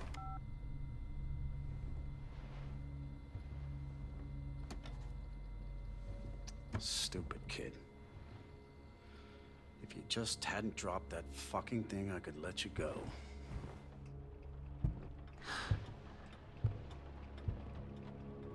Don't worry, Sherry. It'll be all over soon.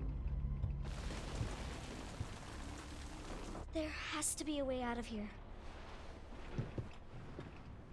Sherry would begin looking for a way out of this little nightmare. Using scissors to cut open tape to remove this cardboard box that blocked the hole in the wall, a couple things come to mind. One, she could have just ripped it open. There was no need to do a whole puzzle.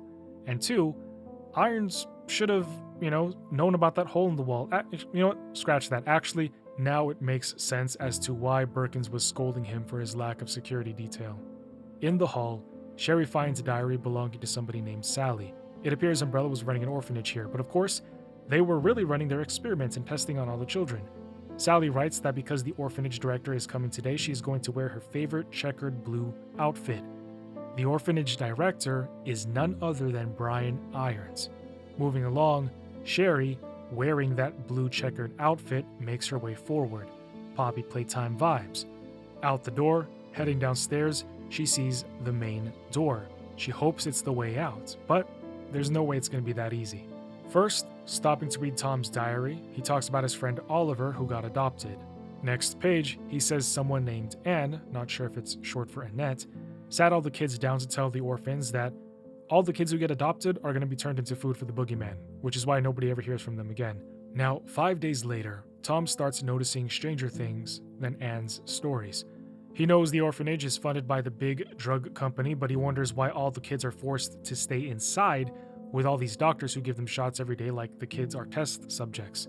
And on Valentine's Day, he writes that he is elated because he's going to be adopted very soon, except one day before he was supposed to leave with his new family, Oliver comes back to the orphanage in the middle of the night looking disfigured. But Tom was told he's going to be fine. He's going to have his friend back soon. Pressing along, as expected, the door is locked, so Sherry goes down the only other path and immediately starts breathing heavily. Short breaths, seeing Iron's shadow as he listens to music. This is where something we saw earlier connects. Remember, guys, during Leon's run where he had to blow up the C4 and he read some guy's scribblings? That was Brian Irons' notes. He was the superior who did so much for Umbrella. Irons was the one who rounded up those people in the cell to watch them die. He writes at the end of the note that he needs some music to add to the fun to this. Here we see Irons listening to music. This lines up perfectly considering how mentally unstable the police chief is. But that's not all, because Sherry would walk into the back to find a girl lying on Irons' table, her skin white. She looks like she's been dead for quite a bit, however still preserved by Irons' taxidermy work. Poor thing suffered at the hands of that monster, and he's just over there humming to his music. She was the pig he wrote about. But Sherry could no longer stay. She needed to get the key on the wall and get out of there. Where you going, Sherry? I told you to stay put. You need to learn to listen. Leave me alone! Just please! Time to teach some manners. You little bitch! You're gonna pay for this! You little shit! You hear me?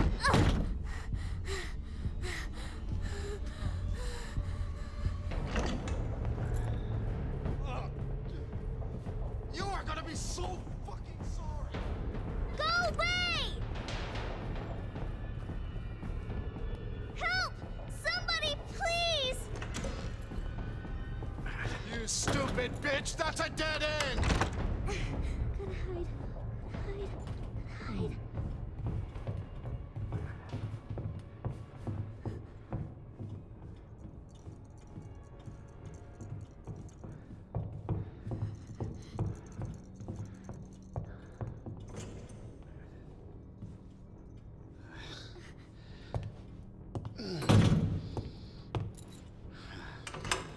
It's all over now! Doors locked!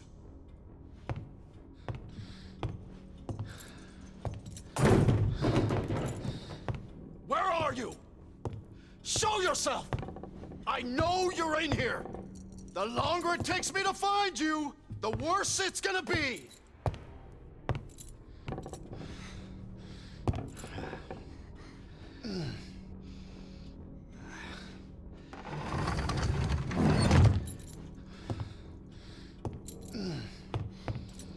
Oh God.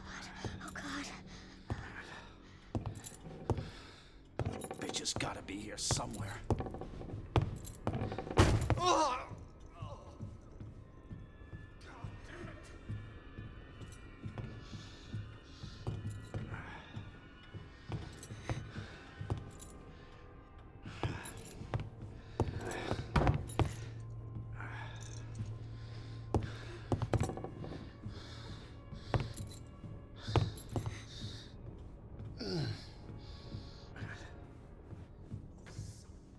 No more.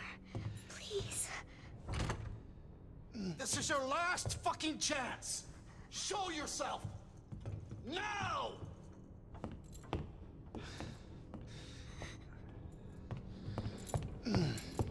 Oh, fuck!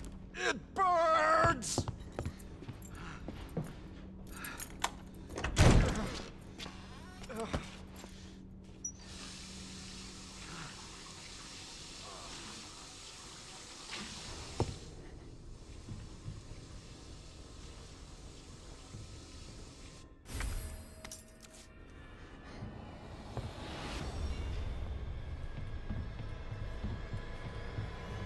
Fuck is my key?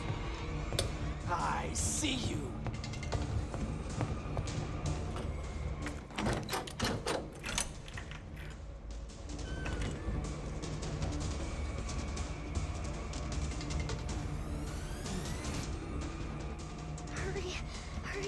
Hurry.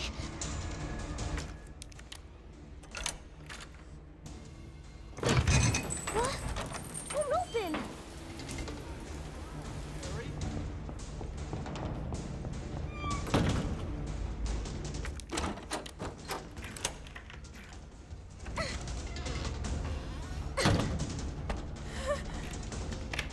I'm coming in, Sherry! Get over here, you little bitch!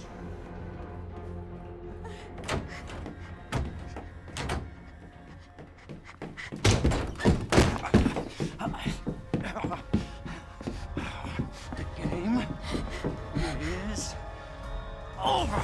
No! Now you're in trouble! Let me go!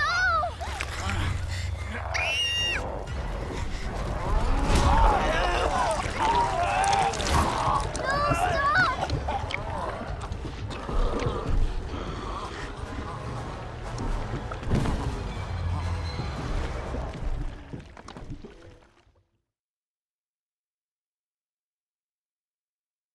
Good to see you again, Claire. We've got unfinished business. What are you talking about? Don't waste my fucking time! Bring me the pendant, or Sherry dies. The pendant? What do you need it for? Do you want the girl to die? Fine. Where are you? The orphanage. The orphanage? Where is that? In the neighborhood. You'll find it. Is Sherry all right? For now. I swear, you bastard, if you hurt her... Are you serious? Damn it! Oh, that was intense. Like, just imagine being a tiny girl and a giant monster of a man is chasing, yelling at you, calling you names. For Sherry, that is probably one of the most horrifying and traumatizing moments of her entire life. Out of RPD, Claire moves through the night like vengeance and ends up at the orphanage. Closing the gate on the dogs behind her, she turns to look at the moon. Going inside and walking in down the red halls, Irons would stumble out onto her. Your fault. What? It took too long. What happened? Oh God! Get off me! Oh my God!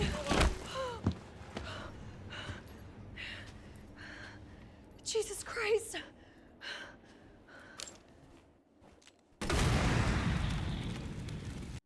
Justice. Ew. But also deserved. So I looked up more into this guy. Apparently something that the remake changes is Brian Irons' background. Or I guess they didn't change it, but they didn't really go into depth with it here. The remake doesn't fully flesh out how much of a demon this guy was. In the original Resident Evil 2, you would learn that in college, Irons had 2 incidents where he was violently aggressive and he sexually assaulted female students, but he never got held accountable for it. All he got were psychological evaluations, but there were no consequences for his actions, and that is some real, true life horror shit right there. It gets even worse.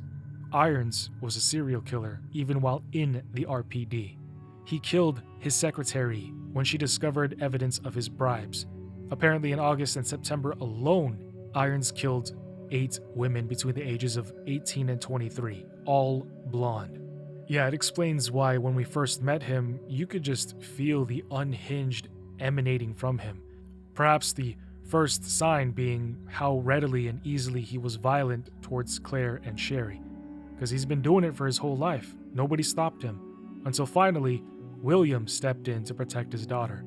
Speaking of, we find Sherry down below, but I don't know where she got the clothes from. However, the tyrant shows up behind them, freaking Sherry out. Noob tubing it, the girls run into an elevator.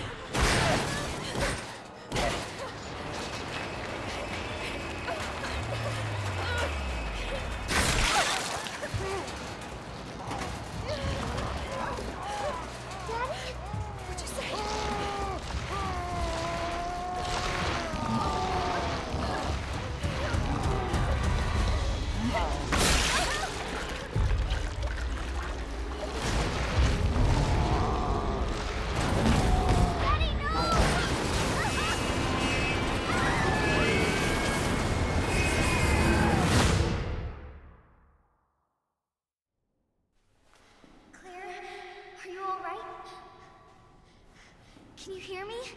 Claire? Claire, you have to get up. He's going to get us. Wake up! Wake up!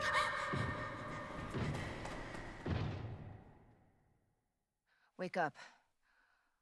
Wake up. Open your eyes. Hold still. Not infected. Sherry? Where's Sherry? Sherry's fine. Do you know Sherry? It's an impressive display of strength. What happened to her? We have to assess the situation. Who are you? I'm Claire. I didn't foresee this. Excuse me. Where is she?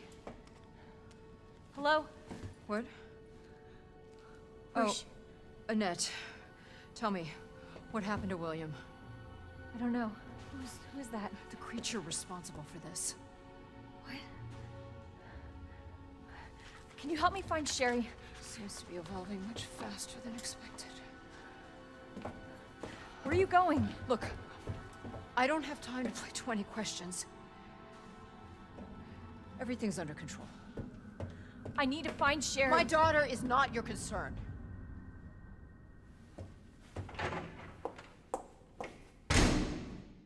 I mean, sure, yeah, not our business, but like, your daughter's been alone this whole time. Loads of danger.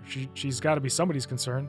However, in a way, it feels like William's been the one keeping tabs on her, saving her from Irons and the Tyrants, which, by the way, The Tyrant got ganked so damn hard, but we're probably going to see him again regardless. Moving along, reading reports about the G virus, we learn a few things here.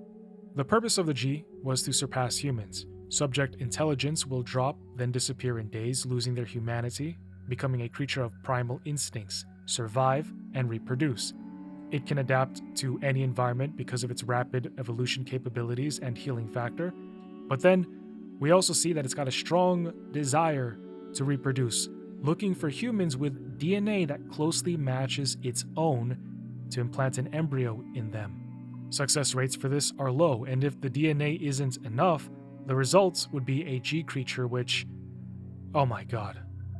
William, you monster. Those giant things down in the sewers with the eyes on their shoulder, just like Birkin, those are G creatures, and those are technically all of his children. Ew. But it is the last note that is most disturbing. It says that the only ones who might be a close enough match would be any biological children of the subject, which I don't want to know what that's like, old boy. So just stay away from Sherry. Actually, nah, it's clear now. It's clear why Birkin has been keeping track of Sherry. I thought it was to protect her, but no. He's trying to... Dear God, why would you create this virus, man? Eventually, Claire would find Sherry.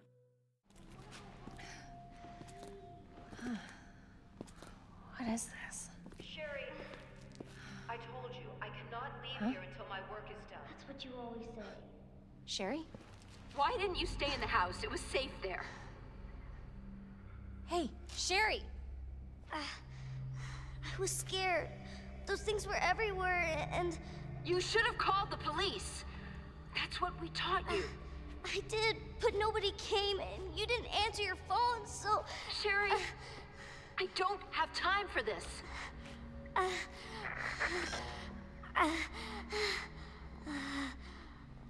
Oh no. Sherry! Sherry, I'm coming! Annette, man, how are you going to leave your kid at home when you know there's a citywide zombie outbreak due to the virus that you created that leaked out, and then you tell your daughter who's left home by herself to go through who knows all of what kinds of hell to find you, and then when she's finally there, you say you don't have time for her? Am I crazy? Am I being too judgy? Firing grenades at this puzzle I hate, then knocking Birkin off the platform again, Claire goes in to save Sherry. Sherry? Claire? Sherry, are you all right?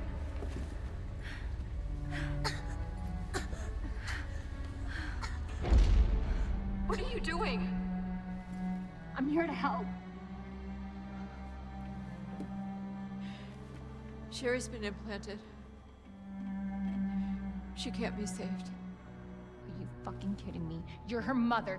Get in here! You don't understand. William is still out there, and if I don't stop him... This conversation is over! Wait! Wait! I can treat her. In my lab. It's not far away. Mommy?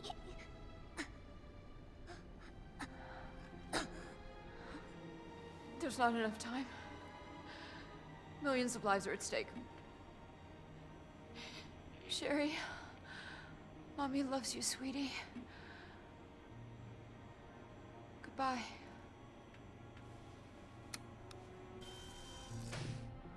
Are you fucking kidding me? Sherry, don't worry. I will get you whatever you need, okay? Why are you doing this? Because I care. Thank you, Claire.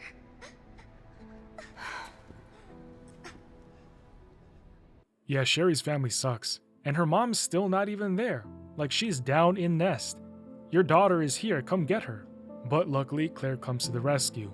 However, think about it.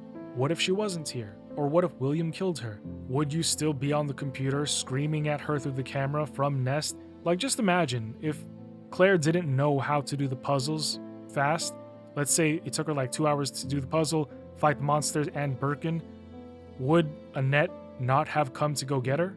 I'm not crazy, right? I think, one, most of us would never put our kids in this situation, and two, we would go immediately into protect our child mode. No? Here. Okay. There you go. Just hold on, Sherry, okay? You're gonna be just fine.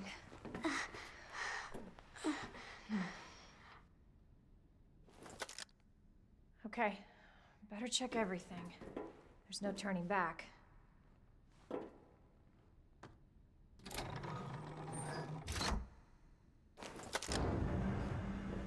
This tram is bound for Nest. Do not exit until the final destination.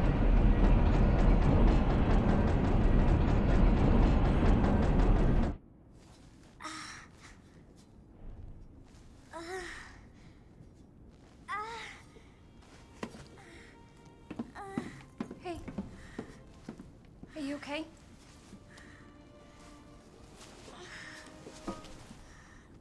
Your jacket's so warm. My brother gave it to me. You know it's supposed to be lucky. I don't know what I'd do without you. Are you kidding me? You were doing just fine without me, so I came along and got you all sorts of trouble. I have something of yours. I don't want it. Really? Why not? It's so pretty. It's from my mom. For my birthday last year. All I really wanted was for her to be home more. I know it seems like your mom doesn't care, but... Hey, Sherry, come here.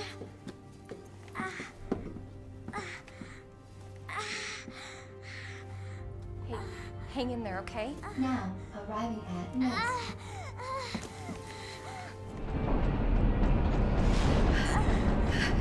It's okay.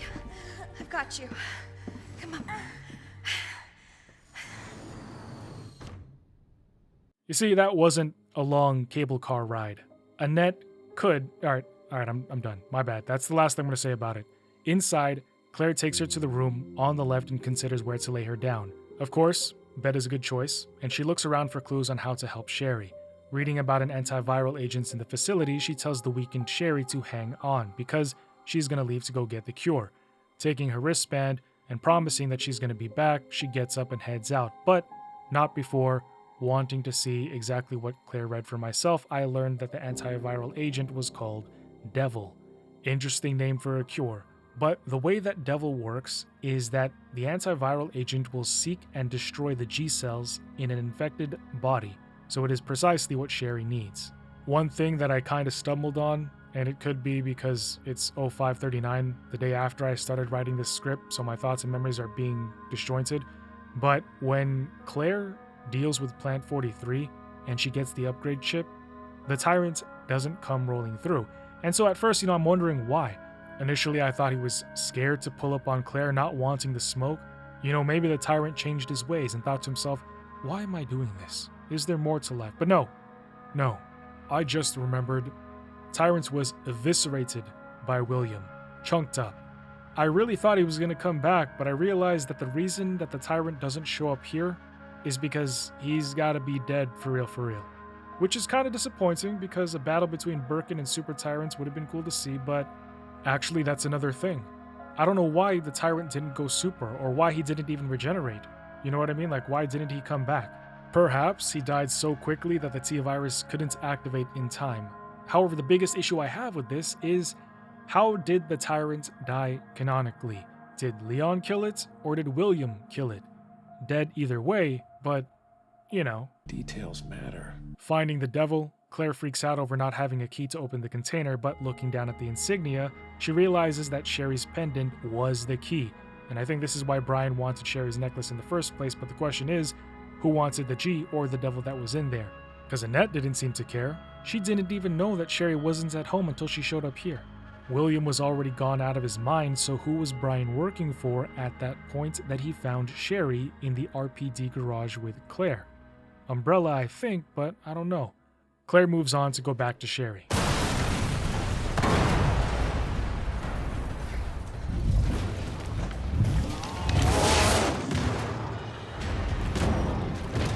Your ass again!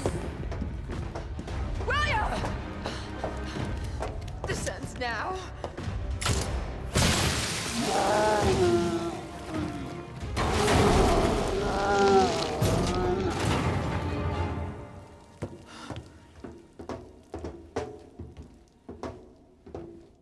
What the hell is this thing? That was my husband.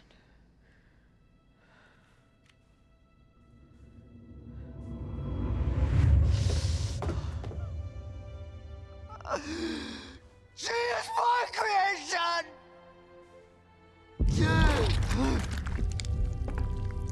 Oh!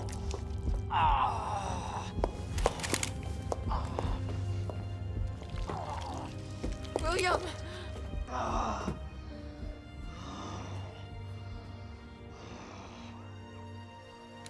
I should have killed him while I had the chance. I don't know why, I just couldn't do it. He was your husband. Honestly, we were more married to our work than each other. What about Sherry? How could you just leave her all alone while Raccoon City burned to hell? I couldn't let my daughter grow up in a world with the G-virus in it. But that's no excuse.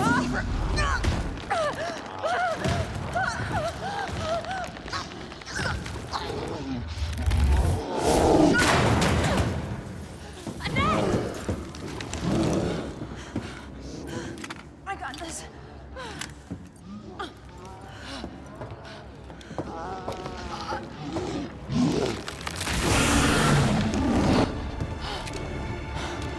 I'm sorry, William.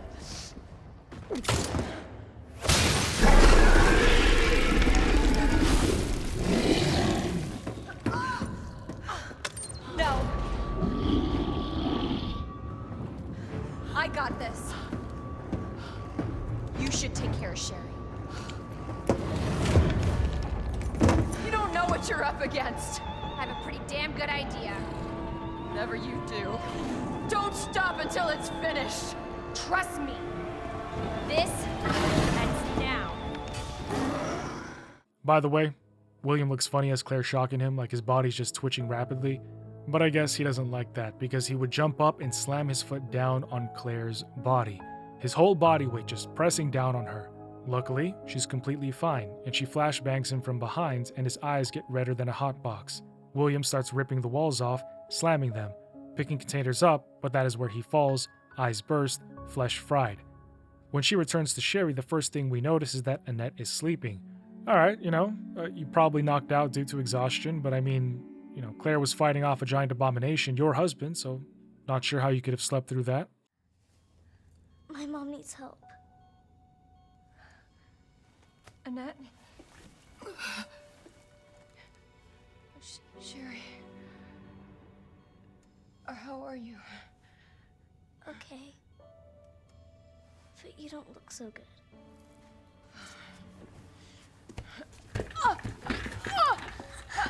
Mommy? Hey, did you look at the screen?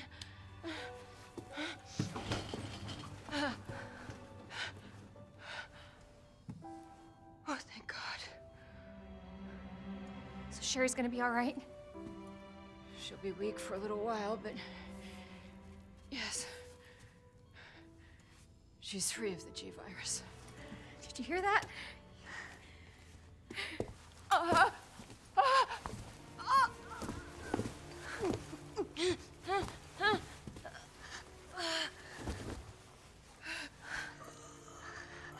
What happened to her? She was attacked by the monsters. Don't worry about me.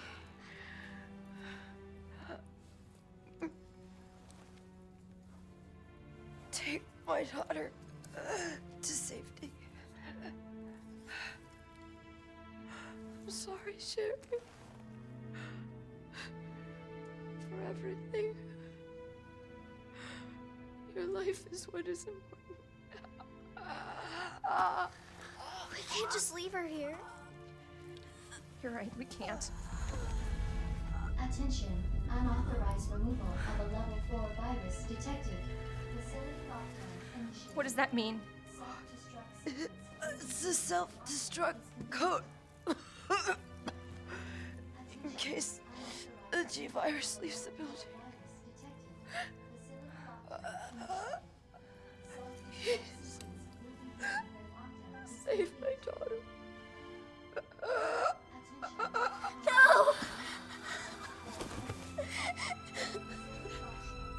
Sherry? Sherry, we're gonna say goodbye to your mom. Mom, please say goodbye. Please, Sherry. Listen. She loved you, okay? You really gotta get going. Come on.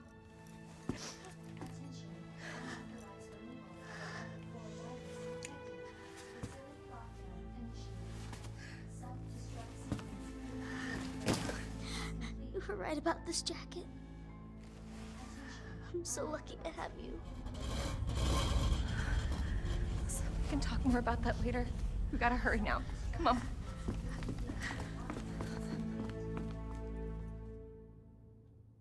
You know, come to think about it, when Will crushed her, her bones probably punctured into her internal organs.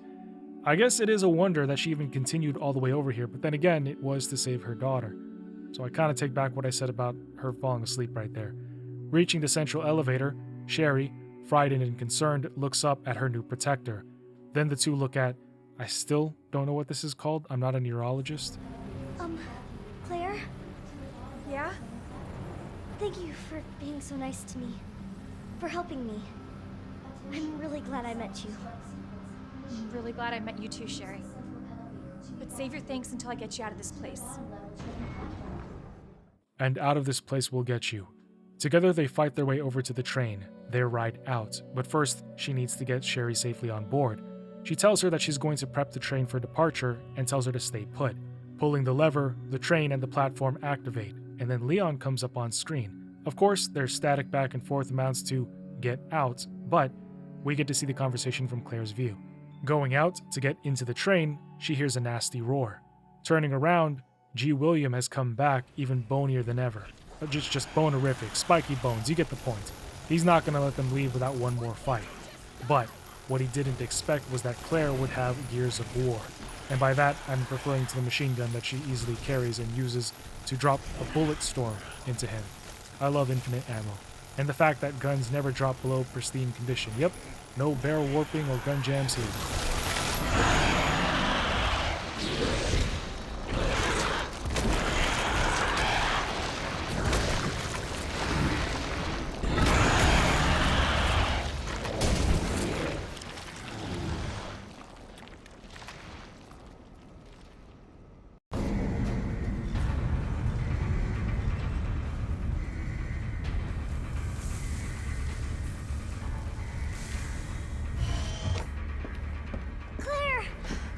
It's okay.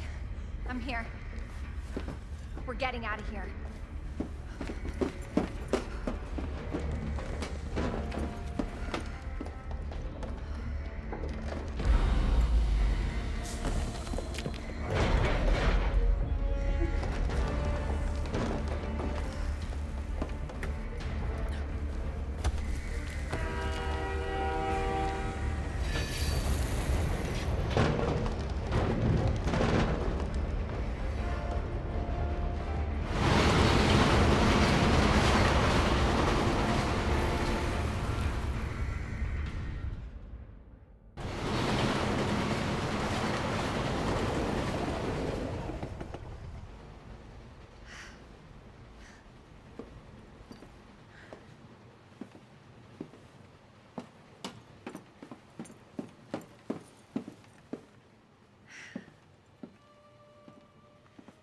So what's the first thing you want to do when we get out of here?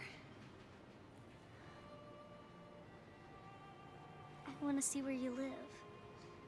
Good. 'Cause I take a shower. Yeah. Really? That bad? Oh, yeah. Claire! Leon! It's so told you we'd make it, didn't I? You did. Who's this? This is Sherry. Okay. Jesus. What was that? I don't know. You stay here with Sherry. I'm gonna go check it out. When she reaches the back, something on the other side of the door begins to rip it open, and Claire doesn't miss a beat, immediately opening fire. It's William, again, and he's tearing through. How did he even get here, by the way? The train was already moving full speed ahead. Did like a piece of William clamp to the back of the train or something, or like can he just move really fast to catch up with the train? Which, by the way, the virus is now very quickly corroding away. Showing no mercy, she doesn't stop her relentless barrage.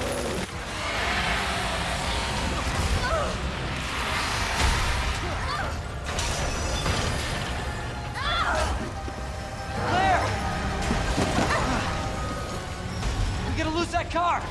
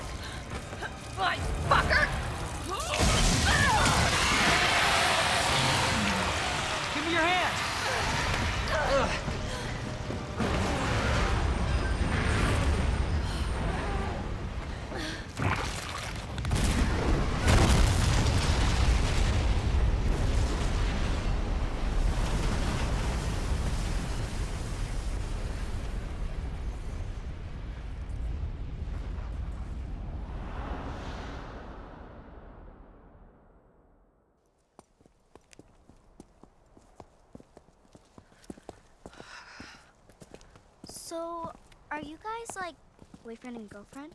No. We're just... well, we actually just met last night. Yeah. That would have been one hell of a first date, though. Yeah, you have no idea. Look! He might be able to give us a ride. What if it's not just the city? Get Sherry out of here. Come on.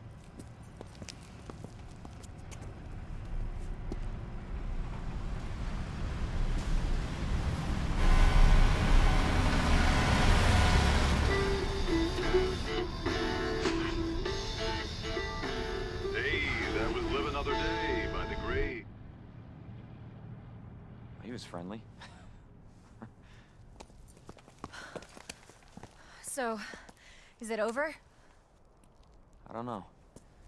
But if it's not, we'll stop it. Whatever it takes. Yeah, you damn right we will. As long as we stick together, we'll be fine. Come on. Hey, you guys can adopt me. Adopt you? We can get a puppy. Puppy? And a parrot. Parrot? Great. I always wanted pets, but my mom said they're too messy. That was cute. She wanted to get adopted. But hey, why was Leon's first reaction to stand in the middle of the road? No wonder he got flipped off. But okay, Ghost Survivors. These are non-canon what-if scenarios, with the first one being what if Kendo survived. Here is a tale of a future that never was, of a night that never dawned. So we know that originally Kendo's wife was infected and then she infected Ima, their daughter. Kendo had to kill his zombified wife, and then after meeting Leon and Ada, he prevented Emma from turning as well. Then from what I gathered, in despair he turns the gun on himself, ending it all. But in this alternate ending, somebody calls Robert Kendo on the radio and says he's got a chopper for him, so he just needs to come so they can evacuate. Hearing this, he apologizes to Emma, gets up, leaving his daughter to continue living. After slogging through zombies, he makes it to the extraction point. And then in the runaway what-if scenario, we learn more about that girl that we saw on Irons' table. Her name is Catherine Warren. You see, Irons had tricked her, telling her that he would take her to see her lover, Ben, the same news reporter Ben that got crushed by the tyrants. Catherine had convinced herself that Irons was trustworthy enough considering he was chief of police and a good friend of her father, the mayor. Except then he would lure her into the orphanage, where Irons flipped the switch immediately, saying that she would become his greatest work. However, this time around, she doesn't die, because in this alternate future, she fights him off and even kills him, grabbing his keys and making her way over to Ben's cell to release him. They hug it out, and they make it out alive and well. But do you guys remember that recorder that Leon found off of that USS corpse in the bridge area before it divides into the east and west? If you do, you're going to recall one soldier named Ghost. In this alternate end, we see what happens if Ghost lived. Originally, we know the USS were sent to Ness to recover the G-Virus. This was Ghost's first mission. Birkins mutated and killed everybody, all except one, him. After Ada dropped the G-sample, Ghost, who saw it fall, located and recovered it. But this is also kind of weird considering the self-destruct sequence was already started, and it only gives like 10 minutes. At the points where Ghost sees the vial drop from Ada, where Leon is holding on to Ada, that was already like minutes in to the countdown already. So I guess Ghost has like super speed or something, and he was able to track the vial all the way down into the dark abyss. But anyway, after he slogs his way through countless zombies, he makes it to the cable car to leave, except Ada is there. She points the gun to the back of his head, and she takes the G. Still don't know how Ada lived, but I have a feeling she found the G again somehow in reality anyway. But here we are. All that is left is a forgotten soldier's helmet on the floor. Ada probably killed him. And in No Way Out, instead of dying in the beginning, the sheriff lives. We would discover that he came here in the first place due to a report that he got on dispatch about somebody almost being eaten. Him remembering the media headlines about people eating people goes to the gas station, which is now covered in so much blood that he could smell it through his car. He goes into the back and finds a zombie, and this is where the timeline diverges, because in the original canon event, Leon comes in, distracts and gets him killed. But in this one, Leon doesn't show up, and without him to distract the sheriff, he kills it, but unfortunately finds himself surrounded by zombies, locked inside the store with no way out. However, after killing 100 zombies, Leon would come in through that door and save the sheriff from one more. Now in the car, the sheriff looks back at the fact that he almost died there. But moving along, this scenario is canon. It's called the Fourth Survivor. So there's only a few things that were given before actually going into this scenario. There is one USS soldier in particular with the nickname Grim Reaper. And this guy stands apart from the rest of the Spec Ops group, but now he's the only one left in the group. However, it is said that nobody knows anything about him or who he really is. All anybody around him knows is that he's given the code name Hunk.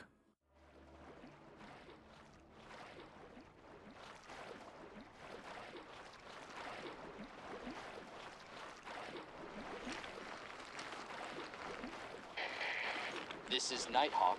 Come in, Alpha. Alpha, do you read? Nighthawk, this is Hunk from Alpha Team. Man, I thought you were all wiped out. I've been trying I'm at point K-12. Need info on my extraction. Guess there's no keeping down the Grim Reaper, huh? My extraction point. Relax, Mr. Reaper. I'm headed toward the front gate of RPD. Pick you up there. Got it. I don't know, there's just something badass about Hunk's demeanor. He's like, cut the crap, mission, now. And let me tell you, as Hunk is going to town on all these Zeds, there's like this aura he's just got about him, which makes his moniker Grim Reaper all the more fitting. And apparently, even Tyrant has heard of him, because Hunk walks right up to him and past Tyrant, and the Tyrant doesn't even want beef with him. What the hell, Hunk? You're late for extraction. Front door's blocked. Gotta find another way out. Heads up. Guys at the top just ordered a full cleanup on Raccoon City, so move fast, or you can kiss your ass goodbye. Got it. Drenched in blood, Hunk makes it out of RPD as the fourth survivor, because like Leon, Claire, and Sherry, so he's the fourth.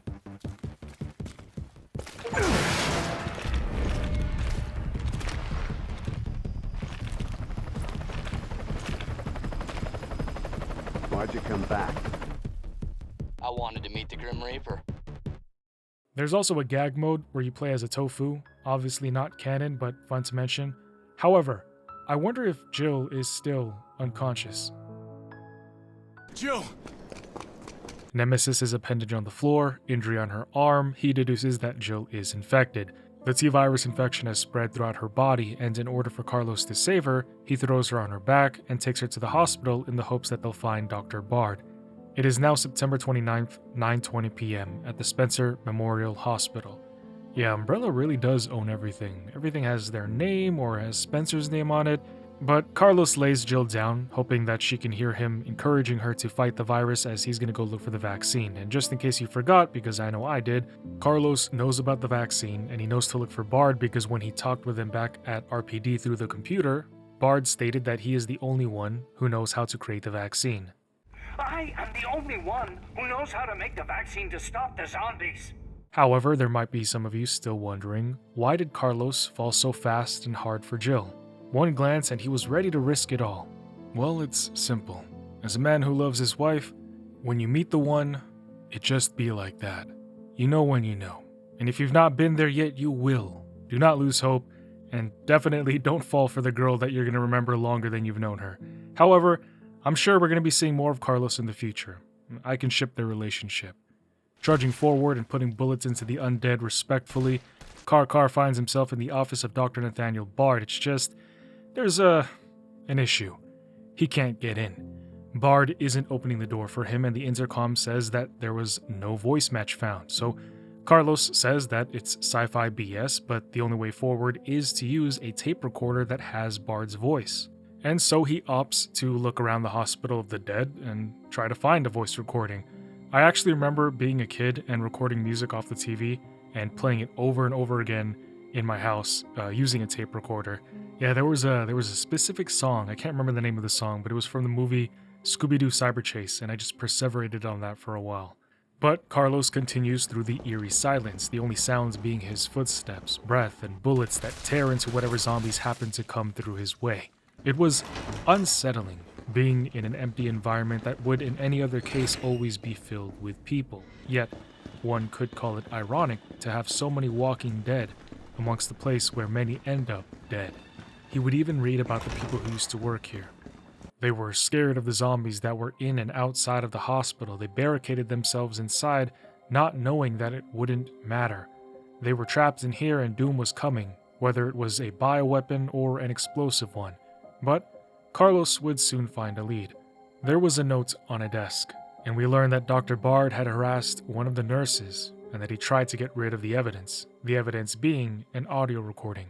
Going over to the locker room, noticing blood steps leading into one of the lockers, Carlos would expect something to pop out. When it does, he fires rapidly into the corpse, and I, who had already been expecting it, still got a bit jump scared. Leaving that room, I noticed an autosave icon pop up on the left, indicating to me that something was about to go down.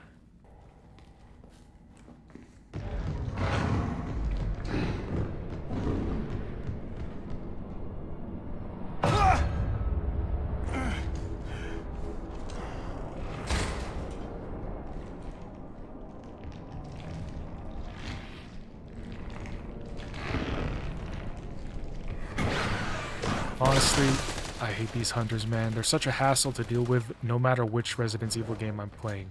But I gotta give it to Umbrella. They really did create such an effective weapon. Killing the hunters and finding the audio evidence, we play it at the door. All I wanted to know was what the documents were doing in your office in the first place. Who do you think you're talking to? I'm goddamn Nathaniel Bard. I'm the best biologist you'll ever meet, you bedpan-changing waste of a nursing degree. Of course I have connections higher up. Of course the military consults with me on projects beyond your comprehension. So stop wasting my time with your nosy questions. I'm sorry, Doctor. You didn't read the documents, did you?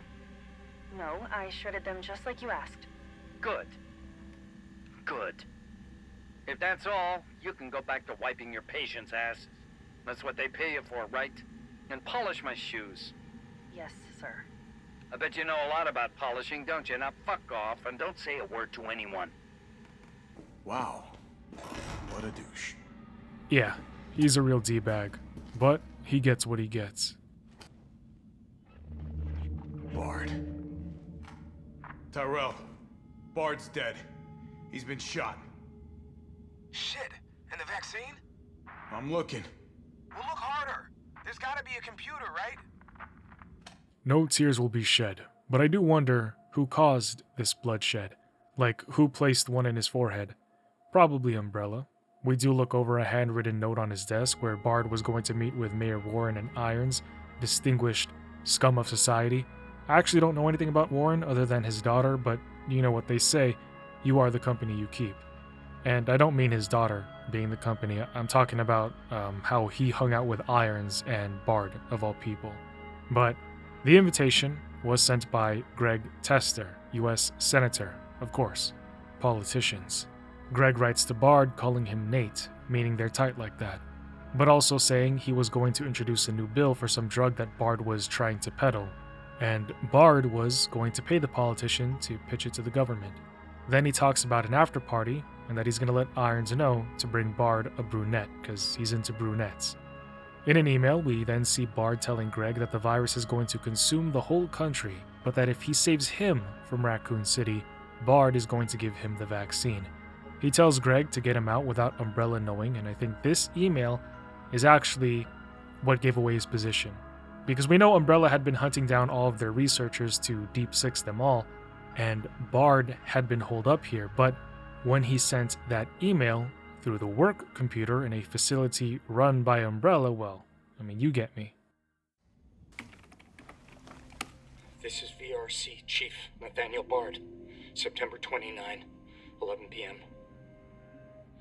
I am acutely aware that my time's running out. And I hope and pray, by making this recording and bringing the truth to light, that I can restore some small shred of honor to my name. All of Raccoon City's suffering began with the release of a biological weapon known as the T-virus. My employer, the Umbrella Corporation, engineered this virus, and they ordered my team to develop a vaccine, which we did. Now, I keep samples of this vaccine here in my office. The rest of it is stored underground. But those sons of bitches at the board, they want to destroy it. They don't want the world to know what they've done. So they're trying to erase all evidence that the virus ever existed. Now, I'm not a fool. I know they don't want me to...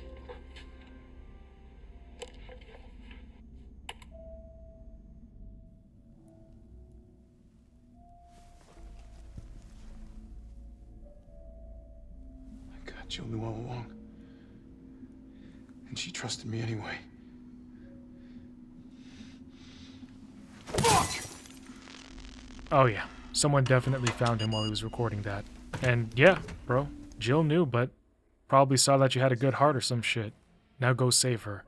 Grabbing the vaccine, Tyrell says he's coming to the hospital over the radio. Heading out and getting one shot by a Hunter Beta. I swear to God. Heading out, throwing a flashbang to disorient a Hunter Beta to then tear it apart with his gun, Carlos heads back to Jill.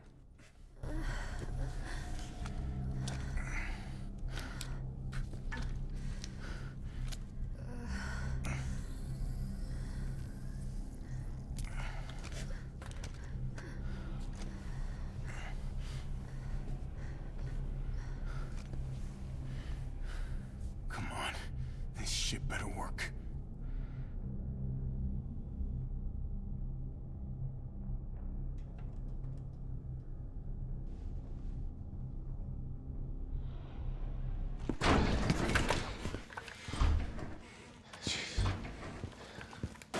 Tyrell, what the hell happened? Attention all citizens. The contagion spreading throughout the city has been designated uncontainable. On October 1st, Raccoon City will be completely destroyed in a missile strike. All residents capable of rational thought are urged to evacuate immediately. This is not a test. Attention all citizens. I mean, that's only a day away. There's still people in the city. You think Uncle Sam gives a shit? Fuck. Here they come. Oh, you sit tight. I got this. Carlos barricades the door to Jill, and Tyrell tries to lower the shutters around the hospital to stop the zombies from pouring in. Carlos just needs to buy them some time. Question: if Jill and Tyrell are quiet in there, how would the zombies know to come to that specific room? Carlos might have also been able to just stay in there, and they could have lowered the shutters safely from inside. But yeah, the zombies start tearing down the barricade like they know that they're in there. Well, I don't know, maybe they chased Tyrell specifically here to the hospital and they have his scent or something. It just doesn't make sense. Gunning them down, blowing up a pillar, hopefully he doesn't have to write a report on that. He returns to Jill. Vaccine's the real deal. Good. You going somewhere? You're damn right. What do you think you're gonna do? Whole city's about to be microwaved. Come on, man. Call the government. Tell them we found a cure. You stall for time. Ballsy motherfucker.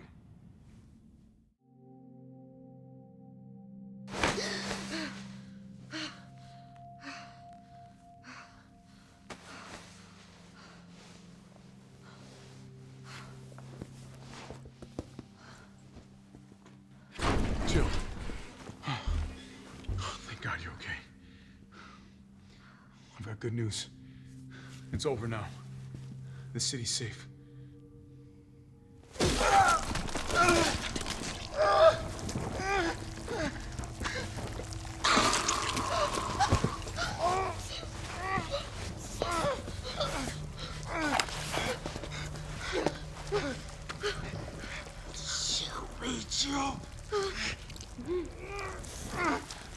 It's the only way.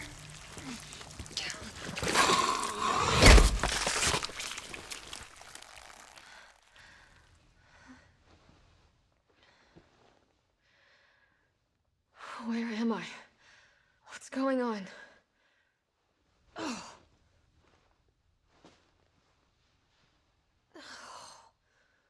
Attention all citizens. The missile strike on Raccoon City will occur in just hours. The payload is designed to eradicate all biological material. You will not survive if you remain in the city. October 1st. Evacuate now. Repeat. No. Evacuate now. Can't be. This is not a test.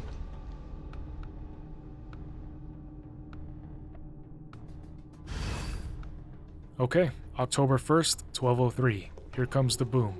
Pushing the doors open, Tyrell greets her, telling her that Carlos was the one who saved her. And now he's underground trying to find the vaccine to stop the government from blowing up Rack City. Now, you and I both know that Jill is not going to stand by and wait, so she leaves to try and find Carlos, but Tyrell says to just let him handle it. Leave this mess to him. He's a professional. So am I. You know she was feeling herself when she said that. That was a line, that one. Well, this professional gets lost for a while, but then goes back to where she came from to find a locked door. Guys, gals, how did Carlos go down there if the door was locked from the outside here? Anybody? Or did Carlito find a different way down? In fact, how did Jill know that this was the right way to go? Anyways, she takes the lift down, wondering how nobody knew that Umbrella was operating all of this underneath the hospital, but just like Ada said, Corporate America welcomes those with deep pockets. Entering a room, she finds Nikolai, the rat bastard, no offense to rats. She immediately sends grenades to that fuck, but he just stands there. And it isn't until she goes down to try to go up that the power short circuits and Nikolai just talks some more BS. Naturally, Jill has to find fuses before being able to progress upwards. Jill fights some really white and pale bioweapons. Their whole body is white and they have no face. Kind of reminds me of Silent Hill. Also, they apparently keep regenerating, but I couldn't tell because I treated them like Deadpool treated Wolverine's kids. I'm sure they're meant to be trouble for players, but I have a backlog to get through, so infinite ammo for the win. Mods, by the way. Heading up top where Nikolai was, she reads over some unfinished documents he had been looking at. I don't know if this is Nikolai logging these, but I'm going to assume it's him. He logs in that starting on the 26th, he infiltrated Raccoon City and began his mission to collect combat data with the bioweapons against RPD officers. The next day, he diverted a pack of BOWs to Raccoon City University. I'm pretty sure it's a reference to RE Outbreak Files. And then he would continue the next couple of days doing the same thing in different places. He also tracks the deployment of an unknown BOW hunting 2 STARS member whom we all know was Jill and Brad, so from this, we know that the unknown BOW is Nemesis. On the 29th, Nikolai writes that Jill Valentine made contact with Victor's platoon, even noting that Nemesis could use weapons and is solely focused on hunting Jill. In these reports, he also writes that he has video evidence of some of these events, like when Nemesis transformed and fought Jill before infecting her. Nikolai would then collect samples of the virus, but the very next day he details something interesting. It's been over 17 hours since Jill got infected and she still hasn't turned, suggesting that she might be resistant to the virus.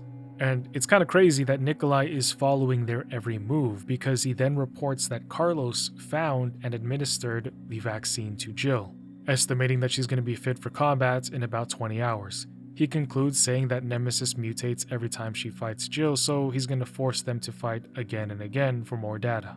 But who was Nikolai working for and sending this data to? Just anybody willing to pay? Oh, and I'm pretty sure since Nikolai was down here, right under the hospital, he was the one who found and killed Bard. Jill turns around to the sound of the lift, and I guess she was so engrossed in reading the records that she didn't hear the lift go all the way down and then come back up until the very last second. It is Tyrell, though, who says that the government is willing to stop the missiles if they can deliver the vaccine before it's time for Kingdom Come deliverance. With maybe only hours to spare, they both head into Umbrella's secret facility. But then...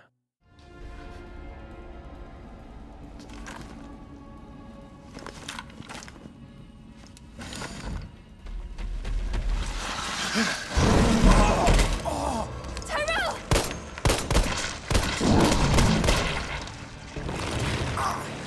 Now! Keep going. We're almost there. No! No! No!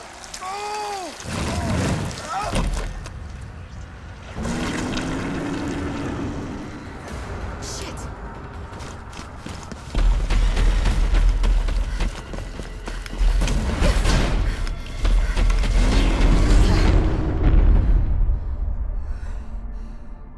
I don't know why. I thought Nemesis was dead for sure already, but I guess I should just know better by now.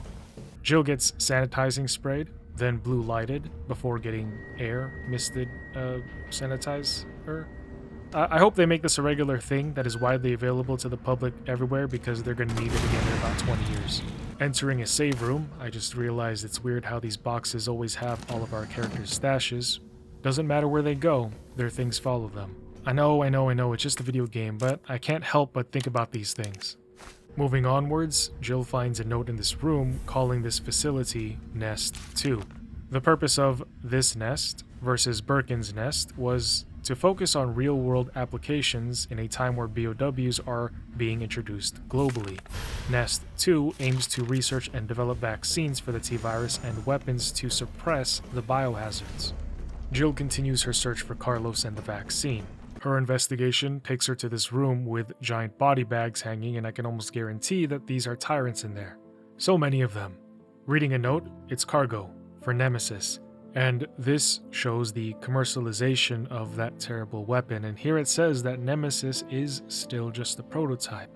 But he continues that they're excited to receive feedback and testing data. Signed, Dr. Ermin Frankel. Nemesis was already an immense issue, but imagine 20 or even just 10 of them all deployed at once? The horror is inconceivable. Upstairs, she finds a note about the white creatures we've been encountering with the insane regen factor. They're called Paleheads. And finally, Jill would see what Umbrella was cooking up. These are tyrants. Yeah, and they all look grossly malformed with uneven appendages, like they're lab-grown Frankenstein monsters. Unnatural abominations, the results of man playing God. Discovering another note, we see that Dr. Bard wrote to Frankel, basically saying, "Hey man, your Nemesis parasite thing is not a good idea because of how unbalanced it is. Here in America, because we know what breaks are, I have made a vaccine to keep your Nemesis in check." And this shows us the reason behind why Bard was making the vaccines, but again, let's be honest, there was likely a financial incentive to this. After some time, Jill collects what she needs and then synthesizes the vaccine. Synthesis complete. Please remove the vaccine canister.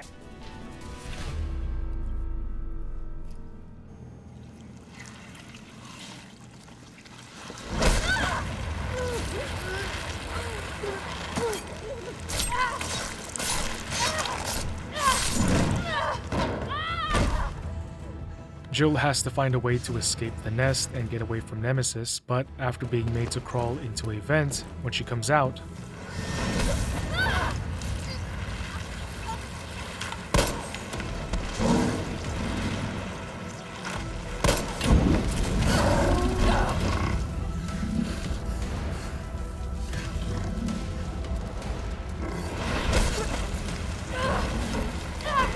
she claws her fingers into the grates, pulling forward with all of her might as Nemesis doesn't want to let go of her leg. But explosions would set off, setting this place ablaze, allowing Jill to ride up and out. However, this isn't the exit. Instead, it is where the facility dumps their BOW waste, but it looks more like a coliseum.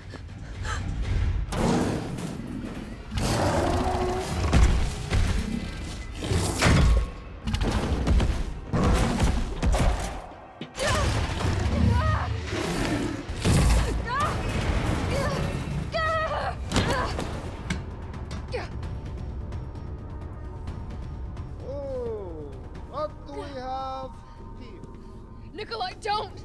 The city needs that vaccine! More than I do. I don't think the wisdom I've been trying to impart on you is getting through. Now I know you can't put a price on life. But I'm in this business to get paid. So let's make a deal. You go down there, battle the Nemesis, and I'll record it all and sell the combat dog. Put on a good show, and maybe I don't need the vaccine. Agreed? Good.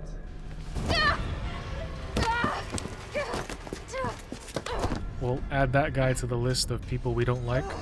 Jill fights Nemi for a hot minute, and then, luckily, Carlos, who, I remind you, had a head start getting down here to find the vaccine, but he's been gone this whole time, finally shows up to tell Jill where the abomination is whenever it moves around. But like, Jill can just see and track wherever Nemesis goes. It's not like it can hide its giant mutant body. Here comes some more! Number 4!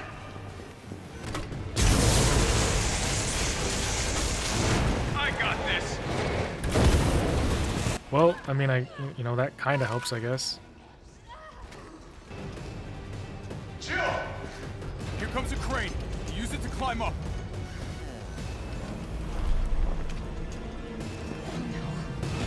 Come on! Come on! Jill, get back!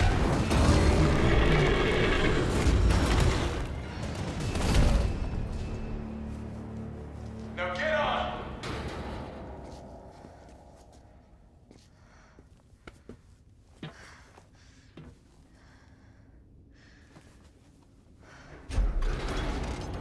I'm gonna melt this fucker into mush.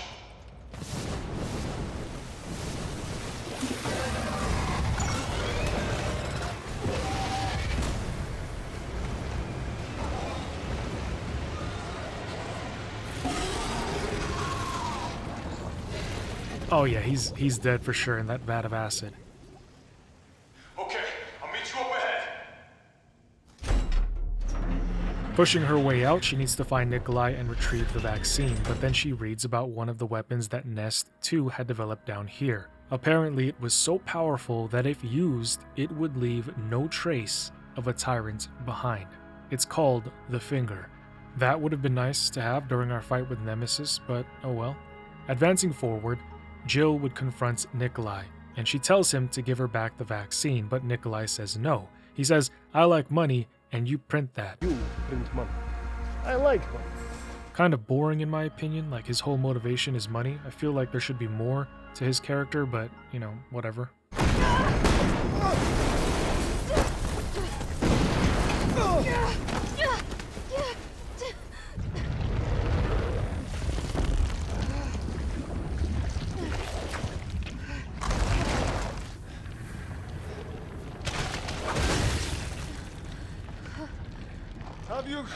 Have you ever seen anything so incredible? The data on this would be worth millions. But, you know how it is. City's about to explode, and you can't put a price on life. Good luck! Nikolai! Jill! Go after Nikolai! He's got the vaccine! What about you? We're running out of time. I've got this. I know you do. Look, just so you know, this is the last fucking time. I got nothing to say. Nemesis just lived through acidic disintegration. Hopefully he doesn't come back from this.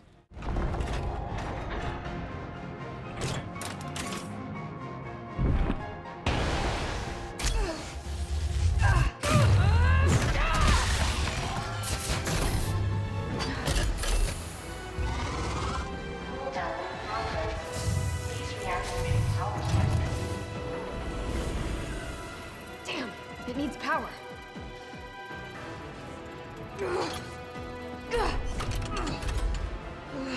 Alright, guys, look at this. She picks up this massive weapon, that's one thing, but then she fires it, and the backlash on it, guys, are you watching this? The recoil on the finger destroys the concrete beneath Jill's feet. It breaks the floor below her, but Jill herself is fine.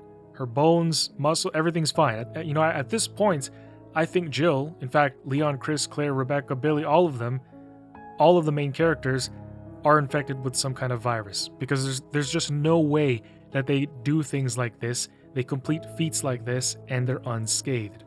Oh, and by the by, Nikolai said that Jill wasn't going to be ready. Like, he estimated she wasn't going to be ready for combat for another 20 hours or so, and here she is. She easily wipes the floor with all of the zombies and Nemesis twice. Like, she's got to be on Wesker's level or something.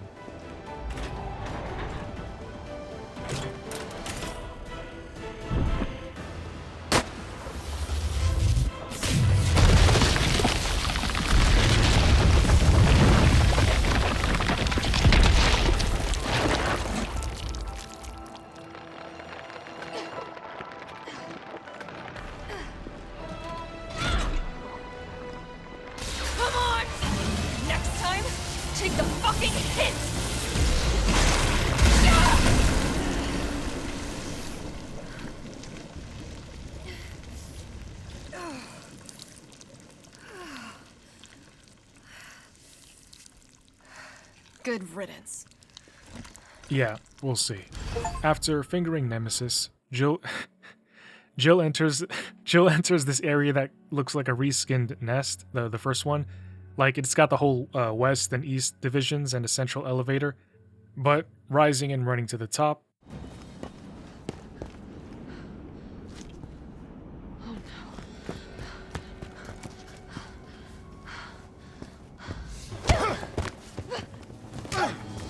You're not going to stop. how did you not hear his boots walking over to you? Promised you this, didn't No! Do you have any idea what you've just done? I? No, don't care. My client ordered me to reduce Umbrella to rub. 10 minutes until missile impact. The missile has launched. And that is my cue. Goodbye, Miss Valentine. Shame you didn't listen to me when you had the chance.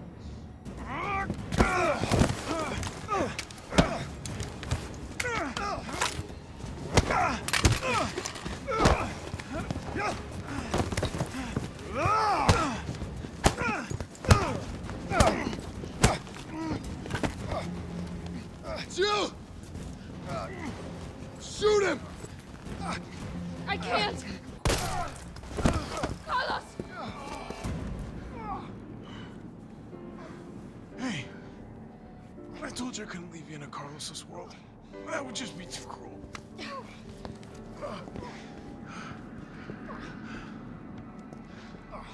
What about him?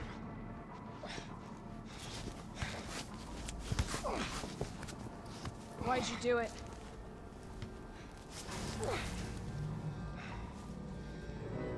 There's a price tag for everything. Even letting the world burn. Who are you working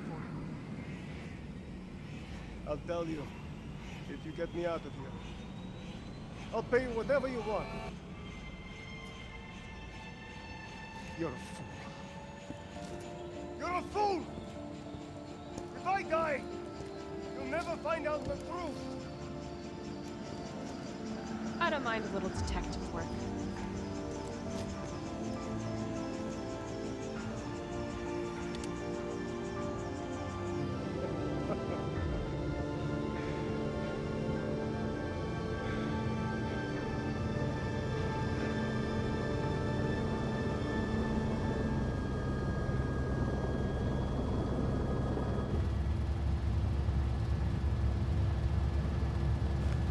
Jill, you all right?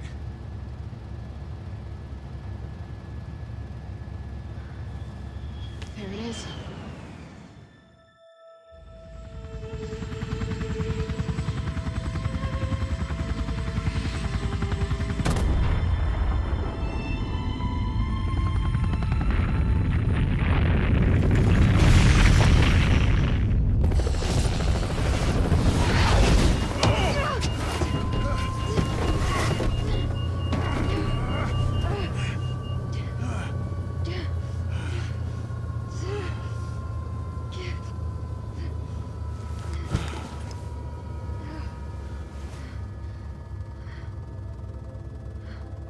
Finally over.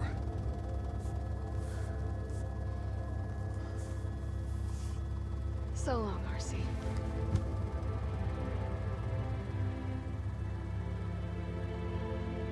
I felt empty and cold as the heat from the blast washed over us. All this death wasn't caused by a monster-making virus. It was greed. Human greed. I decided then and there, the ashes of Raccoon City would be Umbrella's ashes too. I would end them, once and for all. Oh, that's it. Well, the Resident Evil 3 remake was kind of short. Can't wait to find out who Nikolai was working for. I also want to assume he's dead, but, you know. Now it is time to cover some of those important details that Capcom decided to provide in post. And yes, these are canon. So we're going to start with a variation on Resident Evil 3's story. It looks different than the remake. I assume the models and the environment more closely resemble the original. We're also going to go over the Grim Reaper's escape from death. And then, speaking of death, we're going to go over to Ada at death's door. Yeah. Somehow she survived the fall into the abyss. So we begin with Albert Wesker explaining that when Raccoon City fell to the ungodly monsters, Umbrella sent in their private military, UBCS, under the guise of helping people, quote unquote. And Jill, who thought she escaped the mansion incident's hell, is still in RC, trying to now escape this.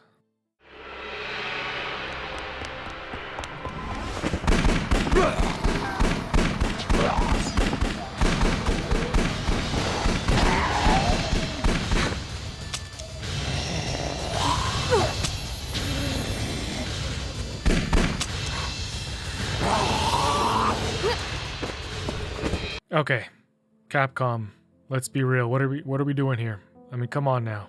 You know what you're doing. And how any of these three zombies don't eat her out here is beyond me. Like, they had every opportunity to just chomp down, kill her, infect her, whatever, but okay.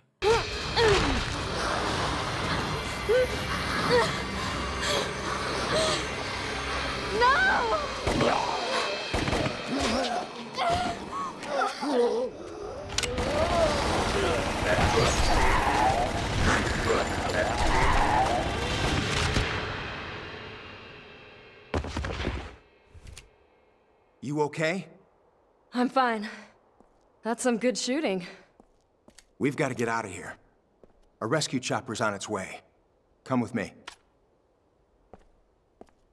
Deciding to work together as they go through the city of the dead, shooting, tasing, they introduce themselves to one another, and Carlos gives a little tidbit that he's had a gun in his hand since he was just a kid.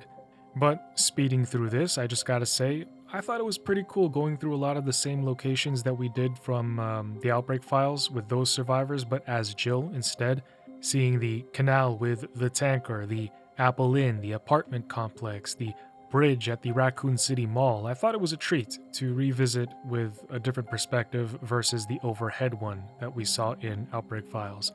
However, soon, Jill and Carlos, by the way, he looks different than the one in the remake, and Jill has different clothes here, come to meet a nasty creature. Are you with Umbrella? Yeah. We came all the way out here to save you civilians. But the mission went bad the minute we landed. Save us?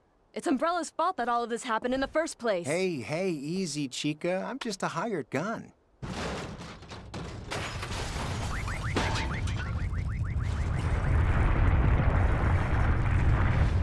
Grill me later. Come on!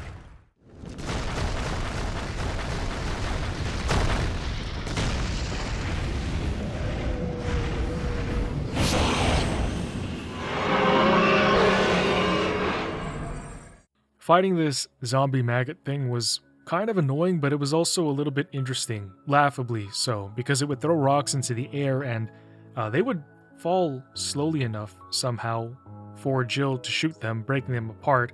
But that's not even the craziest part, because later the monster would throw cars and a whole bus at Jill. Jill can shoot these out of the sky. Shoot the cars and a bus out of the sky. You know what I mean? But you don't see that happen for the bus part because it hits her. By the way, that's another thing. She tanks a whole bus, but she sprays some stuff on herself and she gets up to finish the fight. Pretty wild.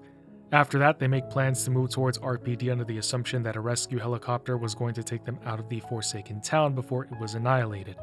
Entering the subway, Carlos says he really didn't know that Umbrella was behind everything, and Jill makes it a point to expose them. Now, when they finally make it to RPD... What? All right, I'll hurry up.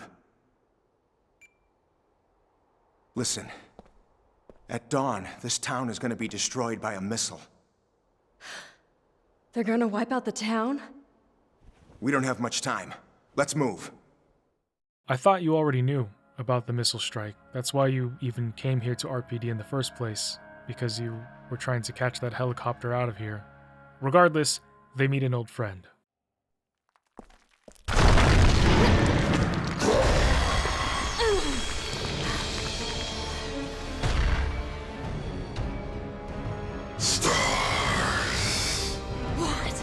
I'll cover you. Knocking him down and setting off an explosion only makes him angrier. He just screams "stars" and continues to hunt them everywhere they go. At one point, Carlos and Jill hide, waiting for Nemesis to pass by, but, they end up firing a bunch of bullets at the undead inside when he's just right outside, so does he not hear the bullets as he's walking by? And then they exit the room trying to sneak off, but then Carlos just screams out, "What does he want with us anyway?" It's funny, let's try to hide from him, let's sneak by Nemesis, and then you fire a bunch of bullets and then scream, and yeah. Full circle, they're back at the RPD entrance, and Jill thinks to ask Carlos what the UBCS is thinking, but Carlos says that he really doesn't know anything because he's way low on the chain of command. They're not going to tell somebody so low ranked anything other than show up. Makes sense. Up the ladder, blowing up Nemesis's rocket in his face, he chases them to the roof, where they would blow up barrels next to him, causing his trench coat to get destroyed. The duo would then have to take down Super Saiyan Nemesis. Behind him! Shoot the drum!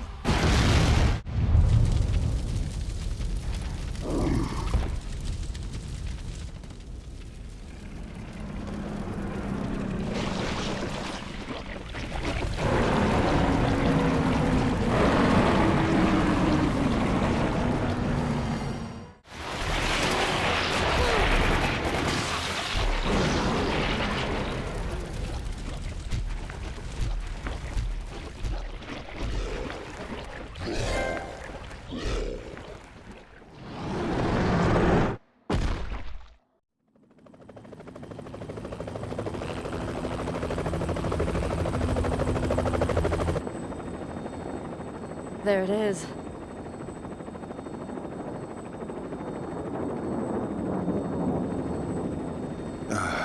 All those people.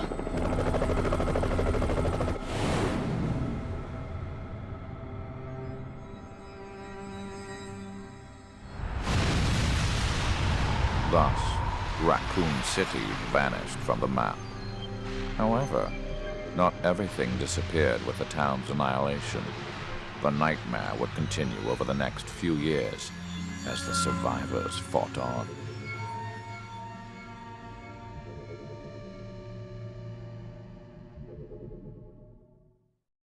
But now this takes us to playing as Hunk, who we have no data on when you're in the character selection screen. There's no blood type, age, nothing. It's just Hunk.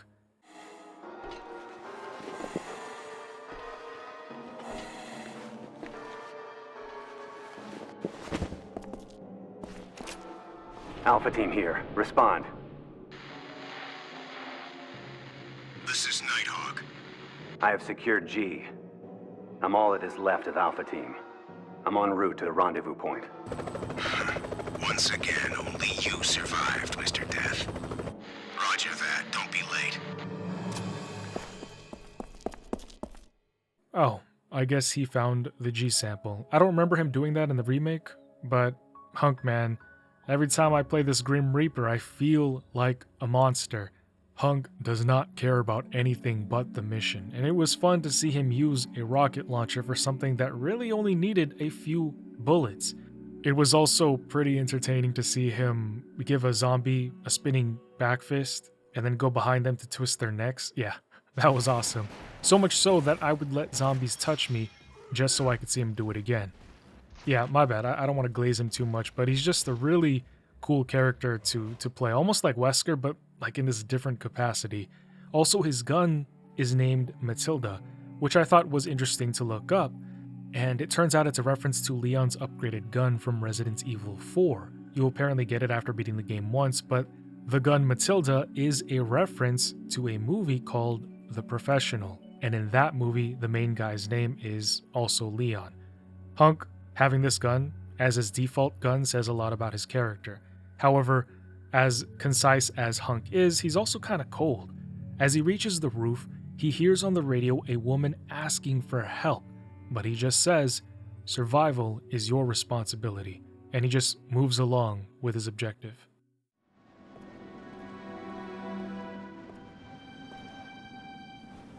Mission accomplished. The survival rate was 4%, and valuable human resources were lost. But that is war.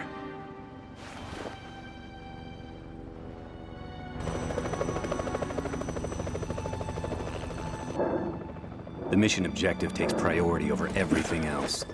Holding to that principle is why I have never failed a mission. The death cannot die. Oh, you can kind of see his reflection there. I don't recognize the face, but perhaps we find out who Hunk is later. But pressing along, did you guys know Ada was 24 years old during the Raccoon City incident, and her blood type is AB? If not, now you do. But, guys, you don't know how long I spent trying to unlock Death's Door, the name of Ada's chapter in Umbrella Chronicles. The prerequisite to unlock this chapter was to get a minimum of A rank on all 3 scenarios for RE3's chapter. Now, you're thinking, oh, that's not hard, which I would normally agree with if I wasn't on controller. It is so hard to aim with a PlayStation controller, because this game was designed for the Wii, or like one of those gun controllers where you aim and shoot, but I wasn't going to buy that just for this game, because when all is said and done, the controller is just going to end up taking space in our house. But yeah, this was hard, and yet well worth it for the story. It is important to remain calm and collected, even in the most extreme situations. In Umbrella's underground laboratory, I forgot that wisdom. Something about the meeting with Leon changed me. First things first, though. I must escape this town and survive in order to accomplish my objective. I can save the truth for after I make it out alive.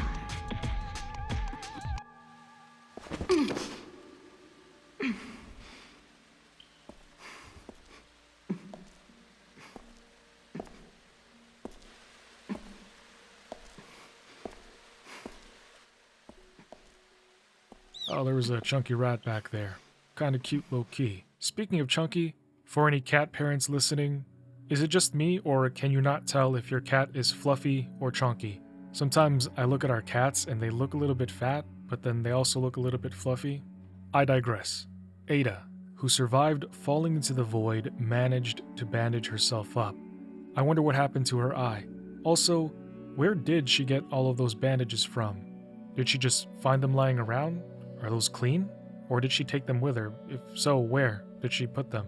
Anyways, she basically has no health left as you start out, but she makes it out.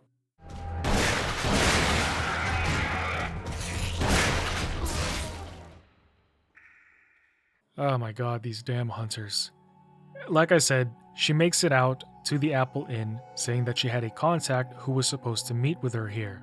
But when she gets there, she discovers that her contact is dead.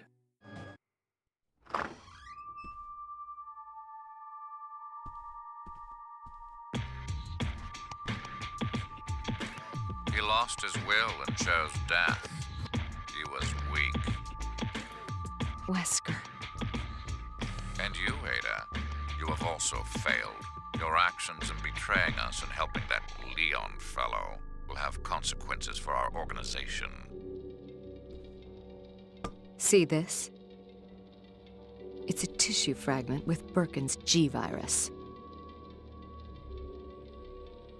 Well, despite some setbacks, you have proven your value to us. Ada, there are two things you must be made aware of. One, in just moments, Raccoon City will be completely eradicated by a government-launched missile. And two, an Umbrella officer will be leaving town in a helicopter. If you are not on it, there will be no way to leave Raccoon City.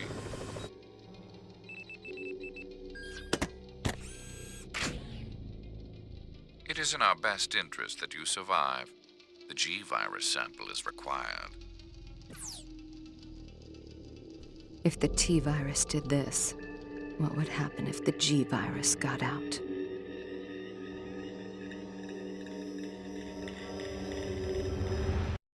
So, Wesker said Ada proved her value to us, which I just remembered.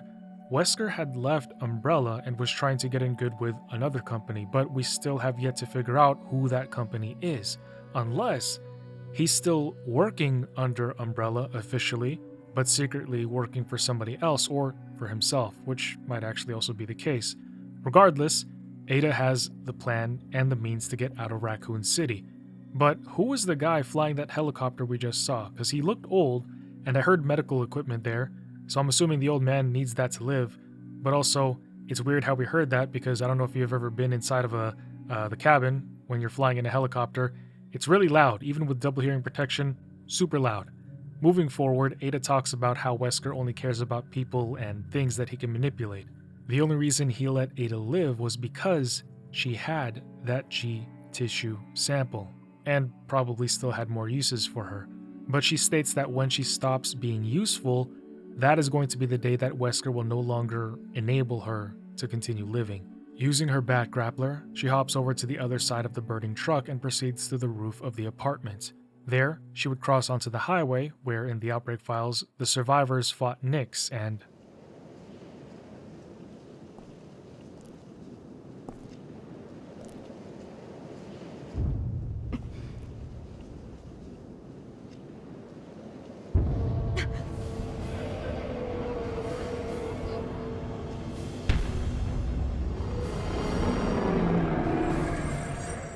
Oh damn, he's still alive. Even after having a bomb go off in his head and being absorbed by another monster, the tyrant is still well and kicking. However, Ada isn't impressed, saying that he's predictable, before she actually does take him down, so she can talk the talk and walk the walk. Overhead, she sees the helicopter circling the air. That is her way out, and there's a container chain. I wonder what's in there. They are waiting for Ada to grapple on, which is wild because what is the range on her grapple hook? But as much as I want to say that this was easy, it wasn't, because of these damn hunters, who could knock her down with just one hit. Again, I was on controller. Aiming wasn't easy. Even after killing 2 hunters, more would surprise me coming on the left, knocking me down again. But eventually, she somehow aims, fires, and then This is how she gets out of Raccoon City.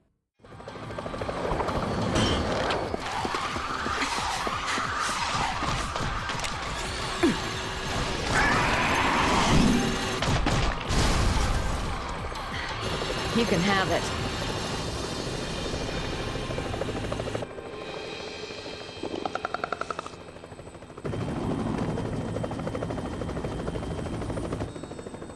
You think I'm reckless, don't you? You stole the computer core from your own company. I wouldn't exactly call that stable.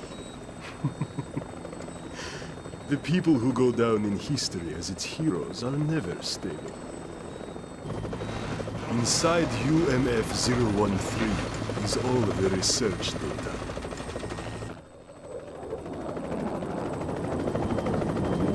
With that, Umbrella will rise from the ashes.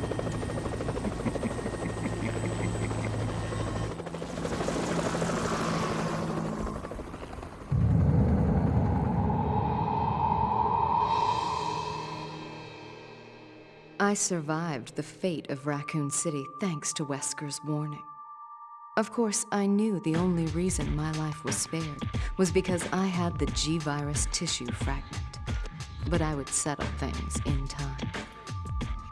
We were both used to being backstabbed and manipulated. I had a feeling our partnership would last a little while longer. A few things. One, I know Ada is cold up there. Altitude, wind chill, and I don't know how she's going to hang on while they fly. But two, Volgin, the Russian guy from the earlier chapters, was there talking about UMF-013, which we saw back when Wesker resurrected and had his first run-in with the Red Queen. Also, Sergei says that UMF-013 contains all of Umbrella's research data, which means that everything that is Umbrella is inside of that container that Ada is on. Their research, their archives, all of it. So, despite Arklay and Raccoon City labs being obliterated, Umbrella can just relocate easily. Resident Evil Biohazard 4D Executor. I'm 98% sure it's not canon, but who knows what they might do in the future. They could remake this or change it up a bit and make this canon, who knows. For something that came out in 2000 as an attraction for several Japanese theme parks, it gets pretty gory.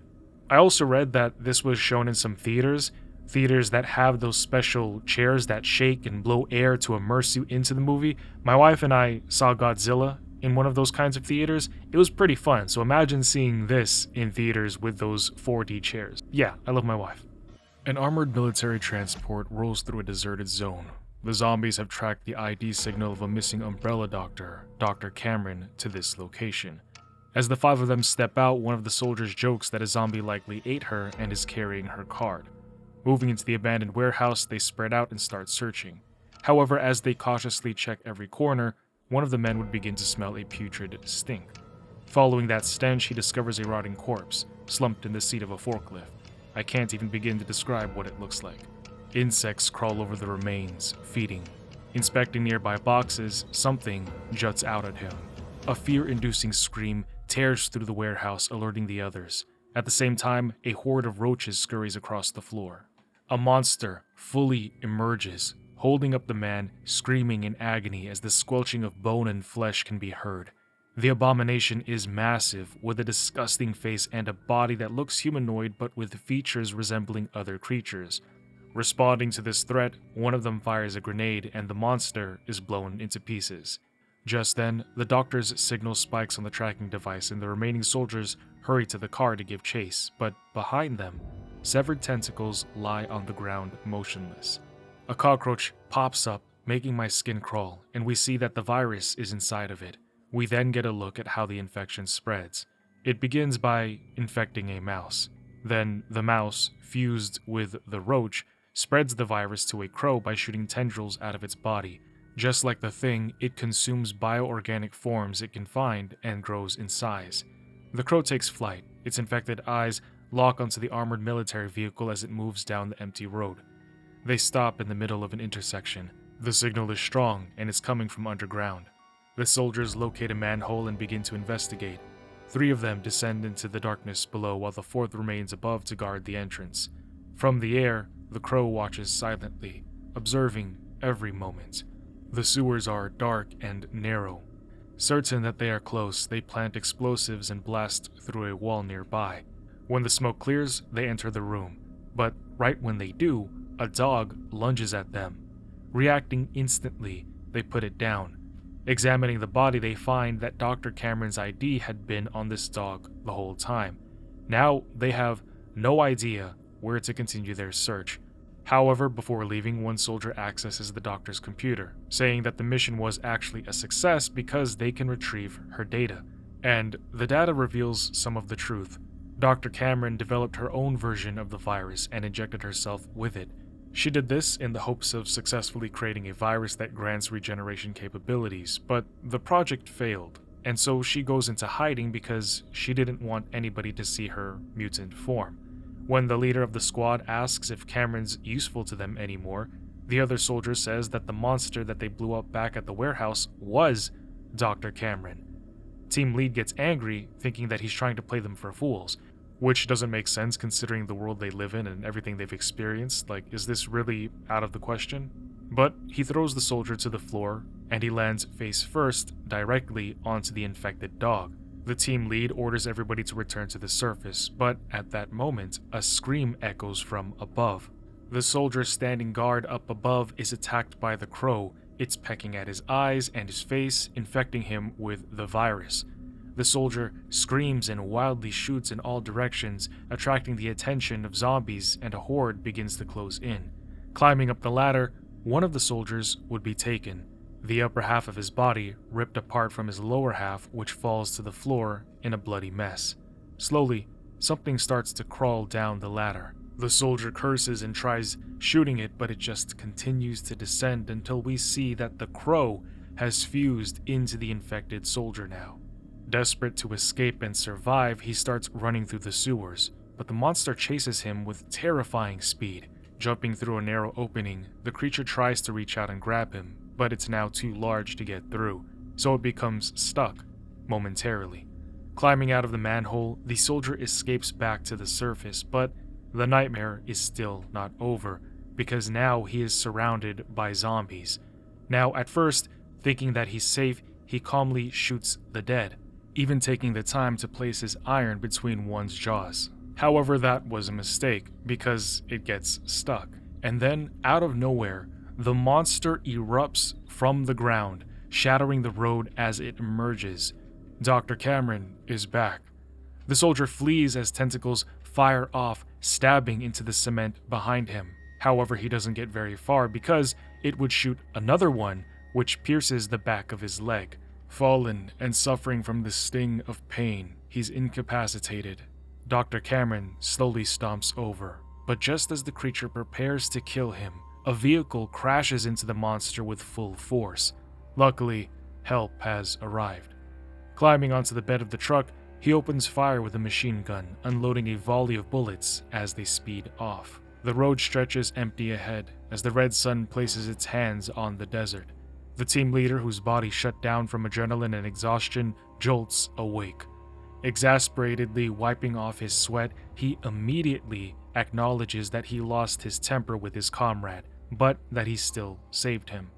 Not really an apology, but it won't really matter, because trying to make sense of what he had witnessed, he can't understand how Ed turned into the abomination that Dr. Cameron was.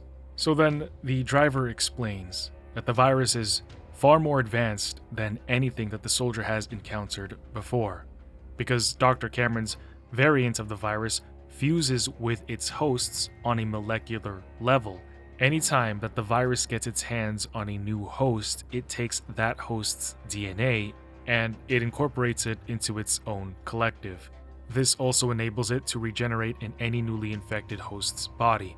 However, the leader still doesn't understand it, despite him already explaining it relatively well enough, so his fellow soldier says it means the doctor is fundamentally immortal. The leader, still trying to understand what's happening, is speechless, but as he is processing everything, he instantly gets impaled from behind.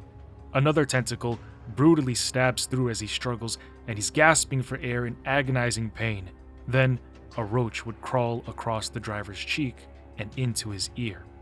The hat falls off and he turns his face, his voice turning into that of a woman's, stating that she kept observing them after they blew her up back at the warehouse, revealing that she was also in the dog the entire time. She knew that Umbrella would come and try to collect her data, but she says that now she is going to spend the rest of her existence trying to turn her back into her human form. She vows that Umbrella will never have her research. She then reaches over, piercing into the soldier's cheeks, nose, and eyes, coming out of the other side as he writhes in pain until his face explodes. Resident Evil Survivor, or Biohazard Gun Survivor, which is the Japanese title of the game. You'll recall that when I covered Resident Evil 0, it was mentioned that there were 3 places that suffered from an outbreak. One was in Raccoon City, which we just wrapped up, but there were 2 more places, Rockford Island and Sheena Island. Well, today we're going to visit Sheena Island to discover what occurred there. In 1998, a disaster struck the quiet Midwestern residents of Raccoon City. An uncontrollable outbreak of the Umbrella-created T-virus transformed the city into an inescapable death trap. To stop the outbreak from spreading, Umbrella Incorporated was forced to wipe out the entire city. However, this was not the only location where an outbreak occurred.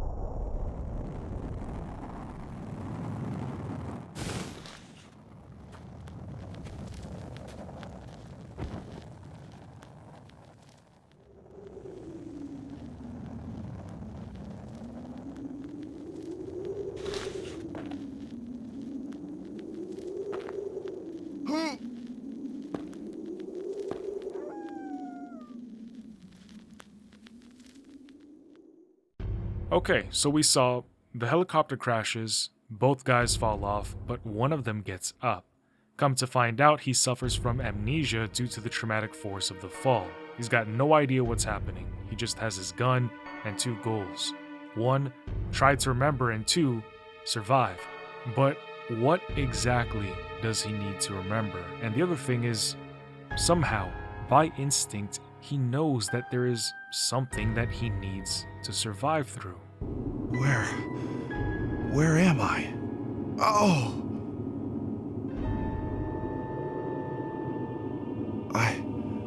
I don't remember anything. Who am I?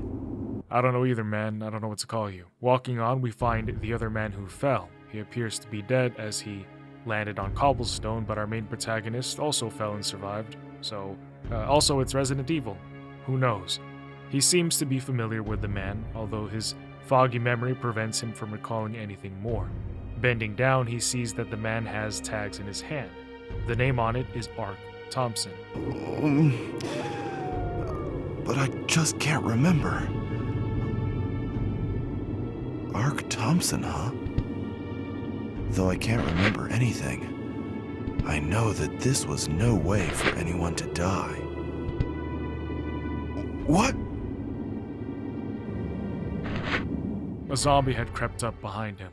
After shooting it, it drops a key and he's able to continue on, leaving that man on the floor. Entering a chapel with Umbrella's logo on the wall, the door to his left connects him to a hall where he would find another room.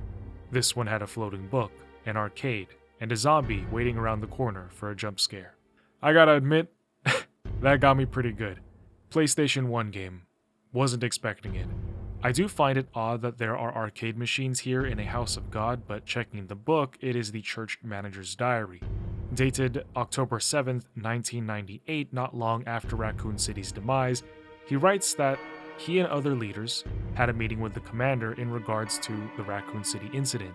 In this meeting, they condemn William Birkin as a traitor who tried to keep the G-Virus for himself, but that in their own city, if they ever have a traitor amongst them, they are to be executed swiftly. The manager then journals that this city is even more important to Umbrella than even Raccoon City, which is wild considering the billions of dollars that the megacorporation poured over there. As our protagonist tries to find out more, he makes his way outside where a payphone would be ringing, but just as quickly as he answers, whoever called him hangs up. Down the road, he walks over to the cinema, but its doors are locked, forcing him to face lickers by the bridge. Giving them a licking and going up the stairs, he hears another payphone ring, but this time, somebody answers. Vincent! Who is this? Vincent? Who's that?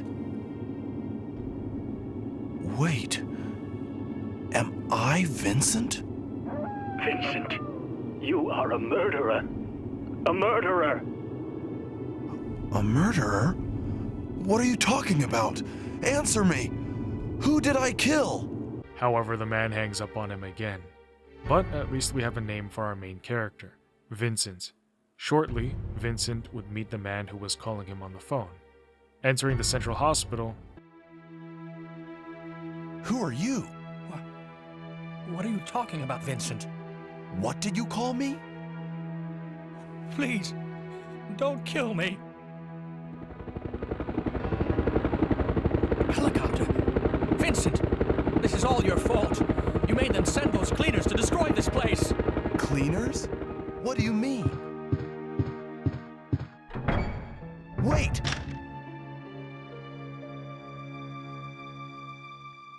The man clearly feared not only Vincent himself, but those who had arrived in that helicopter, the ones he called cleaners. The chase leads him back outside and down into the, of course, because all Resident Evil games seem to have them, the sewers. A door at the end sits with warnings around it, telling anybody else to keep out. But it's here that Vincent discovers this is where the sewer caretaker lived. I didn't even know that was like a job, somebody who lives in the sewers to take care of the sewers. But this janitor is named Andy. Andy had written about Vincent as somebody he'd never actually seen at first, only knowing that he was sent by Umbrella HQ as an elite to become the city's supreme commander. A man known for disgusting ambition and a willingness to kill even friends if it helped him to rise. Now, at first, this information felt distant and unimportant to Andy, because he lived underground and he was hiding. He was only focused on surviving. However, Andy would then journal disturbing rumors about Vincent, ordering daily experiments on children brought in from all over the world. Clearly, Andy is disturbed by this news, but he's gonna choose not to involve himself in so as long as they don't affect him directly. We'll see how long that lasts, because then he writes that there was a major accident that happened above ground, to which Andy immediately connects to Vincent's actions. Then, Andy soon realizes that he isn't even safe down there in the sewers because Vincent would come down to him for an inspection. Now, for some reason, Andy thought it was a good idea to try and take a picture of him as a souvenir, but this enrages Vincent. I do think that any normal human would be annoyed or pretty angry that some random person just takes a picture of them without consent, but Andy concludes that Vincent is the jerk, fully realizing that the rumors about him were true. A picture.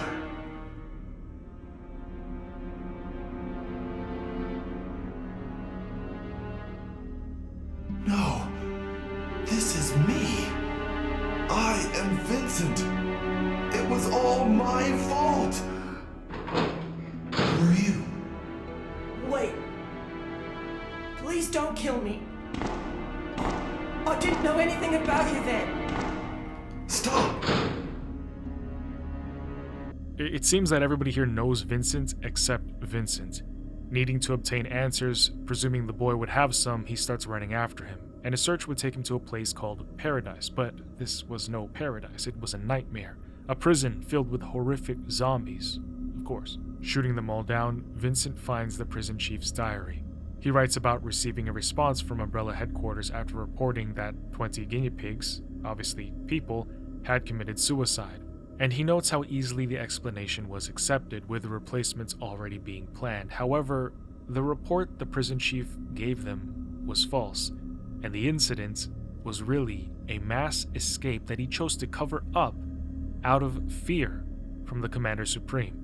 The truth is, Vincent shot those who tried to escape, and the prison chief elaborates that Vincent had been smiling while he did so, as if he were killing insects. Speaking of insects, after killing some that have seemingly made a nest under the prison, he heads back up and into one of the prison cells to read a boy's diary. He had been imprisoned here on Sheena Island, confirming what Andy was talking about when he said that Umbrella was taking kids from all over the world to use as part of their experiments. The boy takes it even further, saying that every single person in this city is Umbrella. Even the women and children are family members to Umbrella employees. The boy continues that sometimes he and the other kids are taken to arcades or nightclubs so that they can release stress, but he knows better. He's not going to let the wolves pull wool over his eyes, and he makes it his mission to escape this place. And as time goes on, he realizes that they are all being drugged in their meals, even losing consciousness sometimes. Days Gone, good game by the way, and he mentions that some of them have been taken to a factory in the mountains and that those who go there never return. He would then overhear that at that factory, Vincent orders workers to cut open brains to extract some sort of material. It is horrifying, and the boy's urgency to leave this place causes him to rally up other prisoners to make plans for an escape. It's just a matter of waiting for the opportune moment, which happens to arrive in October. The boy notices that all the guards are distracted by something that happened somewhere in America, the Raccoon City incident. Using this prime moment, the 20 of them execute their escape plan. They are dead either way, and they'd rather die trying to live rather than continue living just to die with their brains cut open. But we know the tragic fate they all suffered at the hands of Vincent. Eventually, he would find his way back down into the sewers where the door behind him would lock, and he'd be forced to face creatures that would give even Leon a run for his money.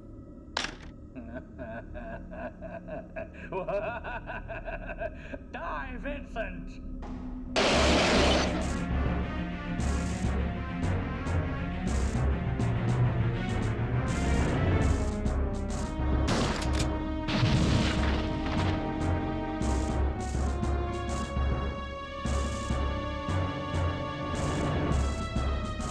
Vincent would have to take both of them on at the same time. Being chomped at from the back and front, somehow, with enough herbs and first aid sprays, Vincent is able to take down both of the T-infected dinosaurs. Defeating them opens the way forward and up where the Umbrella Tower would, well, tower over us. Umbrella. So this is where the city is controlled from.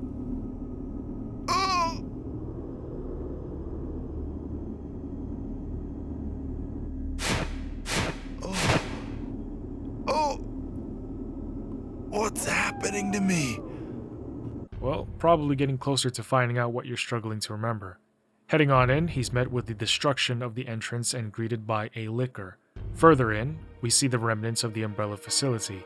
The Sheena Island outbreak has annihilated every inch inside and out of the city. But not everybody here is dead. On the upper levels, in a grand office, he would find monitors and see a little girl who was somewhere inside of this building. He tries to get her attention, but there is no answer.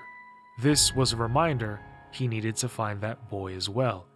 Turning and walking towards the center of the room, he's hit with flashbacks. It's of him and the man who fell off the helicopter with the dog tags in his hand, Ark Thompson. There was a fight and a fire. Regaining some form of equilibrium, Vincent would resume his search for answers, but that is when something found him instead.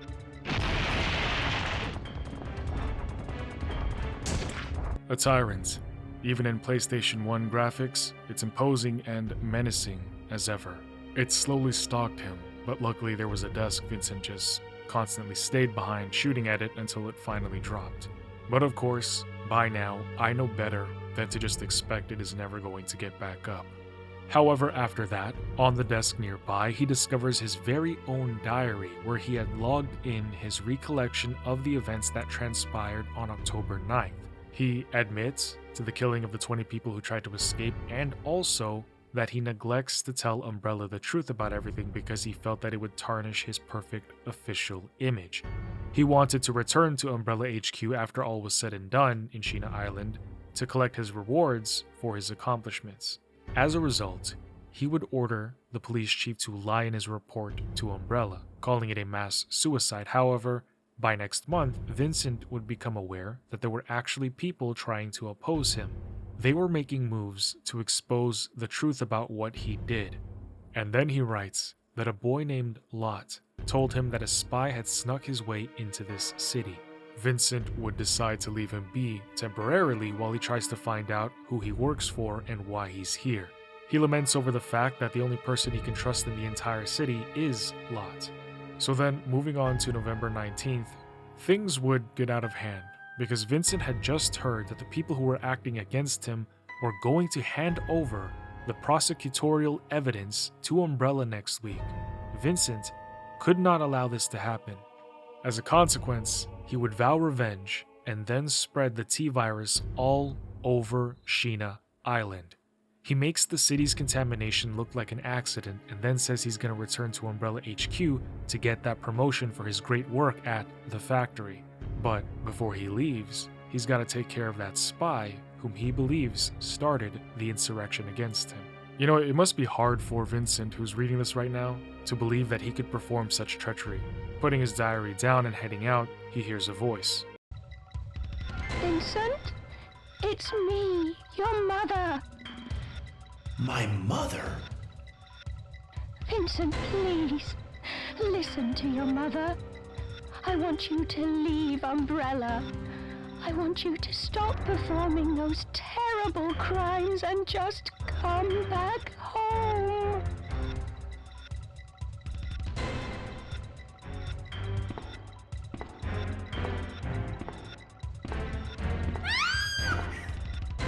Stop it!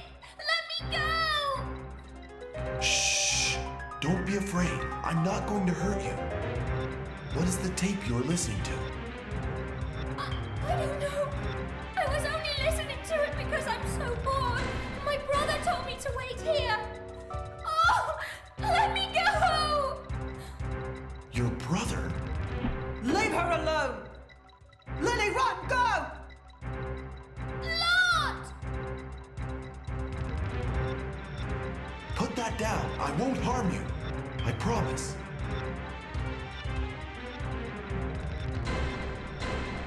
Liar. You'll kill me if I drop it. I'm not stupid. Now stay back. Don't come any closer. I know you think that I'm a murderer, but you're wrong. I would never do anything like that.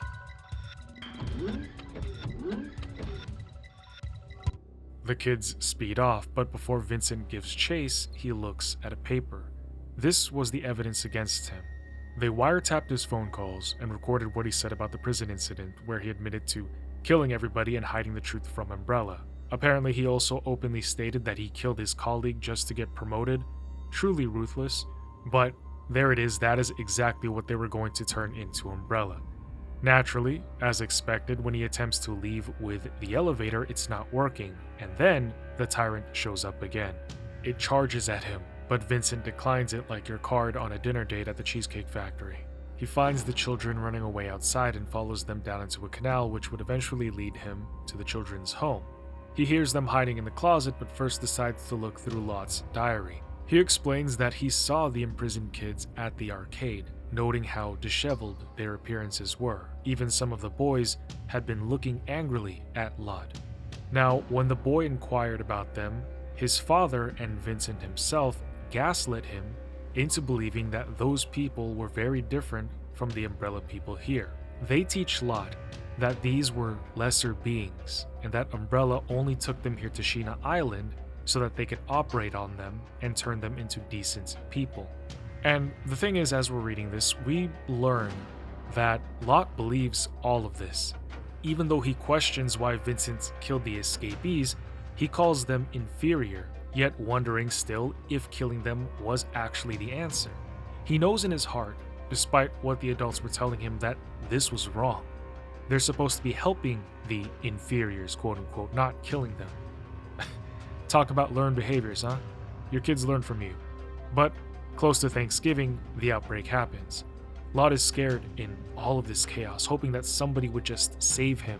Even his parents had turned, and he learned that Commander Vincent was the reason behind all of this.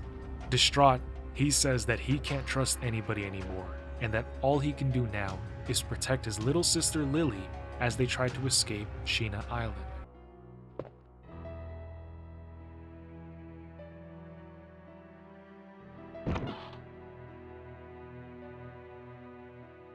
Don't be afraid. I won't hurt you. Where's your brother, Lot? Please, you have to save my brother. He said he's going to the factory by the ropeway. Factory?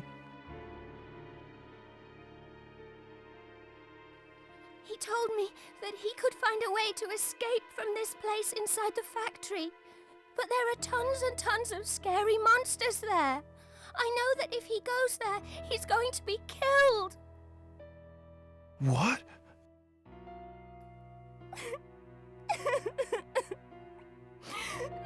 Please!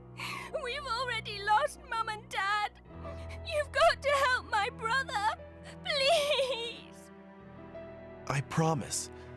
Don't cry anymore, Lily.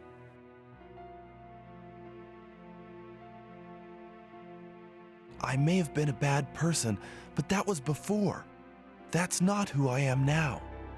I will save these two kids. I swear it. Lily, you hide here.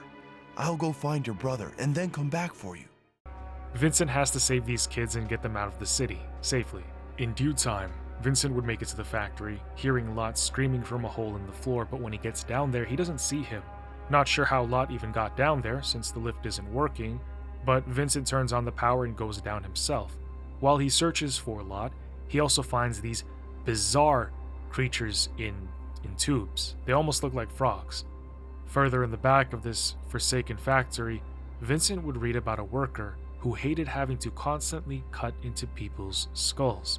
He was guilty over all of this through and through. However, Vincent insisted that the worker just sees them as raw materials needed to make tyrants and not as human beings. The worker pleaded with him, asking if he could at least reduce their suffering, but Vincent told him no. Vincent's reasoning was that if they gave these subjects anesthetics, the pure beta-hetero non-serotonin, the raw material, could not be extracted, because pain and fear was part of the process. It is what releases the BHN. And just imagine, or maybe don't, imagine how torturous or terrorizing it must be to go through that experience, or even just to expect that you're going to have your skull, cut into, and then your brain is going to be surgically spliced into, and you're fully awake for all of this. Also, keep in mind how young the people were. Not that that really matters, because this is just terrible no matter how you slice it, but I'm assuming that they had to be a specific age range for this BHN material. But I wonder if Umbrella had always done this in order to create tyrants, or if they would later find a different way, and maybe I'll find this part out as I play more games, if they found a different way to start getting the BHN material. It's truly abhorrent, but also very human. But going outside and fighting those weird creatures, they're just so odd to look at, kind of disturbing. They float and they have tentacles. They're alien almost, though acidic grenades take them out. Deeper into the factory, Vincent would come into this room with multiple tyrants. It becomes clear to him that Umbrella had been creating these monsters on this island, but the tyrant who had been stalking him comes crashing down in front of him. Vincent confronts it, and after a flurry of grenades, he hears Lot screaming, so he rushes to the door.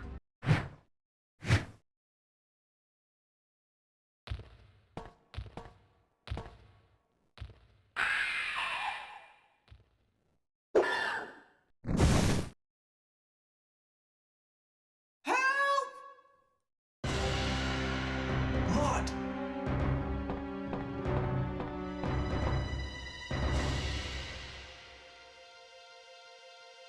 Hang on!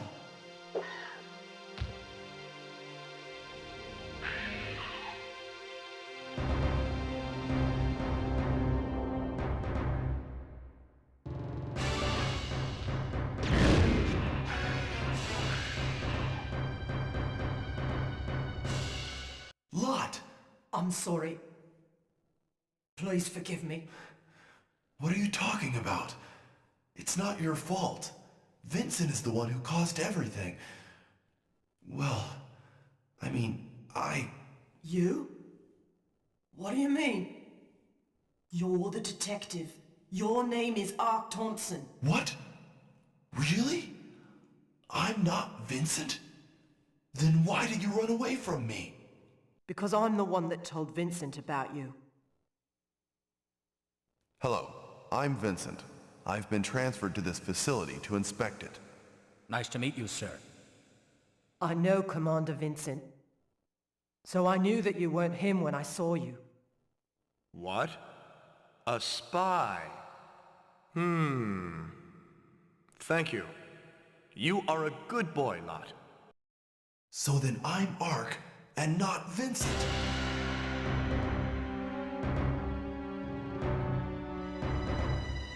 Lot, do you know of any way to get off this island? My dad told me that there's a railway station up ahead from here. A railway station? I heard that it runs underground. Okay, we'll use that. Let's go get Lily. Go ahead! Hurry! We'll meet at the station!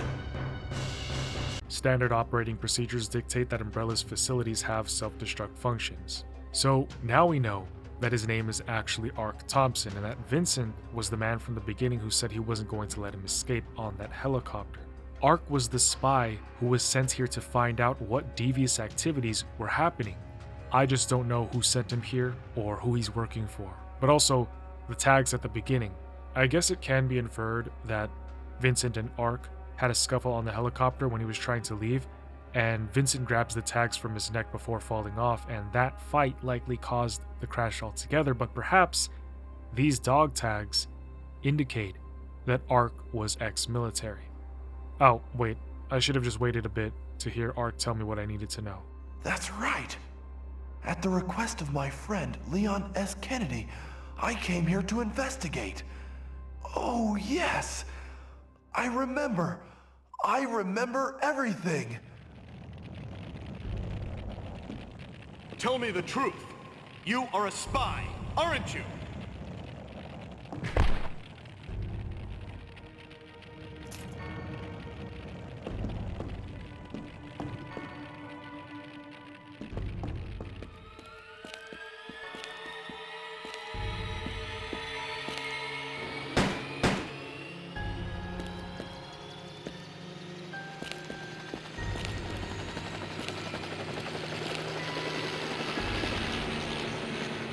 Yes, I'm not Vincent, I'm Ark. A couple things that just came to mind, and I keep perseverating on these dog tags, but why were the dog tags out in the first place for Vincent to grab? Ark should have been wearing that under his shirt. Usually we wear those under our shirts. Also, why did Vincent hold on to those tags throughout the entire chase, right? From running, jumping, and then even falling, he held on to Ark's tags the entire time. Why? Well, Ark accomplished his first goal that he set for himself at the beginning of this story, to remember everything, but he still has his second goal, to survive. Rushing out of the doomed facility, he runs into a room with a sleeping tyrant. However, he first reads some papers talking about how to extract BHN. Vincent would state that if they wanted to mass-produce tyrants, Umbrella's gonna need a lot of BHN. and BHN is produced in the pituitary of the brain, specifically from kids going through puberty.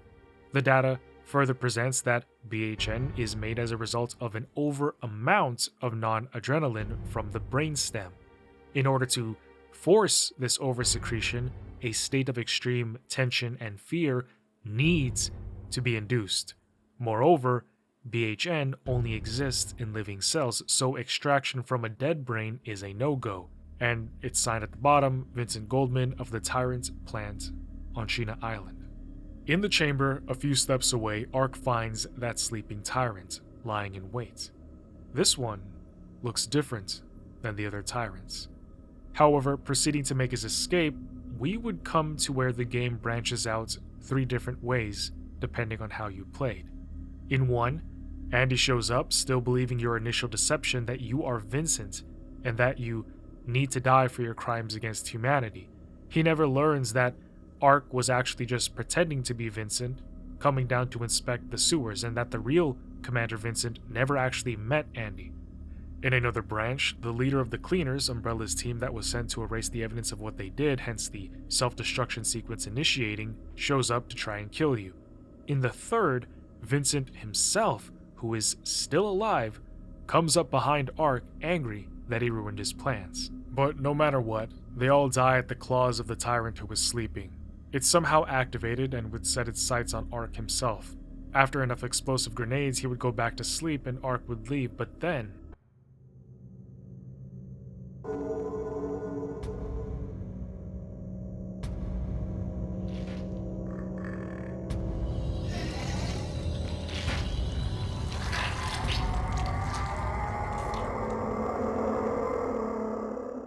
Ark runs out to find Billy and Todd waiting for him.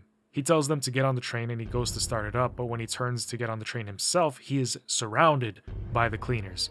However, Ark manages to dodge all of their bullets and get on the train where the 3 of them would finally leave Sheena Island.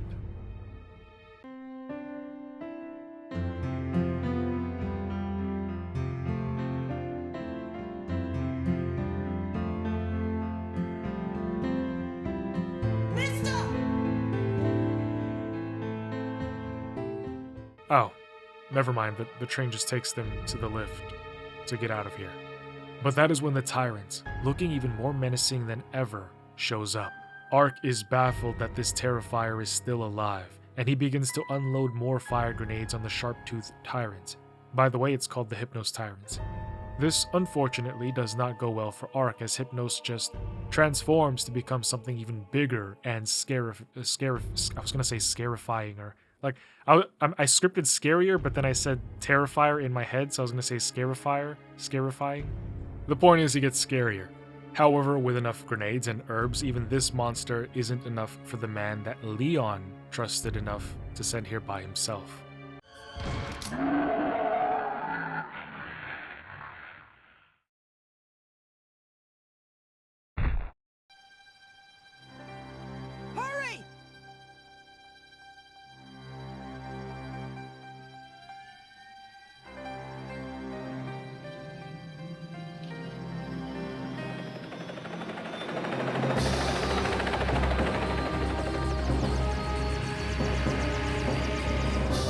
Seconds to detonation. 9, 8, 7, 6, 5, 4, 3, 2, 1.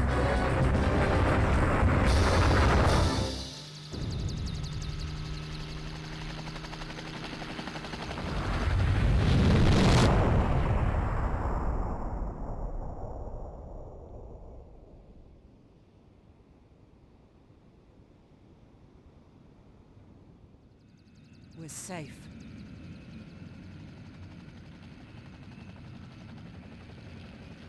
It can't be!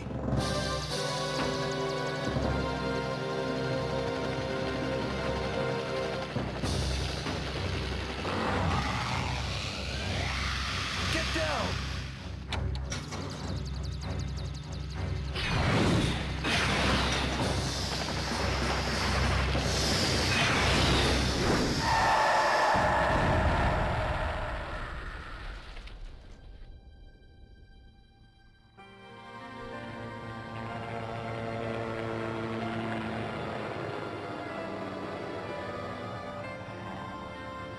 What are we gonna do, mister?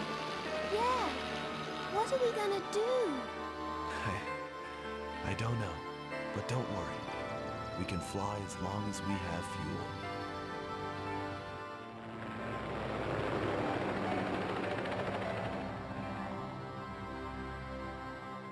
Three months after the events of Raccoon City and 1 month following the events of Survivor on Sheena Island, we come over to Rockford Island on December 27th, 1998. Claire is still looking for her brother. Now, last we heard, he was doing something in Europe, but we haven't actually seen him since the mansion incidents. Well, Claire thought she would find Chris at Umbrella's facility over in Paris, but she got caught infiltrating them, so they captured and brought her here to their prison in Rockford. However, we get to see how exactly that went down 10 days ago. She's being chased in the Umbrella facility, a helicopter comes and opens fire, so Claire immediately pivots, passes the guards who let her walk forward, and then die by their own co-workers as Claire runs down another hall. Which, by the way, where was she going? You know what I mean? Like, was she gonna jump out the window? If she knew that there was a hall to the right and there was a dead end right there, why even go forward? Well, I guess if you look closely, there might be halls, or there might have been halls to the left and right, and the chopper just caught her off guard, but then why is she seen running here next to the window? Alright, I'll stop. She jumps down some stairs, but is immediately surrounded. However, she's also the main character.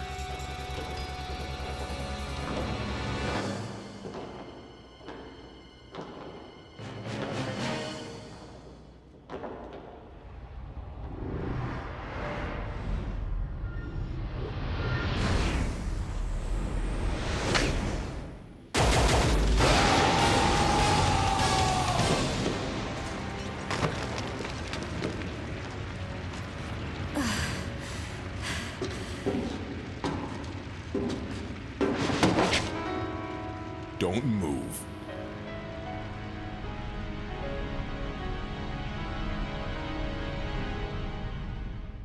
I just realized that she's wearing that jacket from RE2 Remake, or I guess that alt outfit came from this game.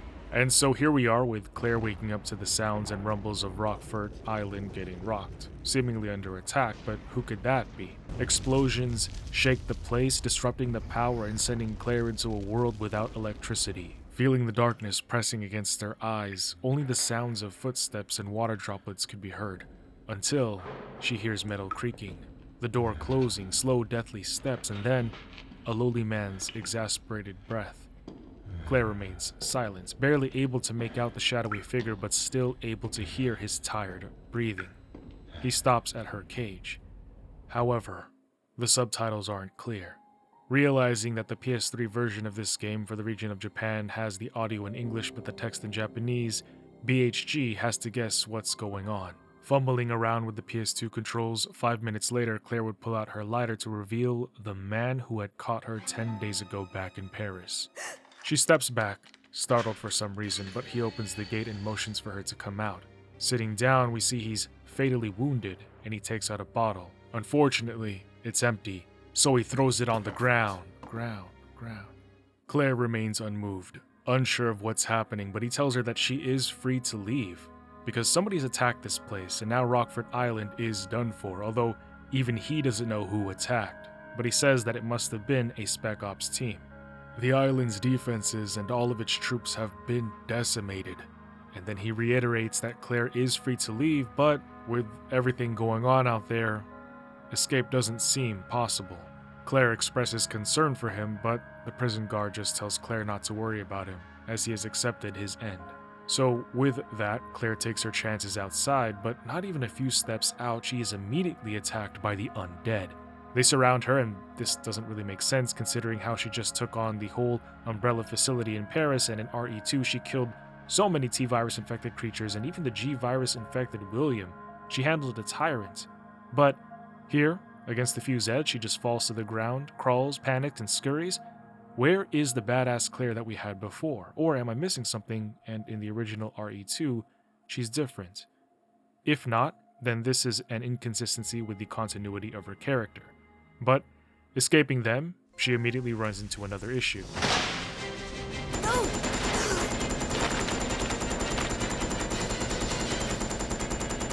The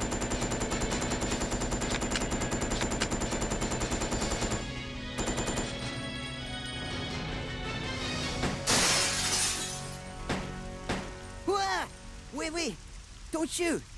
Who are you? Huh? You're not a zombie. Well, great. Wait right there. I'm coming over.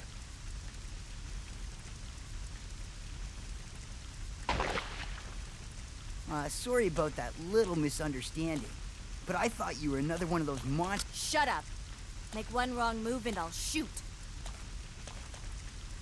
Relax, beautiful. I said I was sorry. My name's Steve. I was a prisoner on this island. And I'm guessing you're not from Umbrella either. No, I'm Claire. Claire Redfield. Claire? Nice. I'll remember that. Hey, I heard there's an airport around here. Well, once I find it, I can finally escape from this crazy island. Well, I'll see ya. Hey, wait up! I don't want you following me, lady. You'll only slow me down. Okay, Steve. So, for those of you who know Steve, you know what a good portion of this video is going to be spent doing. But for those of you who don't know Steve, we'll start here. Steve has an interesting pronunciation for his O's. Did you guys hear how he said sorry and down? Relax, beautiful. I said I was sorry. I looked it up. He's Canadian. But Steve himself, he's giving nerdy edgelord. Going through this infected prison, taking down zombies, and heading down the hall that locks unless you leave all of your metal belongings in this TSA bin, Claire would reach the back and find Steve again. I hope you enjoy the corny voice acting. Chris Redfield. What are you doing here? Chris Redfield. Is he a relative of yours or something? You mean my brother? Ah, your siblings. Well, it seems your brother is under surveillance by Umbrella. What?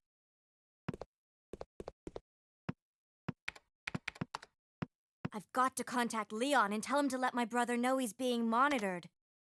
It's a good thing I have access to an outside connection from here. Well, that file shows the latitude and longitude of this place. Why don't you send your brother the coordinates and ask him to come help? Thanks, I'll do that. Hey, I was just kidding. There's no way he could get here, even if he is your brother. Yes, he can, I'm sure of it. No way. He won't come. You'll just end up disappointed if you rely on others. Believe me, I know. What was that all about? They're like kids. Yes, my big brother can. No, he won't. Whew, I'm gonna love this. But man, I can already tell Steve is gonna be a whiny one. Claire continues her prison break, and along the way she finds one of the prisoner's diaries, or diary, singular, where she learns about somebody named Alfred. I don't know about you, but every time I hear the name Alfred, I think about Batman's butler. However, this Alfred is the type of guy who will imprison and kill even the people who work for him for the tiniest of mistakes. It is also noted that he is using prisoners as subjects for his experiments. Following her unlocking the gate forward, Claire would cross the destroyed and burning bridge, making her way up to the top to what is practically another mansion.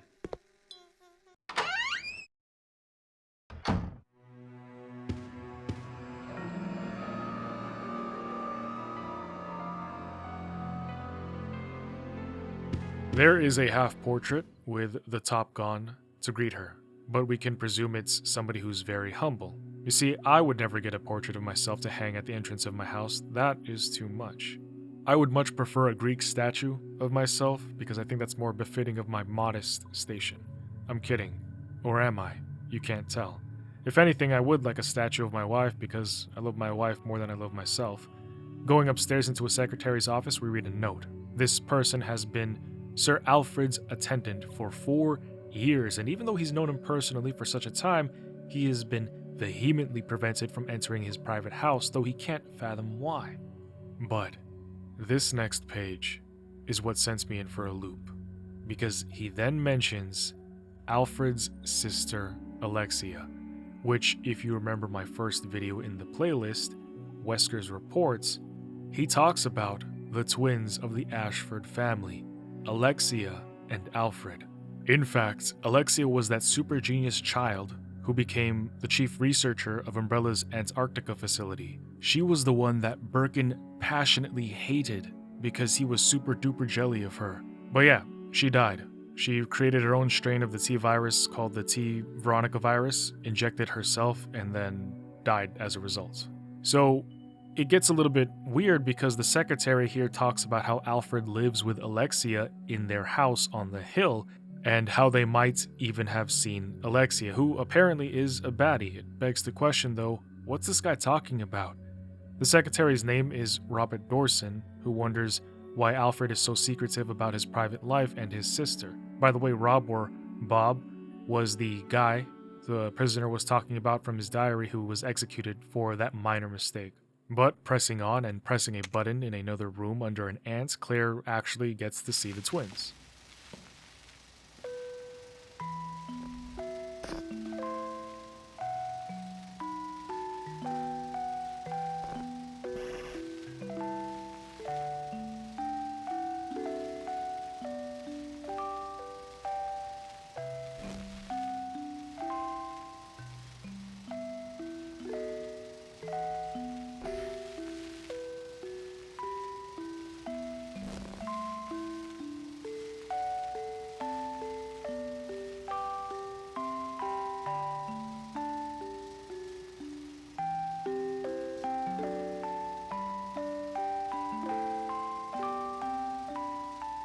Well, that was weird for multiple reasons. Let's run it. 1. Who's the cameraman? 2. Why didn't he stop them from torturing the dragonfly? 3.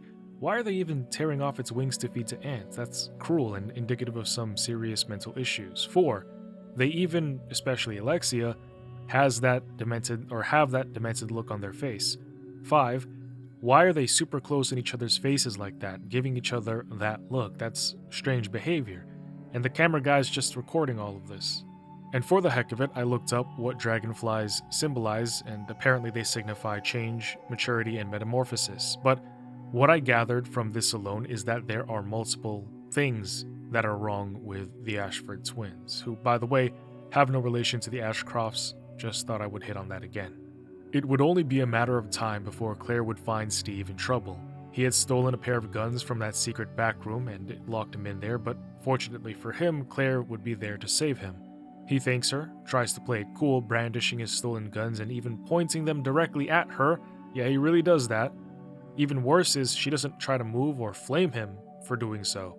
But Claire knows that she needs those guns he has as part of a puzzle. However, Steve, being the child he is, basically says finders keepers. But hey, if you have something fully automatic, I'll trade you.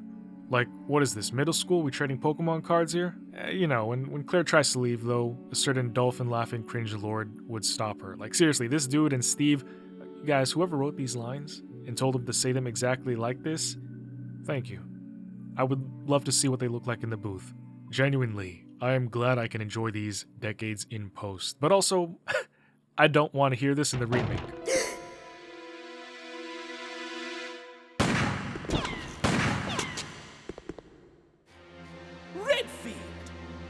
Dare you interfere with my operation? What are you talking about? You let yourself be captured so you can lead your people to this base. I have no idea what you're babbling about. You don't fool me. I am Alfred Ashford, commander of this base. Oh? You must be one of Umbrella's lower level officers if you're in command of a backwater base like this one. How dare you! The Ashford family is among the world's first and finest. My grandfather is one of the original founders of Umbrella, Inc.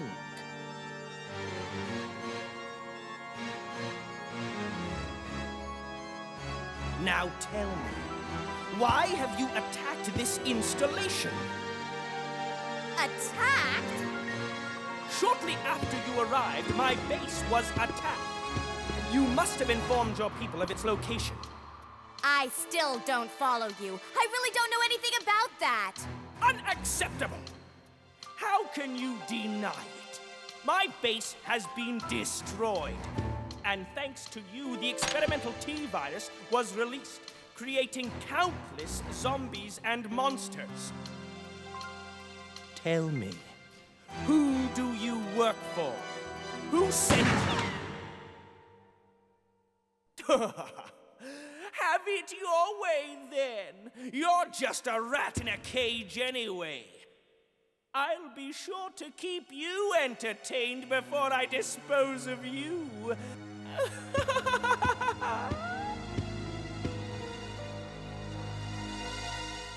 I just realized Claire dodged those bullets. But also from that, we learn that even Alfred doesn't know who attacked Rockford Island, believing that Claire Bear was trapped in Paris on purpose so that she could lead her quote-unquote people over here to initiate the attack. However, he also mentions the T-virus being spread all around the island, so that completes the trifecta that was mentioned back in Resident Evil 0. You know, the 3 outbreaks, Raccoon, Sheena, and now here. Moving along, finding Alfred's submarine, walking by his plane, Claire does some puzzles and then comes back up top to be attacked by some giant worm or something.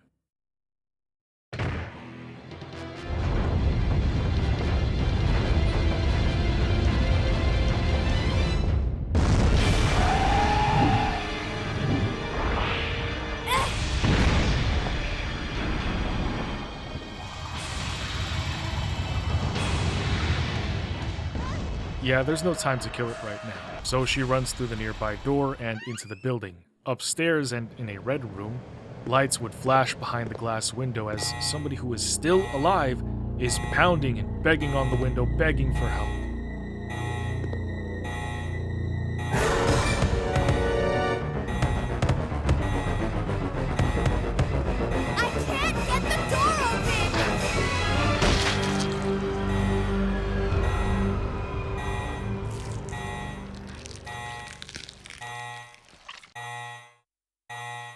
However, Claire cannot save him.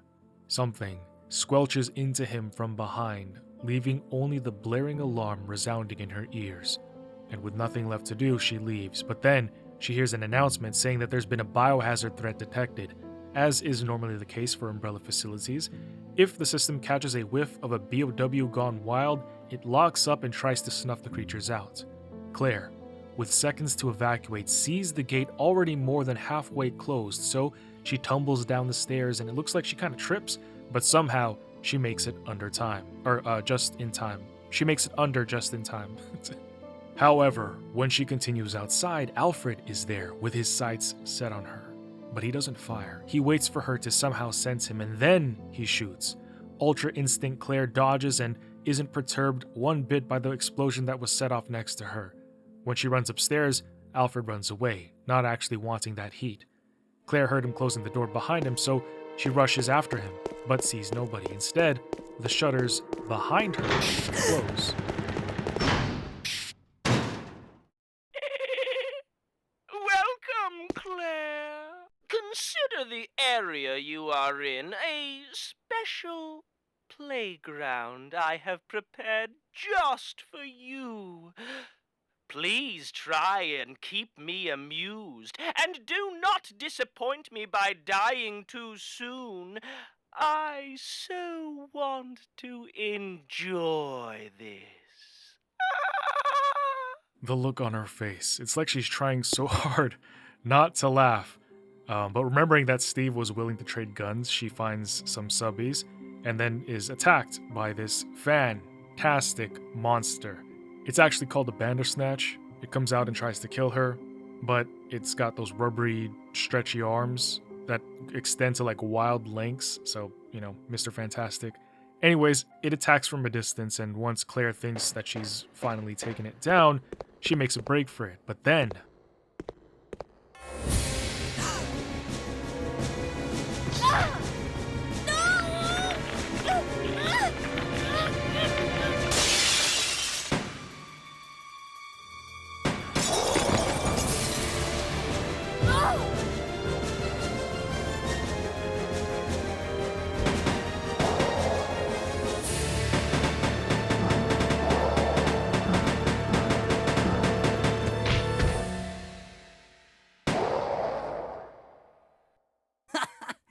Oh yeah, that felt good. Don't worry, Claire. Your knight in shining armor is here.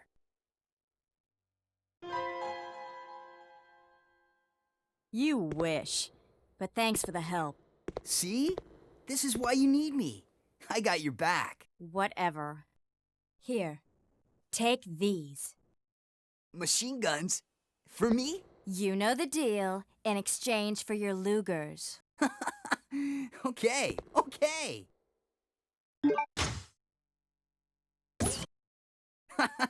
This thing is too cool. Yes! Now this is my kind of weapon. All right! Huh? Hey, this thing's empty. You cheated me. Up there, plenty of ammo, just for you. Way up there? Give me a boost and I'll get it for you. All right. Ow! My back! You're heavier than you look. Hurry up!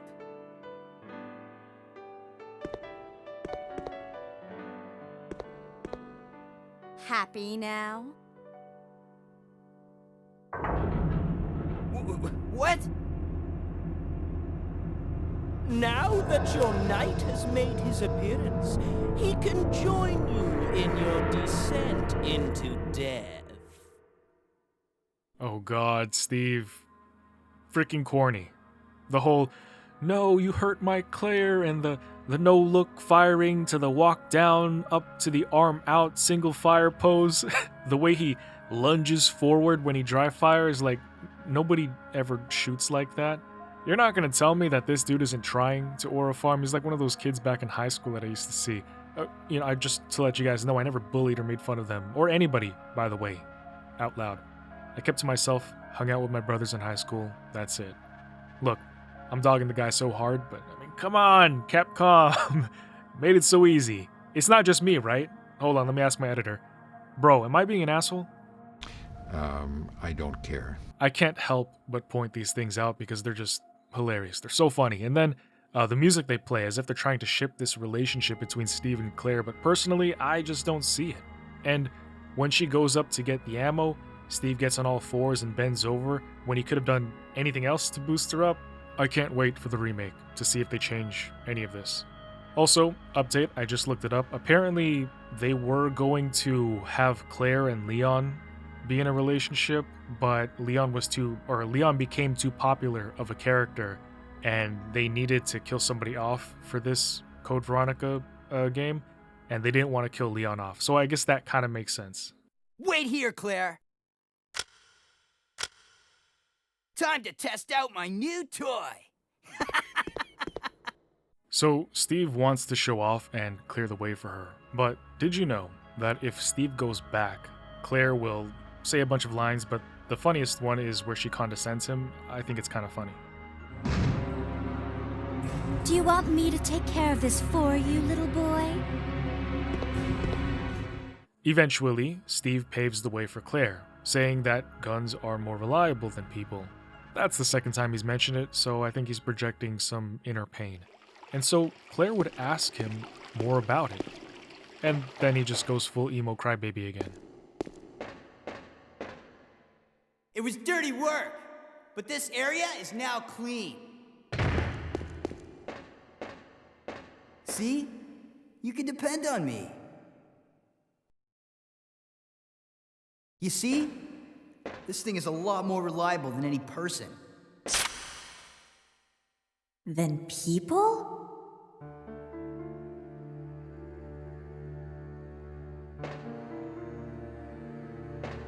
Steve, what were you doing here?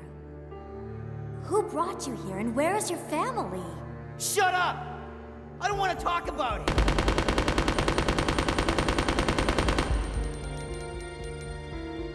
Steve.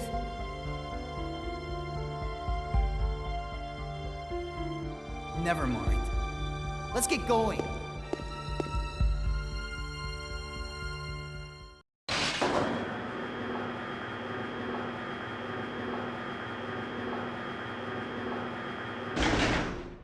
Claire follows along, but when she catches up to him, the floor beneath them collapses, As a result, she's injured, unable to move. However, she sees a zombie behind Steve.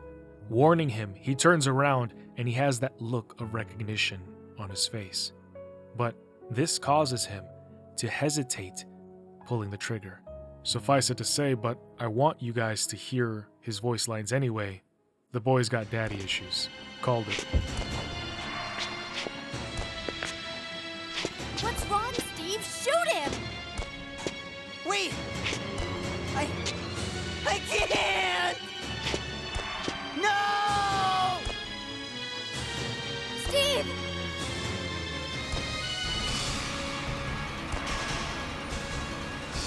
No! Ah!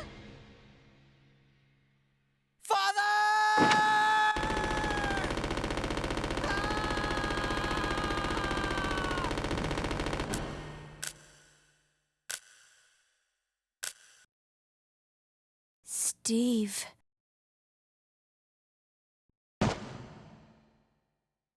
Father. Father. Father.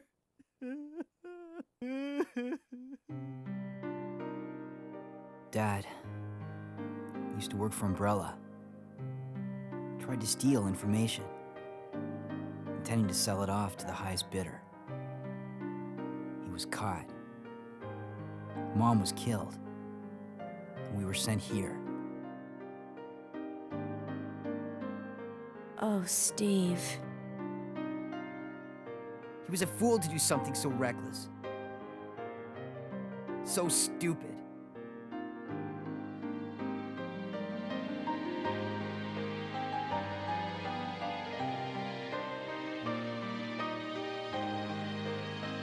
It's okay now. Just rest.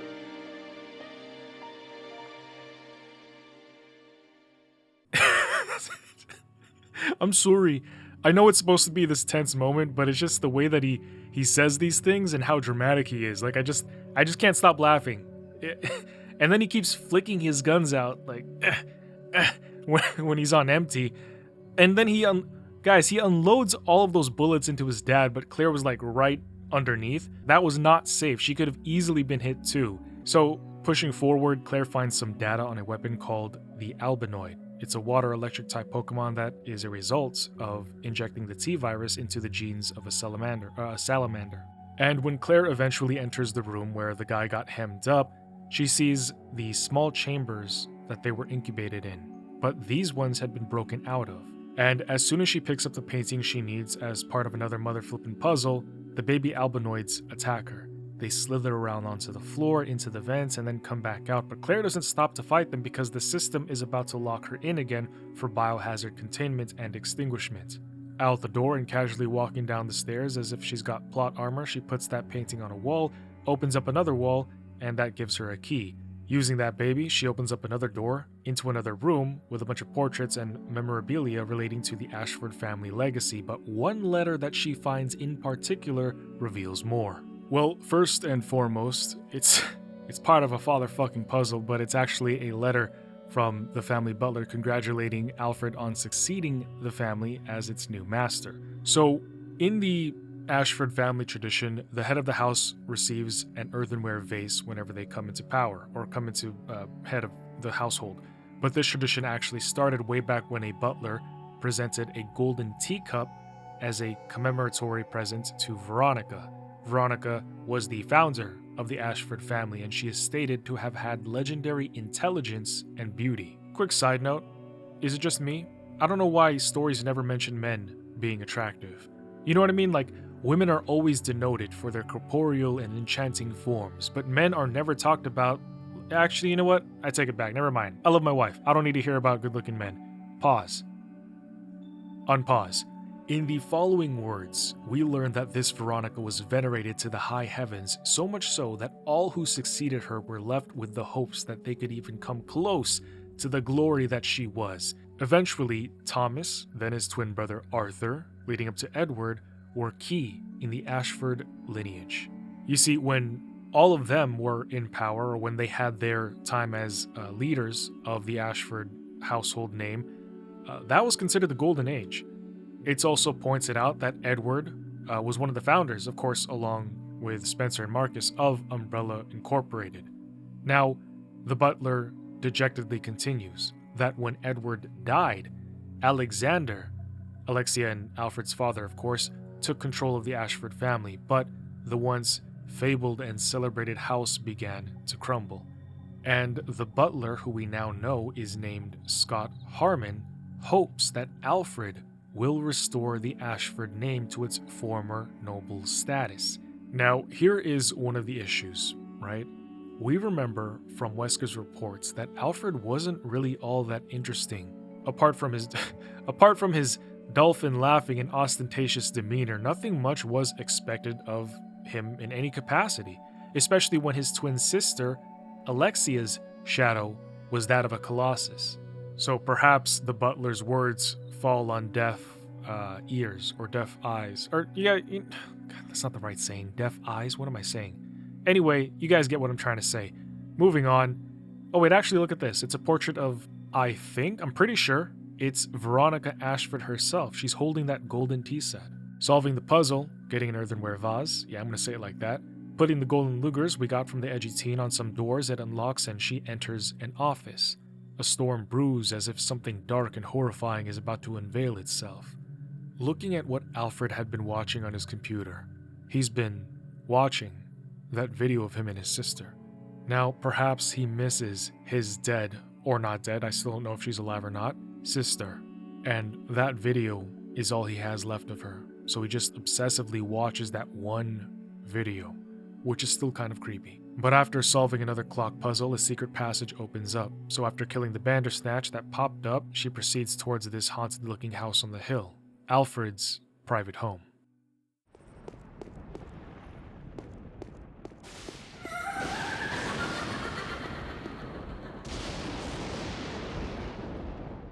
Evading these annoying, stretchy flesh bags, Claire enters and goes upstairs to where she would find out why Alfred's been so adamantly private about this place.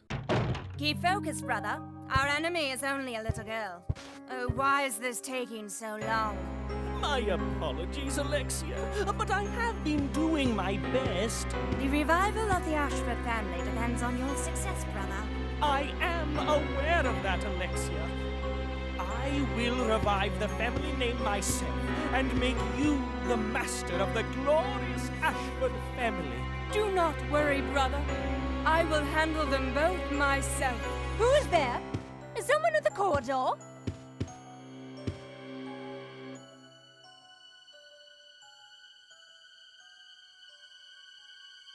What is it, Alexia? Nothing. I believe I must have been imagining things. Let us go, brother. Creepy doll in front of Claire. She realizes that Alexia is, in fact, still alive. Now, for me, who is new to the series, untainted eyes when it comes to Resident Evil, this is interesting because Wesker's reports said that she was dead. And so far, Wesker hasn't been wrong. And that means that even Albert Wesker himself doesn't know that she is still alive. And so I guess this makes sense as to why Alfred would try to keep this whole place a secret, because he's trying to hide her still being alive. Well, sort of, right? I guess that's part of why the secrecy. Because I can see her being a target, right? Since she was so great and all. For an example, Birkin basically seethed at the thought of her achievements, and while I don't think there ever would be a universe where he would have tried to kill her, who knows? Had she lived, who knows what Birkin would have done had he not been able to one-up her intellectually. Even if not him, when you're at the top, people want your crown. You being the best incites challenge and danger, so maybe that is why she tried to fake her death. I don't know this from experience, by the way, being the best. I'm just, I heard.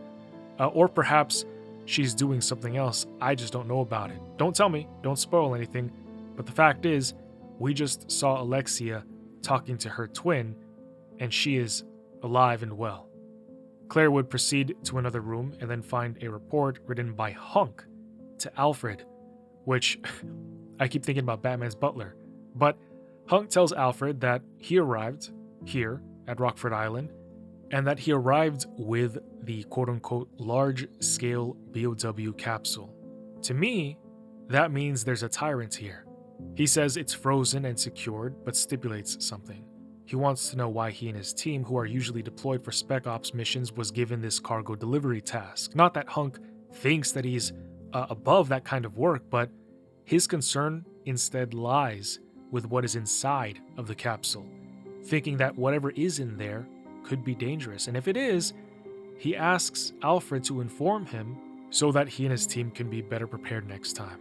He then recalls the good old days where he used to train here, and that he still has fond memories of this place. And this shows that he's probably known Alfred for some time now. But now what we do is we go back to the prison guard who let Claire out. He's been down in the cell waiting for death, but Claire, ever so compassionate as she is, gives him medicine to save his life. Hemostatic medicine? How kind of you. Thanks.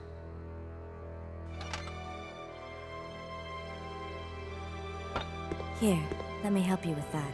Thanks, but I can take care of myself. Just go. Keep it. It was a gift from my brother, but... Thanks. Here, let me give you this in return. You might need it later on. Now go. Don't worry about me. After which, she opens a door by the Rockford Island prison's guillotine and takes care of a few more zombies off-screen. She then enters the prison's medbay to discover dead bodies and something inside of the body bag. In the room over, she finds this unnervingly real-looking anatomical mannequin, which also happens to have very human-like eyes, or just a single eye. Next to it, on the desk, is a note. The anatomist who was employed here was a sadist. He got off on other people's agony. He would torture them, revel at their compulsing bodies when they died, and Alfred knew what kind of monster this man was, but he enabled and encouraged him to continue anyway, by giving him everything that he needed here on Rockford Island. Finding an upgrade for her gun in the crematory room, when she comes out, she hears the sounds of gushing and squelching. A few steps ahead, and she notices the body bag is now empty. Claire is perturbed, because she didn't know that zombies had the dexterity to unzip themselves out of a body bag.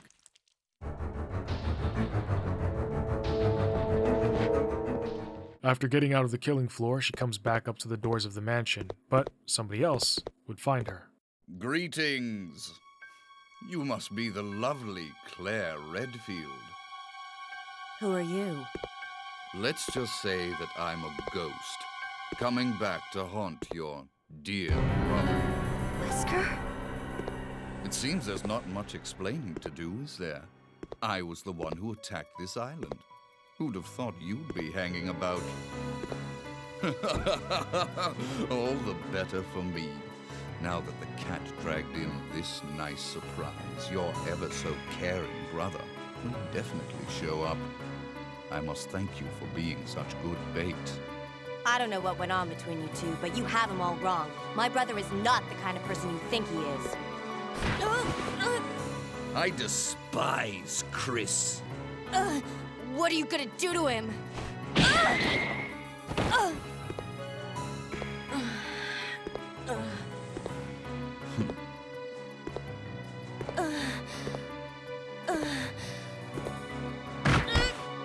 Oh, how your brother will weep to see you die. What? What is it? Stay there. I'm coming. It appears you may be of some further use to me. I'm going to let you live a little longer.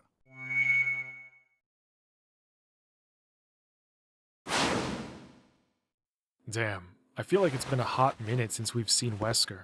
I am not down with the fact that he just smacks Claire around like that for no reason. Like, sure, you hate Chris because he foiled your plans or whatever, but don't beat on his sister for the beef that you got with him. Take it out on Chris. Or maybe I just don't understand because I'm not a big revenge person. Naturally, Claire is fine even after getting a superhuman boot to the temple, and continuing her way back into the house, she finds a small message from Alexia to her brother. In it, she tells him he is the honored one who is going to bring back the Ashford name from the grave. Now, you might be looking at this, and at first it seems like little whispers of nothing, but if you make it to the end of the video, or even watch future videos, you'll likely want to take notes of these little notes to see how they build into something even more. Taking a ladder up into a secret playroom that the twins had, Claire finds a picture of an ant on the wall. Inserting a dragonfly into it causes the carousel in the middle of the room to turn, revealing another secret way up, and to the left, we find a newspaper clipping talking about Alexia graduating from a prestigious university, and then getting hired as a lead researcher for Umbrella Incorporated. However, it is all the way on the right that we find an uncomfortable confession. Guys, Alfred seems to really love, maybe even be in love with his sister. He is obsessed with her, venerating her as a goddess. He would give his life for her and basically do anything she tells him to. I mean, at this point, the guy believes, as Alexia has told him, that he is the one to revive the Ashford family name when everyone else seems to think next to nothing of him.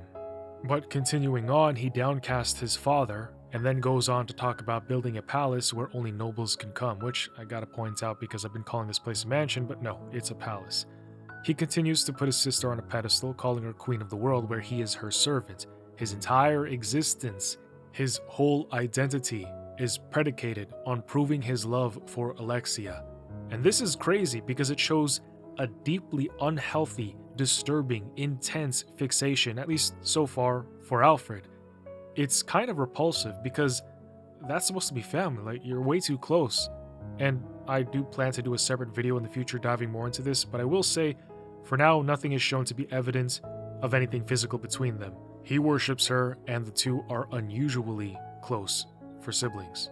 Like, we just can't deny that there are creepy undertones, especially when you see that video of them and then read this confession, but perhaps it's just us. Maybe we are the problem, looking too deeply into this, or maybe we're not, because everybody I grew up with, all the kids in school, throughout college, work, military, guys, I've never met anybody that close in that specific way, like that, with their brother or sister.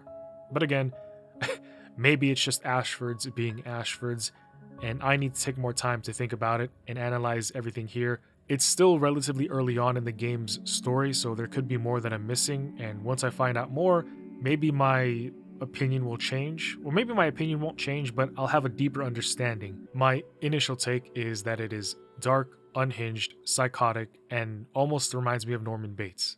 Claire Redfield, hold it right there.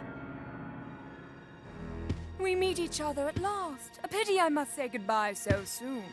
I am Alexia Ashford. For the pride of the Ashford family, I will kill you.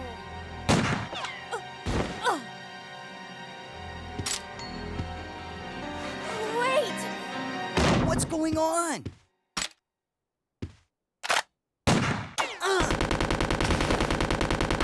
Steve! A secret door! After her! Are you okay?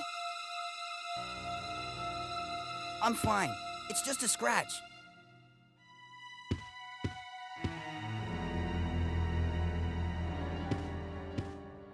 It's amazing, honestly, that Claire can dodge bullets that fast. And it is funny that Steve randomly comes in and is like, oh, what's going on? Like, dude, where have you been? How'd you even get here? And then he shoots all of those bullets, and then only one hits Alexia.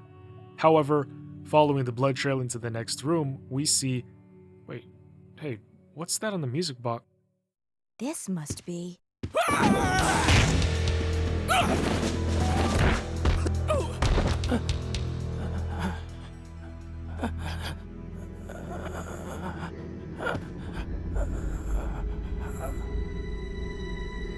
What? No!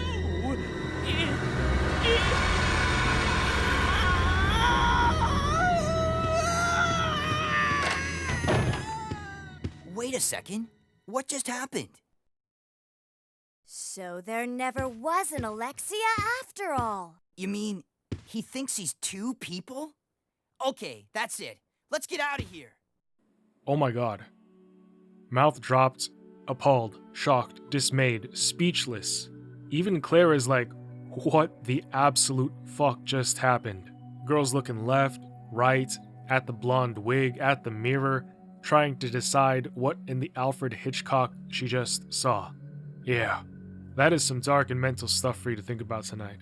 But we have to keep going. Outside, Claire stops to stare at the bloody, strung-up doll, I think it's a doll, in the center of the house. I wonder what this is going to look like in the upcoming remake. When she makes it outside, another self-destruct sequence begins counting down, and Claire says that Alfred is insane for initiating it. Steve finds her, and at the same time, up above, planes can be seen flying overhead. These are the last survivors of Rockford, fleeing with their lives, and now, Claire and Steve have to get to a plane and get out. Hobbling over, because ammo and healing items are scarce for this game since I decided to play on normal instead of easy, they take a submarine and make it to the plane. However, Alfrexia says they won't. I will not allow you fools to escape. This is what you get for trying to oppose me. Now feel my revenge.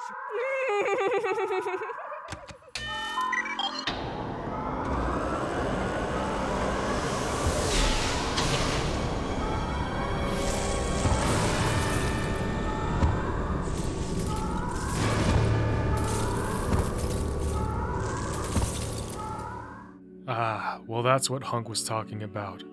As Claire is on her way back to the submarine, outside, an explosion sets off, and then...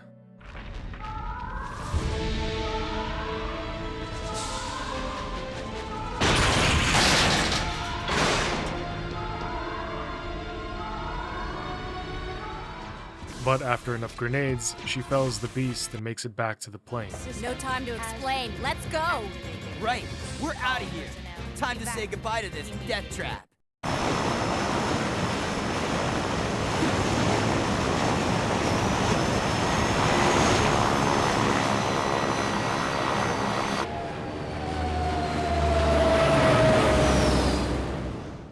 We made it! Yahoo! Ugh, it's finally over.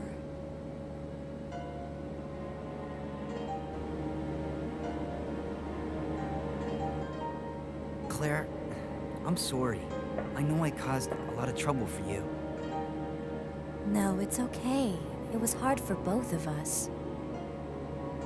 Well, I really hope you find your brother. I know what it's like to be alone. Oh, Steve. So, where should we go now? I can take you anywhere you want to go, Claire. I hear Hawaii's nice this time of year. You got it!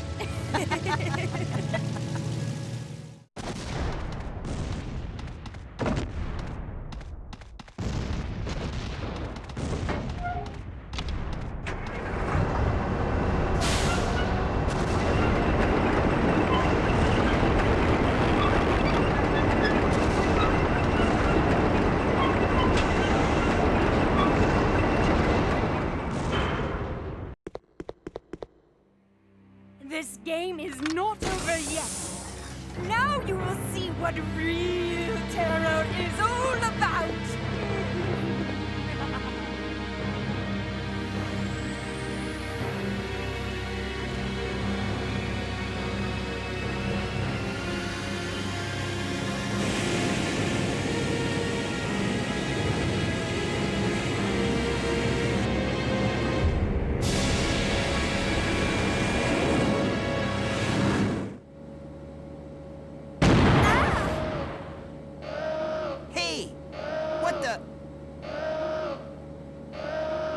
Cargo room hatch is open. I'll go back and check it out. Thanks. I've unlocked the cargo room door. I still don't know what she sees in him, or, I don't get why she looks at him like that. Something big shakes the entire plane. And so, Steve decides to open the hatch for some reason, and Claire goes to check it out. It's the Tyrants, aura farming and waiting for Claire to come out so that he can slowly turn around and roar.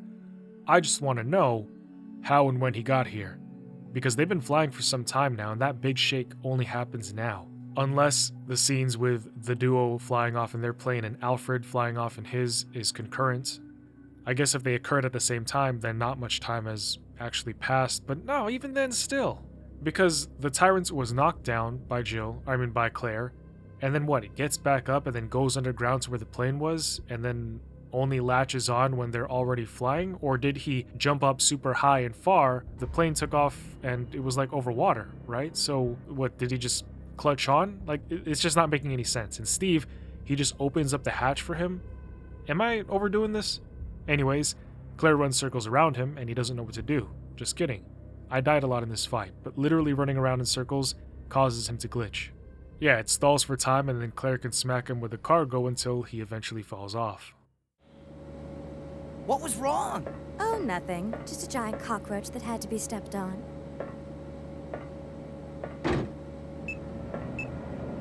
What's happening? I don't know. The plane just changed direction on its own.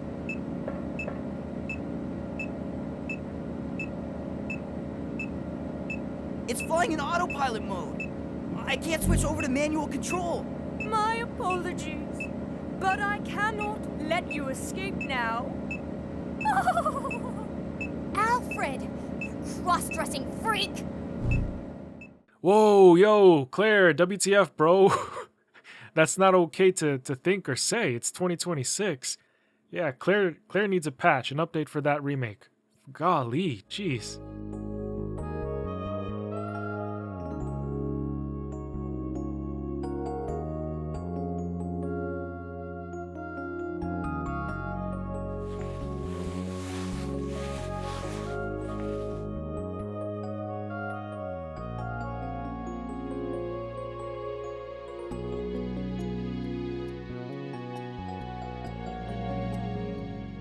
Alright, she's sleeping. You really gonna go in for a non-consensual kiss? Matter of fact, how old is Steve here anyways?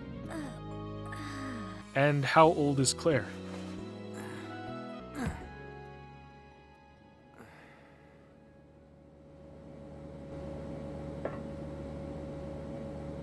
Hey, where are we?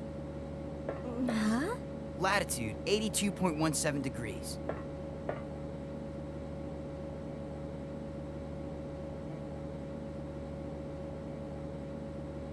That's the Antarctic. We're over the Antarctic. What?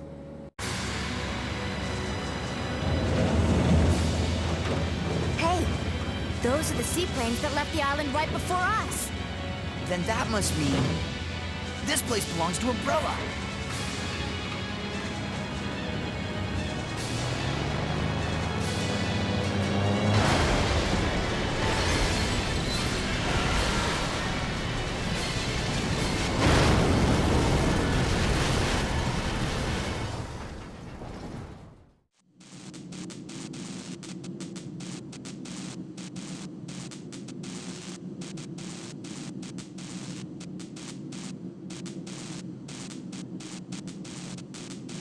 Oh.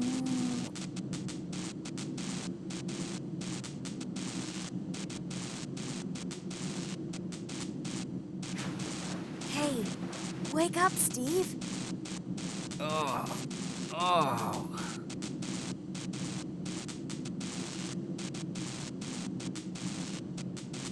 We're still alive.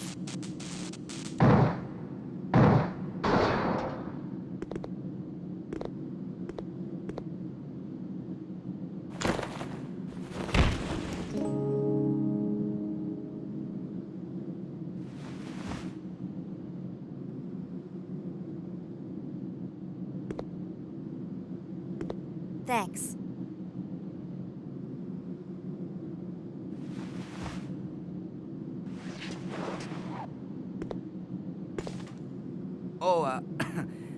Plane's trashed. Well, let's split up and find another way off this oversized freezer. Right. Okay, let's do it.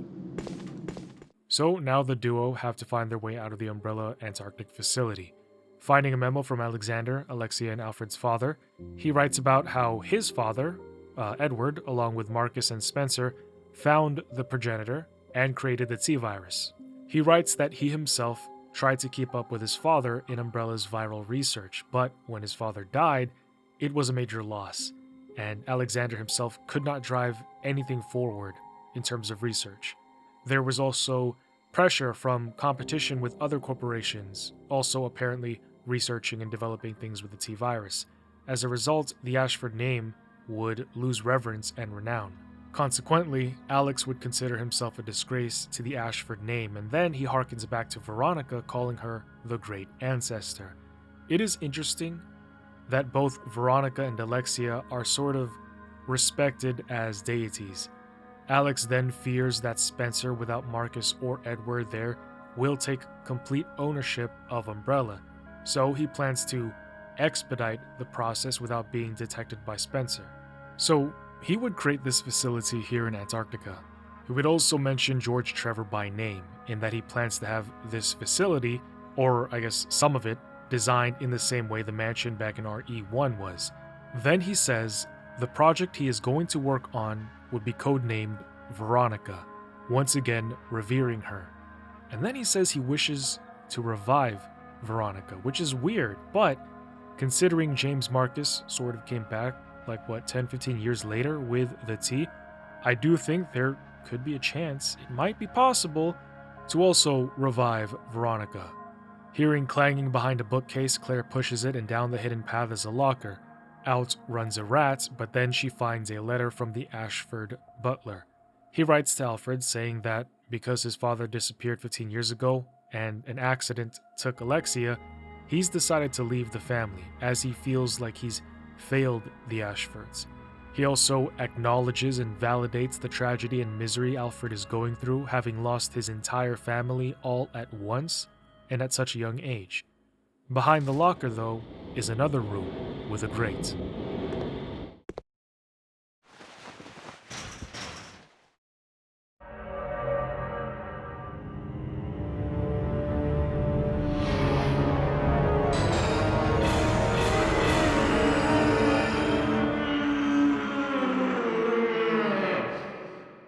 Holy hell, what in the Silent Hill was that? Unfortunately, we're probably gonna find out soon. Moving on, she finds Steve, who says he's found an Australian observation base relatively close by, so that is where they should head next. But they still have to find a way out, so they start thinking they could drill a hole in the wall using this drilling car. But Steve puts them both in danger again because when Claire walks over to the side to watch him move it, he gets distracted by her. He stares at her and doesn't pay attention to what he's doing. As a consequence, he smashes the car into a toxic gas pipe and it begins to fill the room, or the gases fill the room. When they make it outside, Steve pouts and is like, "It's all my fault." Yes, bro, it is your fault. You should actually feel bad because this is, the second or third time you almost get somebody killed? You're a liability. This forces Claire to go through a series of events to close the gas off. By the way, not a single Steve in sight. He made the mess, but me and Claire have to go fix it.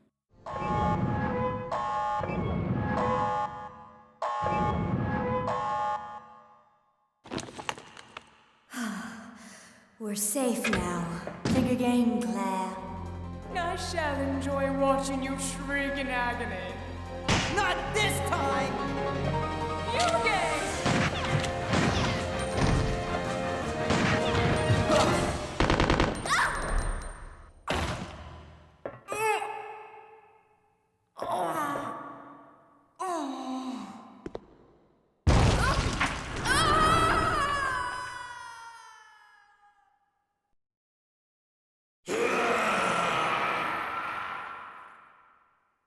What was that?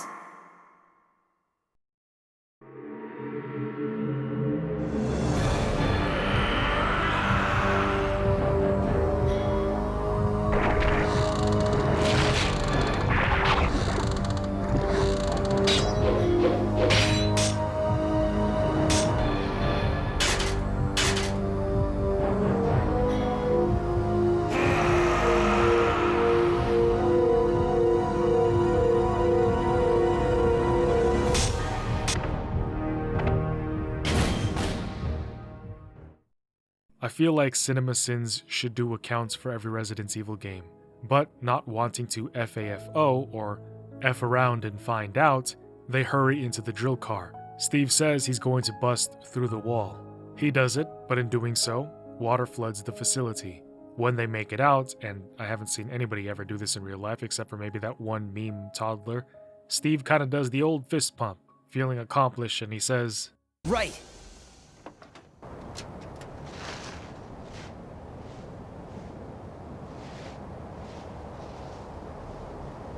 Claire! Maybe we can escape through there!"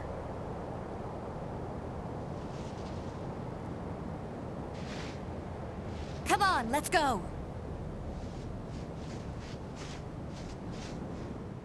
Okay, let's go! Come on, let's go! What, are you scared?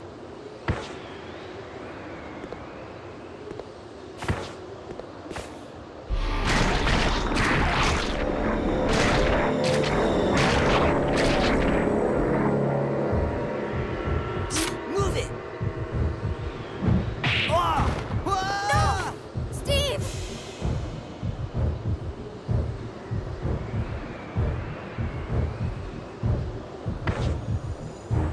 Hold on. I'll wait for that monster and come back.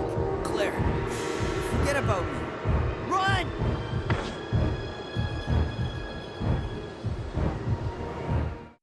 Claire, what do you mean, wait here? As if dead hanging with one hand in sub-zero temps after being smacked like that is as easy as sitting down? Well, I guess it is, because after she takes down Nosferatu, she goes to check on Steve, who is alive, I guess. But he also looks like he was knocked out, like he just took a nap or, you know what I mean, like was unconscious for a bit.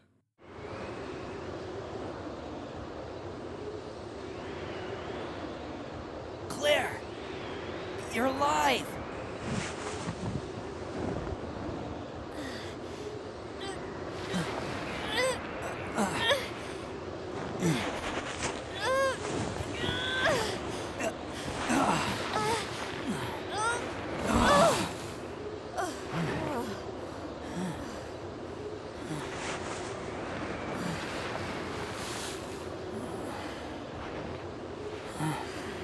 I'm sorry. I failed you. Don't worry about it. Let's go.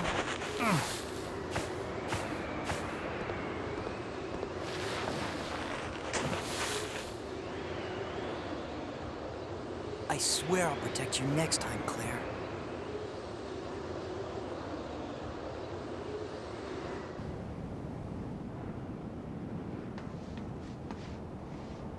We did it!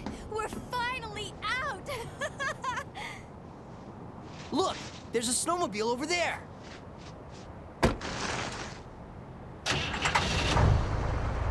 Perfect! We'll be able to ride right over to the Australian base with this. Yeah! Let's go!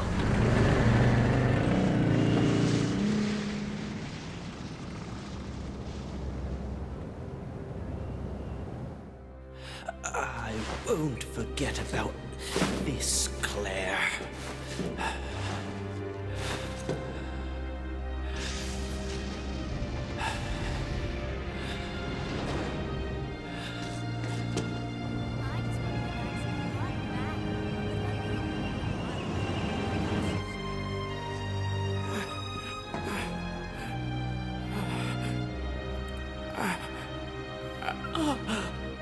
Alexia.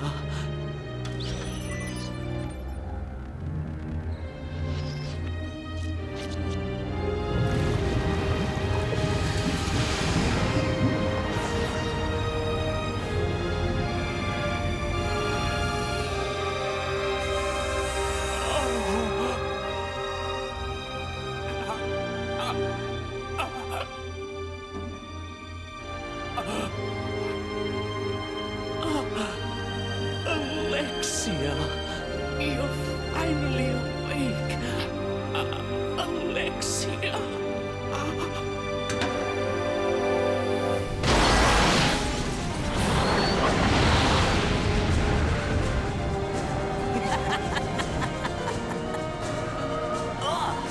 What is that?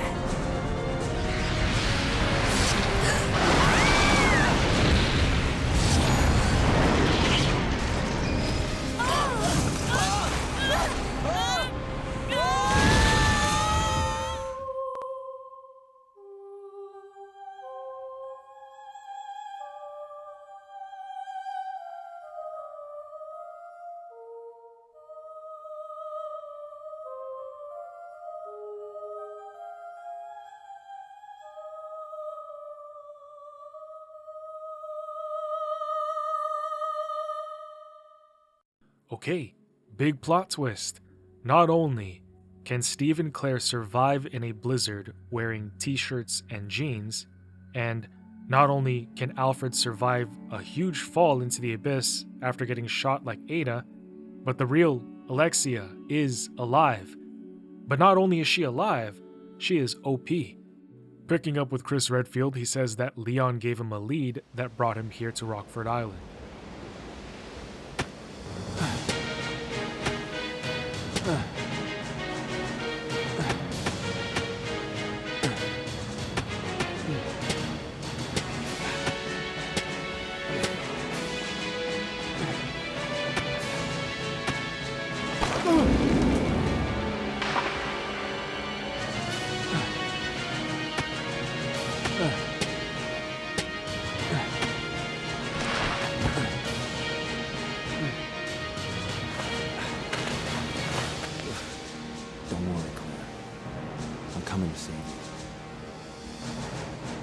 Hell yeah, man things and 2000s hairdos. Chris enters the prison area, and something shakes the building, causing the wall behind him to collapse. Finding the prison guard on the floor, he asks if he's seen a girl named Claire. He shows recognition with her name, so Chris zeroes in on him, on some, "You know who she is, tell me where she is," and the guy shoves his arm off, telling him not to worry about her because she saved him and more than likely made it off the island, so Chris can just leave and go follow her because nobody else here is alive. That is when the earthworm, or whatever this is, whatever it's called, pops out and then eats the prison guard, who had already, resigned himself to death. Chris shoots an explosive bow at it, and it dies, making me think I should have killed this thing earlier. However, it spits the prison guard out, and he's dying, but he is happy to know that he's going to be reunited with his family, and then he gives Chris his own lighter back. He would trudge on and then see Alexia. There was a friendly but naive king who wed a very nasty queen. Who is that? The king was loved, but the queen was feared. Till Alexia? No! She's already fully awake. Chris, oh little fishy, come see my hook. Chris, I'm sending some company to keep you entertained.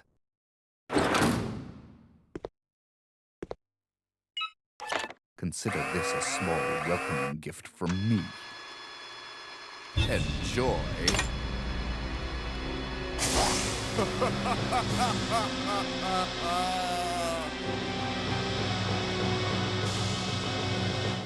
Damn, that was a hunter.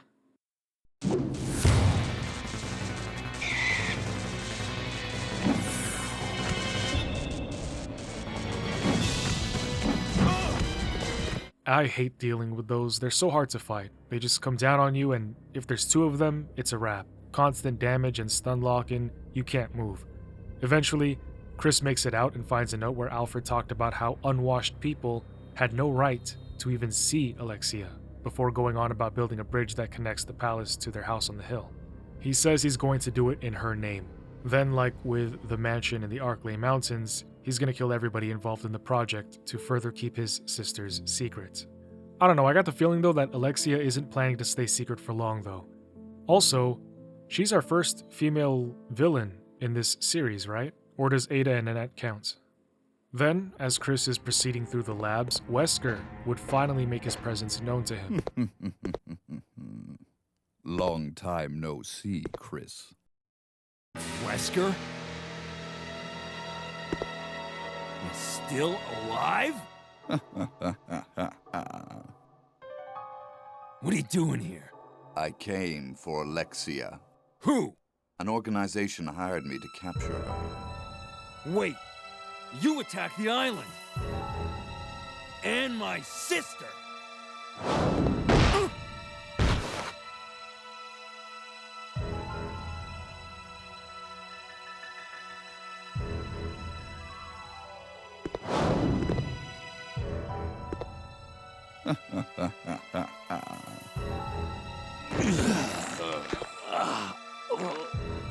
You have no idea how much I hate you. You destroyed my plans, so now I've sold my soul to a new organization. Now, die.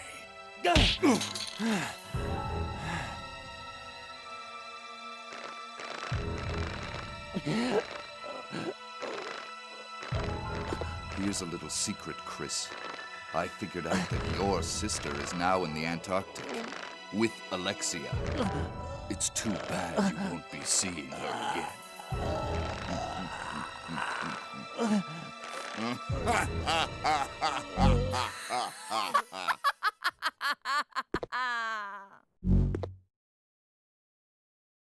Alexia?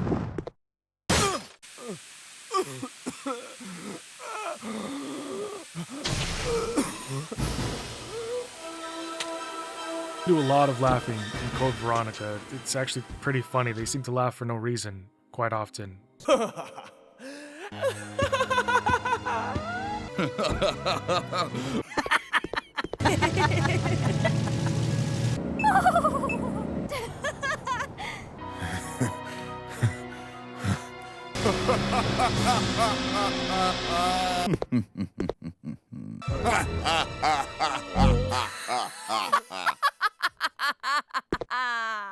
Also, Chris hit his head hard there. But one thing that I'm wondering is, how did he know that Wesker hurt Claire? I can sort of see him just naturally piecing together that it was Wesker all along who attacked Rockford Island to find Alexia on behalf of some shadow organization, but how did he know that he hurt Claire? Soon Chris would have to get a piece of a puzzle, but the problem is the fully grown water electric type Digimon was in the way. Opting to conserve ammo and time, he grabs just what he needs and leaves. Way later, finding a jet, he hops in and then takes off before the moon. And then he goes to fly over to the facility in order to save Claire. There he would find Alfred's diary, where he talks about a secret room he found, one that his father had built, but when he gets inside he discovers something that shocks him. It is in regards to how Alexia and he were born. The next page, he expresses hate for his father after discovering that they were only created to cover up his father's failures. Moving over to March, he talks about how Alexia carried out an experiment, presumably with the T. Veronica virus, on their father. As Alfred says, now their father can finally be useful and contribute something to the family. However, next month it is revealed that their father was indeed still useless, because he would become an uncontrollable monster whom they had to lock down in the underground prison. But by now, Alexia says that she's going to conduct the experiments on herself, keeping in line with what Wesker mentioned back in his reports. But what Wesker got wrong was that she didn't actually die after injecting herself. You see, for 15 years, she had to be asleep in order for her experiment to work. For Alfred, that was 15 years without his sister. But continuing forward, gunning down zombies in cold blood, Chris walks into a room that really does remind us of the mansion. It's even got a statue in the middle, and in a connecting hallway, a tiger with jewels for eyes. Heading deeper down, Chris comes upon a room with a giant anthill towered in the middle, and there are ants crawling all around. Now, in the connecting rooms on both the left and the right sides, Chris reads Alexia's reports about the Veronica virus. Alexia had discovered an ancient virus in the genes of a queen ant. Extracting it from her, she focuses down on studying ants. Impressed with how all the ants in a hill are complete slaves to the queen, we learn that Alexia has a god complex and views herself as above all beings, including her brother, whom she thinks very little of. All exist to serve her. So she splices the ancient virus along with the progenitor virus and then creates the T. Veronica virus, whom she names after her great ancestor. It's interesting how even she respects Veronica. After creating the Veronica virus, she would test it on her father. It would destroy him, but Alexia would learn from this. So, figuring out how to suppress the activity of the virus to induce changes slowly instead of rapidly and uncontrollably, as it did with her father, she now injects it to herself. The caveat is, she needs to, like Lisa Trevor, incubate with the virus for 15 years. It will take that long for her body to adapt, gain immunity, and coexist with the T. Veronica virus. If her calculations are correct, she is going to awaken with unlimited power, and then she's going to control the world. Soon Chris would find out what happened to Alfred. We saw Alexia singing to him and caressing him, which shows that despite her cold demeanor and the fact that she sees him as a lowly slave, she kinda cares for him somewhat. But here, we find his body was standing in a capsule. I don't know what Alexia was planning to do with his body, but Chris checks and confirms that he is dead. After which, Chris would meet Alexander and Alexia herself.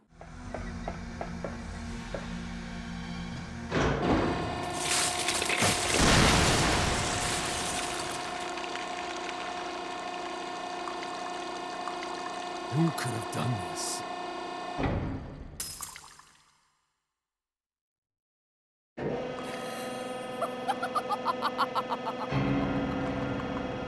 Alexia. That is how I dispose of insignificant bugs, said the spider to the fly. How do you wish to die?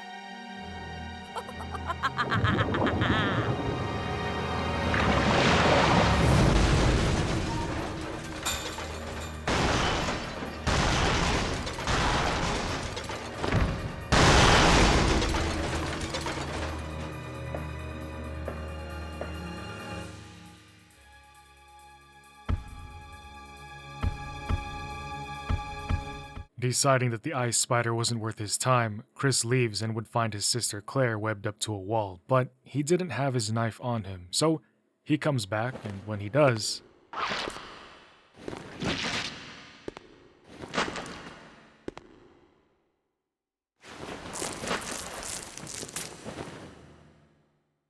Claire.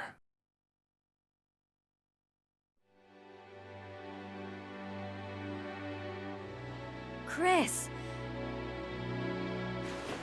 I missed you so much. I know.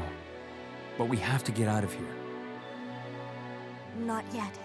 We have to find Steve. Who's Steve? He's a boy who escaped from that island with me. But then a monster attacked us and we got separated. So that means Steve is still somewhere in this base? I'm sure of it.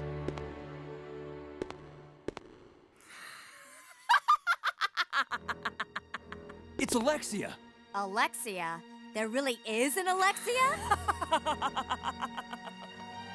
It is almost time, you genetically inferior siblings. After her! She might know where Steve is. Let's go.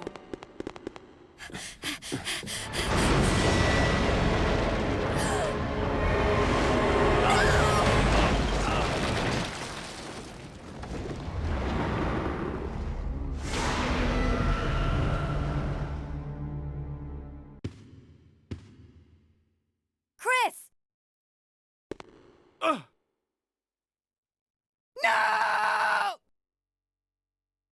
Just go. I'll be fine. But Chris... You've got to save Steve. Go!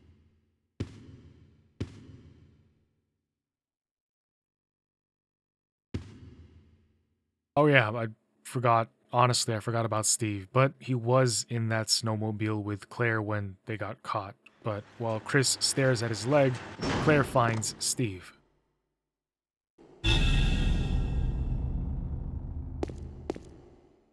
Steve? Oh, Claire. He looks like he's small enough to just slip his head under there.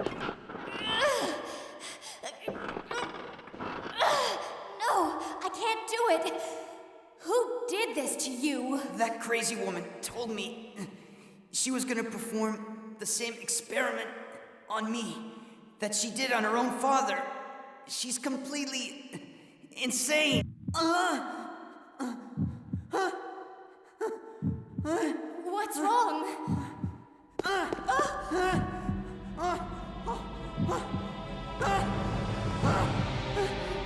Claire! Can't breathe! Claire! Help me! Claire!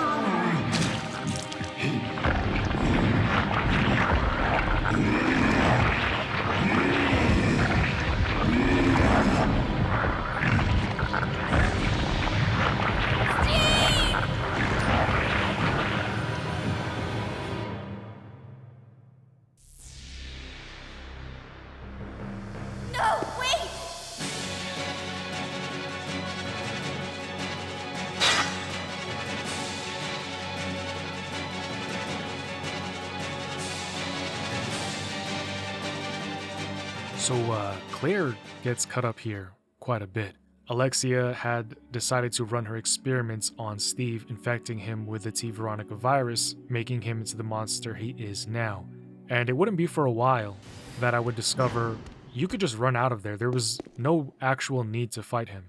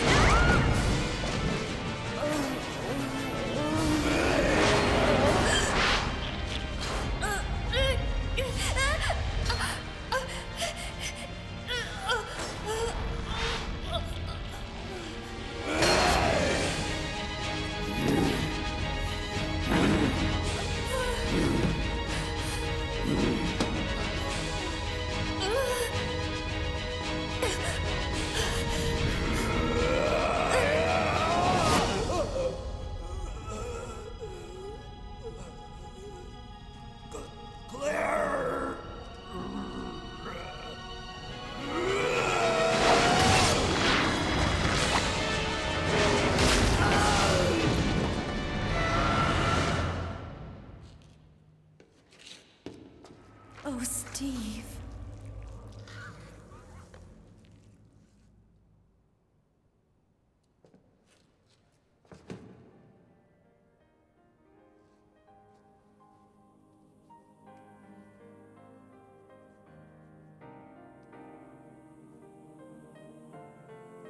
You're warm. Steve, you've got to hang in there, okay? My brother's come to save us. We're getting out of here. Your brother kept his promise. I'm sorry, I cannot. What? What are you saying? I'm glad that I met you. I love you, Claire.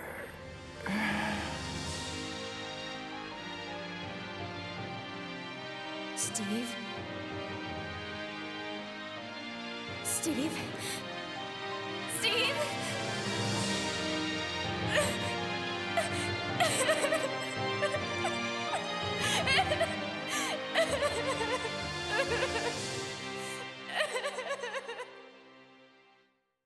I gotta give it to Steve there, because he had the mental fortitude to fight through the T. Veronica virus and stop himself from executing Claire. But also, how are you gonna say you love Claire? You don't know anything about her. What we do now is we pick back up with Chris. At last, I've found you, Alexia. Come with me.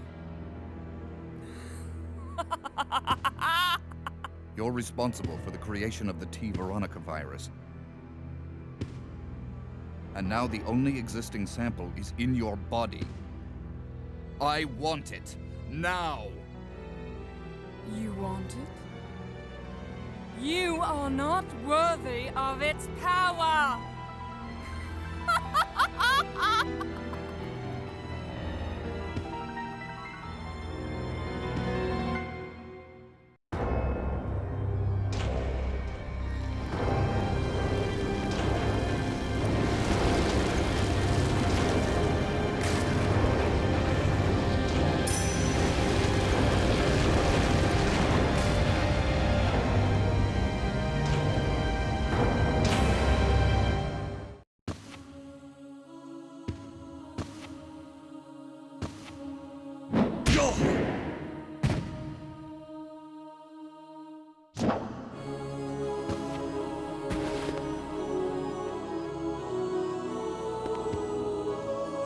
You're coming with me.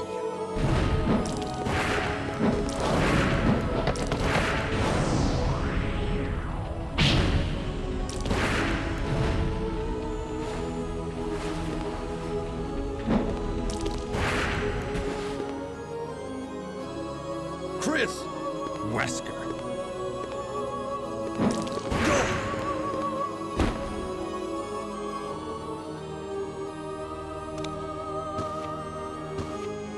Chris, since you're one of my best men, I'll let you handle this.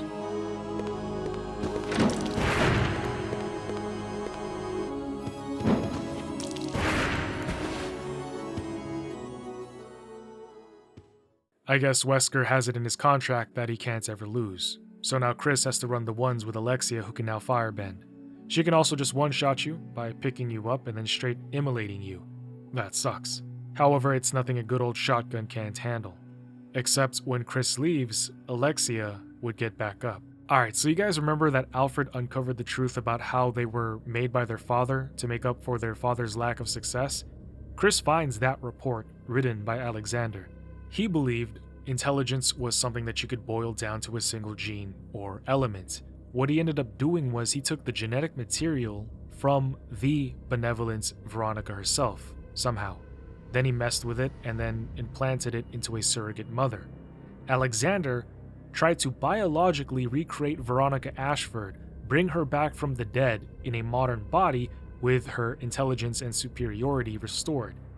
However, twins were not part of the equation.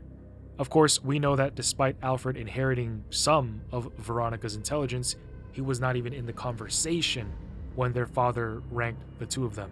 Alexia, who, by the way, was never meant to be Alexia herself, was supposed to be the continuation of Veronica Ashford. Alexia was designed to be the revival of their idealized ancestor, Veronica Reborn. But yeah, Alexander, man, this guy biogenetically engineers his kids, decides one of them isn't good enough, and then treats them accordingly. Everything that goes wrong with Alfred and Alexia later, well, I mean, that just starts right there. As always, in all of my psychology videos, blame the parents. Running forth, Chris hears Claire crying behind a locked door, and he tries to open it. She is still crying over Steve, but her older brother tells her compassionately that they still need to get out of there. Chris would attempt to brute force his way in, throwing his body at the door. It doesn't work, and Claire says that if he activates the facility's self-destruct sequence, it will deactivate all the locks on the doors. Chris goes to start that up, and I just noticed on the computer screen top right, we see pictures. On the bottom is a creature with sample under it, but above that is, I think, Hunk. That says warning. I wonder what that means. But now with the self-destruct sequence activated, Chris reunites with Claire. However, he also reunites with Alexia, who drops in. And instead of continuing the escape while she does her whole thing, I guess she's charging up or getting ready to stand, or I don't know, Chris and Claire turn these handles to try and release the locks on a weapon nearby. It's a good thing Alfred left such a powerful weapon right here for us. But Chris tells his sister to run because he and his haircut are going to handle Alexia. Claire makes a run for it, but she gets walled off by fire. And then she dies, by Alexia's fire slap attack. Kidding. Chris shoots a grenade at both of them, only damaging Alexia. However, the T Veronica virus only mutates her further into an abomination. Something largely grotesque, a combination of a queen ant and a dragonfly, I think. I don't know. I'm not sure, since I've never been a historian. After doing ample amounts of damage, she summons all of her ant soldiers. I guess looking at her now, she's just an ant queen, not a dragonfly at all. But now the special gun is available, so Chris picks it up and aims down on the flying Alexia. Using the linear launcher, eventually, one of the shots lands.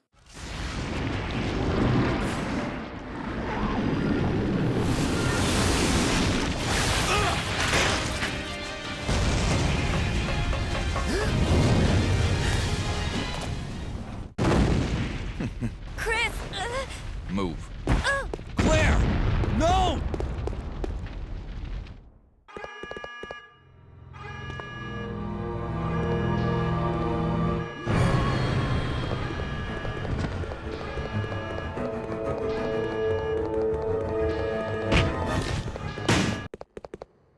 Chris!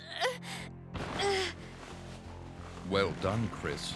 It turns out that Alexia's work wasn't much of anything. So now, the only thing left is revenge. Let her go, Wesker! You don't want her. Fine. Claire! Today's a good day. I came for Alexia, but killing you is even better. Sorry to disappoint you, but Alexia is gone. That's no longer a concern to me. I have Steve to work with. What? Steve. In his body, there's still a living T. Alexia virus. Steve should be a good specimen. Maybe he'll come back alive, just as I did, and be able to see your sister again. You freak! Don't you touch him! I'm sorry, dear heart. But my men have already taken him. You get out of here, Claire. But what about? As a surviving member of STARS, I have to finish this. Okay. Remember your promise.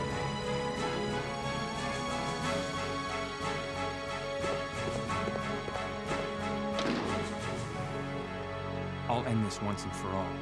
Say hello to my comrades who you've killed. I don't know where you get your confidence, Chris.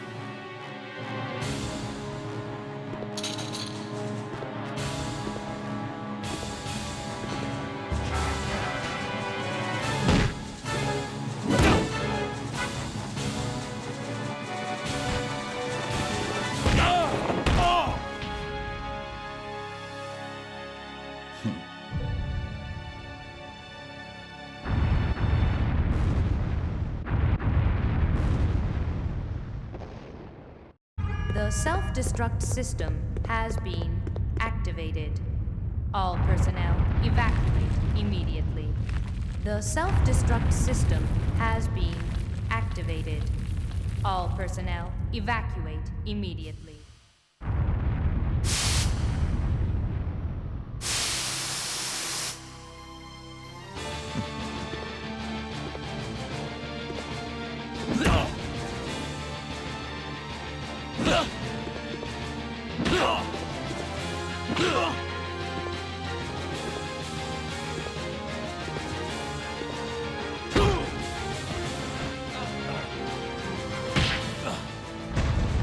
Sure, I'm not human anymore.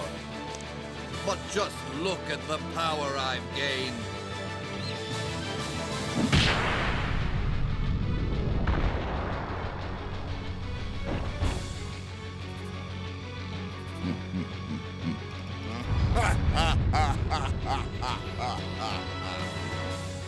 Magnificent, don't you think?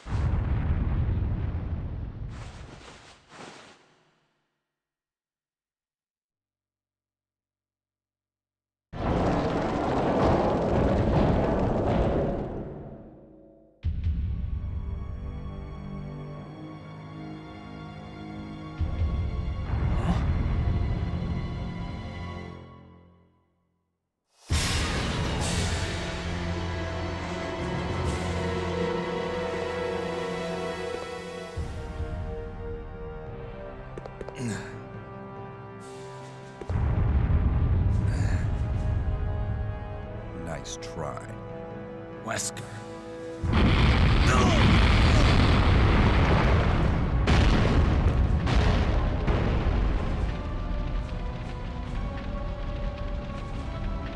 Today's your lucky day. Next time we meet, don't count on another. Next time. Until we meet again.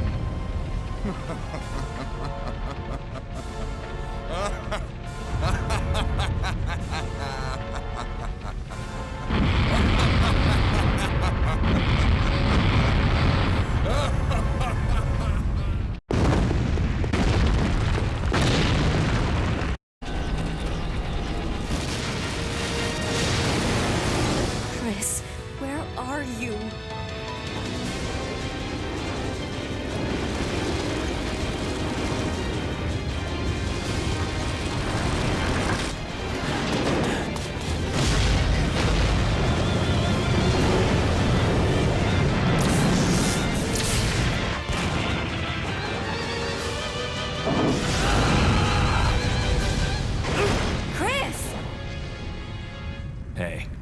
know that I always keep my promises.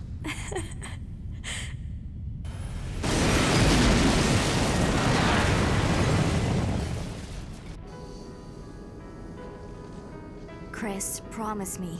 Please promise that you won't leave me alone again. I'm sorry, Claire, but it's not over yet. There's still something we've got to do. You mean... Yeah, it's payback time.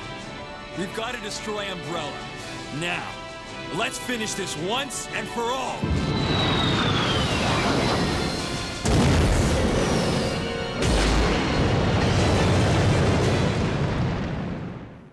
Damn, Chris got tuned up out there. Like he was straight violated, disrespected. He has got to hit the gym, learn some new moves now for sure after getting his ass handed to him like that on a silver platter. I mean, Chris got rocked in the same place 3 times across the face in a row by Walk 'em Down Wesker. Speaking of Nikolai, you guys have been great in the comments helping me make connections and understand some things that I'm missing here. Nikolai, he didn't look familiar to me in the Resident Evil 3 remake, but apparently he was the Russian dude from Resident Evil Outbreak. That was Nikolai. If you saw that Outbreak video, I asked who this Russian guy is when we're at the university, and it was Nikolai who tried to extract Thanatos' blood. Also, at the end of Resident Evil 3, I was wondering who Nikolai was working for this entire time. Turns out it was Wesker all along. Nikolai was working for Wesker. So thank you for helping me out with that. But really, why is everybody laughing seemingly for no reason in this game? Chris, your body. I want it. Now.